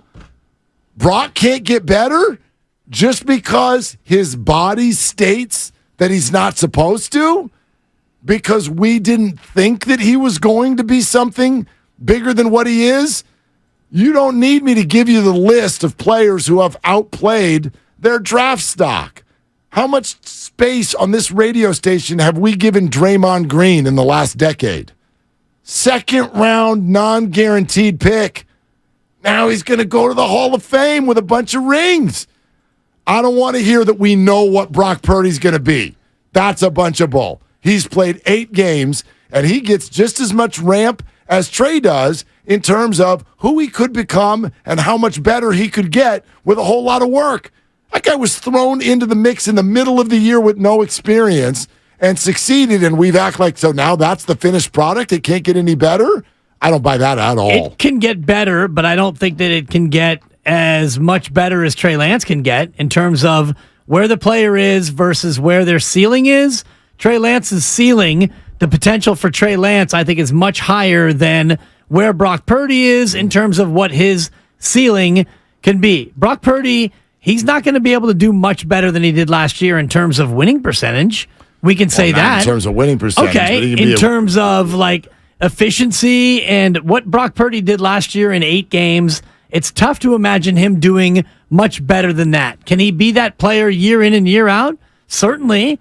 But he's not going to become suddenly a two-way threat running the football. He's not going to suddenly become a guy who can throw the ball deep down the field. Do you know what's funny, He's not going to grow. But we get so obsessed with being a two-way threat, and there's absolutely zero lengthy evidence in the history of this league that means wins. I don't even know if I want that. Like, I don't agree that Trey's ceiling is higher than Brock's. I don't agree. Well, I was saying versus where Trey is right now. I guess, the distance between where the player is and where their ceiling is. That's fine. But that's what I was saying. Just because Trey has physical, raw gifts that Brock will never have, that to me means nothing about his ceiling. Because apparently the 2 greatest quarterbacks of all time, neither one of them could beat you or me down the street. Right. So I don't care where he was drafted. And what to me, this is not about the draft position. Well, I don't care what his 40 time is. It's about the physical is. tools. Yeah, but I don't care what the tools are. I care what the performance is. Right. I care what the results are. And so far, performance-wise, Trey Lance has not performed as well as Brock Purdy. Not even close. But my point was that based on what Trey physically can do and what he potentially could be because of his physical gifts, stronger than Brock, better arm than Brock, faster than Brock, all those things that if he could harness what Brock is already better than Trey at, if Brock was as good or if Trey was as good as Brock in decision making, ball delivery, winning football games, and you add in the speed, the arm strength, and all the rest of it, then you've got a player who's better than Brock Purdy. And that's why I'm saying that his ceiling is higher. I don't disagree. It's just funny to me when I hear it's like, so if player A could do all the things that player B does, then player A would be better than player B. Right, but those things are why player B is better right now. Right, but I don't think that player B, looking at player B for Brock, and looking at what he did last year and all of the skills that he showed and the success and the wins and all that, I don't think you can look at that sample and say, well, he's just scratching the surface. He can be so much better than that. I don't know if Brock Purdy can be that much better than he was last year in 8 games. I'm fascinated by that. I don't know. I don't know anybody who is like peaking after 8 games. I think by definition, of course he can get way better. But what can he do better? I mean, he was incredibly accurate. He was very smart with his decision-making. He threw a couple of passes a game that were like, oh, my God. Right. But what quarterback doesn't? I think there can be more of a dynamic aspect to his game downfield. I think that he can be even more consistent. That's all that you need to be. You know what I mean? Like, certain players can be great without popping off the TV screen. I never found watching Tom Brady to be like, oh, hey, but let's get some popcorn. Watch what this guy does. No, he just like methodically beat you with perfection and sometimes. Efficiency, yeah. Efficiency. He didn't ever really take a big hit because he got rid of the ball. Brock can do all those things better. Who doesn't get better after they do it a lot? That would be, I don't know, that would be odd. If he didn't get better, I feel. Right, but I don't know how much better he can get. And the I think record can't get any better. Well, and honestly, the way he played, I don't know how much better he can get. He's not going to complete 80% of his passes suddenly because nobody does that. Right. I just don't know how much better he can get. Now, can he play like he did last year and repeat that year after year after year? If you're the Niners, you would take that. Yeah, you would. But it's not like last year. It was like, my God. This quarterback plays like nothing we've ever seen. The reason we felt so good about it is because we were so surprised by it. We were surprised by his efficiency. We were surprised by his effectiveness. We weren't wowed by his skill. Maybe we will get to a point where we are. I've never known a player to be a finished product after 8 games. I agree with that. Ever. But if you look at just his numbers and his efficiency, 67% completion percentage, that's pretty damn good. It's very good. 70 is elite. Yeah. So he's close. If he gets up to 70, that would be an improvement. 13 tugs and 4 picks. If you project that over a full year, that's 39 and 12. That's pretty damn good. It is. And his yardage, 1,374 in basically 5 starts. You give him 4,200 yards in the season? My God. What if I'm talking about some of the finer things like timing? I mean, I've heard plenty of football players say that injury against the Eagles, like he should have seen it coming a little bit better. Yeah, he should have. Right? Rookie. Get rid of it. Hack. All right. The baseball thing, we'll get to it. It's still coming. Football stuff is hot. I mean, it got everybody got going. So stay where you are, 888-957-9570. And Matty Barrows hops into this conversation coming up as well. We'll get the latest from camp. We're sponsored by Raid from SC Johnson. It's Willard and Dibbs. The new Raid Essentials Light Trap uses light to attract, then trap flying insects like fruit flies and mosquitoes.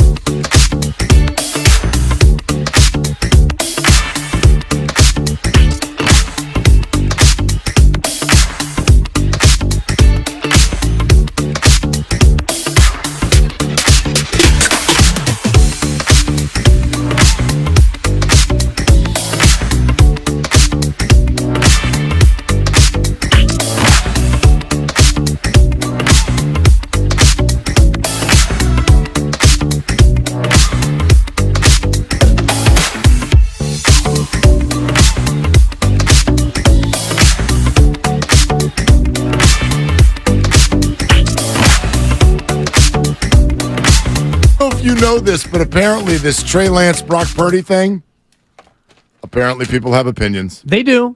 They do. People have thoughts. And on behalf of everybody on hold, and please stay there to bolster what I'm about to say, we're sick and tired of you and your Brock Purdy pom-pom takes. Mick Willie. You just call me Mick? Mick Willard.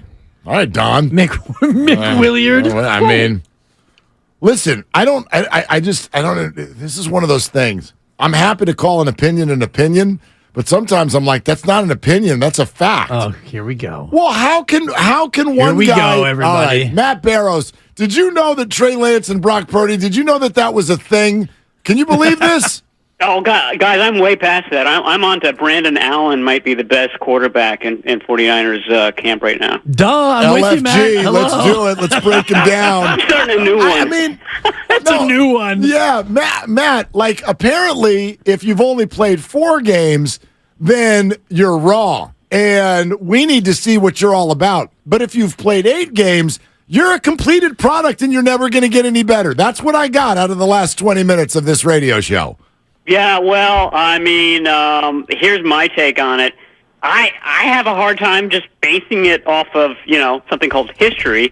A hard time thinking that either of those guys will make it through a 17-game season, 17-plus, really, probably, season without getting hurt at some point. So, I mean, everybody wants to take a side. They should go with this guy and trade that guy, but they're going to need both guys. They're going to need all the guys at some point. So, just root for the 49ers instead of one guy or the other. I'd rather root for one guy than the other in June, Matt, and I'd appreciate it if you wouldn't ruin 3 months of good quality sports radio content. It's true. I'm sorry. Sorry to be the voice of reason. I know that's not. And I was in right here. I was hoping your call would have dropped right then because I hate voice of reason. Well, I tried that take like 2 days ago. That take stunk. Yeah, exactly. Yeah, So- I'm against that take. What I'm into is That's why I tattooed BP on my forehead. Right. Go Brock Purdy. Yeah. Matt. Let's go. Exactly. You're team Brock Purdy, and I'm team whatever you don't say because it's better for the show. All I was saying, Matt, is that I think that Brock Purdy is closer to his ceiling than Trey Lance is to his ceiling. Let's talk about ceilings, Matt. Did you say ceilings or feelings? Exactly. Is there a question in there, interviewer? You got something from Matt Barrows or not? Let's explore our ceilings. Yeah, exactly. I love it. That is a great name for a show. Crown molding, Matt. Yes or no? Thoughts? Well, no, I agree with Dibs there. Absolutely. I mean, and that's not a knock on Purdy. I mean, Purdy came in firing in that first game against Miami, firing the ball like Jimmy Garoppolo was, a multi-year veteran. So his floor was very high. That's what made his rookie season so incredible. But yeah, I mean, I think that was the whole reason that the 49ers drafted Trey Lance, is that they thought that his ceiling was incredibly high, and that if Kyle Shanahan, who's very, very specific about his quarterbacks, if he got enough time with this guy and had the ability to mold the raw materials the way he wants to mold them, that the sky would be the limit. And, because of these injuries, that's been put off a little bit. But I think that the kernel of that still exists. And that's what the 49ers are searching for this spring, and by all accounts, he's making the necessary steps, and he was making them in September of last year too. That's what sort of gets me about the critiques of him. He was on his way. He was looking good. No, he didn't play great in the rain in Chicago, but nobody did. I mean, it's not like the Bears quarterback was phenomenal either. It was a sort of a special circumstance game. So, I mean, it's very hard to make any sort of judgment about Trey Lance at this point. Matty Barrows, The Athletic, with us here, Willard and Dibs, 95.7 The Game.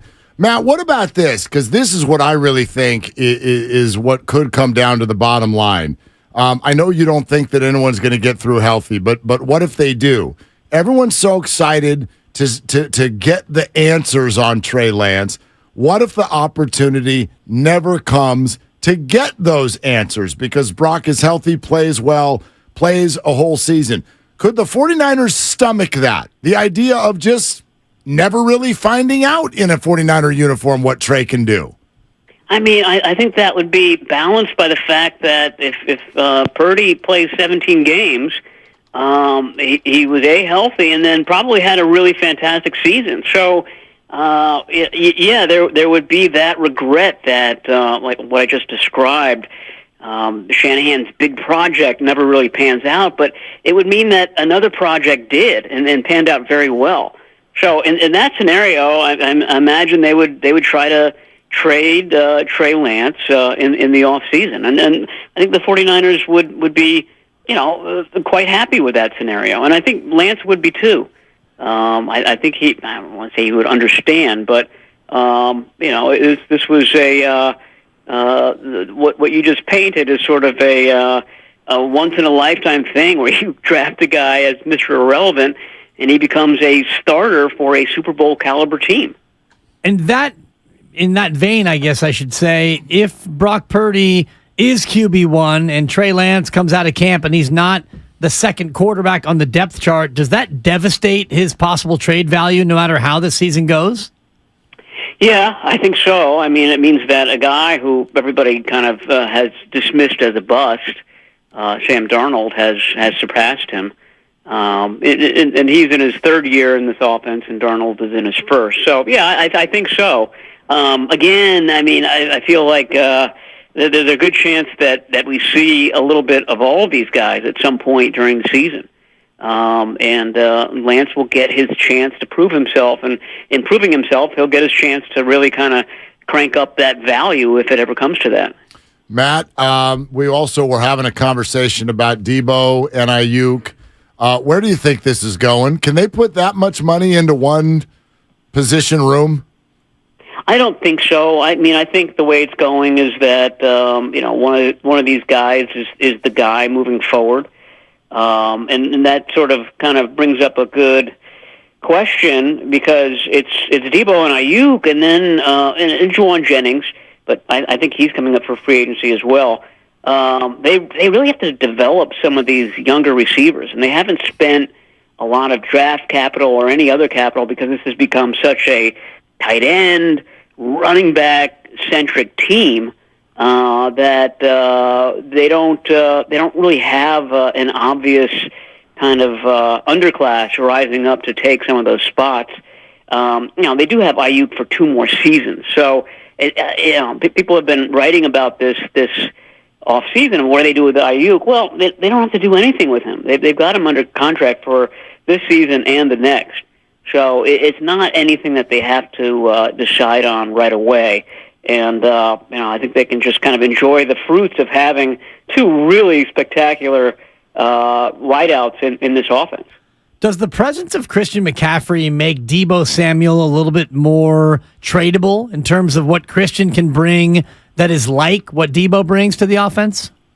Yeah, I suppose so. I mean, the answer is why not have both guys? And that's what I think really kind of excites Kyle Shanahan. But I guess you could argue that with McCaffrey on the team, that certainly the 49ers don't have to lean on Deebo Samuel like they did during the second half of that 2021 season, where he really carried this team into the playoffs and almost to the Super Bowl that year. So, I mean, that just kind of shows you the ability that he has.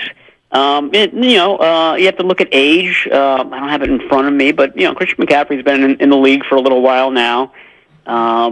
Takes fantastic care of himself, and we're really seeing the first off season with Christian McCaffrey, and obviously he's been doing this all of his career, but he's been doing it out in Carolina, and so it certainly hasn't been front and center for us. But I'm impressed. I'm impressed that he's here.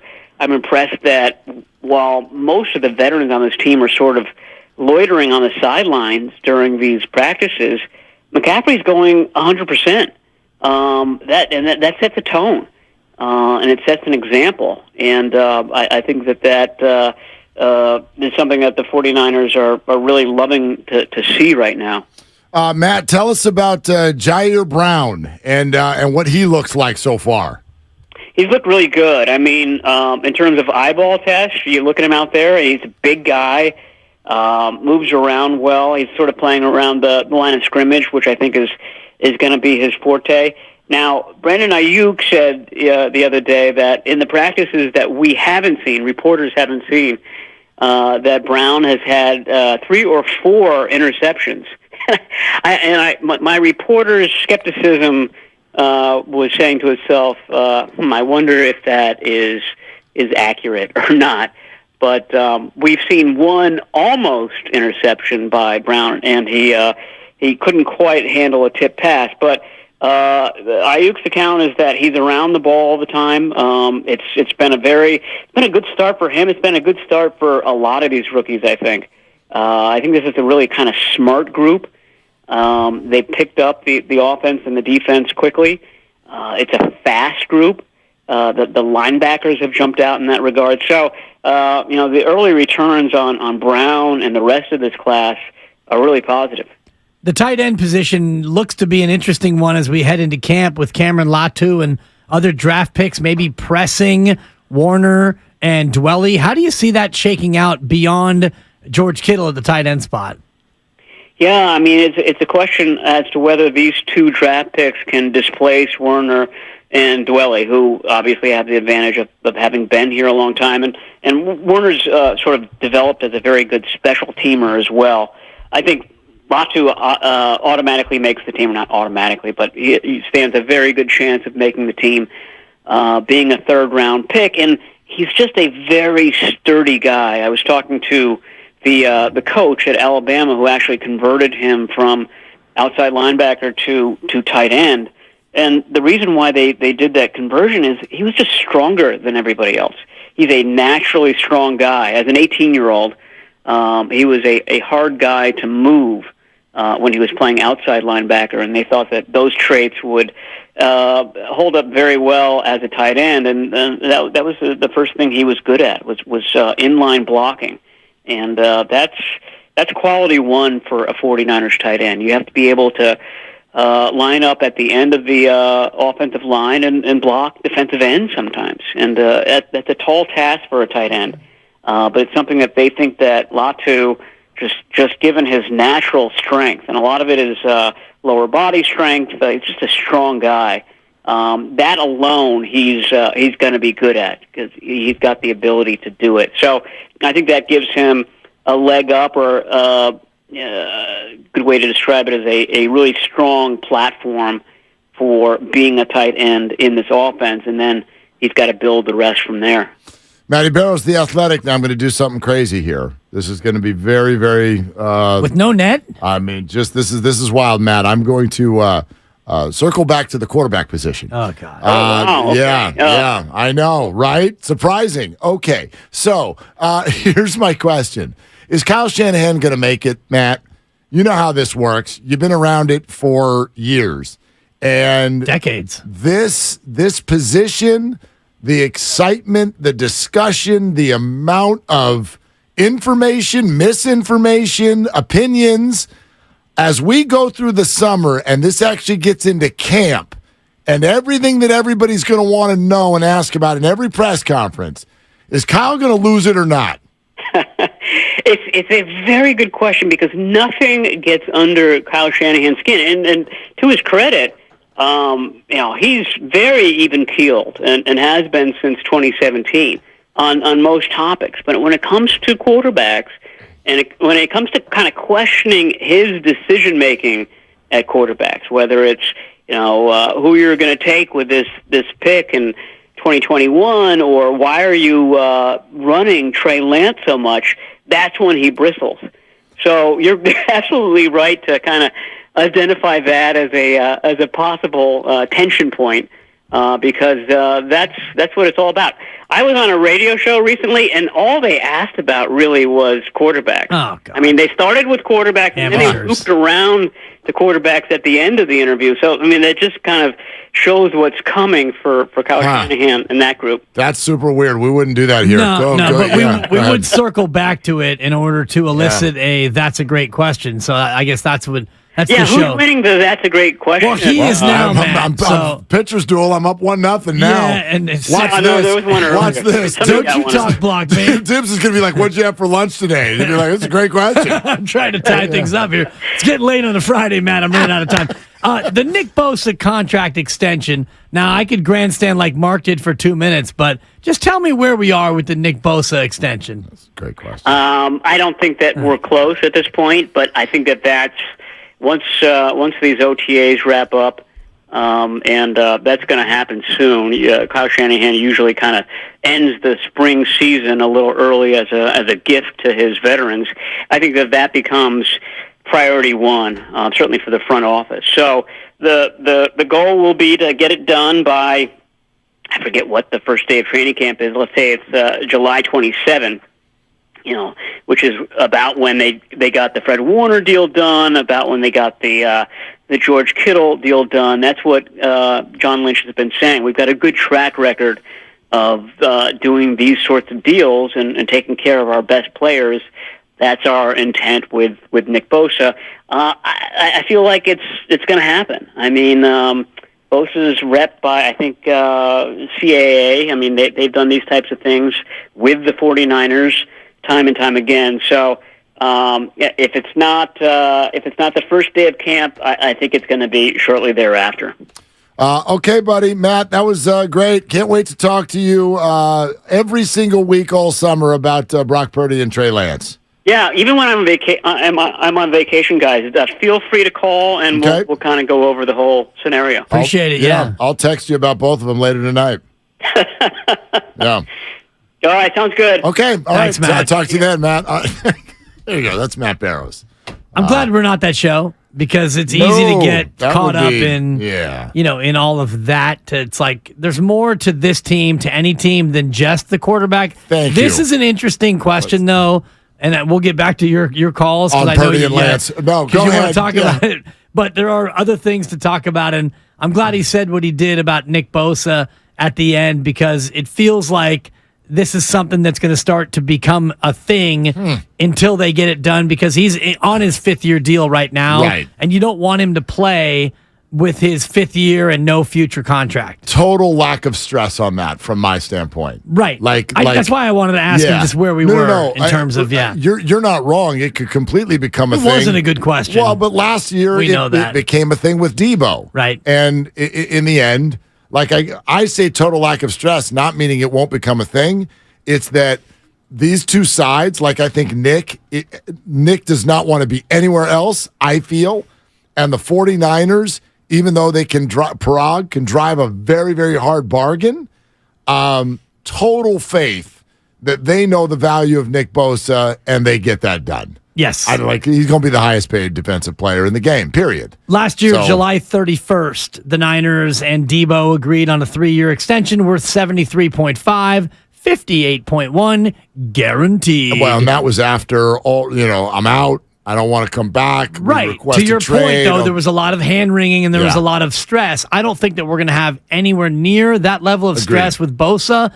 So I just kind of wanted to get a sense from Matt on the timeline.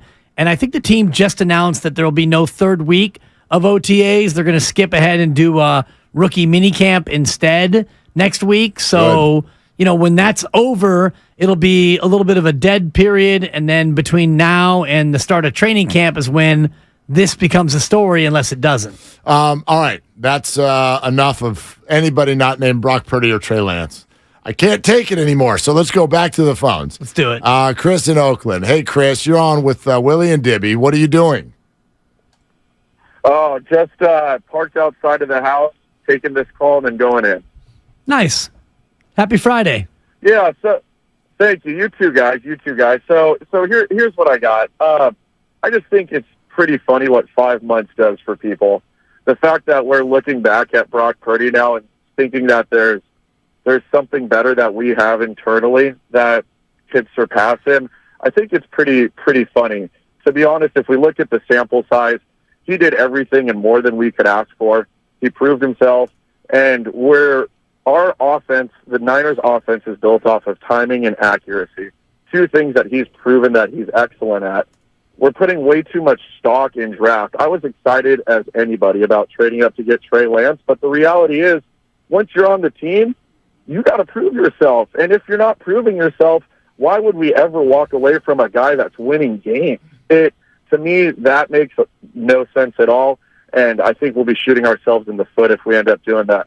Shooting ourselves in the foot. There it is. Chris, thank you. Appreciate it. You can head inside now. That was good. I just think about it this way. Nothing's decided. Nobody's a finished product. These are all really young players. And Matt may well be right. You've said it 100 times too. They're probably all going to get hurt 8 times the way this has gone for the 49ers. Like I have, right? Like the journey is different every single year. All I'm saying today is I think it would be rather odd, assuming all 3 are healthy and all 3 look the way they're supposed to look in training camp. It would be rather odd if the starting point was something other than Brock Purdy. That doesn't add up to me because I don't think it would add up to the teammates. And if it doesn't add up to the teammates, you have a problem. It doesn't mean that Trey can't play, doesn't mean that he won't play, doesn't mean that it couldn't develop that way. No, once the season starts, just like last year, all bets are off. So whatever it sounds like when we talk about this, I'm not like done, Brock Purdy, finished package. In fact, it's weird that people are coming up with that take because literally what I said a half hour ago was, I don't know how we can say that Brock Purdy has hit his ceiling. I very much think that whatever we've seen before will be different in the future. I hope it's better. Maybe he regresses. Right. But no, it's not done. But why would you start somewhere else after what we just watched? Assuming health, I don't think you can, honestly. And yeah. I think that in terms of Brock's ceiling, I think that he's a lot closer to his ceiling than Trey Lance is to his individual ceiling. And right now, if all 3 are healthy, and I'm looking at the quarterback position, for me, it's Brock, Trey, Sam in that order. And it doesn't mean that, if Brock struggles, that he is untouchable. You look at last year in the National Football League, only 8 quarterbacks started all 17 games. And I think half the league started 16 or more, 15 or more was the number. 16 teams had quarterbacks start 15 or more games for their team, which tells me the other 16 either didn't have a good quarterback or had injuries or both of those things. And if you look at Brock Purdy in this spot, if he doesn't play well for 17 games, he's not going to start 17 games. If he struggles, if he regresses, your word, if they lose games because he was unable to make the plays that Kyle Shanahan thinks he's going to make, he's going to get pulled out. And that's the reality of where they are without a real one at quarterback. They don't have him at quarterback. Not yet. There were 8 hymns last year who started all 17 games, and another 6, I think, who started 16 games. We're totally on the same page on all that. Like 100%. It's better when we argue, so. All right. You're an idiot. Yeah. We're Sorry, I got too excited. We're presented by Fremont Bank. On the other side, it's war. Full service banking, no compromises. No, it's not. It's Jay Rich. Yeah, it is. See, you were wrong. It's not war. Yeah. It's Jay Rich. Mike Dunleavy Jr.'s teammate. We believe that Jay Rich is coming up next on Willard and Dibs. These are emails filling your employees' inboxes, downloads beaming from device to device, and any one of them could be a cyber attack.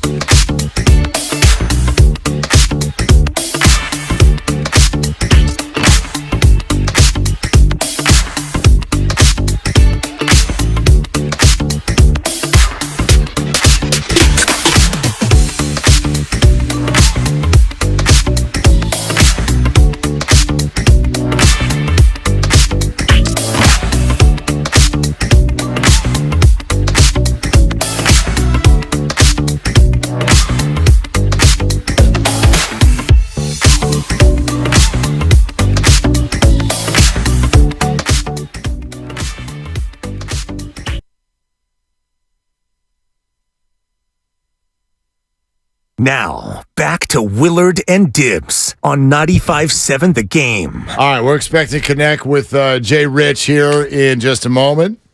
Dibs, name an Oriole.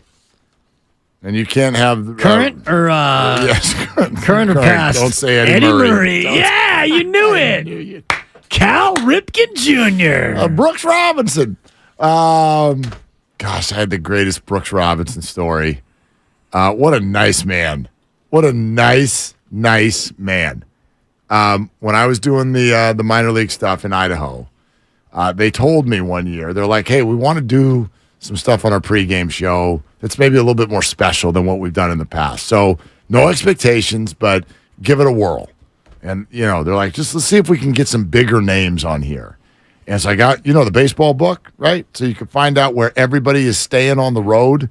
There's all kinds of phone numbers in there because people are special assistants or whatever they are. And so, little snot-nosed kid, I would just sit there on my phone in an apartment in Boise, Idaho, and call hotels and leave messages for some of the biggest names in the sport. And it was crazy. Hi, this is Mark Willard, and That's exactly what I sounded like back then. Yeah. Mickey Mouse Radio. Hey, how you doing, guys? I do radio here in Boise. Hi. It's me doing Whitey Gleason doing Mickey Mouse. I have a radio show. He does a good filthy Mickey, which is pretty funny. I've heard. F you, Goofy. Anyway, you made the mess. You pick it up. I throw a voicemail out to Brooks Robinson. Hey, Brooks, it's Mark. I mean, it's one thing if guys will go into a hotel under their real name. It's another if they'll answer their phone in a hotel room. But it's a third thing entirely. When somebody you'd never met before, 20-something-year-old, whatever, from the middle of nowhere in Idaho, leaves a message on your hotel answering service, and you call them back and track them down so that you could do an interview for their pregame show in the minor leagues for the Angels. This guy, and so I don't know if it got lost somewhere along the road, but I had a voicemail tape with like huge names on it. And Brooks Robinson, hi, this is Brooks. Just calling you back, Mark. Just thank you so much for the call. Thought I'd give you a buzz back, see if we could talk, and anytime, and just give me a ring. And wow, well, unbelievable. So somewhere along the road there, I have both the phone message and then the actual interview that took place with Brooks Robinson. It's great. So good job. You named an Oriole. Yeah, I mean, I could go through the entire roster if you wanted. Oh, did you pull it up? I mean, there's Brian Baker. You wanted it in alphabetical order or not? Please. Keegan Aiken's long been one of my favorite Orioles. Kyle Bradish having a good year. Dean Kramer, underrated Oriole. As I scroll for who's starting tonight for the Orioles? Starting pitcher. What position? Tonight, starting pitcher. Probably Felix Bautista. You had already said it. Dean Kramer. Ah, damn it. Ladies and gentlemen. Dean Kramer. Is tonight's starting pitcher. I might have been able to get Adley Rutschman. I didn't know that Adam Frazier was an Orioles. And of course, everybody knows about Ryan Mountcastle. Is there any sport where you can have a roster full of people that nobody's ever heard of and also be amazing? They're 35-21. That's baseball. The Baltimore Orioles are 35-21, and you and you and you and you and me have heard of none of them. That's the nature of baseball, unfortunately, where we are, unless you're in fantasy baseball. And this is one of my favorite parts about working with Steiny, because Steiny he used to be a diehard baseball fan. Now he's a fantasy baseball player. So randomly, a team will pop up and he'll be like, yeah, Kyle Gibson, he's 3.12 ERA, 1.06 whip. He'll give you the full profile because it's on his team. You play fantasy baseball, you do know what's going on. Totally, it's like different. On a completely different level. You're like, he's got 12 doubles already this year. Right. How the hell do you know that, you weirdo? I gave up fantasy baseball about 25 years ago for one solid good reason. What's that? I stink at it. Well, how many times did you try? Maybe 20. Oh, wow. My buddies and I, that's a good college try. The Animal Cell League was started when I was a senior in high school. We were one of the first groups of friends to actually do Rotisserie baseball is what it used to be called. Rotis. Yeah, now it's a chicken. But anyway, go ahead. 1985, we had our first Rotis League. Steve Rabb, the commissioner, 1440 on the SAT. Brilliant. He did the stats by hand. Oh, God.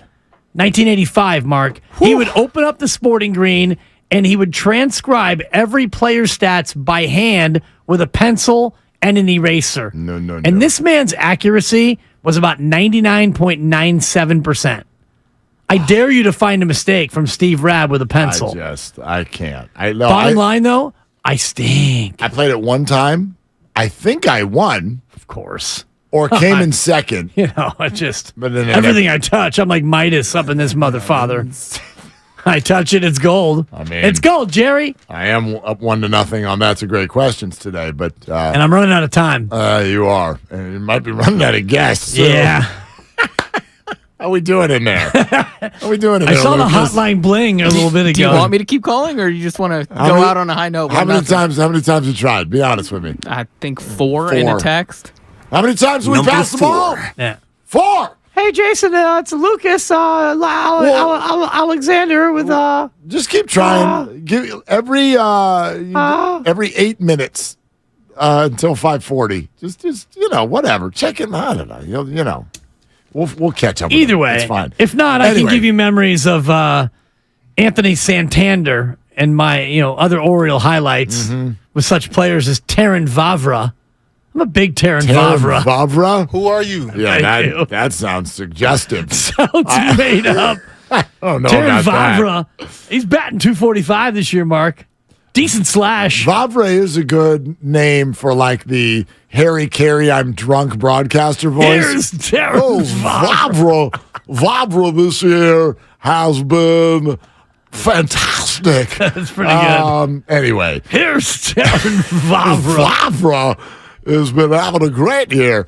Anyway, Jay Rich, we'll keep trying on him. And the Mike Dunleavy Jr. Discussion we were having earlier, it came from your favorite fantasy baseball rotisserie league partner there. You know what? I think I'm going to do this because I know a little bit about this business. The heck, I'm going to do it. I got sources. I don't tout them a lot, but I got sources. I always knew you had them. Next GM of the Warriors is going to be Mike Dunleavy. According to my sources. Mm-hmm. And do you know when that'll happen? I don't. They got to agree to money. They've got to agree to money, but if the money's right, Dunleavy's going to be here. All right, so there it is. Mike Dunleavy is your next general manager. Maybe. Well, if the money's right. Yeah, the money will be right. What kind of bargain is he driving? Right. Like, is the money right? I always laugh. Is the money right when it's your first shot at that level of a gig? Yeah, the money's going to be right. The money, whatever it is. Well, not whatever it is. This is the Warriors over here. Right. The Warriors are not going to be coming in and being like, all right, we'll offer you $500K. I mean, come on. They'll take care of their guy. He's been there. They want to hire from within. Joe Lacob the other day looked like his feet were up on an ottoman during that whole press conference. This did not catch them by surprise. They've known exactly what Plan B was going to be. And this is it. This is it. This has always been it. And so we'll see. I will tell you one thing. When Mike Dunleavy last sat with us, Team Store, Warriors Shop. Yep. About 2 months ago. Struck me when we asked him about the offseason and the financial component. And he was very clear that he's like, look. Some belt tightening coming. Got to hit the brakes. Yeah. And he was very clear. And so if that's your next general manager, then get ready. I just think this Warriors offseason is gonna have a couple zingers in there that maybe we don't see coming. Well, there really is only one zinger, I think, that's possible outside of the Draymond straight up opt out and not a sign and trade. So if Draymond decides he wants to opt out, and I know that he said he wants to be a Warriors, he always wants to be a Warriors for life, but until he signs an extension or opts in, which doesn't have to happen until I believe the date is June 29th, which is in 4 weeks from yesterday. So we've got time to still pick through, will he or won't he, does he, or doesn't he? So outside of a Draymond Green zinger, to me, Mark, the only move that could be of zinger potential is a Jordan Poole trade. Yep. Because other than that, you're not going to trade Steph Curry. No. Clay's in the final year of his deal. You're not trading Klay Thompson in a walk year. You're not going to get value. Another team's not going to give you $43 million worth of salary for a guy who's going to be one and done, and you're not trading him. I don't even think they want that. That's what I mean. Like, I think there are going to be some things that that ring the financial bell, not just the basketball bell. So we'll see. We'll see. But yeah, But those are the only two things, in my opinion, that can ring that financial bell. Is Draymond either Draymond walks and you don't replace him, which is a $27 million saving plus 4.75 times $27 million, which is about another $120 million. Well, I still think, I know you don't, I think that the Draymond Green extension, if you will, presents an opportunity to save money for the Warriors. And I think Draymond would be very open to that. I know you don't, and I get that some people don't, and I might well be wrong. But to me, if you got $27 million on the table and somebody walks over to you and goes, no, actually, we've got 70 for you on the table, that person is going to have an openness to say, okay, I like that idea. How can we help you make that work? And if that means that year one of the $70 million contract, you opt out of the 27 and instead take 22, I know a lot of people are like, you're not taking a pay cut? I'm like, it's not a pay cut. It's $70 million instead of 27. Well, it is a pay cut. It's really not. It's a restructure at minimum. So I just, and again, that's the way I look at it. Like when you're in your 30s, an extension is a compliment. It's not asking somebody to take less. It's no different than NFL players when they restructure all the time. Turn this into that and move this over here, and let's make this thing work. And if you can save a ton of tax dollars and extend Draymond's Warriors career, I don't see why he wouldn't be open to that. Well, it depends on, how much of a cut you're going to have him take in this first year. So if it's 27 and change down to 22 and you save, let's call it $6 million just to round it up, that's a $6 million savings plus your 4.75 tax hit is another damn near 30 million, 27 million. So Joe Lacob would then save about $30 million just in this year. Now, to make it up, he would have to go 22, 24, and then whatever that would be, 26, let's just say. Right, but Clay's coming off the books potentially. Potentially. Yeah. But if you're Draymond... Or taking a major cut at minimum. Right. No, he's taking a pay cut. Yeah. He's taking a pay cut. So that's why if I want to keep Draymond, that's exactly what I would do. I would just be like, let year 2 and 3 be more expensive than year 1, and that'll help us get there. In ways, yes, but it's just going to kick the can down the road because if you still have Jordan Poole on the roster, and we'll put the personal issues between Draymond and Jordan aside for the financial conversation, but Jordan's contract is going up. Steph's is going up. Wiggins goes up a little bit, and then if you're going to have Clay, you're still going to be over the luxury tax. Yeah, but if you have Clay for half as much. Yeah, I think half as much is about right, but will Clay take that? I don't know. And if you're Draymond, do you want to play with Jordan Poole, and do you want to play without Klay Thompson for 3 years? Yeah, well, I mean, the Klay Thompson question is probably not one for right now, and the Jordan Poole thing is a separate issue that will be addressed. Yeah.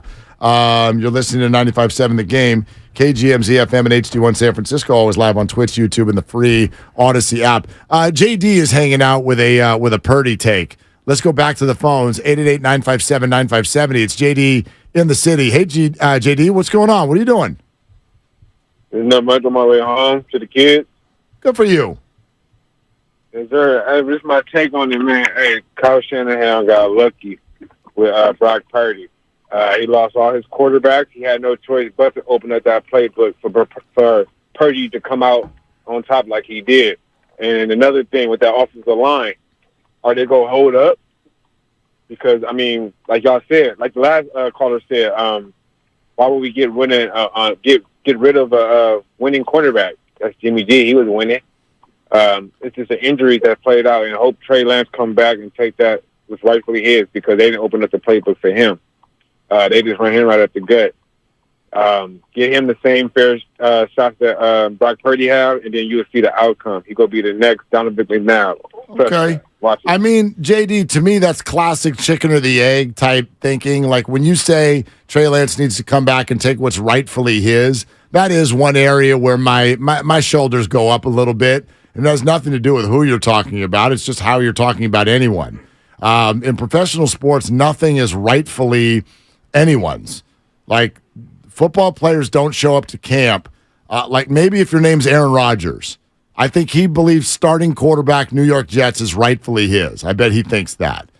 There are very few players who show up to camp thinking something is rightfully theirs.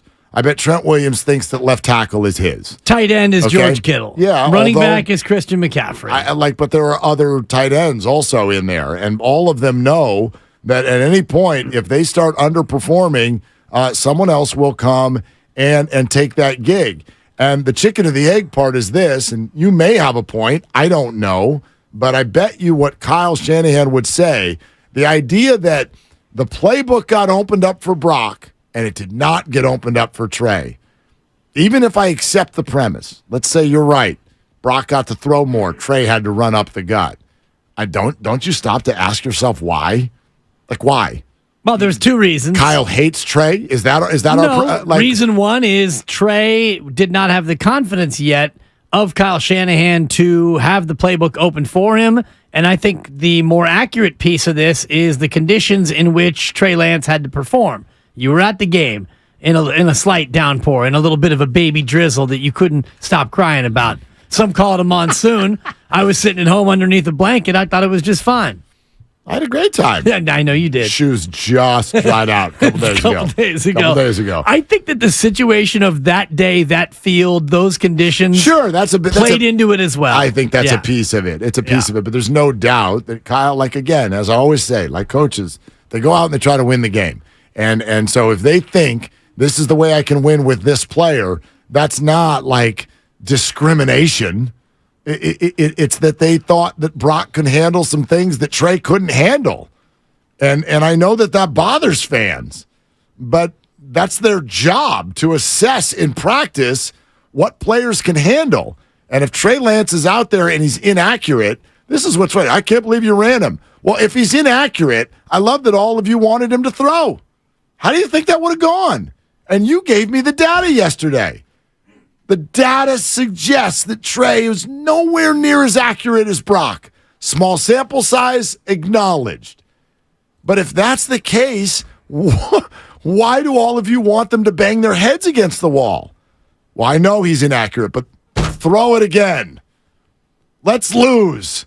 Throw it again. What are we talking about here?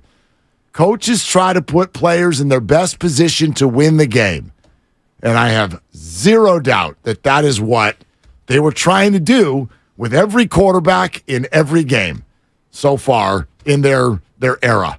And I think that piece is, to me, the biggest part of the Trey Lance discussion. And according to Pro Football Reference, Trey Lance had a 33.3% bad throw percentage. And it's the percentage of poor throws, excluding spikes and throwaways, throws that were just straight up not accurate, not on target. And I know he only had 31 attempts, but that tells me that of the 31, 10 of those were not accurate. 10 of the 31. That's not good. That's not good. I mean, before the rain started going crazy, everyone has forgotten this one. Do you remember in Chicago? And which tight end was it? Was it Croft? Who was it that was flying down the left sideline into the end zone from about 30 yards out? And, man, he was open. It was a touchdown. Trey threw it right over his head. They threw it right over his head. And that was before the rain started going sideways. And the 49ers were up 10-0 at halftime or 7-0. I can't remember which it was. But they left so many points on the table. Not all Trey's fault. Debo fumbled in the red zone. But, yeah, he missed throws. And somehow the reaction out of that was like, I can't believe that Kyle's running him. He missed throws. Yeah, young player. Tyler Croft. I'm looking at it now. Tyler Croft. He threw it right over his head. First and 10 from the 32. And incomplete deep left intended for Tyler Kroft. Wide open. Threw it right over his head. Debo goes for 3. Lance gets sacked. Bring on the Mitch. Yep. And this isn't a criticism, but like the other brand new young pup, he got thrown into the middle of a game against the Dolphins, and he didn't miss throws. Right. So, I don't know. Sometimes it feels like there's an A to B here that we let emotion get in the way of. Mike in the city. Hey, Mike, you're on with Willard and Dibs. What's up, Mike? What are you doing? Hey, what's up, guys? What's up, man? I'm on my way home. Just finished work. I love hearing the Trey Lance and Brock Purdy quarterback talk. As a Niner fan, it honestly makes me feel excited that we got 2 quarterbacks that everybody's excited about. I mean, it's not a bad thing that we got 2 young studs going at it. But the way that I see it ultimately is Brock played 4 years in college, and Trey played 1 full year in college, right? Yeah.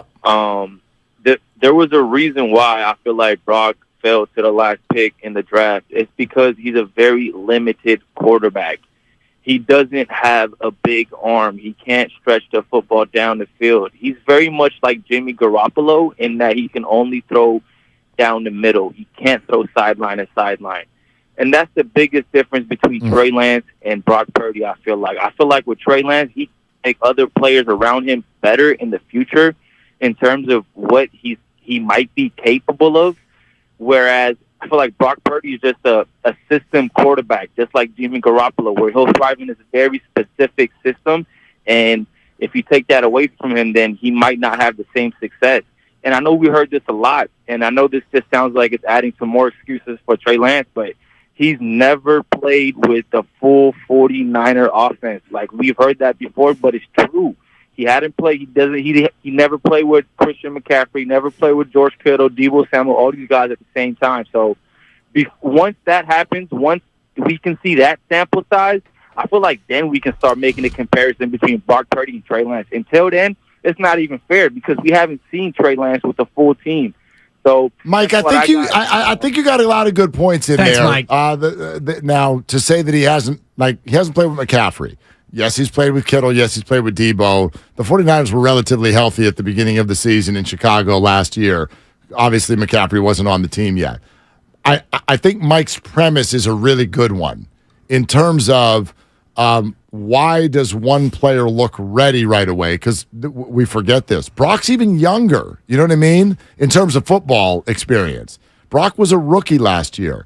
But 4 years of college versus 1 year of college. 1,145 more college throws. There you go. And I did the math. Yeah, that's good job. That's significant. And it is. Also, not to denigrate FCS versus FBS, but those Trey Lance throws were FCS throws. Yeah. So, is there a rawness to Trey that the 49ers would have known was the case, and they've got to work their way through it? Yes. And did injury derail that? Absolutely. Yes. However, I'll also say this. To just say that Brock looks like this because he had 4 years of college and showed up in a good system, I think is also unfair to Brock. Let's not act like everybody who played college football can come in and go 8-0 with Kyle Shanahan, because that has not been the case. C.J. Beathard played college football too. Nick Mullins. He played college football, okay? And so you can't just walk in and look like that. In fact, to say that he's like Jimmy, the data will suggest no. He walked in and took Jimmy's team and immediately improved it. And Jimmy played college football and 5 years in the Shanahan system. I do think, though, the comp in terms of how they started their 49er career is uncannily accurate. Jimmy Garoppolo stepped on the field and won his first 5 games. And Brock Purdy came in and won his first 5. Jimmy G got a team to rally to a 6-10 mark, didn't quite make the playoffs that year. Brock had the additional benefit of getting to the playoffs his first time. Yeah. It's interesting. Listen, I'm not convinced that Brock's going to come out and just have some perfect season. There's a long way to go for both of these guys. No doubt about that.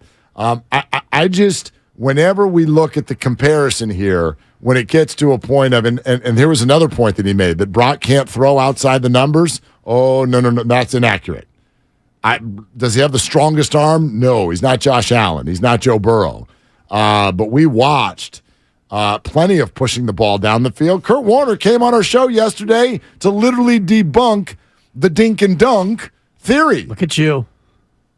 Look at you work. Unintended poem. Genius is what it was. So, if I can carry my point just a little further before we go back to the phones, Garoppolo 5-0 with the Niners, 1,560 yards, 7 TDs, 5 picks. Brock Purdy 5-0, 1,374 yards, 13 TDs, 4 picks. So not quite as many yards as Jimmy Garoppolo, but a better touchdown to interception ratio.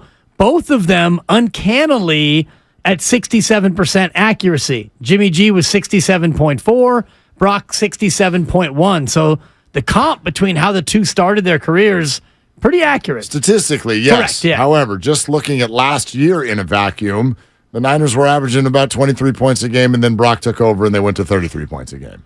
Yeah, there were some pick sixes in there for both players. But I don't know. You tell me. Didn't the offense look better when he showed up? When Jimmy got hurt and Brock came in, I thought the offense looked better. It looked like it got better right away. And the offense, when Jimmy took over, and back in 2017, they scored 15, 26, 25, 44, and 34. So the offense definitely ticked up with Jimmy Garoppolo as well. And that team, the big difference is that team was awful. Correct. Brock Purdy took over a team that was loaded, really good. Loaded, yeah. Kurt Warner, by the way, on Purdy being dink and dunk with a big debunk. Well, I went back and just broke down one of Brock's games, to just kind of get a take on this whole dink and dunk idea. And, is it the offense? Was it, a particular game that somebody saw? Is that the nature of how he plays? The game I picked was actually the playoff game against Seattle. And more than half of his throws were throws that were down the field, were attacking down the field. And, again, you can look at the video and go, well, he didn't make every one of the throws. Well, and that's also the nature of the beast. When you throw the ball down the field, your percentage is always going to be lower, no matter who you are in the league. But to me, it's, again, about the willingness to attack down the field. As we joked at the beginning, being a gunslinger, that was my mentality. I was trying to throw a touchdown every time I dropped back, and then if I had to, I would settle for the check down. That, to me, is the nature of how you play a game within the structure of your offense. And I felt like the times that I watched Brock, he was not a guy that was simply looking to check the ball down or to throw and complete the easy throw. He was trying to play the offense and was aggressive when he needed to be aggressive. And that's as a 7th-round rookie. So that was my point earlier. Trey should have room to grow. So should Brock. 7th-round rookie. Right. So I don't know where it's going to go next. But if you look at Brock in the totality of his 4 years of college, and he played as a freshman, he played 10 games as a freshman, and in terms of his stats and the way he played, pretty consistent in terms of freshman year through his senior year, had a better sophomore year than he had any other year. In general, about the same percentage in terms of accuracy that you saw in the NFL, the same amount of yards, the same TD to interception ratio. So I think that Brock Purdy is more like the player that we've seen, and Trey Lance could be worse or better than what we've seen. Yeah, it's the college conversation is always fascinating too, because of where he went. Yes, he played big-time college football. Big time. However, he played at one of the Washington Generals schools within its conference. So I also think Brock Purdy was fed to the wolves. That's the way college football is structured. But in a conference where you don't play defense. Correct. So, your point. So stats, but right? You're there to be eaten by Oklahoma. That's why you're there. I guess, but they went to bowls 3 or 4 years. No, you can be, it's tough to make it to a college football bowl game. Crazy. You got to win 5 times or something. Joe in you got to win a game or 2. Joe in Sacramento. What are you doing, Joe? Driving home from work.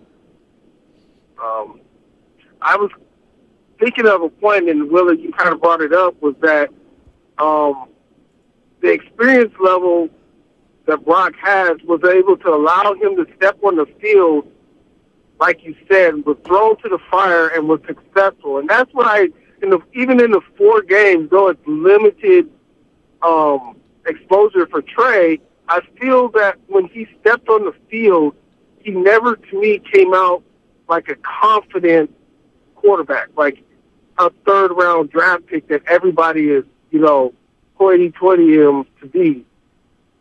He stepped out, and he didn't, like you said. That's probably what Kyle sees, is someone that's not confident to take that offense and just take it by the horns and do what Brock did. Take the offense from 23 points a game to 35 points a game. I mean, there's no doubt that Trey Lance has not gotten a fair shot. He hasn't gotten his shot yet. So I would just assume that's a baseline. Everybody understands that. Joe, thank you very much. I don't know how anybody could argue otherwise. Like, he's played 4 games. I think he's gotten hurt in at least half of them. Right. Maybe 3 of the 4 that he's gotten hurt, right? He had the broken finger against Arizona. We know what happened last year against Seattle. Maybe the only game in which he didn't get hurt, it was raining sideways. Yeah, the Chicago game. And they played in a puddle. So I don't think nobody is over here going, yeah, we watched Trey and I didn't like it. I don't think anyone's saying that. For me, again, this all falls down to risk reward, which is to say, I'd love to see what Trey Lance can do, but are you willing to risk it? When the whole team knows they've got somebody that they can go win with right now, are you willing to push that aside to go check and see if you're right about Trey? To me, that's too much risk and not enough reward. That's just me. I get the other side of that coin. I don't get the other side of that coin because... Well, it's a number 3 pick in the draft, and you moved mountains to get it. But the risk is that you lose games that you wouldn't otherwise lose, and this is a league where there isn't a margin for error. This is not starting James Wiseman for the first 12 or 15 games of the year just to see, and then you go 3-7, and you realize that 3-7 in the NBA is like 0-1 in the NFL. Who cares? Maybe it's even 0-2 in the NFL. I might even give you that because it's 1/8 of the NBA year, and 1/8 of an NFL season is basically 2 games. So maybe you go 0-2, big deal. You can still recover in a 17-game schedule. But in the NBA, we know that the Lakers started out 2-10. The Warriors were 3-7. The Lakers were 2-10, and both of those teams won playoff series in that first round, and the Lakers actually made it out of the play-in scenario. So the NFL, you don't have that luxury. So to me, the reward is not even anywhere near the risk. Yeah, it's funny. The way I feel about the NBA season, I don't even think it's 0-1. I think it's like being down at half. Right? You know what I mean? Like, I'm agreeing with you. Like in the NFL, my God, every game matters. And we can look at every one of these 49ers seasons and go, okay, what happens if they had won one more game? What happens if that game last year is in San Francisco, in Santa Clara, not Philadelphia? Yeah. What happens the year before? They don't make the playoffs at all if they lose one more game, right? The game where they came back against the Rams in the second half. Yeah, you cannot punt a game in the NFL at all. Or even a half. And let's just play this out. And I'd love to hear your thoughts. 888-957-9570. Trey and Brock, pick one. You got to decide. Let's say you go and you want to see what you have with Trey Lance, and so you start him against Pittsburgh, and you say, okay, Brock's not 100%. Brock's close, but we're going to go ahead and go with Trey and, give Trey a shot. And privately, you're thinking, all right, Trey, we want to see what we have in you. Trey Lance throws 3 interceptions in the first half, and you're down 24-3, heading to the locker room, and it's clear you got to take him out. So now you take him out, and maybe you go to Sam Darnold as the emergency backup. Now you've lost Trey Lance for a good long time because once you play him and then you no longer play him, what does that do to a young player's psyche? I think there's a basic rule when it comes to the NFL and actually most pro sports. You play the best guy. It's a meritocracy. Yeah, you play who you think's the best guy on that given day. That's it. In baseball, you can play around with, hey, Well, guys need days off. Sure. Basketball, too. Maybe you want to start a guy. And, hey, let's see what we have in this player. Let's see if, you go ahead and throw Sean Jelly. Let's see what we have in Sean Jelly. Right. Give him 4 stars, and then it's like, oh, God. No, actually, you see what they do with pitchers like that. You have them in the bullpen, and you bring them in when the score's 10-1. Yeah. It's like, let's take a look. right? Because you're not risking anything really. But what triggers people in baseball with analytics is actually exactly what we're talking about. They have gone to such a level of thinking we need to play the right guy on this night against this pitcher that we're almost watching the death of the everyday player, right? I mean, do you have any idea what Austin Slater against a left-handed pitcher is? It is a Hall of Fame player. I'm not kidding. Look at the numbers. This guy is one of the top 5 players in all of baseball against a left-handed pitcher. Who? Slates. Thank you. This guy, beg for it. he is a Hall of Fame player. And then a right-hander comes in, and he's not. He's not anymore. So that's what they do. They put the best guy in on that day at that time. And football, no different. All right, 888-957-9570. It's Willard and Dibbs. Glad you're with us. We wanted to have this conversation, too. I wonder what you think here. Because to me, the next time Joe Lacob comes out and says or does anything publicly, he's going to get this question. And it is now a relevant question, in part thanks to Casey Pratt. NBC Sports Bay Area was on with the Morning Roast today. And take a listen to this with regard to the A's situation.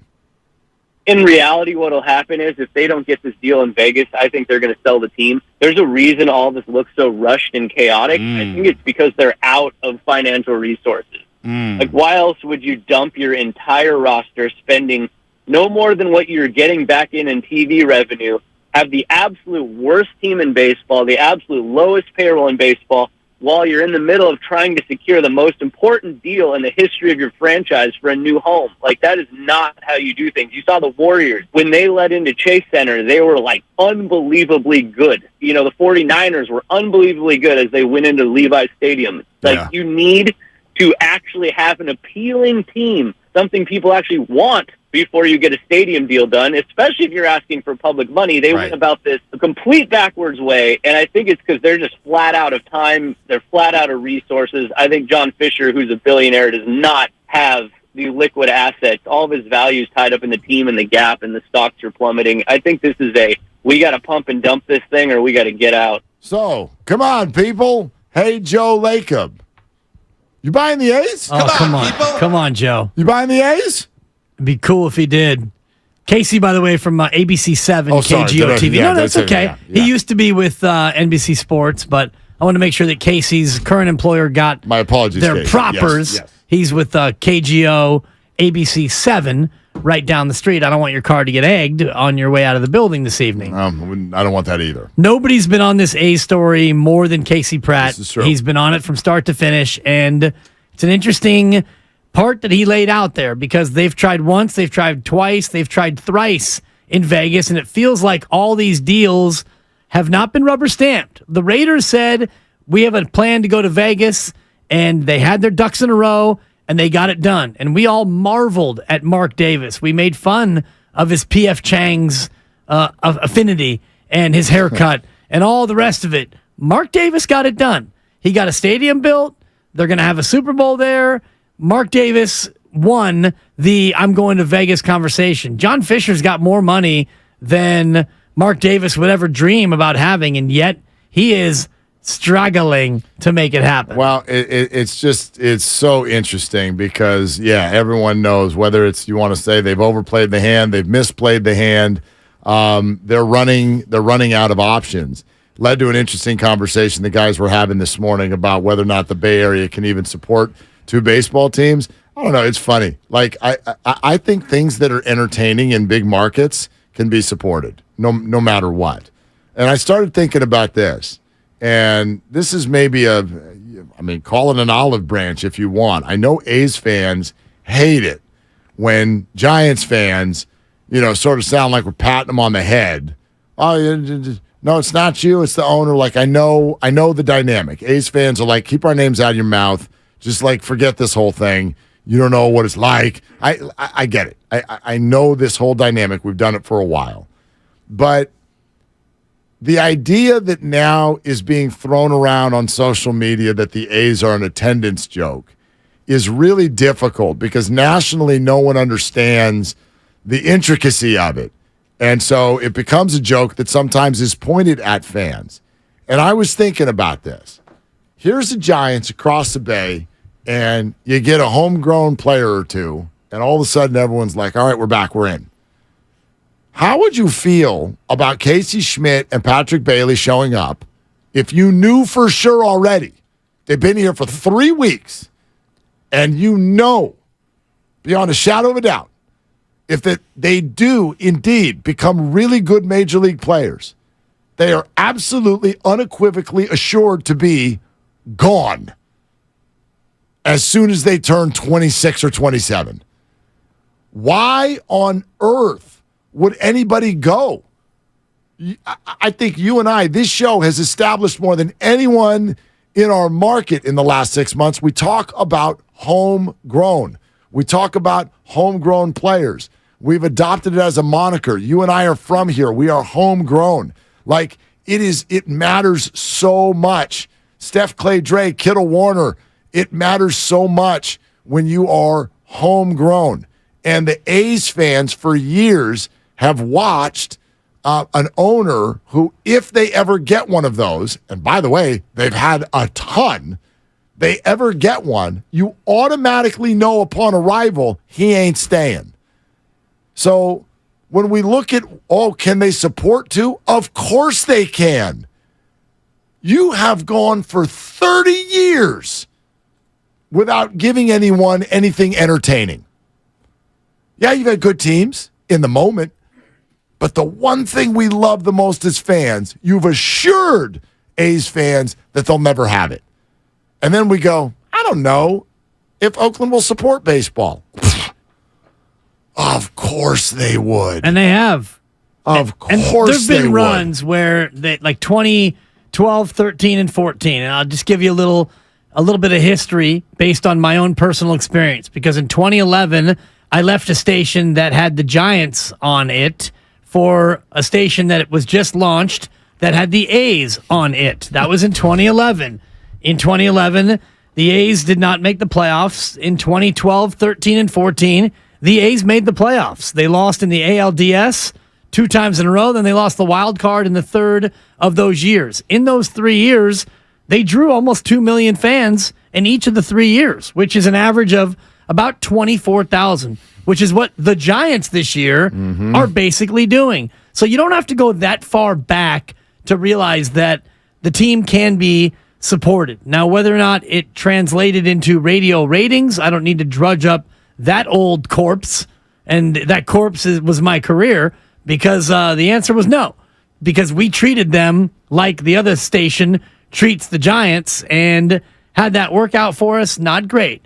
The point is, though, in terms of attendance, and those teams, Mark, they had young players, they had a young core of players, but you're right, by the time you got to the end of that, they spun off every good player. You knew that those players weren't going to be kept, and then you had to start the churn all over again. And it worked. You got Matt Olson and Matt Chapman, 2 young stars who were homegrown, legitimate all-star players. And again, 2018, 19, and 20, you made the playoffs again. You had a little run. You had a little core. And then you ripped the rug out from underneath that team, and now you're starting it all over again. Who's their Posey? Right now? Ever. Oh, in terms of a player that they signed, kept in. Our guy, kept him, great career, never left. Never left? Never left. Like never, ever left? Never left. Like never left? I said never left. Like even, because I think about like Xavi, Eric Chavez. He left eventually. They all did. Dave Stewart? Yeah, he left, didn't he? Yep. McGuire, Canseco. Yeah. Miguel Tejada. He was a record setter with games played. You mentioned Chapman and Olson recently. Well, unfortunately, you have to go back to really even find somebody. Hudson, Mulder, and Zito all left. I have to Google it. Who's their Posey? Yeah. Jason G. No. He went to the Yankees of all. Knicks. No, he went to the Yankees. They all go to the Yankees, Mark. Yep. Yoenis Cespedes, where's he these days? Not there. You seen him? Yeah. And unfortunately, it all circles back to the owner. And of course, to Casey Pratt's point, and I looked it up, gap stock down to $8.70, Mark. Oof. It's down. Tough break. Over the last 5 years, it's down 73%. And, retail clothiers aren't doing great. And if you're banking on the Gap going away to bring home the bacon, you're in trouble. Casey had an interesting series of tweets. And this is from 4 hours ago. Nevada passed Bill SB 509 to bring, quote, Major League Baseball to Las Vegas. The A's franchise is not mentioned in the bill. So there's that piece of it. And then Casey goes on to talk about a scenario where John Fisher sells the Athletics franchise to a buyer in Oakland, and then Fisher takes the return, pays an expansion fee, and gets his team in Vegas. So John Fisher could have the Las Vegas Gaps, which rhymes with crap, coincidentally. And then the A's could still be in Oakland, and then Vegas would have an expansion team. Yeah. That's what Casey was throwing out. It's a dream scenario. I like it, and boy, would that be great. Yep. I just I do believe that this market, I'm sorry, Mark, can't sustain two teams. I completely agree. You have to give people something. You can't just be like, we're here, so show up. I mean, that's what millennials get made fun of when they show up to job interviews. They're like, I'm here. What job do you have for me? I mean, that's the way the A's have conducted themselves the whole time. And I think for years, people didn't even realize it. And you could hide for a year or two because your young players come up and you win a division or you go to a playoffs. And then a great center field is full for the first time all year. And everybody suddenly, oh, gosh, now the A's fans care. They've always cared.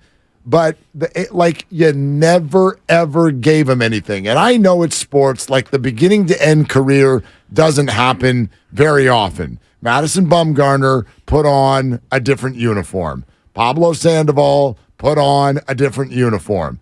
I guess you could say, and he did, Tim Lincecum put on a different uniform, but not in any sort of real kind of way. Matt Cain never did. They've never, ever, ever been doing this in good faith. So how would you know? How would you know if it would be supported? All you got to do is just run it in good faith, and then you'd have a chance to find out. This is a massive, massive media market. A lot of people here, too. Yeah, here's the other thing. I also think when we look at attendance numbers, sometimes we'll compare things to how it was 30 years ago, 20 years ago, and it's an unfair comparison. We did this for a few years in the NFL. This is when, Donald was trying to get everybody to believe that nobody liked the NFL anymore because of Colin Kaepernick. Ratings down in the toilet, ratings down. Yeah, because there's a billion platforms now. So if you want to compare NFL ratings in 2020 to 2010, what are you doing? Everyone got spread out. Some people don't even have TV anymore. They're trying to figure out on Netflix and Hulu how they can find the NFL. And now they can. And it's all tracked in different ways. You can't compare these things. Right. Attendance in 2023, post-pandemic, and it costs $1 gajillion to go to a game with your family. Yeah, attendance is going to be down. You got to come up with a new calculus. Well, you talked about acting in good faith, and I understand the player churn that the A's have gone through. I don't agree with it from an organizational standpoint. When you have good players and you get rid of them because you don't want to pay them, that's bad business in terms of, trying to win games. But the thing to me that reeks of the disingenuousness that you're talking about is when you strip the roster of any real talented players and then you triple the ticket prices, right, which is what the A's did before 2022. If I go back to when my kids, who are both now grown men, when they were kids and we lived in Oakland, we would go to a bunch of A's games because they had $1 Wednesday. They had free parking Tuesday. They gave you reasons to come to the ballpark. You could go, and instead of spending $20 to park your car, it was free. And when tickets were $1 and hot dogs were $1, they'd have 38,000 people because the previous regime, or maybe it was early Wolf and Fisher, I don't even remember who the owners were, but at the time they actually cared about trying to get people there. Now they're intentionally trying to keep fans from going. Absolutely. So they can show Major League Baseball, see, this market's broken. We just can't win here. Woe is us. and then they're going to go to Vegas because that's an Right. amazing baseball market. It's laughable. I just wonder if A's fans know that. You know, you get caught up in the whole thing. I hear from people all the time. Some of them are mad at the city. Like, I wonder if you understand this. At least in my lifetime, A's fans have been treated more poorly by their owner than any fan base in any sport that I've ever seen in my life. Hard to argue against it. And I was in San Diego when the Chargers left. Right. And this is worse. They would be on the Rushmore. They're up there. And you can blame the city, but as a longtime Oakland resident, I can tell you this, I would not have voted for even 1 penny of taxpayer dollars to go to that ownership. And California will never do that, by the way. What Casey said was so right this morning. They wanted it all. Fisher wanted to come in and say, yeah, we want Howard Terminal. We want to build 3,000 apartments. We want 800 acres of land, prime land down here that we're going to develop, and we're going to get all this money. They put the cart before the horse, thinking that the town would just roll over after losing the Warriors and the Raiders. Yeah. And they didn't. No, of course not. No, that's it. I guess the oldest thing in the book is like, let's build a plan that we know won't pass. The city won't pass it. The fans won't pass it. Build it, and then tell everybody, we tried. Good faith effort. I don't know what we're supposed to do. What do you want from us? And then the cool thing to do in 2023, if you're a sporting outlet, is be like, just call Vegas. Those people, they'll approve anything. Yeah. The government is like, yep, there you go. Well, so far they haven't approved this. No. Because even which is a message, by the way. You can't get it approved in Vegas? Yeah, you better sell. You're not getting it approved on Mars. You couldn't get this approved anywhere if you can't get it approved there. So, hey, John, why don't you try Uranus? How long have you been It's a holding that planet, one? Grandy. Just since you went to Mars. Come on. It's all sponsored by Chilton Auto Body. Nothing? We get to your phone calls coming up next on Willard and Dibs. Have you been in a car accident? Chilton Auto Body has 15 convenient Bay Area locations to help restore your vehicle to pre-accident condition. Chilton Auto Body is also actively hiring for all positions. For more details, head to ChiltonAutoBody.com, the Bay Area's leader in collision repair. Hey, Brad. I thought you had a date tonight. Hey, Mom. She just left. Using my phone for a Wi-Fi hotspot backfired again. I keep telling you to get Xfinity. What happened? Well, everything was great until the movie started buffering.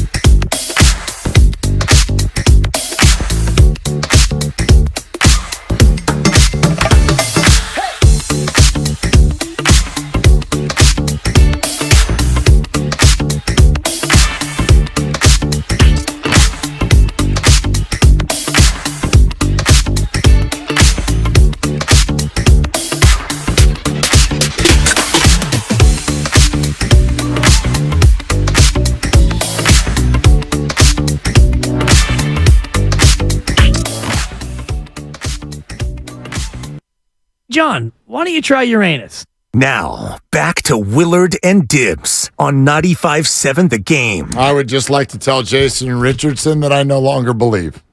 No more we believe? No, we don't believe. We deceive? I believed that he was going to call. We bereave? We grieve. Totally. So, Man. Oh, well. We're deceived is what happened. Grandy said he's no longer his favorite player growing up. Okay. Oh, wow. Grandy, you went back in time and grew up again and had a different favorite player? Lucas didn't quite say that correctly. I said that maybe I should reconsider who my favorite, childhood. Let me help player you was. on how to make a take, Grandy. All right. No, you don't put words in my mouth, Luke. Wow. You It's a long week. You got to bicker on your own time? Or No. All right. We got another 8 minutes. Have a take, Grandy. Have a take. Just one quick postscript as we talked about planets and how hot it is when you're close to the sun. 94 in Vegas today, 98 tomorrow, +1 on Sunday. Do you know what? Normally, whenever somebody gives me Vegas spring and summer weather, I'm like, oh, gross. I'm jealous. 94, right? Come on, son. Let's go.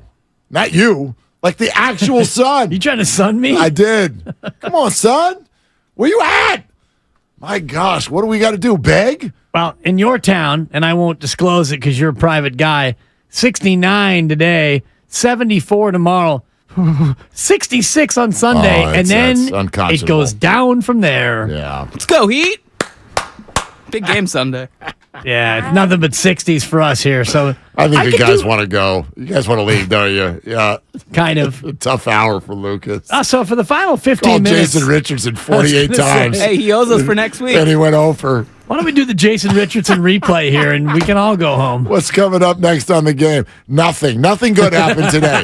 So it's just dead air for an hour. Mark's going to be sitting there pushing buttons. Jay Rich on best of for sure. Yeah. Randy and Lucas arguing for the next hour. We'll take some calls here in just a second. I just threw out a tweet just to have a little fun with Giants fans. And where are we putting Matos? I don't know if you want. Dude, this guy is blazing up AAA.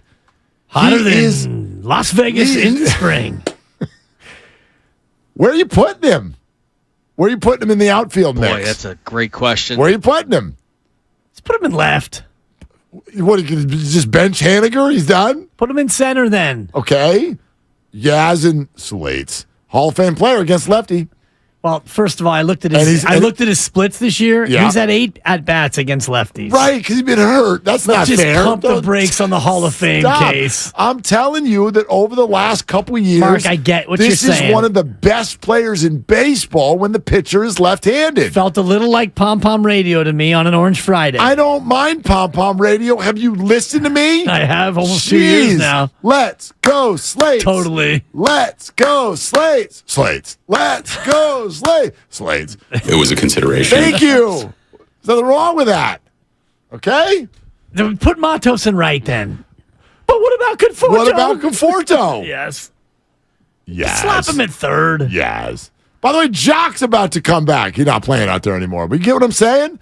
What are you going to do with this kid? Well, so far this year, he's played 10 games in center in Sacramento, a game in left, and 3 in right. Yep. And in Richmond, 17 in center, 5 in left, 4 in right. He's DH'd a little bit. Looks to me like he's going to play center field, Mark. Maybe. Which means Slates to the DH spot against lefties. I mean, okay, hang on now. Let me get the... And before we get all hog wild over Matos, he's 21. But no, and that's why you should get hog wild. Listen, Giants fans. 21-year-olds don't come up to the bigs as position players. Sure they do. And pop like this very often. Not very often. Right. But yes, they do. Ronald Acuna, Juan Soto. Yes, they do. So you're saying that this guy is going to be as good as Acuna Jr. and Soto? I'm not saying that at all. But what do you want him to do? You want him to hit 400 in AAA before you bring him up? Yeah. I want him to do a little bit more than...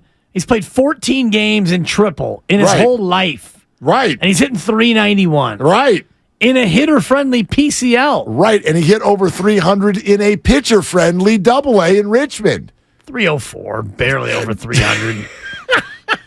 What do you want from the kid? I'd like to see some pop, Mark. You want some pop? He got no pop. He got pop. 3 homers in Richmond, 1 in Sacramento. You just said he hit this is like 12 games. How many homers do you want him to hit? 14 games, and he's hit 1. Okay. He hit the homer yesterday in Tacoma. Look at Grandy. In Tacoma. Matos. Man, bring him up. Don't you hate. I'm not hating. I'm just saying. You better regulate. Why all the rush? No, there's no rush. He's coming, though. And where are you going to put him? In center field, Mark. Slates. What happens? Slates becomes the DH. Okay. Fine. If you bring up Matos, and I'm going to be serious here for just a moment. Are you kicking dirt on Mike Yastrzemski? Are you done? No, when you throw a righty, you're not going to play Matos, and that's my point. Why not? Because you platoon everybody. No, you don't. Mitch Haniger plays against righties, and Michael Conforto plays against lefties. They're trying. Right. So you're going to bring up a 21-year-old and say, all right, you get to play every day. I'm sorry, did you miss Casey Schmidt 3 weeks ago? Yes, you're going to bring. Now, I know he's not 21. How old is Casey? Older. 24? Yeah, but what? Big difference. I got kids that age, Mark, and my kid who's almost 22, big difference between now and last year. Here's what I'm saying. When a guy is ready, he's ready. That's it. I don't care how old he is. And I'm saying this in all seriousness. If you do bring up Luis Matos, or when you do, you have to play him every day. It does not do a young player any good to have him in and out of the lineup. That's not what Luis Matos needs at 21. He needs to play every day no matter where he is. Almost every day. Agree. Well, every day nowadays is 6 out of 7. Yeah, we don't need to go crazy. But you do need to play him if you bring him up. If not, leave him in AAA. Yeah, this guy had an 841 OPS in a pitcher-friendly AA Richmond. They reward him. They bring him up. You're right. It's only been 14 games. The dude's OPS is 998. He is lighting it up. He is lighting us up. So you don't have to bring him up right now. But if this keeps up even a little bit, oh, yes, you do. Casey Schmidt and Patrick Bailey, have they captured the imagination of the fans or not? Why would you hold this guy down? Let's go. Let's go. He looks fantastic. And Harrison is going to be right behind him. By the way, Harrison's throwing to Bart tonight in sack. Exciting. And I hear Jock is in San Jose. Yes, he is. Yes, he is. Those are always fun games down there when you get a major leaguer to come down to single A. And the star-studded Orioles are here in town at Oracle. No doubt. There's a lot going on, Tibbs. I closed out their roster, so don't quiz me anymore. While we're talking minor leaguers, have you guys seen what Reggie Crawford's doing? Not like I've not followed in the last few days. I know he's doing a lot. An American Shohei Ohtani is what he is. Okay. Wow. Why do we have to go there? Why do we need to trade for one? No, we got our own. If he was Greek, would it be a problem? No slice. Okay. I'm just saying we don't have to spend $500 million. We got another coming in 2 years. Got it. What level is he at right now? Oh, single A. Single A. Yeah. Okay. Not on a rehab assignment. Yeah. You know what's wild is that everybody's all loving the minor leagues all of a sudden. Not a damn word about Luciano. And he's fine. He's doing fine. He's in the pitcher-friendly AA level. But to think that we would get here and all of the talk would be going on and there's no Ramos and there's no Luciano coming out of anybody's mouth. That's crazy. Well, Ramos already had his shot. Matos is your new Ramos. I hate to say that, but yeah, I think the organization has. I think Ramos has lost his luster. And Luciano looks like he might be the new Ramos. He's batting 177 in Richmond. How many games? 24. Okay, pretty good. Decent sample. Yeah, it's a we're going hog sample. Wild over one guy. No, he's not. I'm just going to keep it real, Mark. He's not ready. He's ready to go backward, and he's also 21. So yeah. No, and yet to play AAA. He's fine. He's fine. Yeah, he hasn't earned his way up yet. Matos. Dog. Woo! Matos. Yeah. Man. I see you working. Oh. You want to do this again tomorrow? No. Good answer. Don't come in tomorrow. Okay. Whew. See you on Monday. Question, yeah. All right. All right. It's a great question. What's coming up in the game is an hour of dead air. Brought to you by Fremont Bank. Full service banking, no compromises. I'm kidding. Here comes Mark Grandy, everybody. An hour of 95.7 The Game's best content from the day. For Dibs and Grandy and Lucas and not Jay Rich. I'm Mark. Shoot your shot. That's all you got. Ladies and gentlemen, the weekend.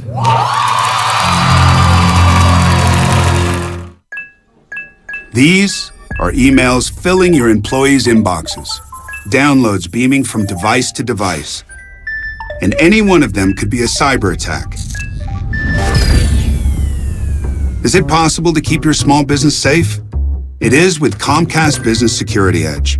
It helps keep your connected devices protected, and you can monitor threat activity in real time. So this security threat is the last thing you need to worry about. With Comcast Business, advanced security isn't just possible, it's happening. Get started with fast speeds and advanced security for $49.99 a month for 12 months with a 2-year agreement. Plus, ask how to get up to a $750 prepaid card with qualifying internet. Call or go online today to learn more. N6/21/2023. Restrictions apply. EcoBill and autopay required. New 50 megabits per second internet and Security Edge customers only. Equipment, taxes, and fees extra. Why do we knock on doors like this? Why do we make pets look like people? Aw, your puppy looks so cute with that sweater. And why do we make people look like pets? Aw, your photo looks so cute with that puppy filter. Why do we like secret handshakes more than regular ones? Up high, down low, fist bump, slow-mo explosion. Why? For the same reason we play scratchers from the California Lottery. Because a little play can make your day. Please play responsibly. Must be 18 years or older to purchase, play, or claim. Goody Nation is a nonprofit that connects small, diverse companies to big money. At one point, we had to send millions of dollars to 76 companies overnight, tracking every penny all on paper. I know, right? We don't do that anymore. Now we've got Bill. It knows where the money's going. Once we automated that process, we got more time back with our community. Bill is accurate, and that gives us confidence. Automate your finances with Bill. Learn more at Bill.com.